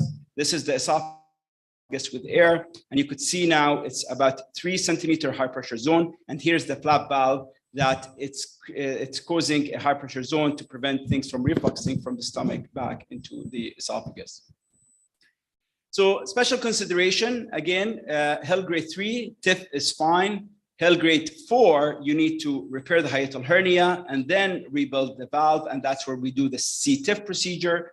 With the C-TIF procedure, we do a posterior repair of the hiatus with interrupted sutures. We don't dissect the ligaments. That's one of the advantages of the CTIF. You don't need to dissect the phrenoesophageal ligaments or take down the greater gastric vessels or dissect the fundus. We just do a posterior repair of the hiatus, and then we build a partial fundoplication as shown here to create a flap valve. Again, here, this is now Hill grade 4. You could see Hill grade 4 in esophagogram. You could see about 5 centimeter hiatal hernia above the diaphragm. We took this with a CTIF repair, hiatal hernia repair posteriorly, then doing the TIF procedure. And now you could see here's the flap valve, and the complex now is elongated into the abdomen. So to emphasize that if you follow these principles of surgery, you expect high rates of cessation of PPI, high rates of erosive esophagitis healing, and high rates of normalization of pH. Again, here, this is a CTIF series of 55 patients. You could see off PPI about 90%, normalization of pH in about 75%, and those with intact hiatal hernia repair in the long term after the hiatal hernia repair, you could see almost universal normalization of pH. So if you follow the principle on diaphragmatic surgery, you expect both clinical and objective reflux improvement as well. Now, people ask, what's the advantage of a CTIF? If you're doing a hiatal hernia repair, why don't you just dissect the fundus and finish the procedure at the same time? And the answer is twofold. One is, here's the Nissen, and you could see that the initiation and the termination of the Nissen is along the anterior wall, not along the lesser curvature. So by default, the Nissen causes a twist, which could be associated with increased dysphagia, and could be associated with increased gas bloat. So that's number one. Number two, which is more important, is taking down a Nissen fundoplication is not an easy procedure. So somebody young, and they're gonna need to live with reflux for a while, and at 10 years, they need another procedure, taking down a Nissen is challenging because you've already had fibrosis, you dissected the fundus, you dissected the ligaments. With TIF, you could just wrap around the TIF or redo the TIF because you have not dissected this area and you have almost a virgin anatomy. So these are the two advantages of the CTIF versus the Nissen. And we did this retrospective study where we looked at 125 CTIF patients versus 70 Nissen, all matched by a hiatal hernia less than 5 centimeter. And you could see that discontinuation of PPI rate was similar. However, early adverse events was higher in the TIF, higher in the Nissen group with increased risks of bloating and dysphagia. Now, this is retrospective study with a lot of confounders, so it's not definitive data other than showing a slight proof of concept, which informed a big randomized trial that we're currently doing, which is a multi-center single-blind RCT of CTIF versus laparoscopic Nissen for GERD in patients requiring hiatal hernia repair. We'll conclude here with the final part of this talk which is the elephant in the room. GERD and obesity are twin epidemics, and GERD worsens, or obesity worsens GERD. And if you have GERD, obesity is a contraindication for GERD treatment because of high rates of recurrence of hiatal hernia. That means if you have a BMI of 35, nobody's gonna offer you a Nissen, nobody's gonna offer you a TIF, and you're stuck with a gastric bypass. So the big challenge for our field is how to tackle both at the same time because of their parallel paths in pathophysiology. And that's where we have the GERD management and plus the obesity management. And we're doing some of this work with Dr. Al-Khatiri from UAE, where we do combination of hiatal hernia repair, combination of a TIF procedure. You could see here we're doing a TIF procedure in somebody with a BMI of 38. And at the same session, we're doing an endoscopic sleeve gastroplasty. So you could see here the elongation of the intra-abdominal esophagus, the creation of a 270-degree wraps that starts and terminates along the lesser curvature. And here you could see the final product. Here's the TIF portion, and then here's the endoscopic sleeve gastroplasty portion of the procedure. So now we could combine endoscopic techniques to treat both diseases given their duplicative mechanism of action. However, cost is an issue. You have two platforms. That's where procedures where like the POS or the IOP, incisionless operating platform, offers the hope that you might be able to do both obesity and anti-reflux procedure in the same platform. So this is a publication we had in canines, where we did an anti-reflux procedure with the pause device. You could see here, we're elongating the intra-abdominal esophagus and creating a gastroesophageal plication. We repeat these gastroesophageal plications around the circumference of the esophagus. You could see one basket is in the esophagus and the other basket is in the stomach, and we're cinching them together to augment or create length of the intra-abdominal esophagus. And then we continue to wrap around. Here you could see we're going anterior, we're wrapping around. You could see it could build a very nice Nissen-like valve with this procedure. And now the advantage is, with the same platform, you could go and do a post 2.0 procedure. So now you have two procedures done in the same platform with in a time-efficient fashion, as shown here. We looked at this with before and after using Endoflip, and you could see a significant improvement in canines on Endoflip using this platform as shown here. So in summary, the girth therapy gap is being filled. Endoluminal approaches are prime time. Additional clinical investigation underway for durability and comparison to surgery. Combination of obesity and girth therapies are prime for investigation, and it's definitely a big unmet need for patients. And with that, thank you for your attention, and I'm happy to entertain any questions. Lauren, again, thanks for a fantastically enlightening talk.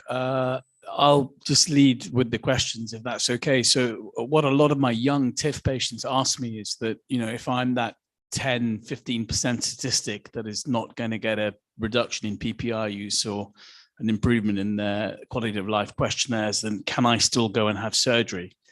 And I've always very reluctantly sort of nodded and said, probably yes, based on very little evidence. Because the reverse is, you know, we've discussed this. I've done, you know, probably half a dozen patients post-fundo who've had TIF and had good outcomes. Can it work in the opposite direction? Yeah. So as you said, there is not much data to guide us, but we've done it personally at our center, where somebody who got TIF got converted to a Nissen or to a toupee. It's a much easier conversion than taking down a Nissen wrap and converting it to something else like a gastric bypass or another Nissen wrap. The reason it's easier is there's nothing to take down. It's a cardioesophageal plication. The ligaments are not altered. The gastric vessels are not altered. The fundus have not been dissected. So all the surgeons need to do is to expose the GE junction and then dissect the fundus and wrap it on top of the TIF, rather than take it down. So clinical experience says it's easier conversion. It's been done safely, but we don't have much evidence, long-term evidence to comment more than that. So Dav's got a question, and I'll follow up with another one. Dav? I was going to ask you, so in your earlier talk, when you talked about the ESG, one of the things you didn't mention due to lack of time was the learning curve for the technique. And my question is regarding TIF.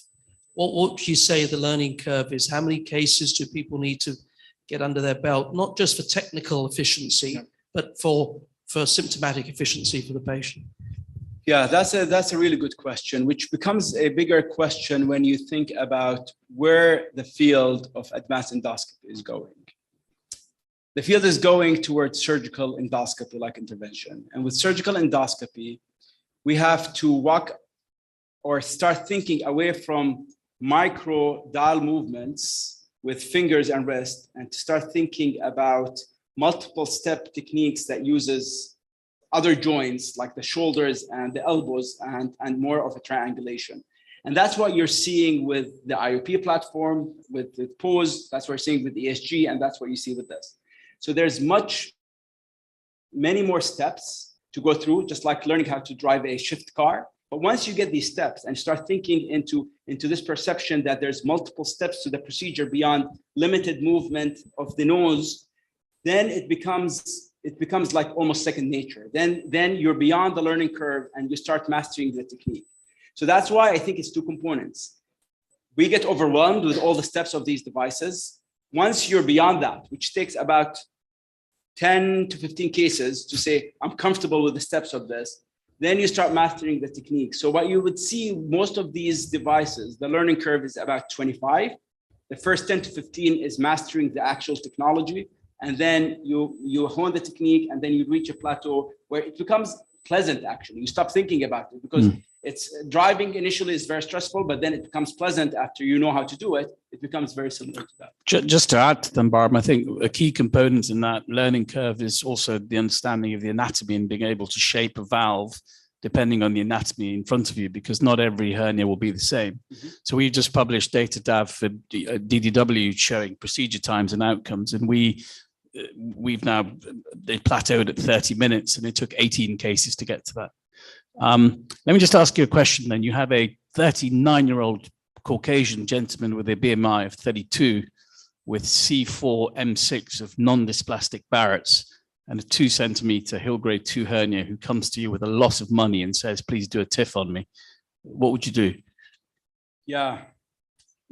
So that's a challenge.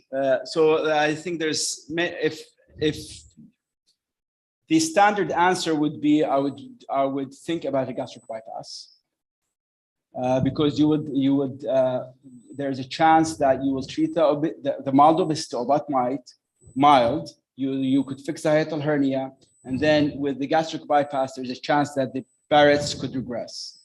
Obviously, gastric bypass is a big commitment for a younger patient. So second to that, the jury's still out about what to do with the TIF in non-dysplastic Barrett's, because there is going to be multiple T fasteners going from the stomach to the esophagus that could affect surveillance and could affect treatment down the line. So what I would do with this patient is I would eradicate the Barrett's. Yeah. Once they reach CREM, I would offer them a TIF procedure with a C-TIF procedure, hiatal hernia repair plus a TIF, and at the same time endoscopic sleeve gastric. Yeah, so we don't have C-TIF here, but that's exactly what I would do. Any other questions from the audience? Jason?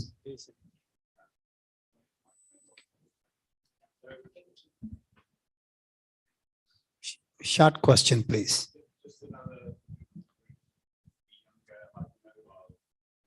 Often female with EDS, who we see quite a lot of, and they have got proven reflux if you do Bravo studies on them.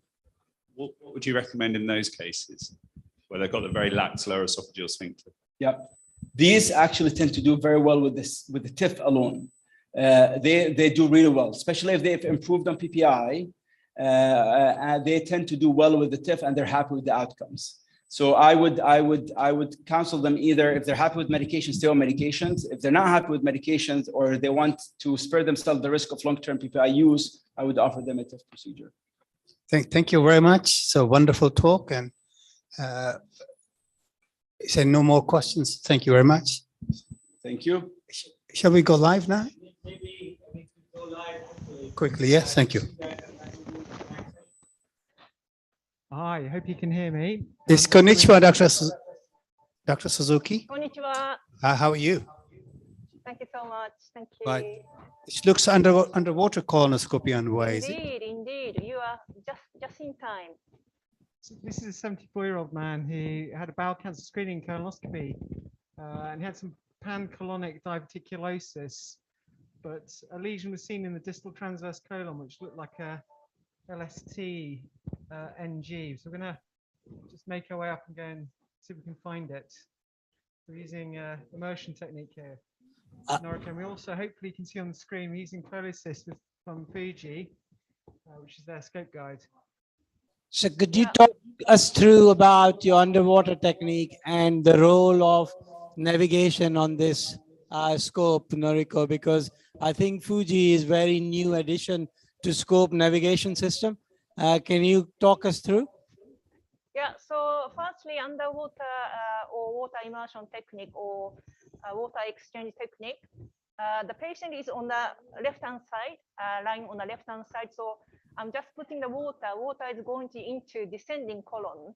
So therefore, I think straightening or going into the descending colon is easier. Unfortunately, he has got diverticular disease and then slight fixation here. I might need to change his position, but normally I think left lateral position is best position for underwater. And knowing the loop, we can ask the assistant to press the tummy. Sorry, I'm just going to get around the corner. Just bear with me because I have got distal attachment. So longer bending section may be a big problem. Okay, could you roll around your back for me, please? That's more like a water immersion technique, because she's not sucking the water at the same time. In water exchange, you do simultaneous suction and pushing the fluid out. Looks like it's a... That's an example of a good bowel prep, isn't it? We saw a first case where the bowel prep in the morning was not very good. That's not unusual. Morning colonoscopy, bowel prep is never that good. Split dose, afternoon colonoscopy, we generally get good bowel prep. So underwater immersion is good for this kind of bowel prep. Okay, so now I ask the assistants to use the hand marker. So I'm just going to see where is the loop, and then so this okay. Please. So this is start looping. That's I'm going to try to straighten. Joe, could you just switch to room view so we can show you how we're using the scope guide? So we can see on the scope view that you are putting pressure. Press like that. So you are doing, yeah. You can see the white dots. Yeah, we're applying targeted pressure on Yeah. white dots. If it doesn't go, we might need to take the distal attachment off. Yeah, that's fine. I think we don't need the room view. We can see you pressing, and we can see that white dot pressing the elbow of the loop.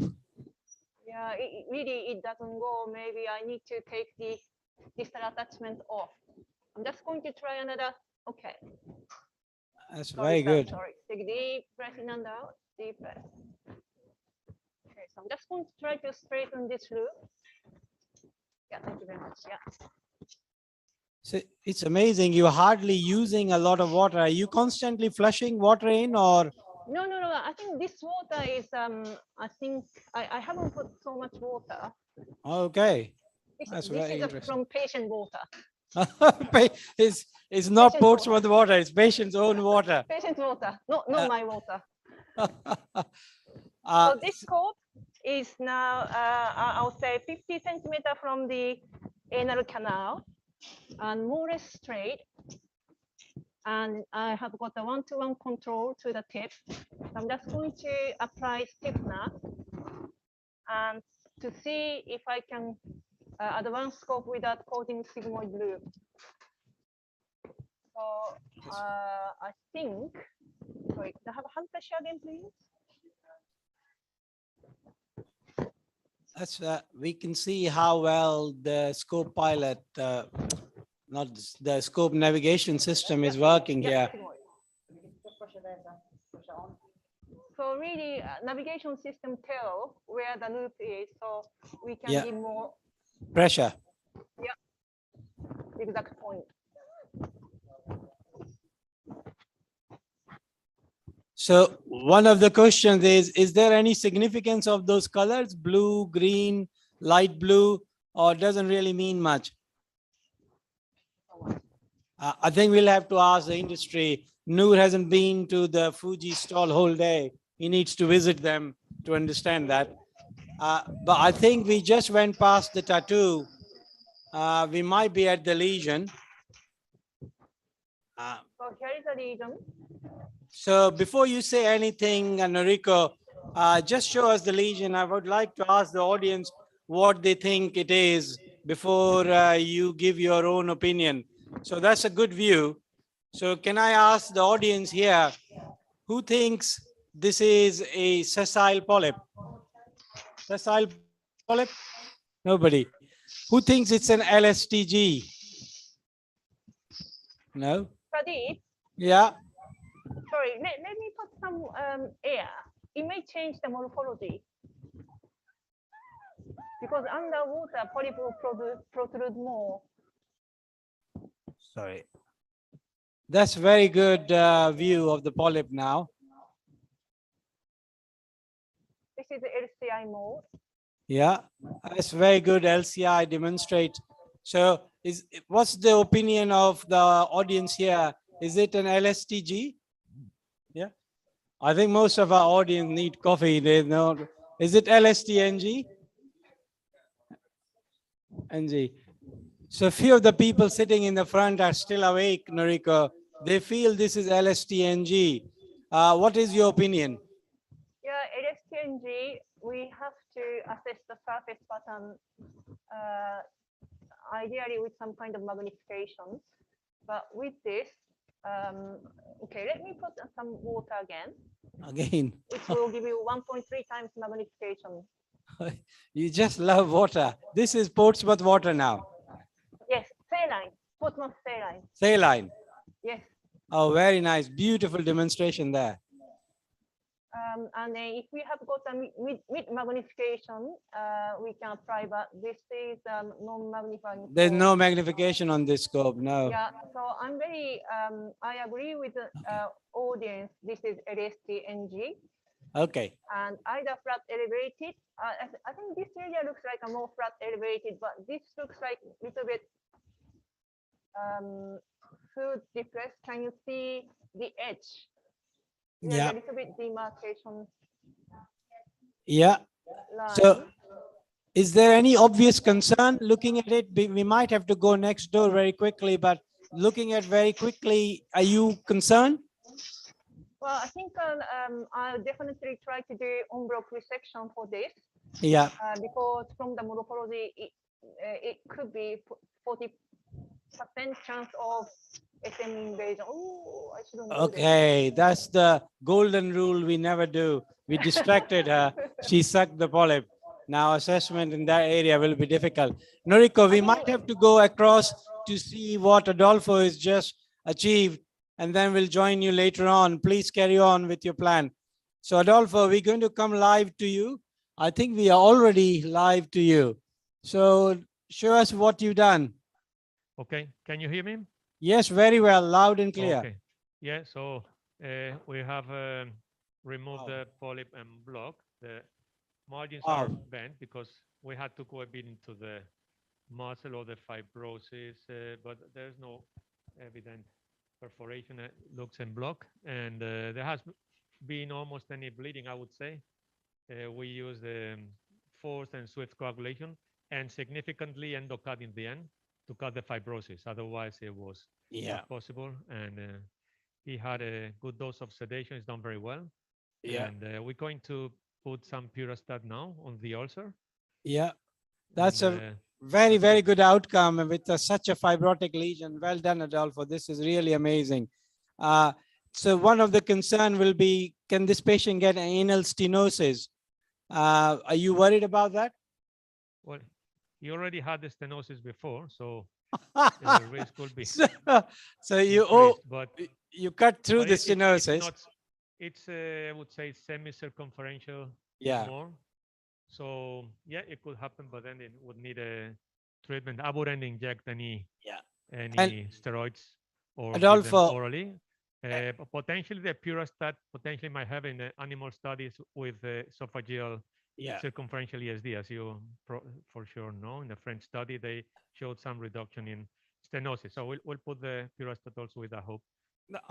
I agree. There is that regenerative property of Purostat which might prevent stricture, but we don't know. In animal studies, it does show that. So we'll let you get on with this. We might have to move on to our next session. Adolfo, well done. Thank you very much. Very good. So I think we have kept our guests waiting for a long time. Our next session is update in upper GI bleed management. Is there someone joining us here? Have we got Dr. Morris? John Morris is online. Who else is joining us? Ian Granlek and Mustafa Ibrahim, as well as Shamila. So I think Shamila is locally with us. I can see John in the background. Ian has switched on his video as well. Nice to see you guys. Thank you very much. I think how are you? Mustafa is coming online as well. Or is that Mahmoud Omar from Kuwait? Mahmoud as well. Oh, excellent. Thank you.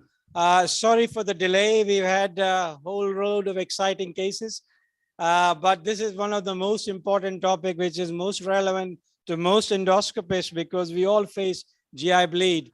So this is, we kept the best topic for the last.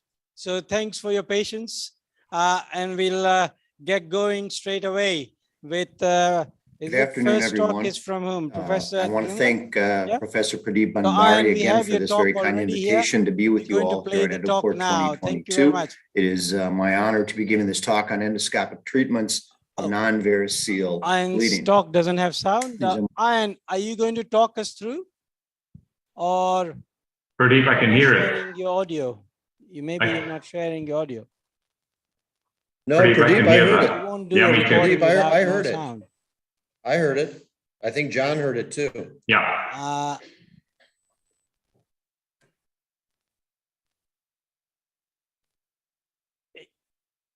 You're not sharing your audio again. Yeah. I'm not playing it. I'm not playing it from here. You're playing it from you are locally. on mute, or I can't hear. Can you? I think Pradeep, can you hear me? Our side, yeah. My competing interest disclosure. Just first, a slide on looking at an overall logical approach to the patient with acute upper GI bleeding. I really think we need to divide this into 3 phases. We need to be thinking, what should we be doing at the time of prior to endoscopy? What do we be doing during endoscopic management? And lastly, what do we be doing after we finish the endoscopy? And I'm going to be focusing here today on just the endoscopic management.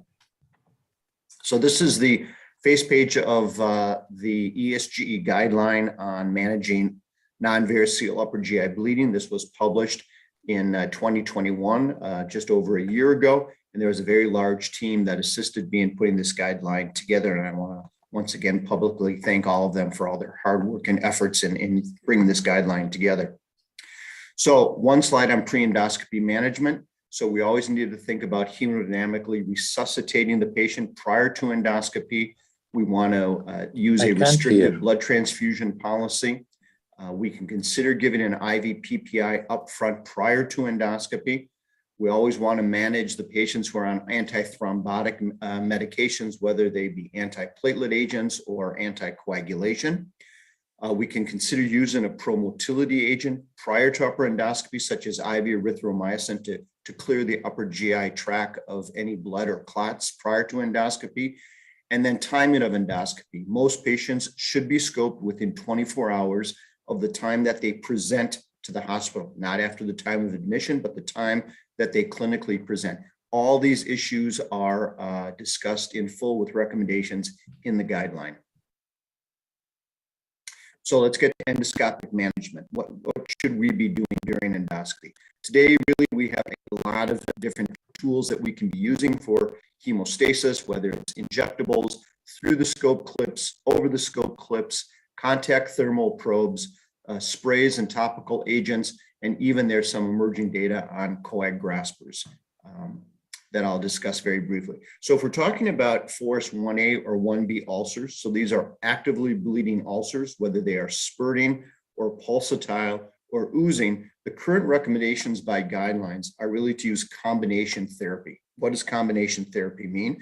It means initially injecting with dilute epinephrine. That's usually 1 to 10,000. Some people use 1 to 20,000. That's injected in small 1 to 2 milliliter aliquots around the site of the active bleeding. That's going to slow the bleeding down, whether it's by vasoconstriction or by a tamponade effect.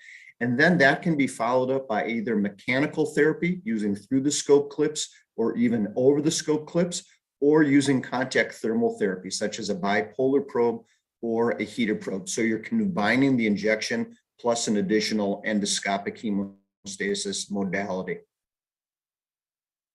So this is one example here. So this is a patient we see has a small Forest 1A. You see there's pulsatile arterial bleeding here. This is in the antrum or prepyloric area. This area is going to be injected initially with 1 to 10,000 epinephrine. It's going to slow down that pulsatile arterial bleeding. It's going to allow us to usually visualize then the actual site or the point of bleeding somewhat better. You see it's more oozing now and less pulsatile. And then in this situation, this is going to be followed up or combined with mechanical therapy using a through the scope clip over that point of bleeding to close the underlying bleeding arteriole.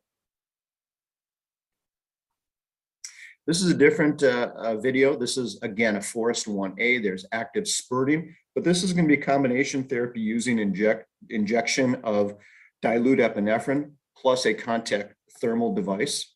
So you see here, there is an injection needle, and this area with very brisk bleeding is going to be injected, again, with 1 to 10,000 epinephrine around the site of the bleeding. It's going to slow it down. And then in this situation, this is a 10 French gold probe or a bipolar probe, which is being used. You can push on this area. You're going to hold that site. So it's coaptive coagulation. And we're going to hold that site and count for about 8 to 10 seconds using a low wattage, usually around 15 to 18 watts using a bipolar probe. If you're using a heater probe, generally you can use 15 to 30 joules. Now, you can also use a cap-mounted clip such as the Ovesco over the scope clip, or even there's also the Steris padlock, which is available. Again, this is an actively bleeding. This is the Forest 1A arterial pulsatile bleeding of a small ulceration here. In this situation, this was not pre-injected. The site was able to be well visualized. The cap is put over the site of bleeding, and then this area is suctioned into this clear housing, and the over the scope clip is deployed over the area, and it grabs a large amount of tissue, choking off the underlying feeding arteriole, as we can see here. And this is the cap. It's a nitinol cap or nitinol clip that is in place here. This is another video of an over-the-scope clip, and I really find that these devices are very useful in this type of a situation. This is a video from Dr. Maureen Camus, which shows a very large fibrotic duodenal ulcer that is not responding to typical hemostasis therapies. You see that Dr. Camus is trying to inject this area. There's also a through-the-scope clip, but these large fibrotic ulcers can be very difficult to treat. And so she decides to use an over-the-scope clip in this situation. What you're going to see here is that she is loading the clip there. Here you see the over-the-scope clip. This is by Ovesco. It's very similar to a setup of a band ligating device where it's fed through the scope, and then the over-the-scope clip is placed on the tip of the endoscope. And then she's going to put the scope back down. I apologize. She's going to put the scope back down. She's going to visualize the site of the actual bleeding, which is right here. She actually pulled the through the scope clipped off. She used a small mini snare to take the previously placed clips off, so she could visualize and get to this area. She's going to suction this in, and you're going to see here momentarily the clip is placed and there's no more active bleeding. And these are just larger, stronger clips that can be used especially well in these very large fibrotic ulcerations.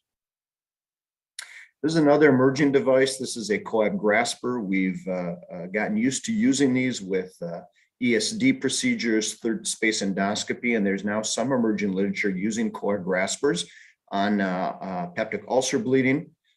You can see here there's an active bleeding site here. The coab grasper is used, slightly pulled on, the energy is delivered, and the bleeding is stopped. I think we're going to see more of these used in the future. What about Forest 2A or non-bleeding visible vessels? This is an ulceration with the protruding vessel here that you see. This is just a schematic using a contact thermal probe and coaptive coagulation, where we push down on this site, as you saw in that previous video. We deliver the energy, and you're going to literally weld that vessel closed so it doesn't bleed further. And what you really want is a post-endoscopic hemostasis footprint that's left, something like this. So it should go from this protuberance where this is completely flattened out. Now you need to be careful in these situations. Here you have a non-bleeding visible vessel. There's a probe that was going to be used. This was not pre-injected with dilute epinephrine. The probe hit that site of where the vessel is, and what you can see here, there's now torrential bleeding that's happening, but this can be fixed. You didn't see here, but we did inject around this area. We've slowed the bleeding down. It's still pulsatile, but it's not the torrential bleeding that we saw earlier. We're going to take that 10 French bipolar probe once again. We're going to place it over this area, again, using low wattage, 15 to 18 watts. We're going to press down on this area, and we're going to hold that position for 8 to 10 seconds. We're going to weld that underlying vessel closed. You're going to see here, takes a little bit of time, but we're pushing down here. Okay, this is not where you lightly touch it. You really have to push down and deliver the energy slowly over 8 to 10 seconds. But you're going to see here that we're going to be able to close this, and we get this post-hemostasis footprint, and there's no more bleeding. You see, we flattened out this area, and it's all closed. And this patient did well. What about if you need, if there's persistent bleeding? The current recommendations is that you can use a spray or a topical agent, or you can use a over-the-scope clip. This is just a couple of videos showing the use of hemospray in patients who had persistent bleeding. You want to always make sure to dry the working channel when using this so it doesn't clog the tip of the catheter. You want to disconnect suction, and you want to trim off the catheter tip if it does get clogged. You can actually pull it out and use the scissors to just clip off the end of it. And you always want to make sure you extend out the catheter far enough so you don't get this snowstorm blowback that you see sort of in these videos here. What about epinephrine alone? Now, for a long time, it's been recommended epinephrine alone is inadequate therapy, or inadequate definitive therapy, because we do see that there is a lot of rebleeding. So if you're going to use dilute epinephrine, you need to combine it with an additional modality, such as mechanical therapy or contact thermal therapy. What are some of my technical tips for non-variceal upper GI bleeding? I really think we should be using large single channel or double channel gastroscopes. The reason being is because you want to have enough room to place a large probe, so a 10 French contact thermal probe, if that's what you're going to be using. You also want to make sure you have adequate suction ability. We should be using water jet capability for adequately washing the area that we're going to be treating. If you are going to use contact thermal therapy, as I said, you really want to use a 10 French probe, and therefore you need a larger single channel gastroscope. You cannot be using a small diagnostic scope. For large fibrotic ulcers, you want to use a cap-mounted clip. And for rescue therapy for persistent bleeding, a cap-mounted clip or a topical agent. And again, today in 2022, I really believe we need 24/7 coverage with nursing that have endoscopic training in hemostasis for bleeding. One slide on post-endoscopic management. We should be then putting these patients who will be treated with hemostasis on high-dose IV PPI for at least 72 hours. You can initiate clear liquids after endoscopy. We should be testing and treating for H. pylori if this has been a peptic ulcer bleed. We want to put the patients back on their antithrombotic management if it has been temporarily stopped. We want to rescope patients if they have clinical evidence of rebleeding. If endoscopy fails, then those patients should be referred to interventional radiology for angiographic embolization. And lastly, today surgery is rarely needed. Our really go-to if endoscopy is failing today is to interventional radiology. So hopefully you have that available at your institution. And I want to again thank Pradeep Bhandari and the other organizers of Endoport 22 for this very kind invitation. It's been a pleasure to be here, and I wish you a great meeting.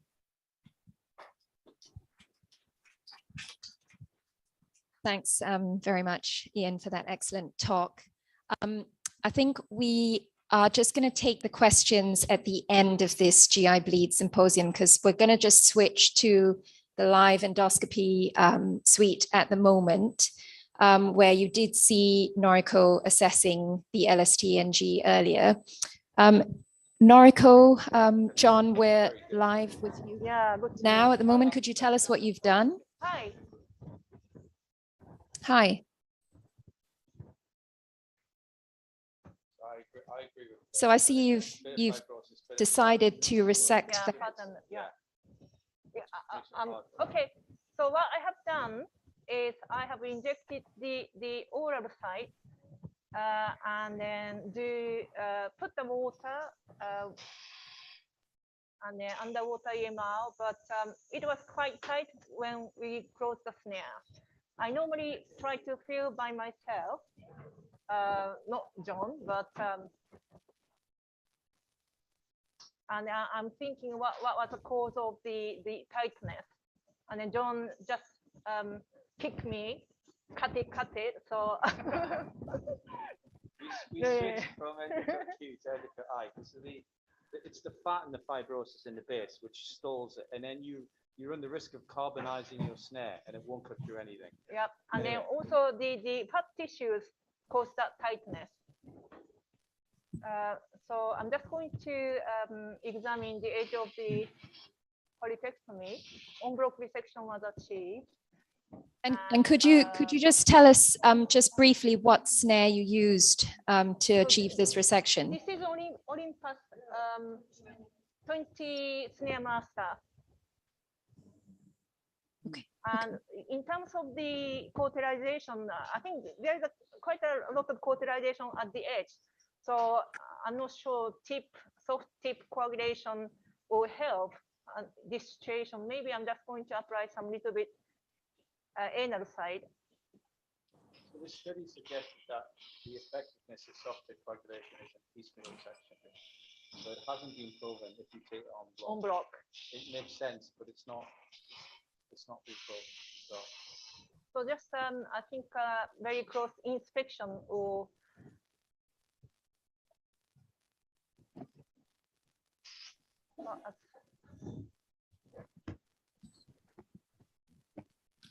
Noriko, this is fantastic outcome.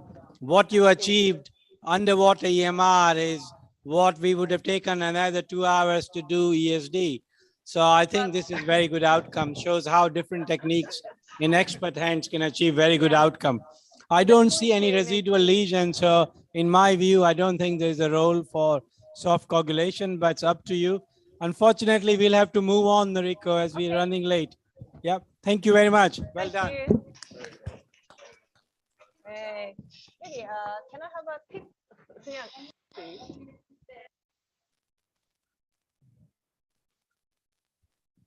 We'll just move on to the next talk on variceal bleeds. Pleasure today to join Endoport.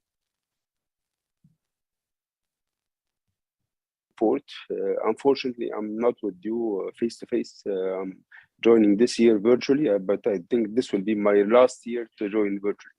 For the next years, I'm officially asking Pradeep I should join, and I will join physically also to enjoy a little bit of everything. So I've been asked to cover the title of management or an update on management of variceal bleeding. So during my presentation, I will cover the management steps and the management hierarchy, as well as the guidelines, endoscopic management, and then a little bit of the latest studies, especially for endoscopic management. So acute variceal bleeding, as we all know, you have two main subcategories or subfamilies, variceal bleeding and non-variceal bleeding. I know that non-variceal part will be covered. So my main point of this slide that we all think about the risk stratification and the reassessment and the resuscitation and the pre-endoscopic management only when we think about non-variceal bleeding. However, to be true, this is more important even in variceal bleeding. So variceal bleeding, if I only give you one message today, it's not the endoscopic management. So it's everything before and after endoscopic management. So resuscitation, risk assessment, and risk stratification, which this is, I think, this is a very big defect in the literature. We have a lot of risk stratification for non-variceal bleeding. However, we have very poor studies for risk stratification in variceal bleeding. And then pre-endoscopic management. So it's very important, resuscitation, medical treatment, blood transfusion, everything before the endoscopic management. And then we have the endoscopic management. And then maybe if you have an ulcer, a non-variceal bleeding cause, and you put the clip and then you are satisfied and that's it, and you can leave the patient in peace. However, in our patient, in variceal patient, secondary management and follow-up is even more important than endoscopic management itself. So do we have defect in the management hierarchy? So the very short answer is yes. Why? Because still in 2022, with all the tools we have and all the achievements we have in management of variceal bleeding, still we have 20% mortality within the first 6 weeks. So this means simply we are not the best endoscopists still ever till now. So we still have patients who may die from bleeding, who may die from other, let's say, general condition, but finally very high mortality. So the optimal timing of endoscopy. So I think we have been all raised up as, okay, guys, when we have a variceal bleeding patient, it's very important to do everything within the first 12 hours, Yes, but this is really applicable? The answer is no. So to do the optimal endoscopy, yes, it should be done within the first 12 hours. However, with an experienced endoscopist, with all the supporting staff, and then also to have this active bleeding a little bit decreased, just to have a proper visualization, and then to have the patient hemodynamically stable. If this all condition is always there, so the answer also is no. So there is a debate. Should we really go very, very early, or we should just wait a little bit till the patient is stable? So this is a very recent RCT comparing urgent endoscopy within 9 hours versus early endoscopy within 24 hours. And as you can see, there is no difference in mortality at 30 days between. So this may mean from that we should not rush going under any circumstance and under any condition. We should wait a little bit till the patient is stable. However, this is another study. It's a very also nice multi-centric study showing that if we are very adherent and we to the standards of care of the Baveno, that we should go within the first 12 hours, especially in variceal bleeding. This could reduce the risk of mortality as well as also the secondary outcome. So this is another debate that we should go we should go this within the first 12 hours. So yes, there's a debate, and this just I have just only picked 2 examples from the literature. We have a lot of studies about timing of endoscopy, especially in this variceal patient. But my only message here, we should go when the patient is resuscitated and hemodynamically stable.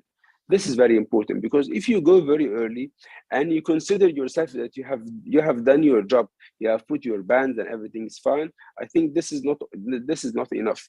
We need the patient to be stable, to treat him in a good condition, and then to have also a favorable or a secondary outcome. So for endoscopic part, yes, we all know ASGE, ESGE, Baveno, everyone stated that for esophageal varices, band ligation is the standard of care. As I said, we should go early, within 12 hours, if possible. And then also the patient should be in an ICU or an intermediate care before and after the variceal band ligation.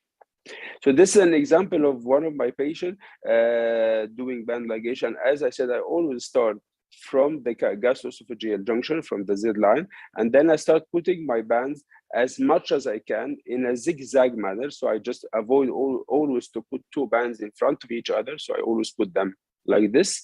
And then 2 questions, when to stop? I stop when I obliterate as much as I can from the varices. This is number one. So I stop 20 centimeters from the dental arch, but sometimes I use 6 bands, sometimes I use 10, 12. It's not about the number, it's about the obliteration. And then the important message, follow-up of this patient. So I always ask this patient to come again in 10 days, maximum 2 weeks, and to do a second session. When you have the second session, it's either to, if you still have some bands, you can simply band between the bands. And if you have all the band already slabbed, so you just see where is that there's remnant varices, and then you obliterate. So this is another nice study just showing the long-term follow-up of variceal band ligation. As you can see, we always can obliterate 100% of the varices in the first setup. However, we have rebleeding. So if you dig a little bit in this Indian study, which is really a very nice one, that you see this rebleeding patient occurs when you lost the patient follow-up. So this is why I'm stressing on this part. We should do a very proper follow-up till we are sure that we have complete obliteration of the varices. Regarding gastric varices, so also ASGE, ESG, as well as Baveno stated that the best available option we have is cyanoacrylate injection. So this is the very old Sarin classification, which Baveno stated that if we have GOV1, this small gastroesophageal extension, we can do either band ligation or cyanoacrylate injection, and then in others, it's cyanoacrylate injection. For me, I do anything below the gastroesophageal junction, always cyanoacrylate. So this is a very also recent meta-analysis comparing cyanoacrylate with others, and it's very clear that cyanoacrylate is better in cases lowering mortality as well as rebleeding rate when we are comparing cyanoacrylate with other treatment options. So again, this is another video for one of the veins. You can see this is I'm working at the retroflexion. So always what I do is, first of all, I probe the vein, and I'm using a 21 gauge needle. This is a very special wild boar needle. We use it in Egypt for gastric extension. And then when I'm in a very proper position, I pierce, and then I eject always a mixture of lipidol and cyanoacrylate. What we say in Egypt, one shot, and one shot means it's a 2 ampoules of cyanoacrylate versus 1 milliliter of lipidol. And this is very important. When you see blood like this, don't panic, just wait, because this is the few seconds or 1 minute that this shot or this mixture will start to coagulate, and then you can see there, now we have very, very hard varices. And then just in 1 minute, yes, we have new things, which is the hemostatic powder. I know that the next lecture will be about all these powders. Just I will show you 2 slides about the usage of this powder in variceal patient. We all know it's very easy to use. It has been primarily indicated for other things, for large area of bleeding, like tumor bleeding, post-radiation, some ulcers. However, in this study, this had been used in a randomized fashion as a bridge therapy, which means when we randomize this in the study, so patient at 2 hours, they receive hemospray application over the bleeding varices, and then follow up after 12 hours to do the definitive endoscopy, versus the other arm, which is only the medical treatment, then the definitive endoscopy. And then in this study, we had showed significant improvement in 6-week survival, as well as also endoscopic and clinical hemostasis. Just a few examples. So this is one of the patients on the left side when you have small varices, and this is you can see the bleeding is just below the gastroesophageal junction, and then we start always spraying from down, putting our scopes in the esophagus till we cover all the varices. And you can see this is the message which I would like to say about all powders and gels and everything. It will just change the patient condition from a bleeding patient to a patient with no bleeding. However, the pathology will never vanish. So the varices will not vanish, but you are changing the condition, which is very important. I think this is the most important thing in all of this powders, that you change the patient condition, and then you can treat this patient in a more clean and quiet position. This is another example for duodenal varices, same. I will just cover it by the powder, and then you can see now this is a picture after coverage over the varices with the hemospray, and then 24 hours later you still have the veins, but in a very clean condition, which you can easily inject it with cyanoacrylate. So if we can fail, yes, still we have other options. Stents is a very valid option, and then we have also the radiology team waiting for us to fail and to put their tips. So this is a very also from the ESG, a very recent meta-analysis showing for the stents. Yes, it's very effective, however, also with a very high mortality. Why? For two reasons. This is a very critical patient, number one. And then technically, sometimes when you put the stent and then you remove the stent after 1 day, you have heroic bleeding that you cannot stop. So I think it's an option, but we need to think if really this should be your last option. Personally, if I fail endoscopy, which is not very common, I will send the patient to TIPS, not to put a stent. So to sum up my presentation, yes, we should follow everything: resuscitation, risk assessment, pre-endoscopic treatment, and then good endoscopy, and then follow up. And then I'm highlighting follow up. This is very important. And then we should also optimum do the endoscopy within the first 12 hours, but when we are ready and the patient is ready. And finally, yes, there is a very big future for all these hemostatic powders and gel that can change the patient condition from the bleeding patient to the patient with varices, however, in a very clean, quiet position, could be treated in a calm condition.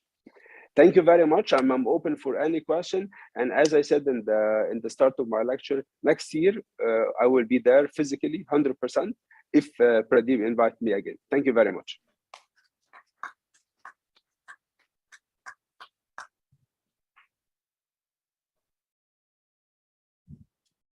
In the interest of time, we'll carry on with the next speaker, and we'll take questions at the end. I'll introduce you to Shamila, who is now going to give us a talk on hemostatic agents. Shamila. Great. Thank you very much for sticking with us. I know we are running behind. So in the interest of time, I'll just keep this quite brief. Basically, we've talked through lots of other hemostatic agents. Actually, can you see my slides? Not. How do you screen share off here?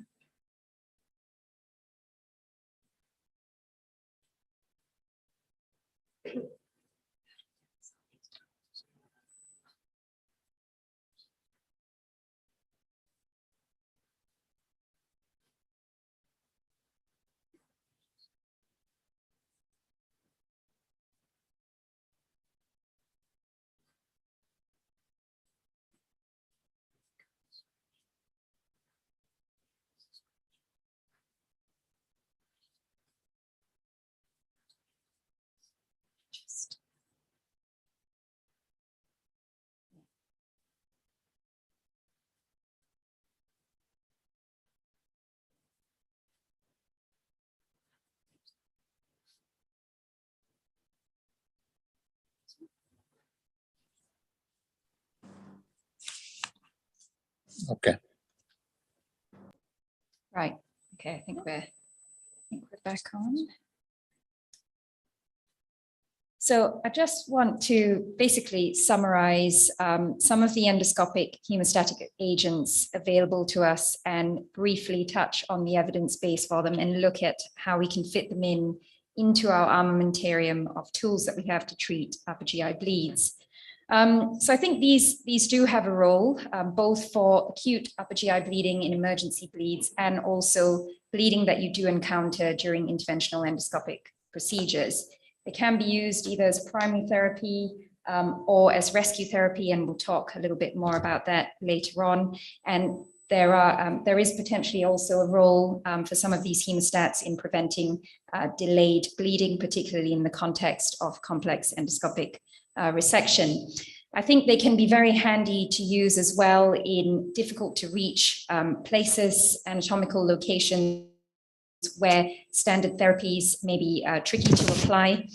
And the ESG has recommended that it can be used in refractory non-variceal upper GI bleeds once other modalities have been used as well. So Hemospray has been around for a long time now. It's an absorptive inert powder delivered through a carbon dioxide delivery system with a catheter. It's very easy to use, but I think one of the things we're probably all aware of when we use Hemospray is the importance of making sure that the channel doesn't get blocked, and it needs to remain very, very dry, which can sometimes be difficult to achieve in acute upper GI bleeds.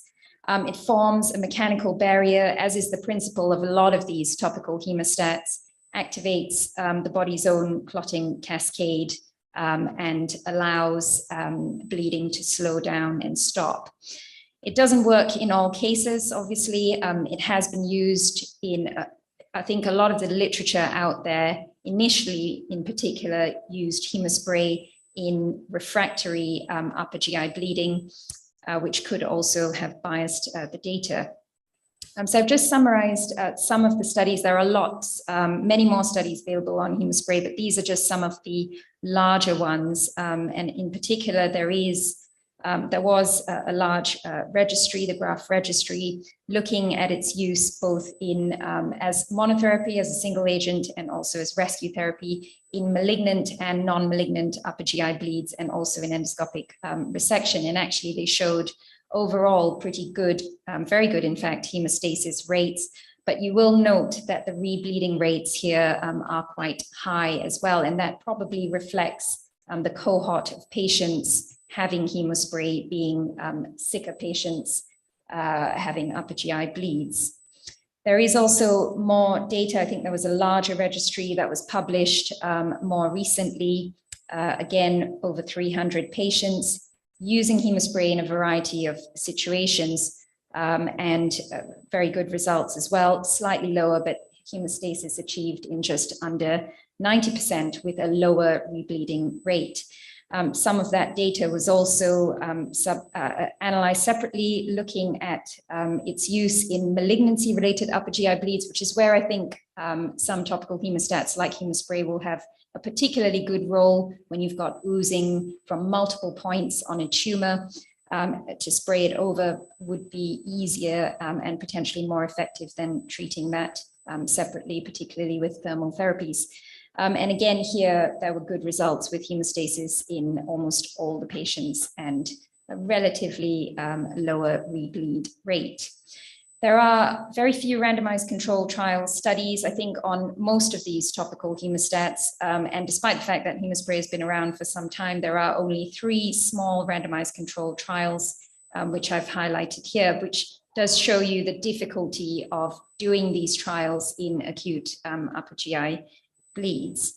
There has been some pooled meta-analysis data trying to put all of this together. And again, actually, you can see that Hemospray is a pretty effective agent for non-variceal cases. We have just heard briefly on its use in variceal cases, which I think there is very little data on at the moment, and certainly it wouldn't be first line, but potentially could be used as a temporizing measure. I'll just move on to talk briefly on Endoclot as well. There's far less literature on this product. It's starch-based. Principle is very similar.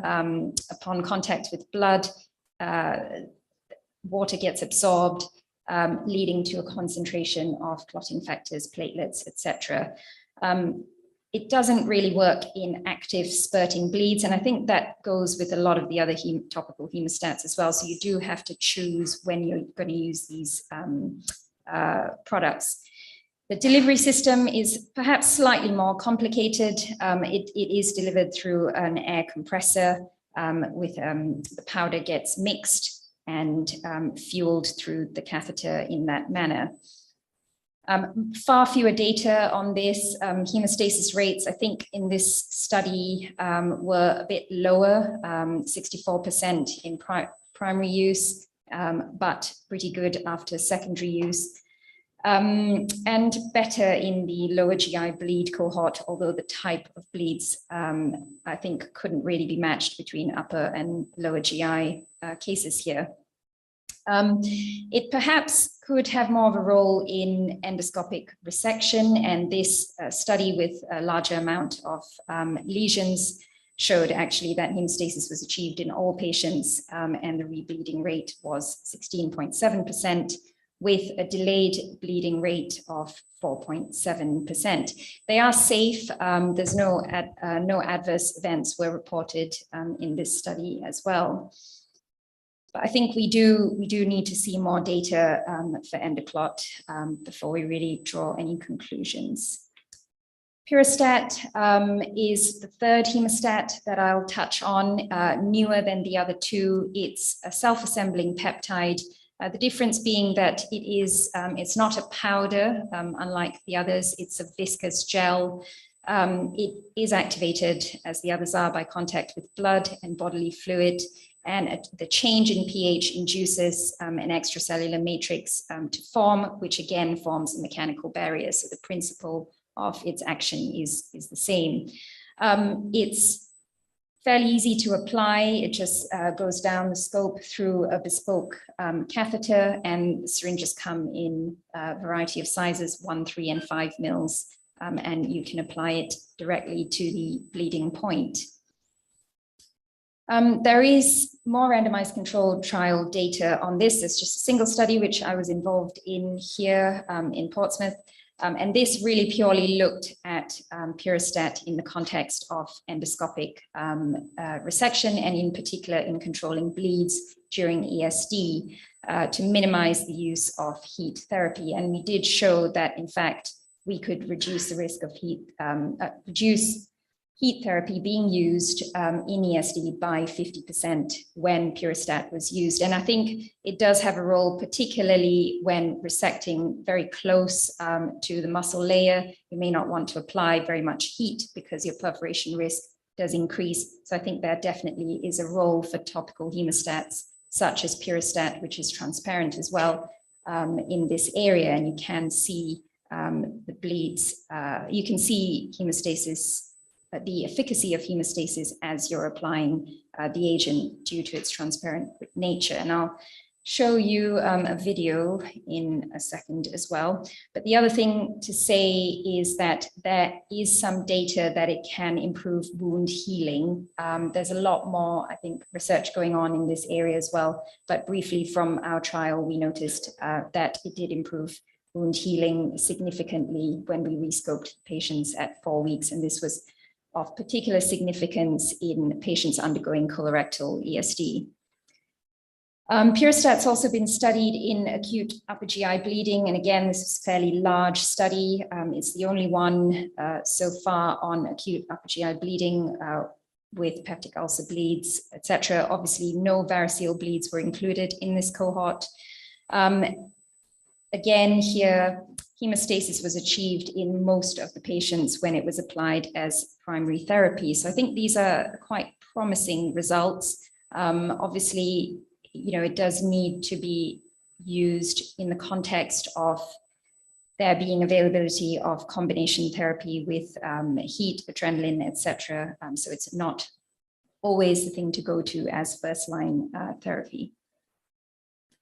And this is just a short clip to show you how it works in the context of endoscopic resection. So you can see here, we were doing a gastric ESD, and you will get a little bit of bleeding, which you can see. And I think Purostat works quite well when the bleeds are moderate or mild bleeds. It doesn't normally work when you've got active spurting bleeds, as the gel does need to stick onto the bleeding point in order to work. But you can see here that actually within a few seconds, we've stopped the bleed. And because it's transparent, you can adequately inspect your hemostatic efficacy.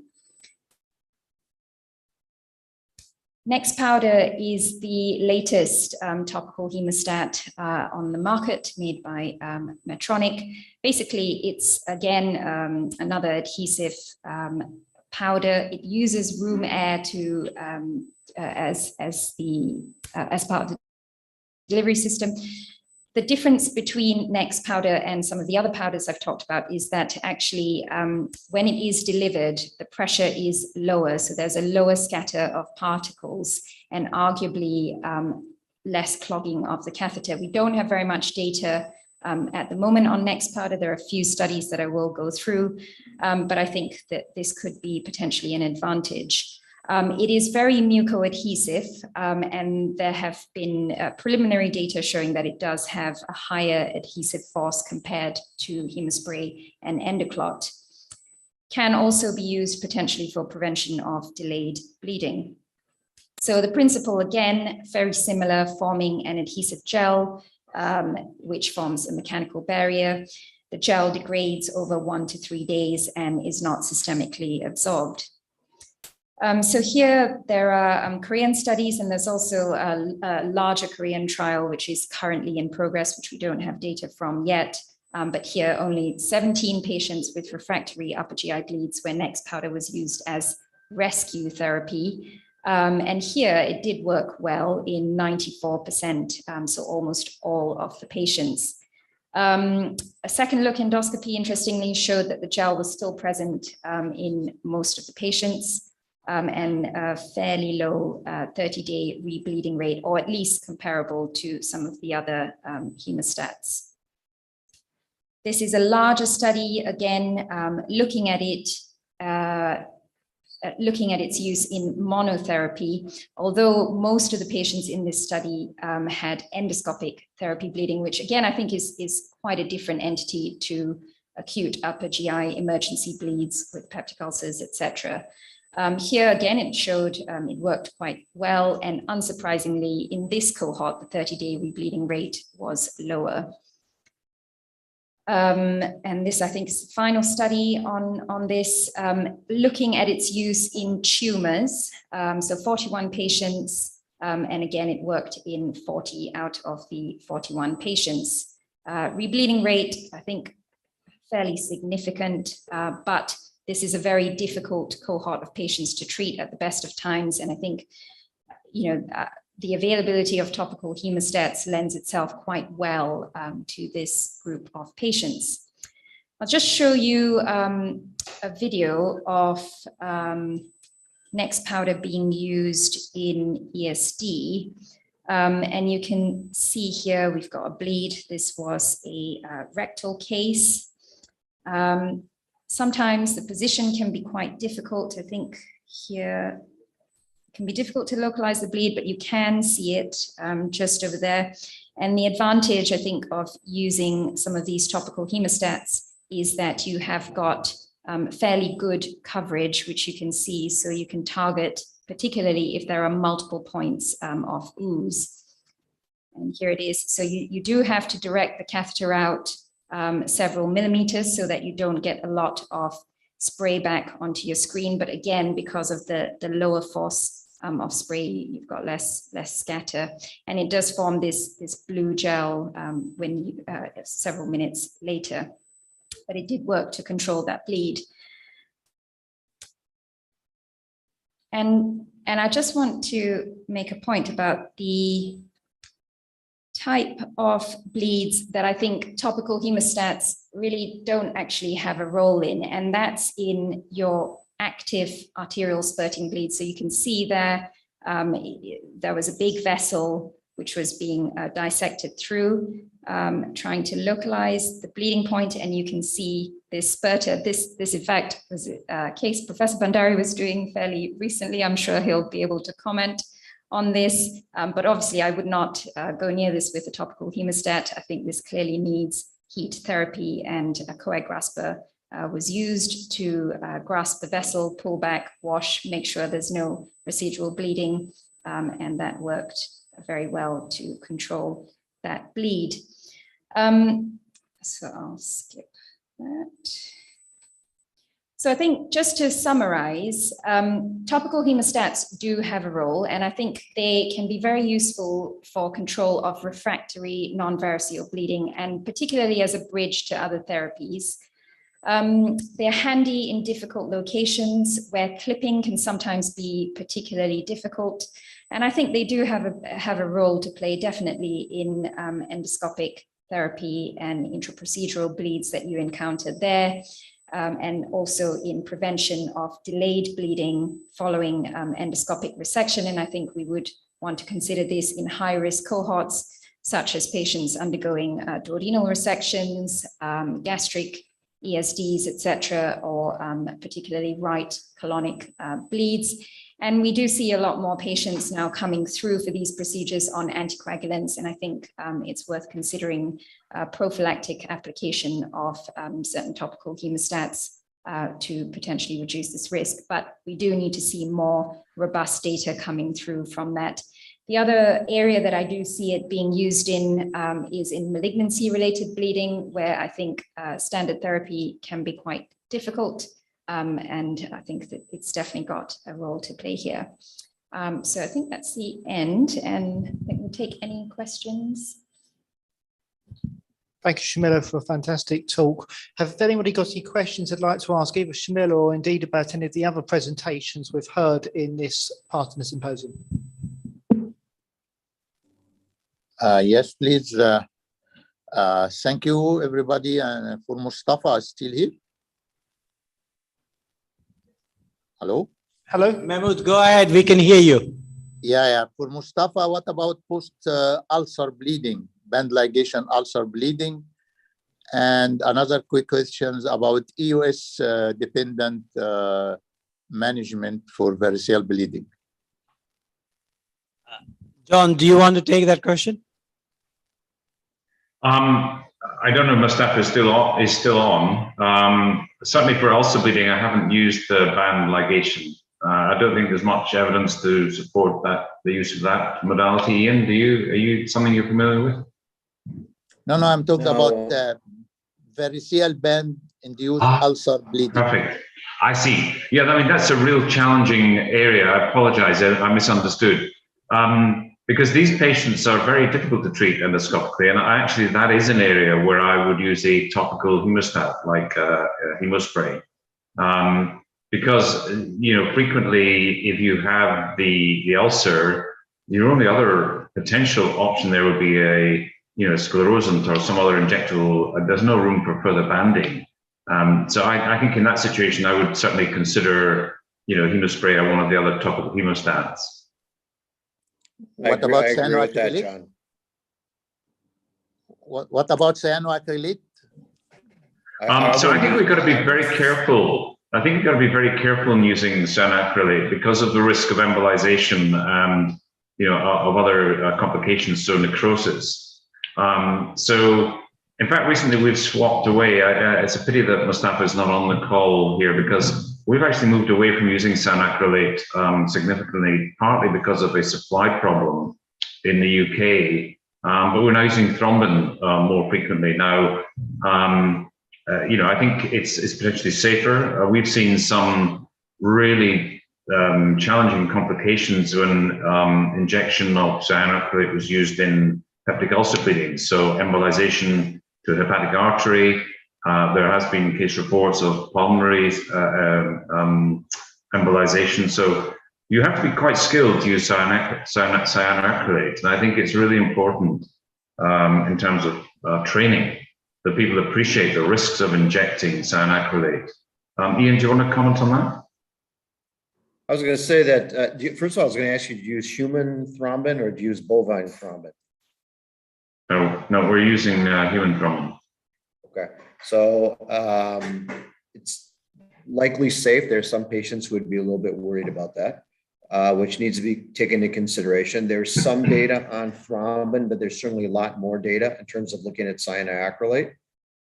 In the upcoming guidelines that we're writing for ESG, we comment about that, but we don't make specific recommendations about thrombin. I personally have never injected thrombin in variceal bleeding. So you do actually get thrombosis after approximately 3. So I think that Mustafa made some really good points about being assiduous in terms of endoscopic follow-up. You have to follow these patients up to make sure the varices are occluded.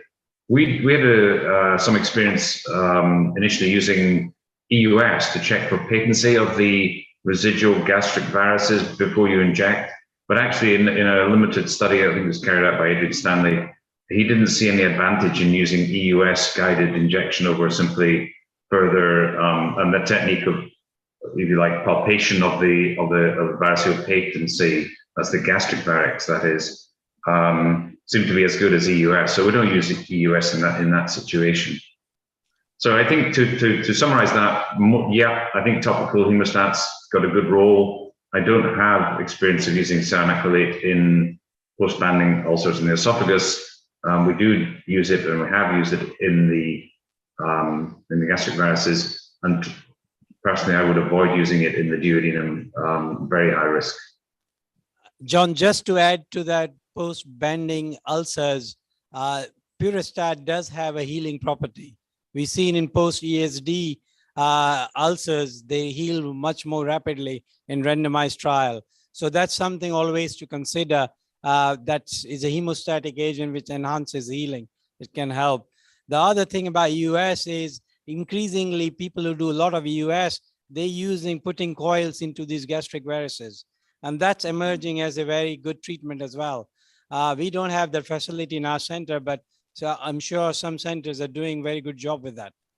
So I think it's really important worldwide to understand the resource implications of these strategies. You know, a simple injection needle with an injectable, it may be overcomplicating matters. Ian, you were going to make a point. Yeah, no, I was going to say that there is. I agree with what Pradeep is saying, and the use of the coils, the combination may make it safer, especially in larger sized gastric varices, because the glue or the cyanoacrylate is able to glom onto the structure that's put in there by first putting in the coils and then following that up with the cyanoacrylate. We actually are going to make some recommendations about that in the upcoming ESG guideline as well. Make a quick comment? Yeah, just a comment about the banding ulcers and the rebleed from that. We have had a big experience in that, and we usually find a feeder vessel, which is there, the distally, and once, or a perforator. Once you inject cyanoacrylate in these cases, I don't think we have had a good hemostasis with cyanoacrylate and no complications, even when injected around 3, 4, 5 glues in the esophagus. So is there a special trick about it, or what is it that some people get it and some don't? Yeah, I don't know. We inject a very small aliquot. It's 0.5 ml. We don't inject more than that glue, and 1 to 2 ml of distilled water, no lipiodol. So probably here we don't have any fistulas. We have been using this for, I don't know, 20 years now. Well, different practices. And, sorry, yeah, go ahead, Mehmet. In emergency post-band bleeding, I inject distal to the, towards the Z line below the ulcer. Yeah. We don't use EOS, but in emergency bleeding, sometimes I use cyanoacrylate. I think this is a very interesting topic we keep discussing, but I've already delayed the audience quite a lot, so we might have to wrap up, guys, because the champagne has been served outside, guys. So we're going to take a quick break before we go for a satellite symposium. Ian, thank you very much for patiently waiting and joining us. Mahmood, thank you again for joining. And John, thanks a lot for chairing the session. Bye for now. Bye, thanks everybody. Bye, Pradeep. Thank you. Yeah. See everybody. Guys, Bye, thanks a lot. Mahmood. So, bye, John. Yeah. Bye, yeah. What we're going to do is we'll start our satellite symposium in about 15 minutes time. There should be drinks outside, so go and grab some drinks. And if you still have appetite, come and listen to the new technology, which is hopefully going to change the world. That's what's been claimed. So please come back with your drink.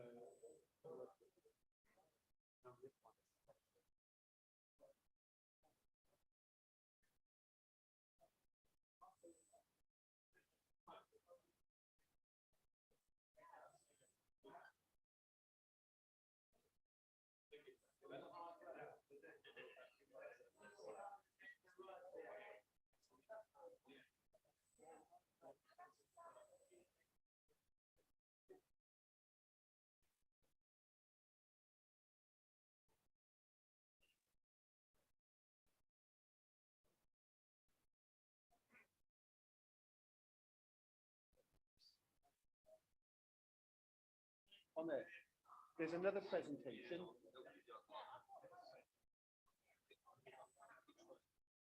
Can't get it on. Oh.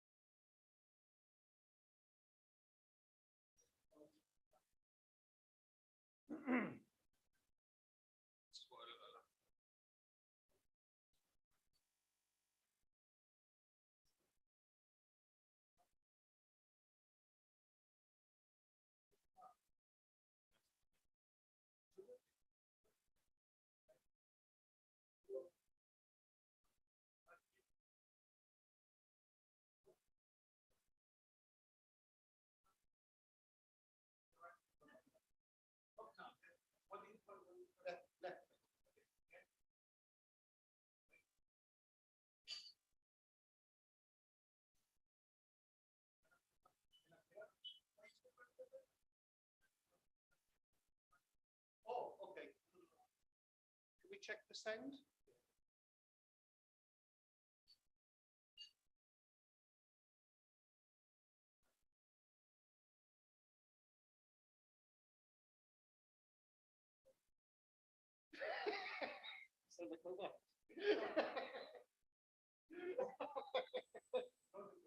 Sorry, again?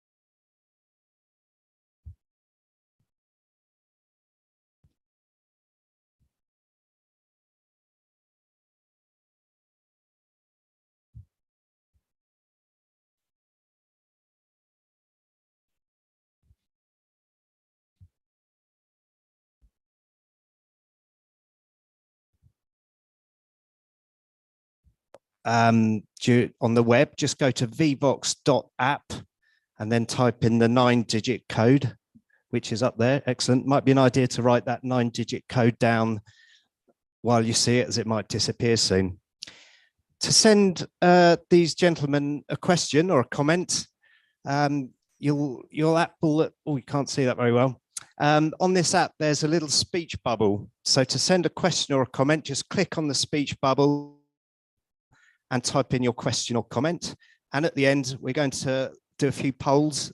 You don't have to do anything for that. That will just appear on your device, on your app or your browser, and just respond to them. For instance, one question is just a yes or no question. So you just have to select yes or no. So it's really simple. Enjoy. Thank you. Thank you very much. Good. So if you can use the QR code and download this when questions come, it will be all active. So Mohan, I know you logged in there. We can see you. Thank you for joining us. I think Richard is going to crack on and tell us more about the technology and the speedboat.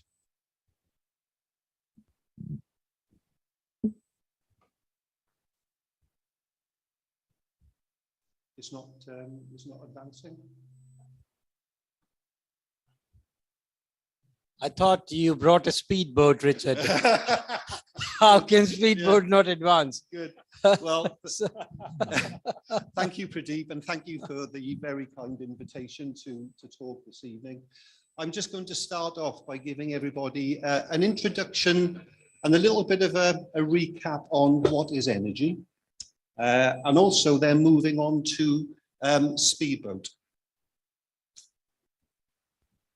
And the clicker isn't working, so perhaps I'll do what Chris Whitty always did. Next slide, please. Thank you. So just to explain, if we start off at the beginning, many of you might know that electrosurgery, as we know it today, was invented by a gentleman called William Bovey. And William Bovey was a scientist and an inventor. And one of his close colleagues was a neurosurgeon. And his close colleague asked William Bovey to invent something that would allow him to do neurosurgery and control bleeding in a more efficient manner. And William Bovey then set off on a project, and in the 1920s, William Bovey actually produced the Bovey generator. And to this day, the Bovey generator is known worldwide, and even any type of diathermy unit is very commonly referred to as the Bovey generator. Now, William Bovey was, as I say, a scientist and an innovator. He developed the first electrosurgery unit, but he wasn't a businessman. He didn't do this for commercial gain. And amazingly, he actually sold the patent for his generator for $1. I think little did he know what it means to all of us now worldwide for procedures. And all of his pioneering work in experimenting. Richard, did you buy that patent? I did. Yeah, thank you, Pradeep. Yes. All of his work in experimenting with AC and DC power has led us to where we are today with electrosurgery. And the next slide, please. So this is a picture of the original Bovey generator from 1920. And as you can see here, whilst this is a lot bigger than what we're all used to today, it's not that different to what we're familiar with. And if you look, it's got 2 foot pedals on the floor. You can see it's got the patient plate just hanging on the wall behind the generator. It's a little bit bigger than what we're used to now. And I think the main difference is, instead of nice push buttons and an LCD display, it's actually got levers to control the power source, and it's got dials that do this rather than the digital display. But what's interesting, the principles of electrosurgery really haven't changed that much from the original 1920 Bovey generator to what we're used to today, other than the equipment's got a little bit smaller, it's got a little bit more efficient, a little bit more compact, a little bit more reliable. And also in recent terms, there's been the introduction of what we call advanced energy, which we'll come on to now. Next slide, please. So what we're going to do is, before we go any further, is just to play a short animation which will talk through the principles of electrosurgery and also start introducing advanced energy.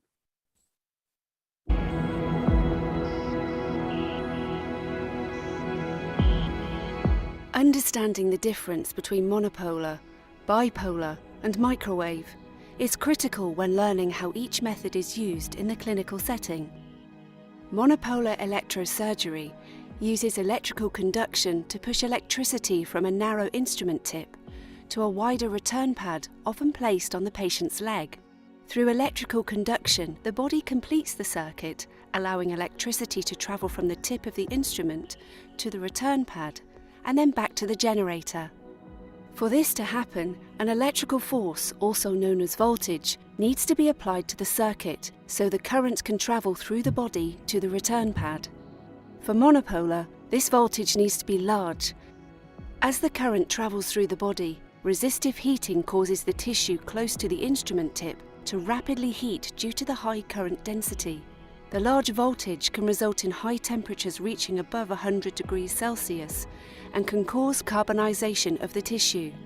This can ultimately prevent electrical current from passing through the tissue due to high impedance, stopping further tissue effects. Bipolar uses the same energy source as monopolar. However, its active and return electrodes are located close together at the instrument tip, meaning current has a much shorter distance to travel through the body to complete the circuit.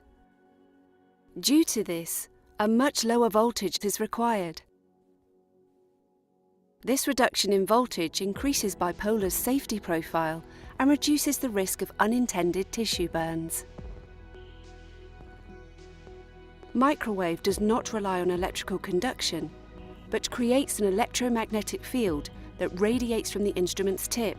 It does not require tissue to travel, although microwave antennas can be tuned to allow optimal effect within targeted tissue. As the electromagnetic field passes through tissue, it causes water molecules to rapidly move back and forth within the field. This movement creates friction, leading to a uniform rise in tissue temperature. The rate of temperature rise is dependent on the instrument design, energy settings, and time of application. This causes denaturization and coagulation or ablation of the intended tissues. In summary, monopolar and bipolar both use the body to complete the circuit through electrical conduction, whereas microwave uses electromagnetic radiation to propagate uniform energy and therefore heat through the tissue.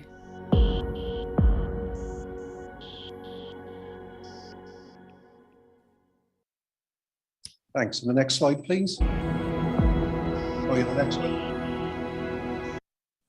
Great. So the three areas that we looked at there, monopolar and bipolar.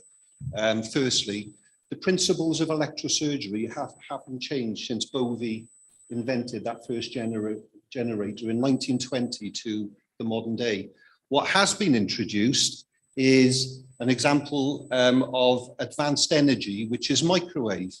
And just to give you a little bit of a timeline here, there's a number of phases that medical devices and electrosurgery in particular have gone through. And since Bovie invented the first generator up to 1970, there was a big push there for open surgery, doing more open surgical techniques that allowed the surgeons to control bleeding and cut tissue in a more precise way. Then there was what's called the golden era, and that was from 1970 to approximately 1990. And this is where endoscopic techniques and endoscopic procedures started to work their way in. And again, the technology had to be adapted slightly so it could be used with in a wider range of specialties. The real impact and boom came in 1990. And this is where laparoscopic surgery, within the space of a year or two, just spread globally. And when laparoscopic surgery, particularly laparoscopic cholecystectomy, came in 1990, this really did push industry to help clinicians get better effects from their energy products using less power that flows through the patient, making it safer and more precise. And it was from 1990 really that all of the advanced energy devices, particularly for surgery, started to be developed. And now we're in the latest phase. And now that surgeons have been using advanced energy for nearly 20 years now, but now the exciting times are in flexible endoscopy. And as endoscopy is starting to do more complex procedures, and the requirement there is the same as the surgeons wanted 20 years ago, it's now a great, exciting time to introduce advanced energy, like microwave, that is able to pass through a flexible endoscope. The next slide, please. So this is introducing Speedboat, and Speedboat is a device for ESD, and the procedure for using Speedboat is SSD, Speedboat submucosal dissection. And Speedboat is one device that has 5 functions. So the first function is cutting. If you could play the first top video, please. And what you'll see here is the tip of the device. And what you see is bipolar energy being transmitted through the tip of the device for safe and precise cutting. Now, bipolar energy, as you would have recalled from the little video clip that we showed, is a far more focused energy source compared to normal. And it's also got something that we call an adaptive waveform.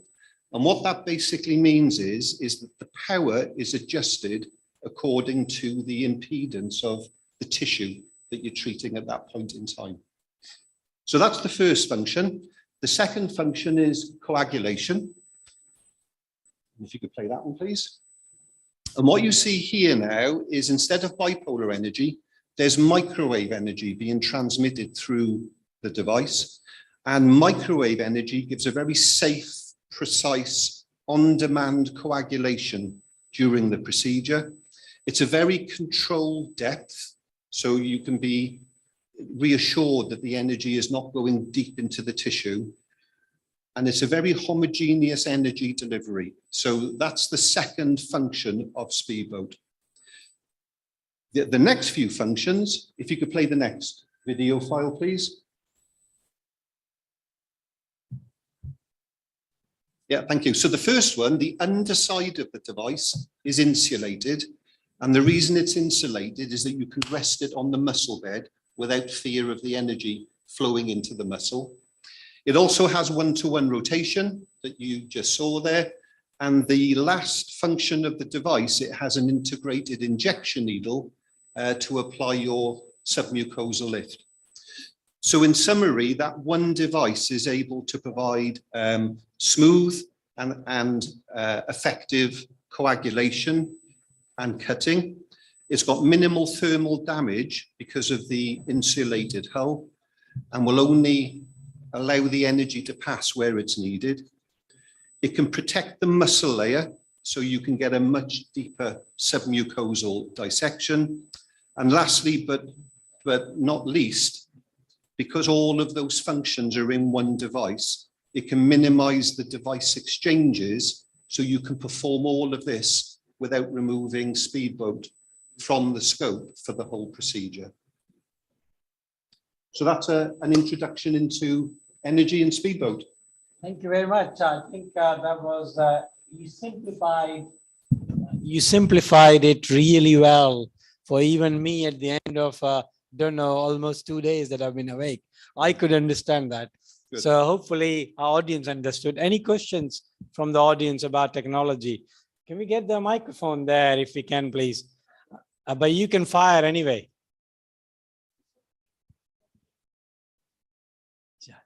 Yeah, so this is specific to our generator. Microwave energy is a very specific type of energy that needs a specific generator. So the generator comes with the speedboat device.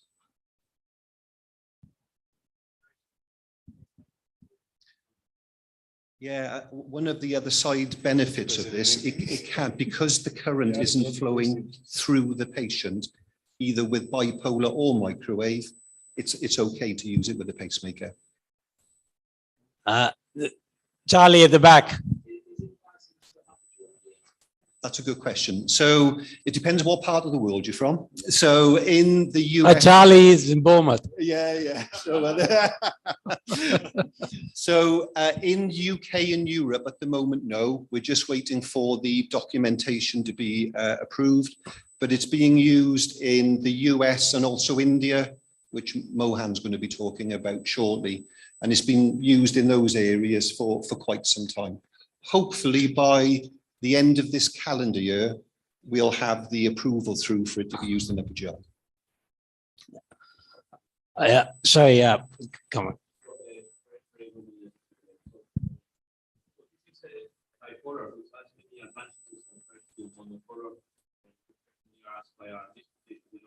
Bipolar devices, and I've been told by the companies whenever I ask them to produce the bipolar pairs, bipolar devices, that is more expensive to produce it. Why we don't have more bipolar devices for endoscopy? Yeah, it's a very good question, actually. It's a stinker. I think it's a wrong question. You should not ask expensive. That's justifying the money they charge. So you shouldn't have asked that. Yeah. So bipolar energy is far more costly to research and develop than standard monopolar, because essentially with bipolar, you've got the plus and minus electrodes of whichever device you're using at the tip of the instrument. So by the very nature of that, it's more costly to research and develop. It's a lot more costly to manufacture.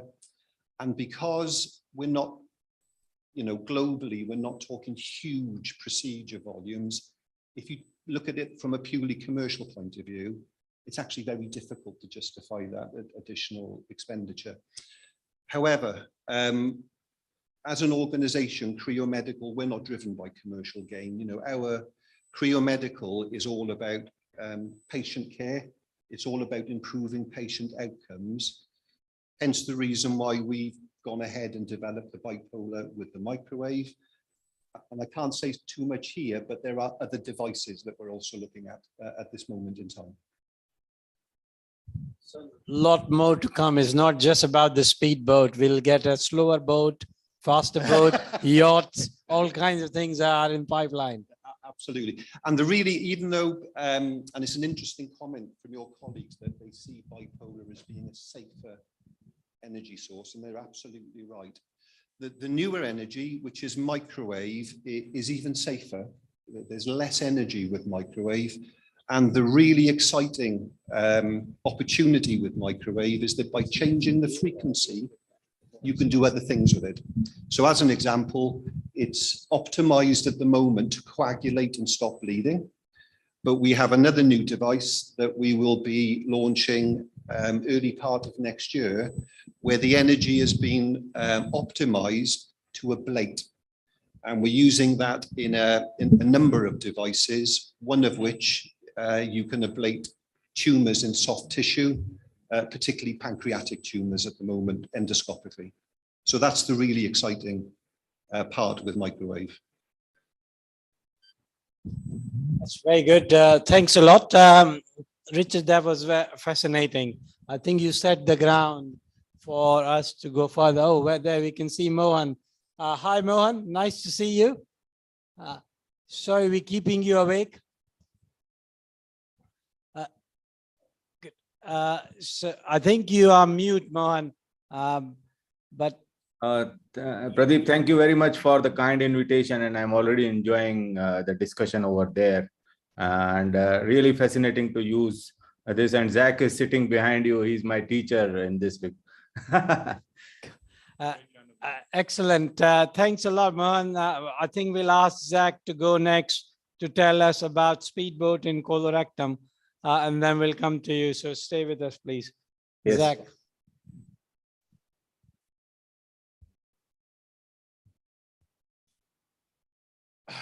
Thank you. Good evening, everyone. Thank you for staying a bit longer.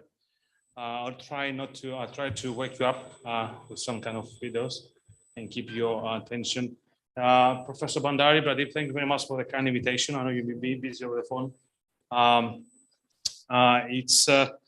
feel a bit odd because last year I presented my preclinical data for my thesis to Imperial College. And after a year, I presented the clinical data for the first time.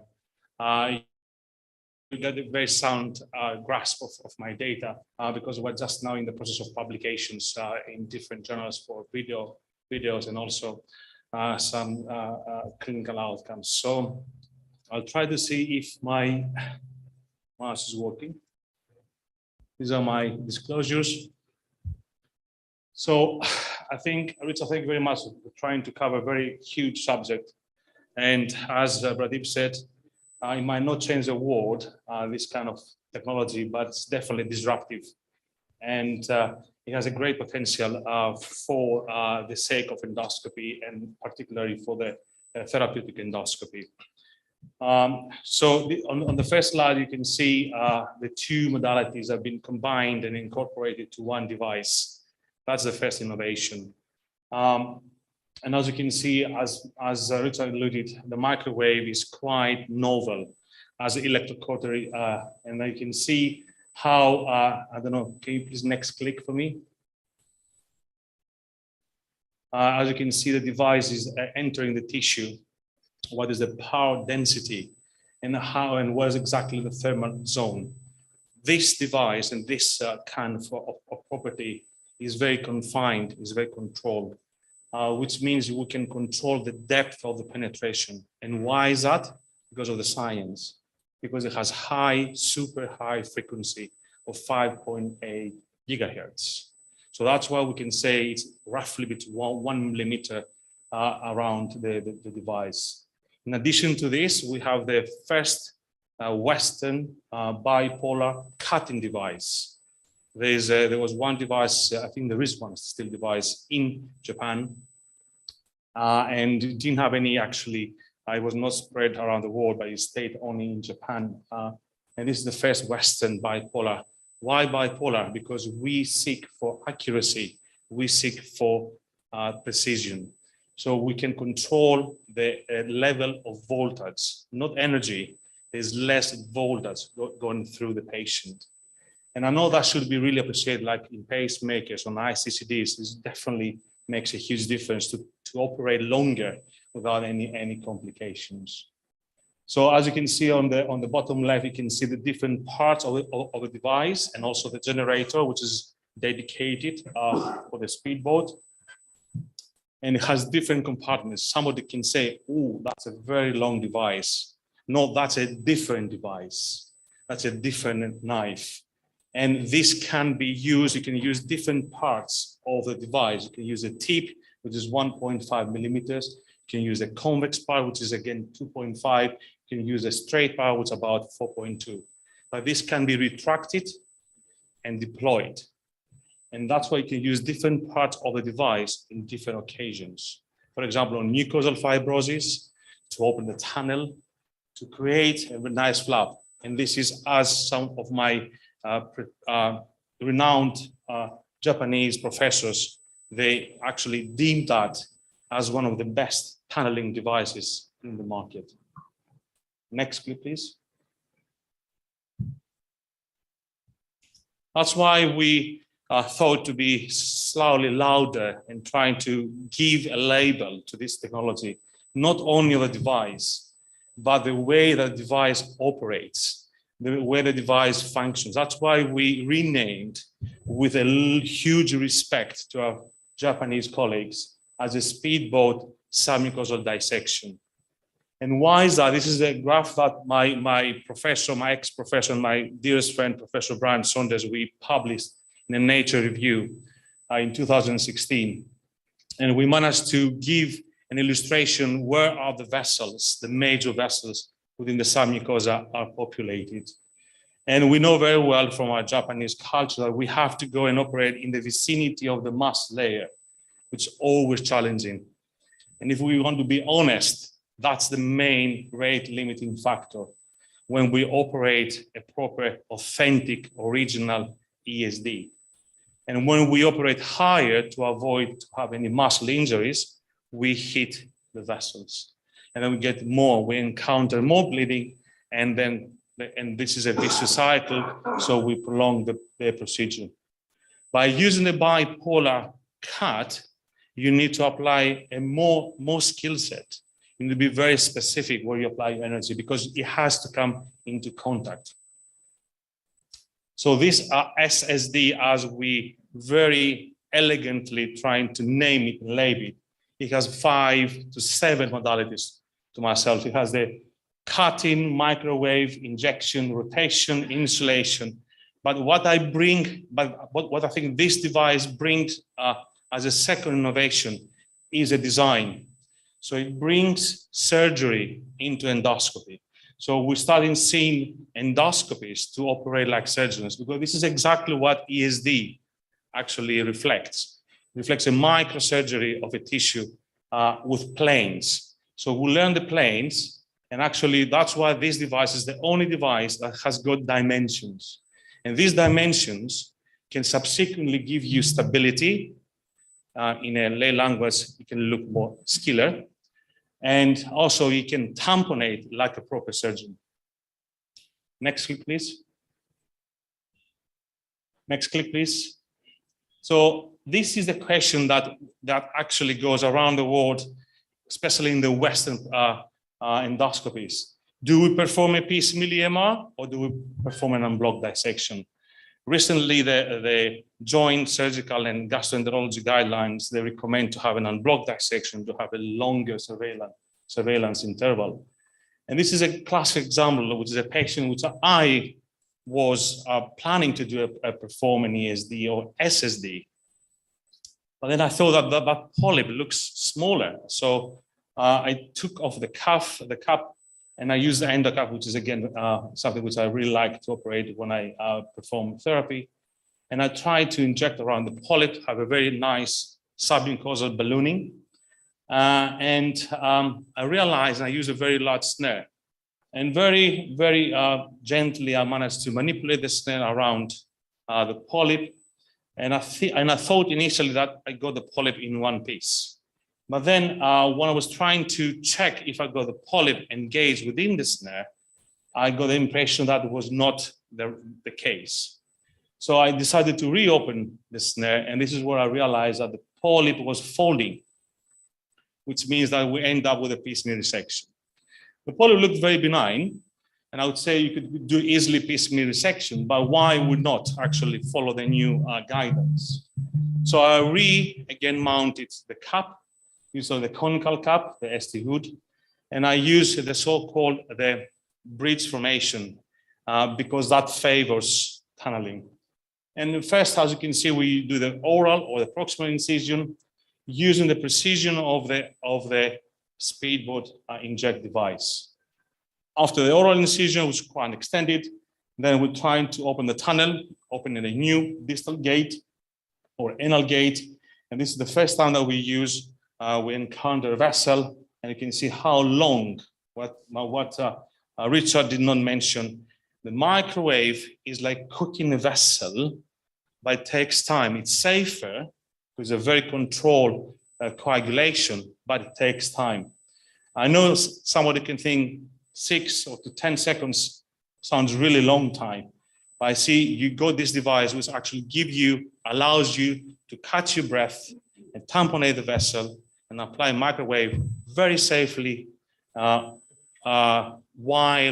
being on the muscle bed. As you can see, there's no any injury or burn on the muscle layer.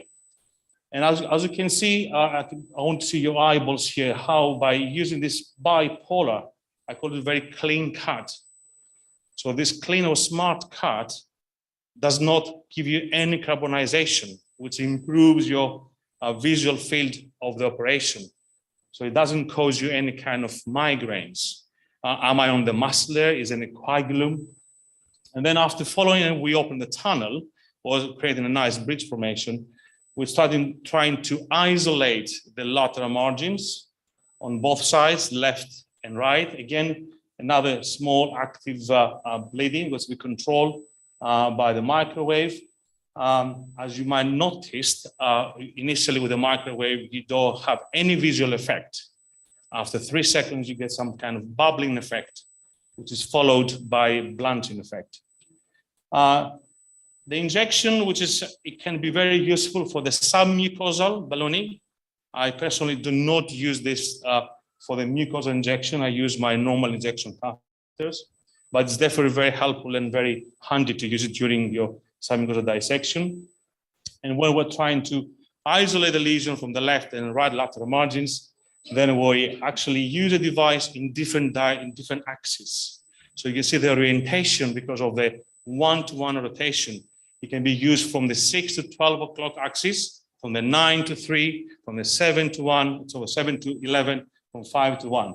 It's a multi-direction dissection, again, with the only primary goal not to damage the muscle layer.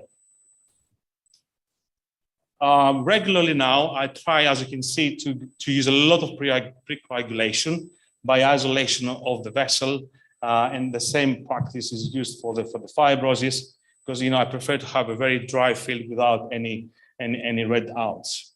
So again, using the basic principles of Japanese orthotic ESD, use the conical cap, the cap traction, which I actually name it macrotension. You allow me to say these things, but why I said because the device per se, because of the gravity and dimensions, can cause also microtension. So you have a different kind of approach. And this is the outcome. So a nice SSD that was performed roughly with a clinical time of about, I think, an hour, if I remember correctly. And I want you to really look carefully on the muscle bed.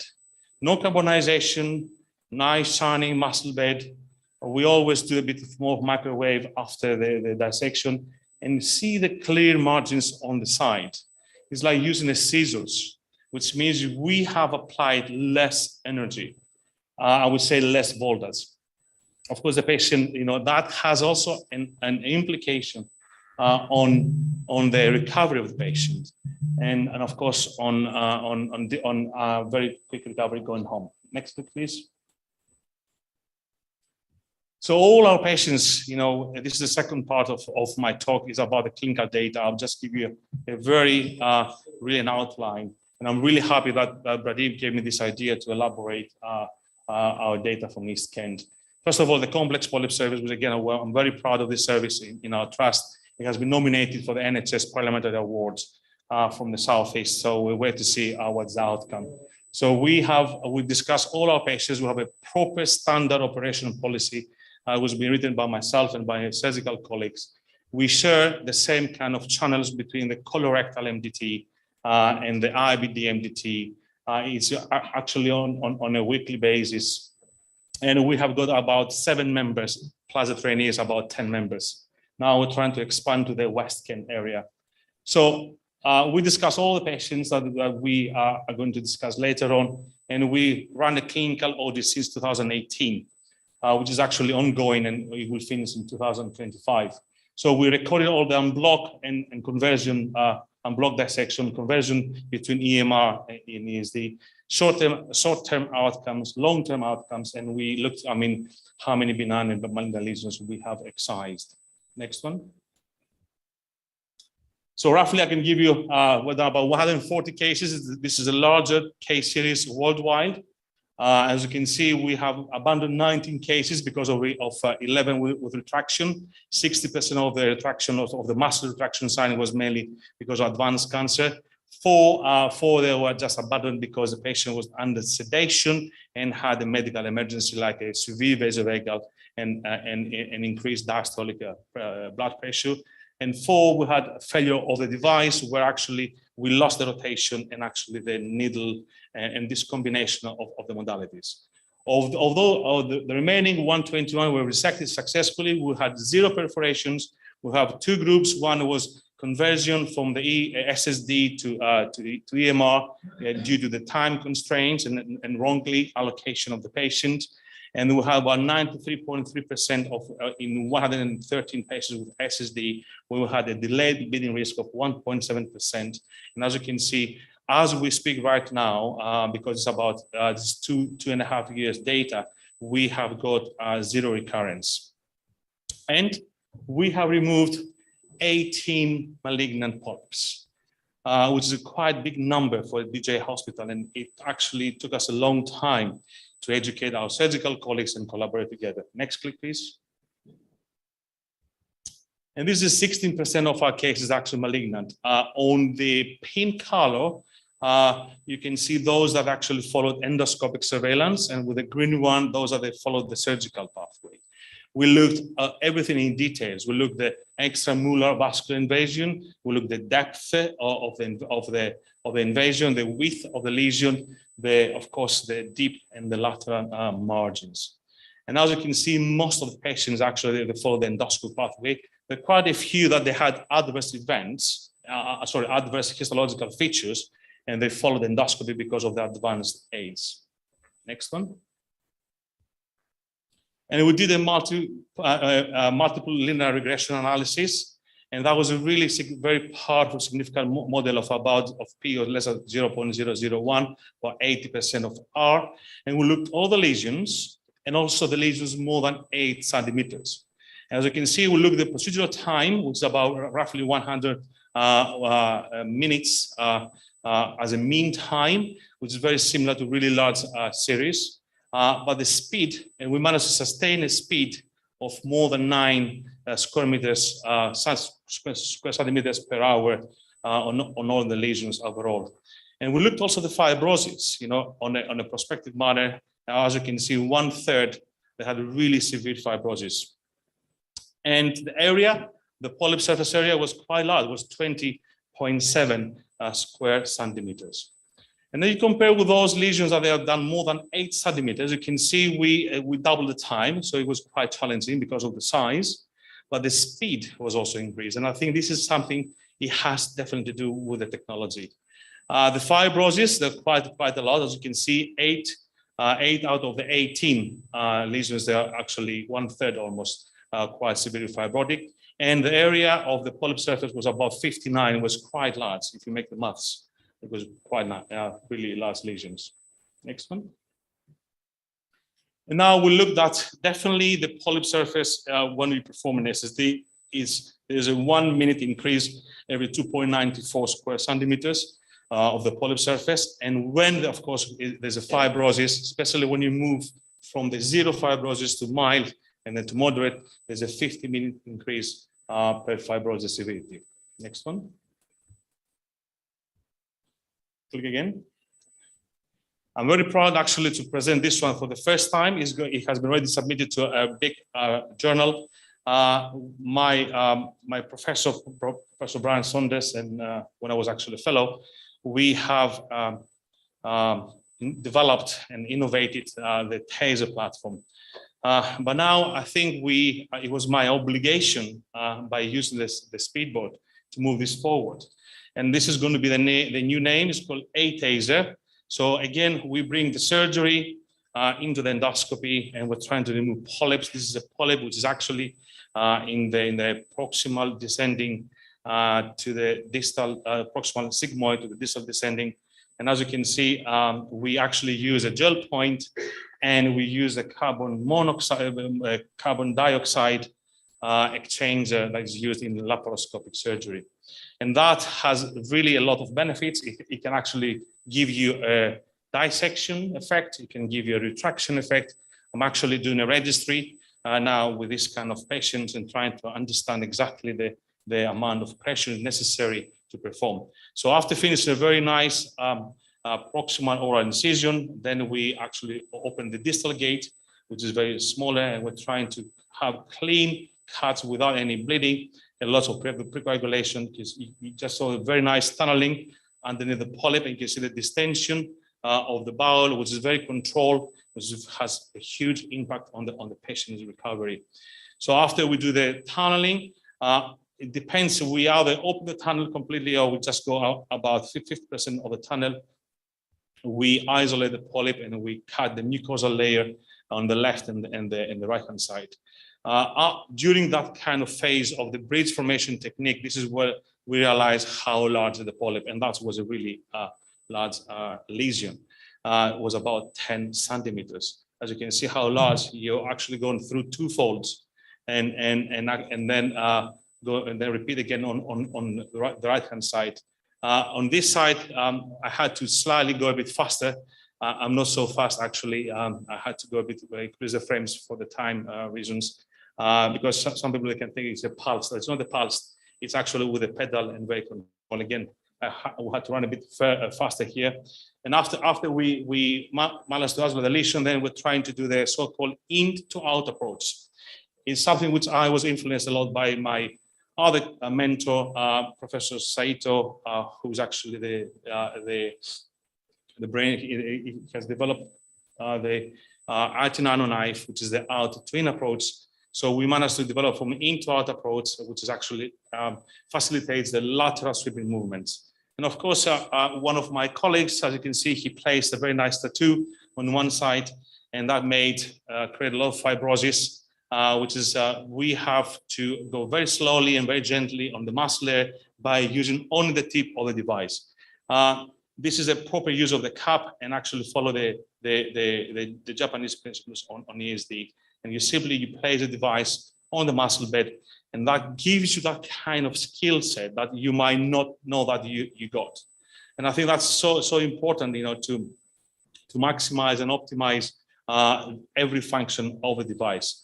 So doing again this in-to-out approach, from the tunnel and go to the lateral margins, these have been completely isolated, and then we're trying to tackle this really India-in tattooed fibrotic segment very gently, and again maximize the retraction with the use of the cup, the microtension, and at the same time we use also the microtension. It's a huge collaboration between the nurses and the endoscopists. This is the first time, which is as a third innovation, which is very disruptive, is the collaboration of the nursing staff with the operator. So they are actually fully engaged and are part of the success. I can tell you from my experience, they're really excited now. We had initially 1 nurse, now we've had 5 nurses trained. And this is again pre-coagulation of the big penetrating vessel. As you can see, the field of view is quite clear, and we're trying to get to the end of the procedure by changing the axis of the speedboat and really speeding up the entire process. So this is quite fun for every endoscopist. The last bit where you can see clearly the muscle layer, you can go very close to the muscle layer without causing any damage. So this patient, for example, was discharged the same day. She had a bit of extended recovery, about 6 hours, and then still on day surgery, and she was actually saying there was no event. When you see the resection, sometimes we couldn't believe that we are able to perform at that level. And I think this is a combination of collaboration between the surgeons, with the nurses, and of course with the aid of the technology, which personally I think it can give you it can boost your confidence. And I think we have to believe in ourselves, by improving your skill set. This is the last piece. It won't take long.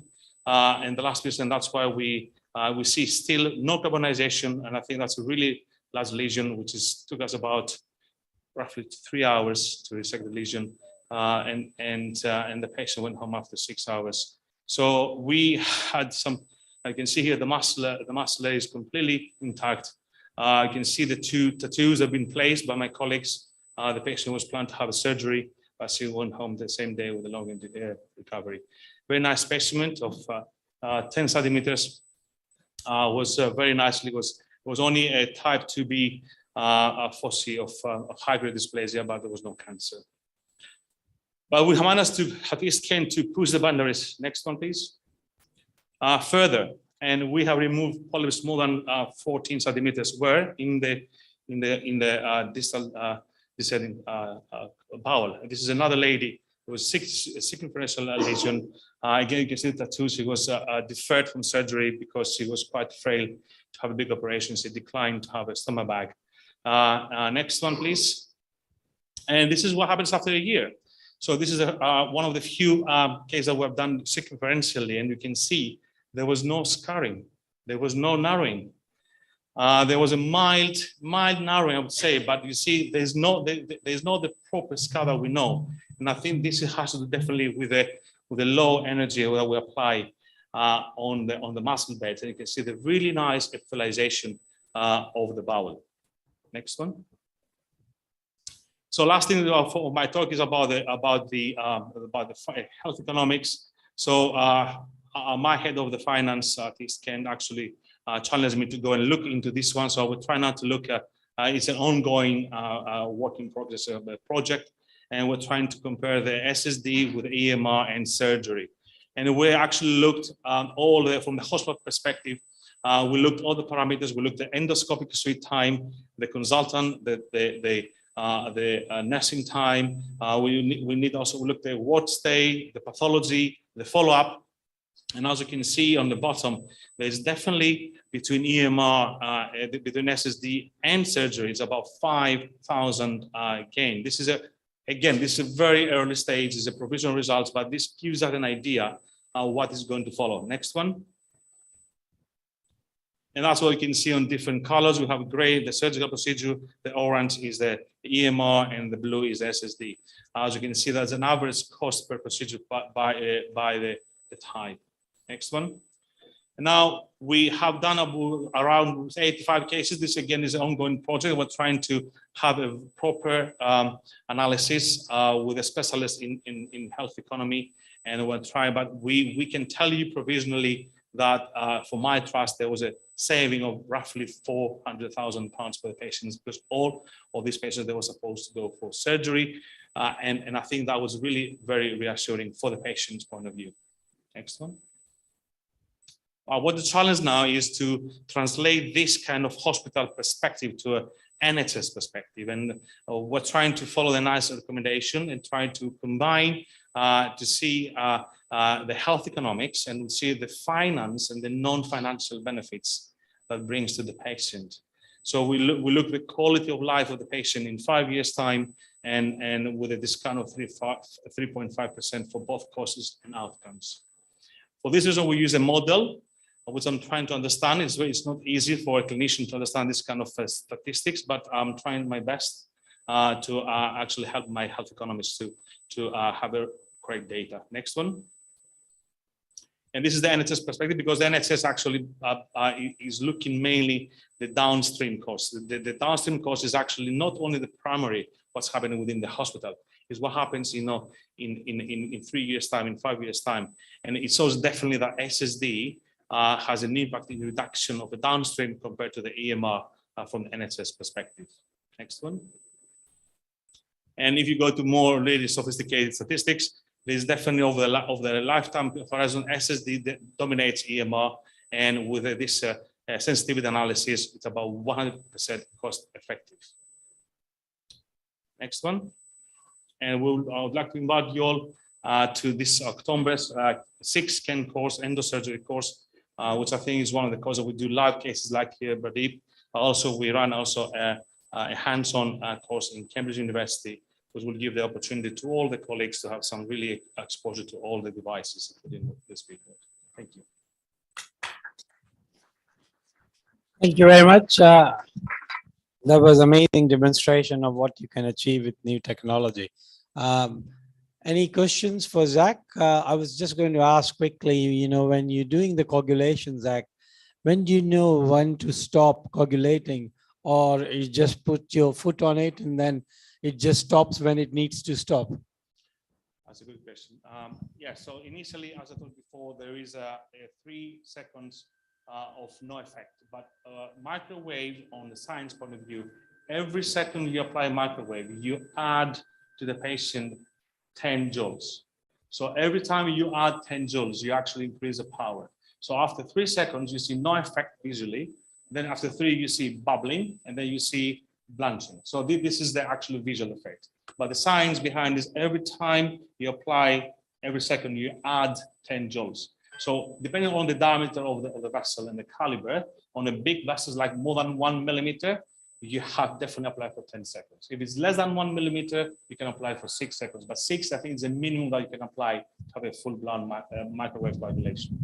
But if I don't know how many millimeters it is, which is very difficult to know, can I just not put the foot on the pedal and just burn it? Will it cause harm? That's another thing. Yeah, you can go on 10 seconds. The software will stop you, so it's the safety. But this is the first time that you can measure, because you know that the width of the device is 2 millimeters. So you know roughly, if you get the device close to the vessel, you know the vessel is like, let's say, half of the device. So you can apply more than 6 seconds. So you have an idea roughly about the caliber for the first time, because otherwise, as you know, we cannot estimate the accurate size of the vessel. Any question at the back? Yourself. Yeah, the back. Yes. No data. I couldn't say the whole thing because it's in publication. I think we've got about 50% non-rectal cases. And on the proximal side, I think from memory, it's about 20%. Yeah, go ahead.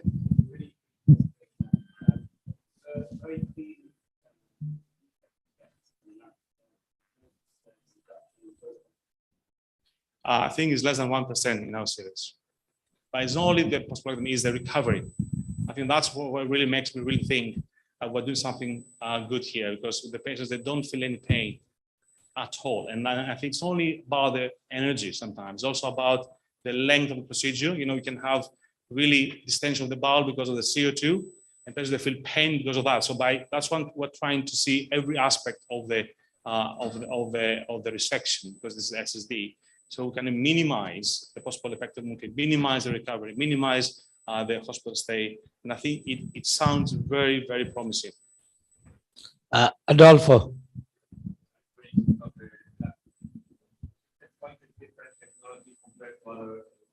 Doing ESD. People who are already experiencing ESD, hands-on work on planning or going to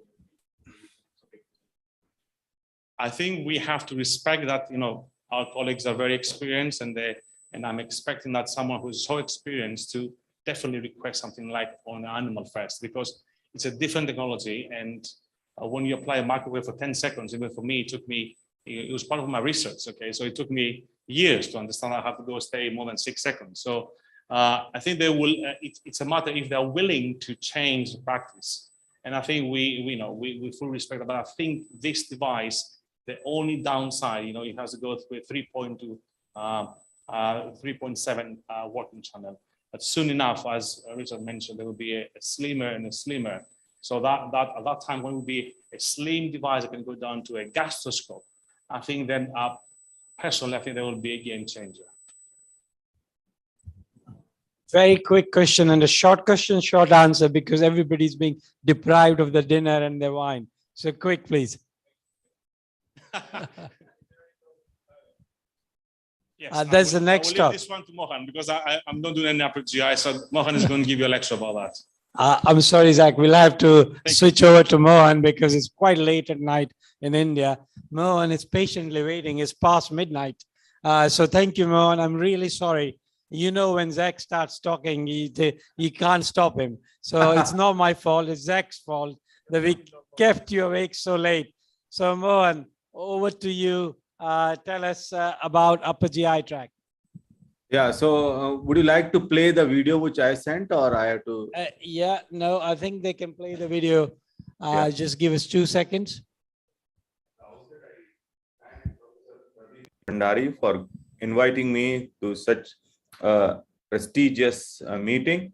And today I'll be speaking about the SpeedPort device and its use in the upper GI applications. And as we know, the third space endoscopy has brought paradigm shift, and it works on the principle of the gut wall not being treated as a single organ, but a layered structure. And each layer is good enough to perform the barrier function if they are separated. And this is exactly what we do in digestive endoscopic tunnel technique, where we divide the digestive tract into two layers like mucosa and MP layer and maintain the integrity of one layer. And once you do this tunneling technique, you can treat the diseases which are located to the mucosa, say for example, the early GI cancers, including the esophageal squamous cell cancers or Barrett's or even the gastric cancers can be easily removed once you have separated the layers. Similarly, once you are treating diseases which are specific for muscular layers like achalasia cardia or even the pyloric spasm in gastroparesis, we can do this tunneling technique using this flap wall technique, which was initially described by Professor Sumiyama, and then they said that if you offset the mucosal entry side and create a submucosal tunneling, because there is a potential space in the submucosa between the mucosal layer and MP layer, and once you offset the mucosal entry side from the muscular defect size, you can still complete the procedure of, say, for example, myotomy, or go into the peritoneum, or take the tumors from the muscularis propria or even outside the muscular propria. And once you have done the procedure, you just have to approximate the mucosa, which can be achieved by the regular hemoclips available in our endoscopy suite, and yet we can achieve the full thickness closure. So this was the principle which has brought this third space endoscopy in practice. But the problem here are that we have to work in a very close space where we have to maintain the integrity of the mucosa once you are treating the muscular disease, or maintain the MP layer integrity once we are treating the diseases which are limited to the mucosa. The problem with present devices is that they are monopolar device, and they use a large voltage to push the energy from the positive electrode, that is the instrument itself, to the pad which is attached to the body to complete the circuit. And this long pathway is sometimes unpredictable, and there may be some collateral damage associated with the use of these monopolar device. So we are looking for some of the device which can help us in working in these close spaces where we are working between the muscle layer and the mucosa, and we want to deliver very precise energy and not the energy which is using high voltage, and they may be associated with some of the problems like in this patient where myotomy is being done for achalasia cardia, and we are at the G junction, and then by the device, you can see here there is an inadvertent injury to the mucosa, and then there is a defect in the mucosa, which is now full thickness perforation, because we have already removed the muscle layer behind it. And this is a problem with the monopolar device, where we may have a collateral damage. The second problem with present devices is that we do not have any integrated coagulation mechanism attached to the monopolar device. And once you find a bleeding, you may have to spend a good 30-40 seconds to exchange the accessories to bring in the coag grasper or other coagulation forceps. By the time the blood may accumulate into the operating site or in the tunnel, and then the procedure become more cumbersome and may be associated with more complications because you will have to do a lot of guesswork to find out the bleeder, and you may injure the mucosa during this process. So we are looking for a device which has precise energy delivery to minimize this type of injuries. Like here you have mucosal burn and the patient presented in a delayed fashion, and then there was mediastinitis, and then there was some pleural effusion also.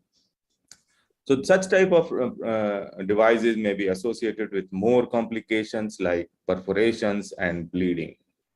So here is the new kid on the block that has solved many of these issues. The first thing is the delivery is in a bipolar fashion where you do not have the pad, and the delivery is very precise. You have a protective hull which may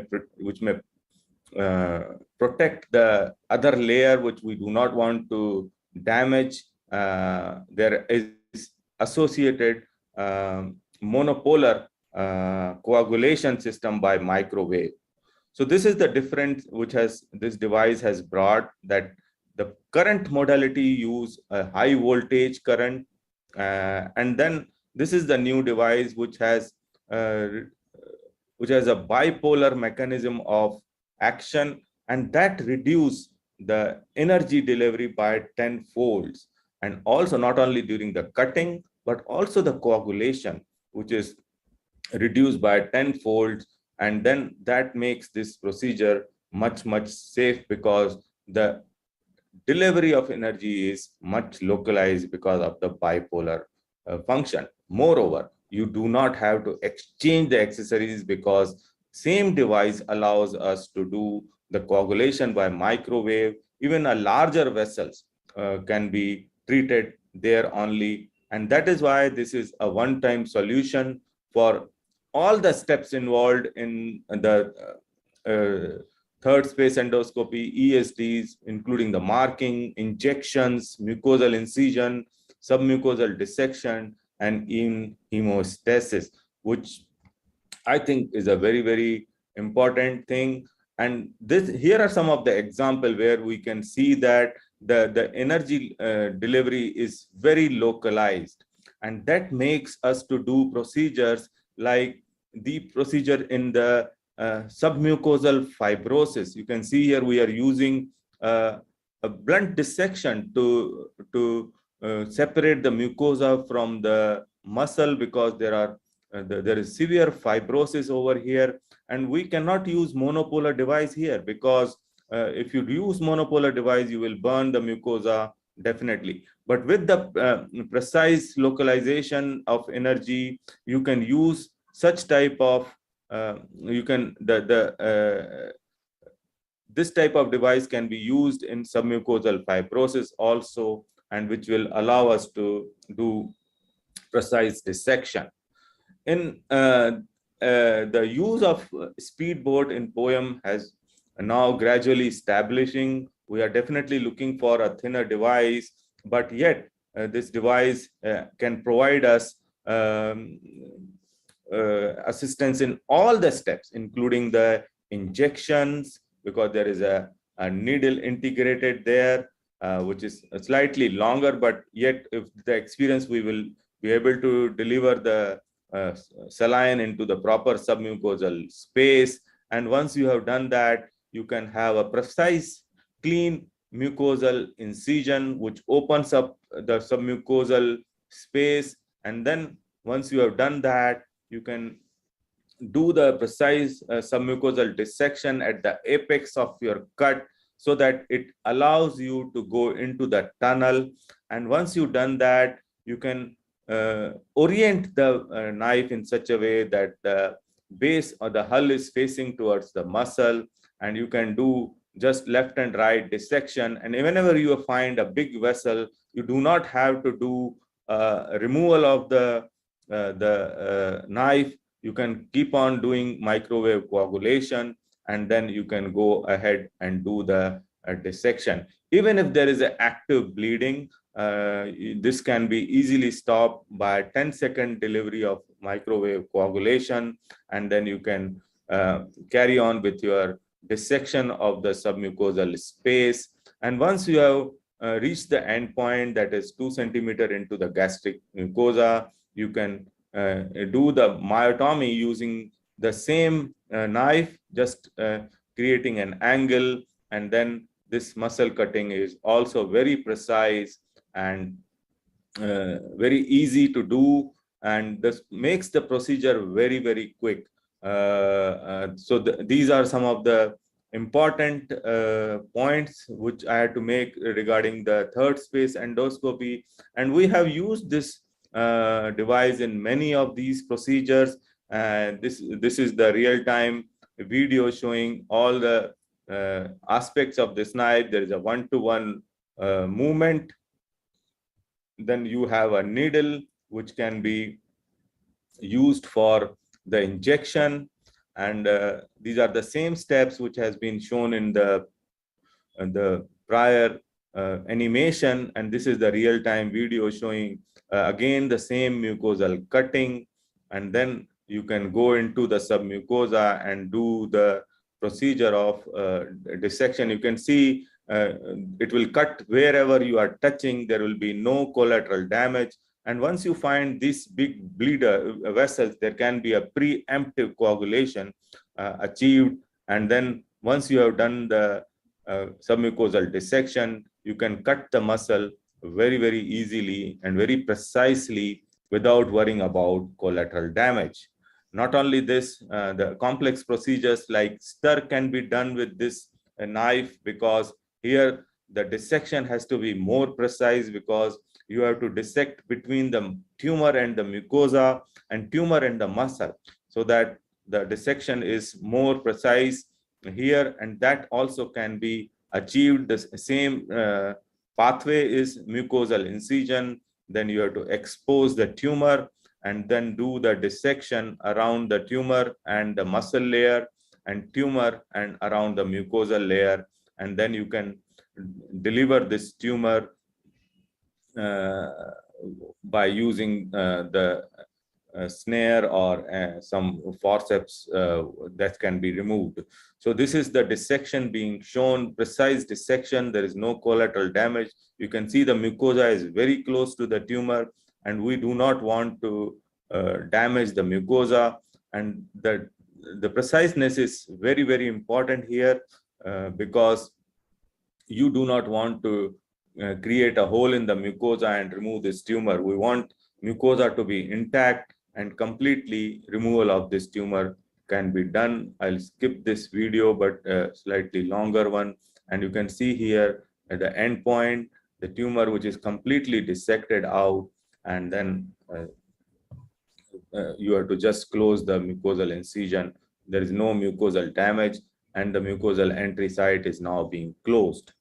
So with this, a larger tumor of approximately 5 centimeter size have also been removed. This picture is precisely telling us the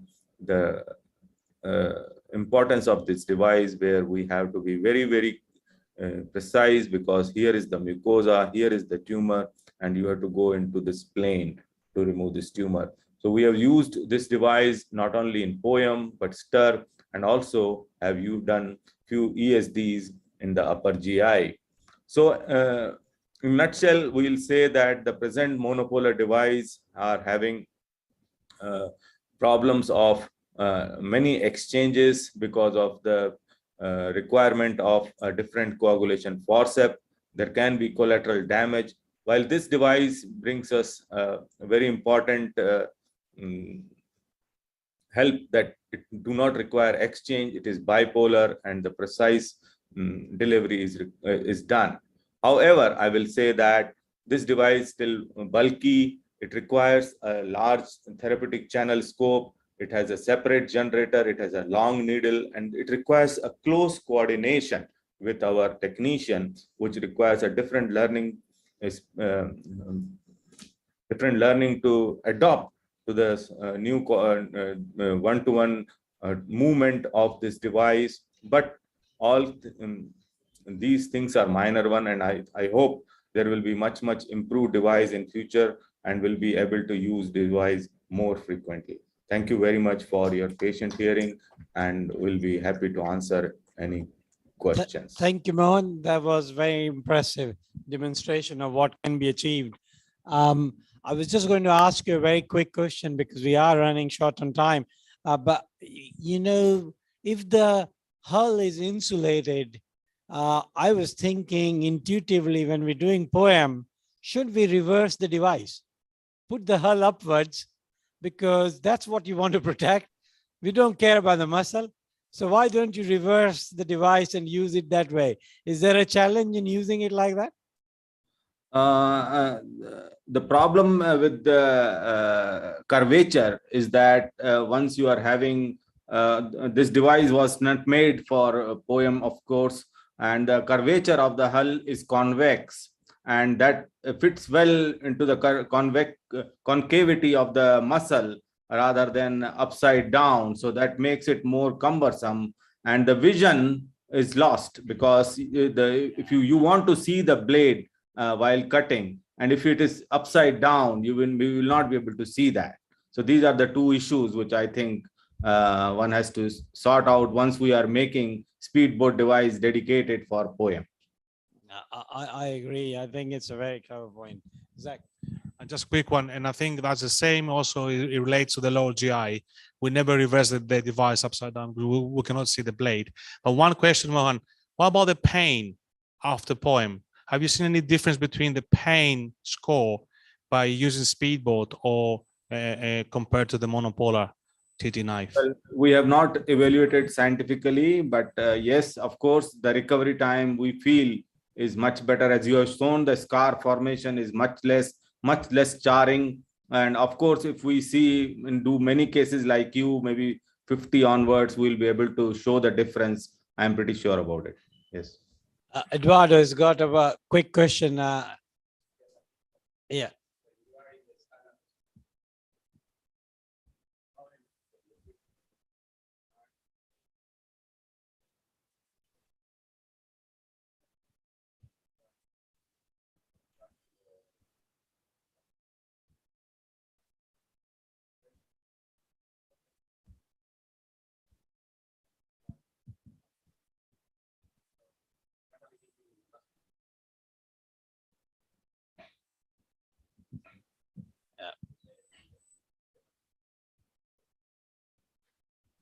I think Eduardo is just trying to prove how stupid my suggestion was. So I get it. I think I thought it was a clever idea, but it isn't. So I get it. I think it's amazing, man. All these new technologies, new knives, just give us so much choice. And I think that's when we can decide in which indication, which technology, which knife will be better. I think it just adds to us as well as for the patient benefit. So I think it's exciting time. And Richard was just saying this is just a beginning. He's going to launch a big yacht later on, and God knows what else is coming. So it's just not stopping with speedboat. Lots of other things are coming. So this is exciting times. Thank you, Mohan, for joining. I know it's very late for you. It's late here also. You know, in England, people have dinner at 7:30. I've kept them for this excitement. So thanks a lot, and bye for now. Bye-bye. Thank you so much.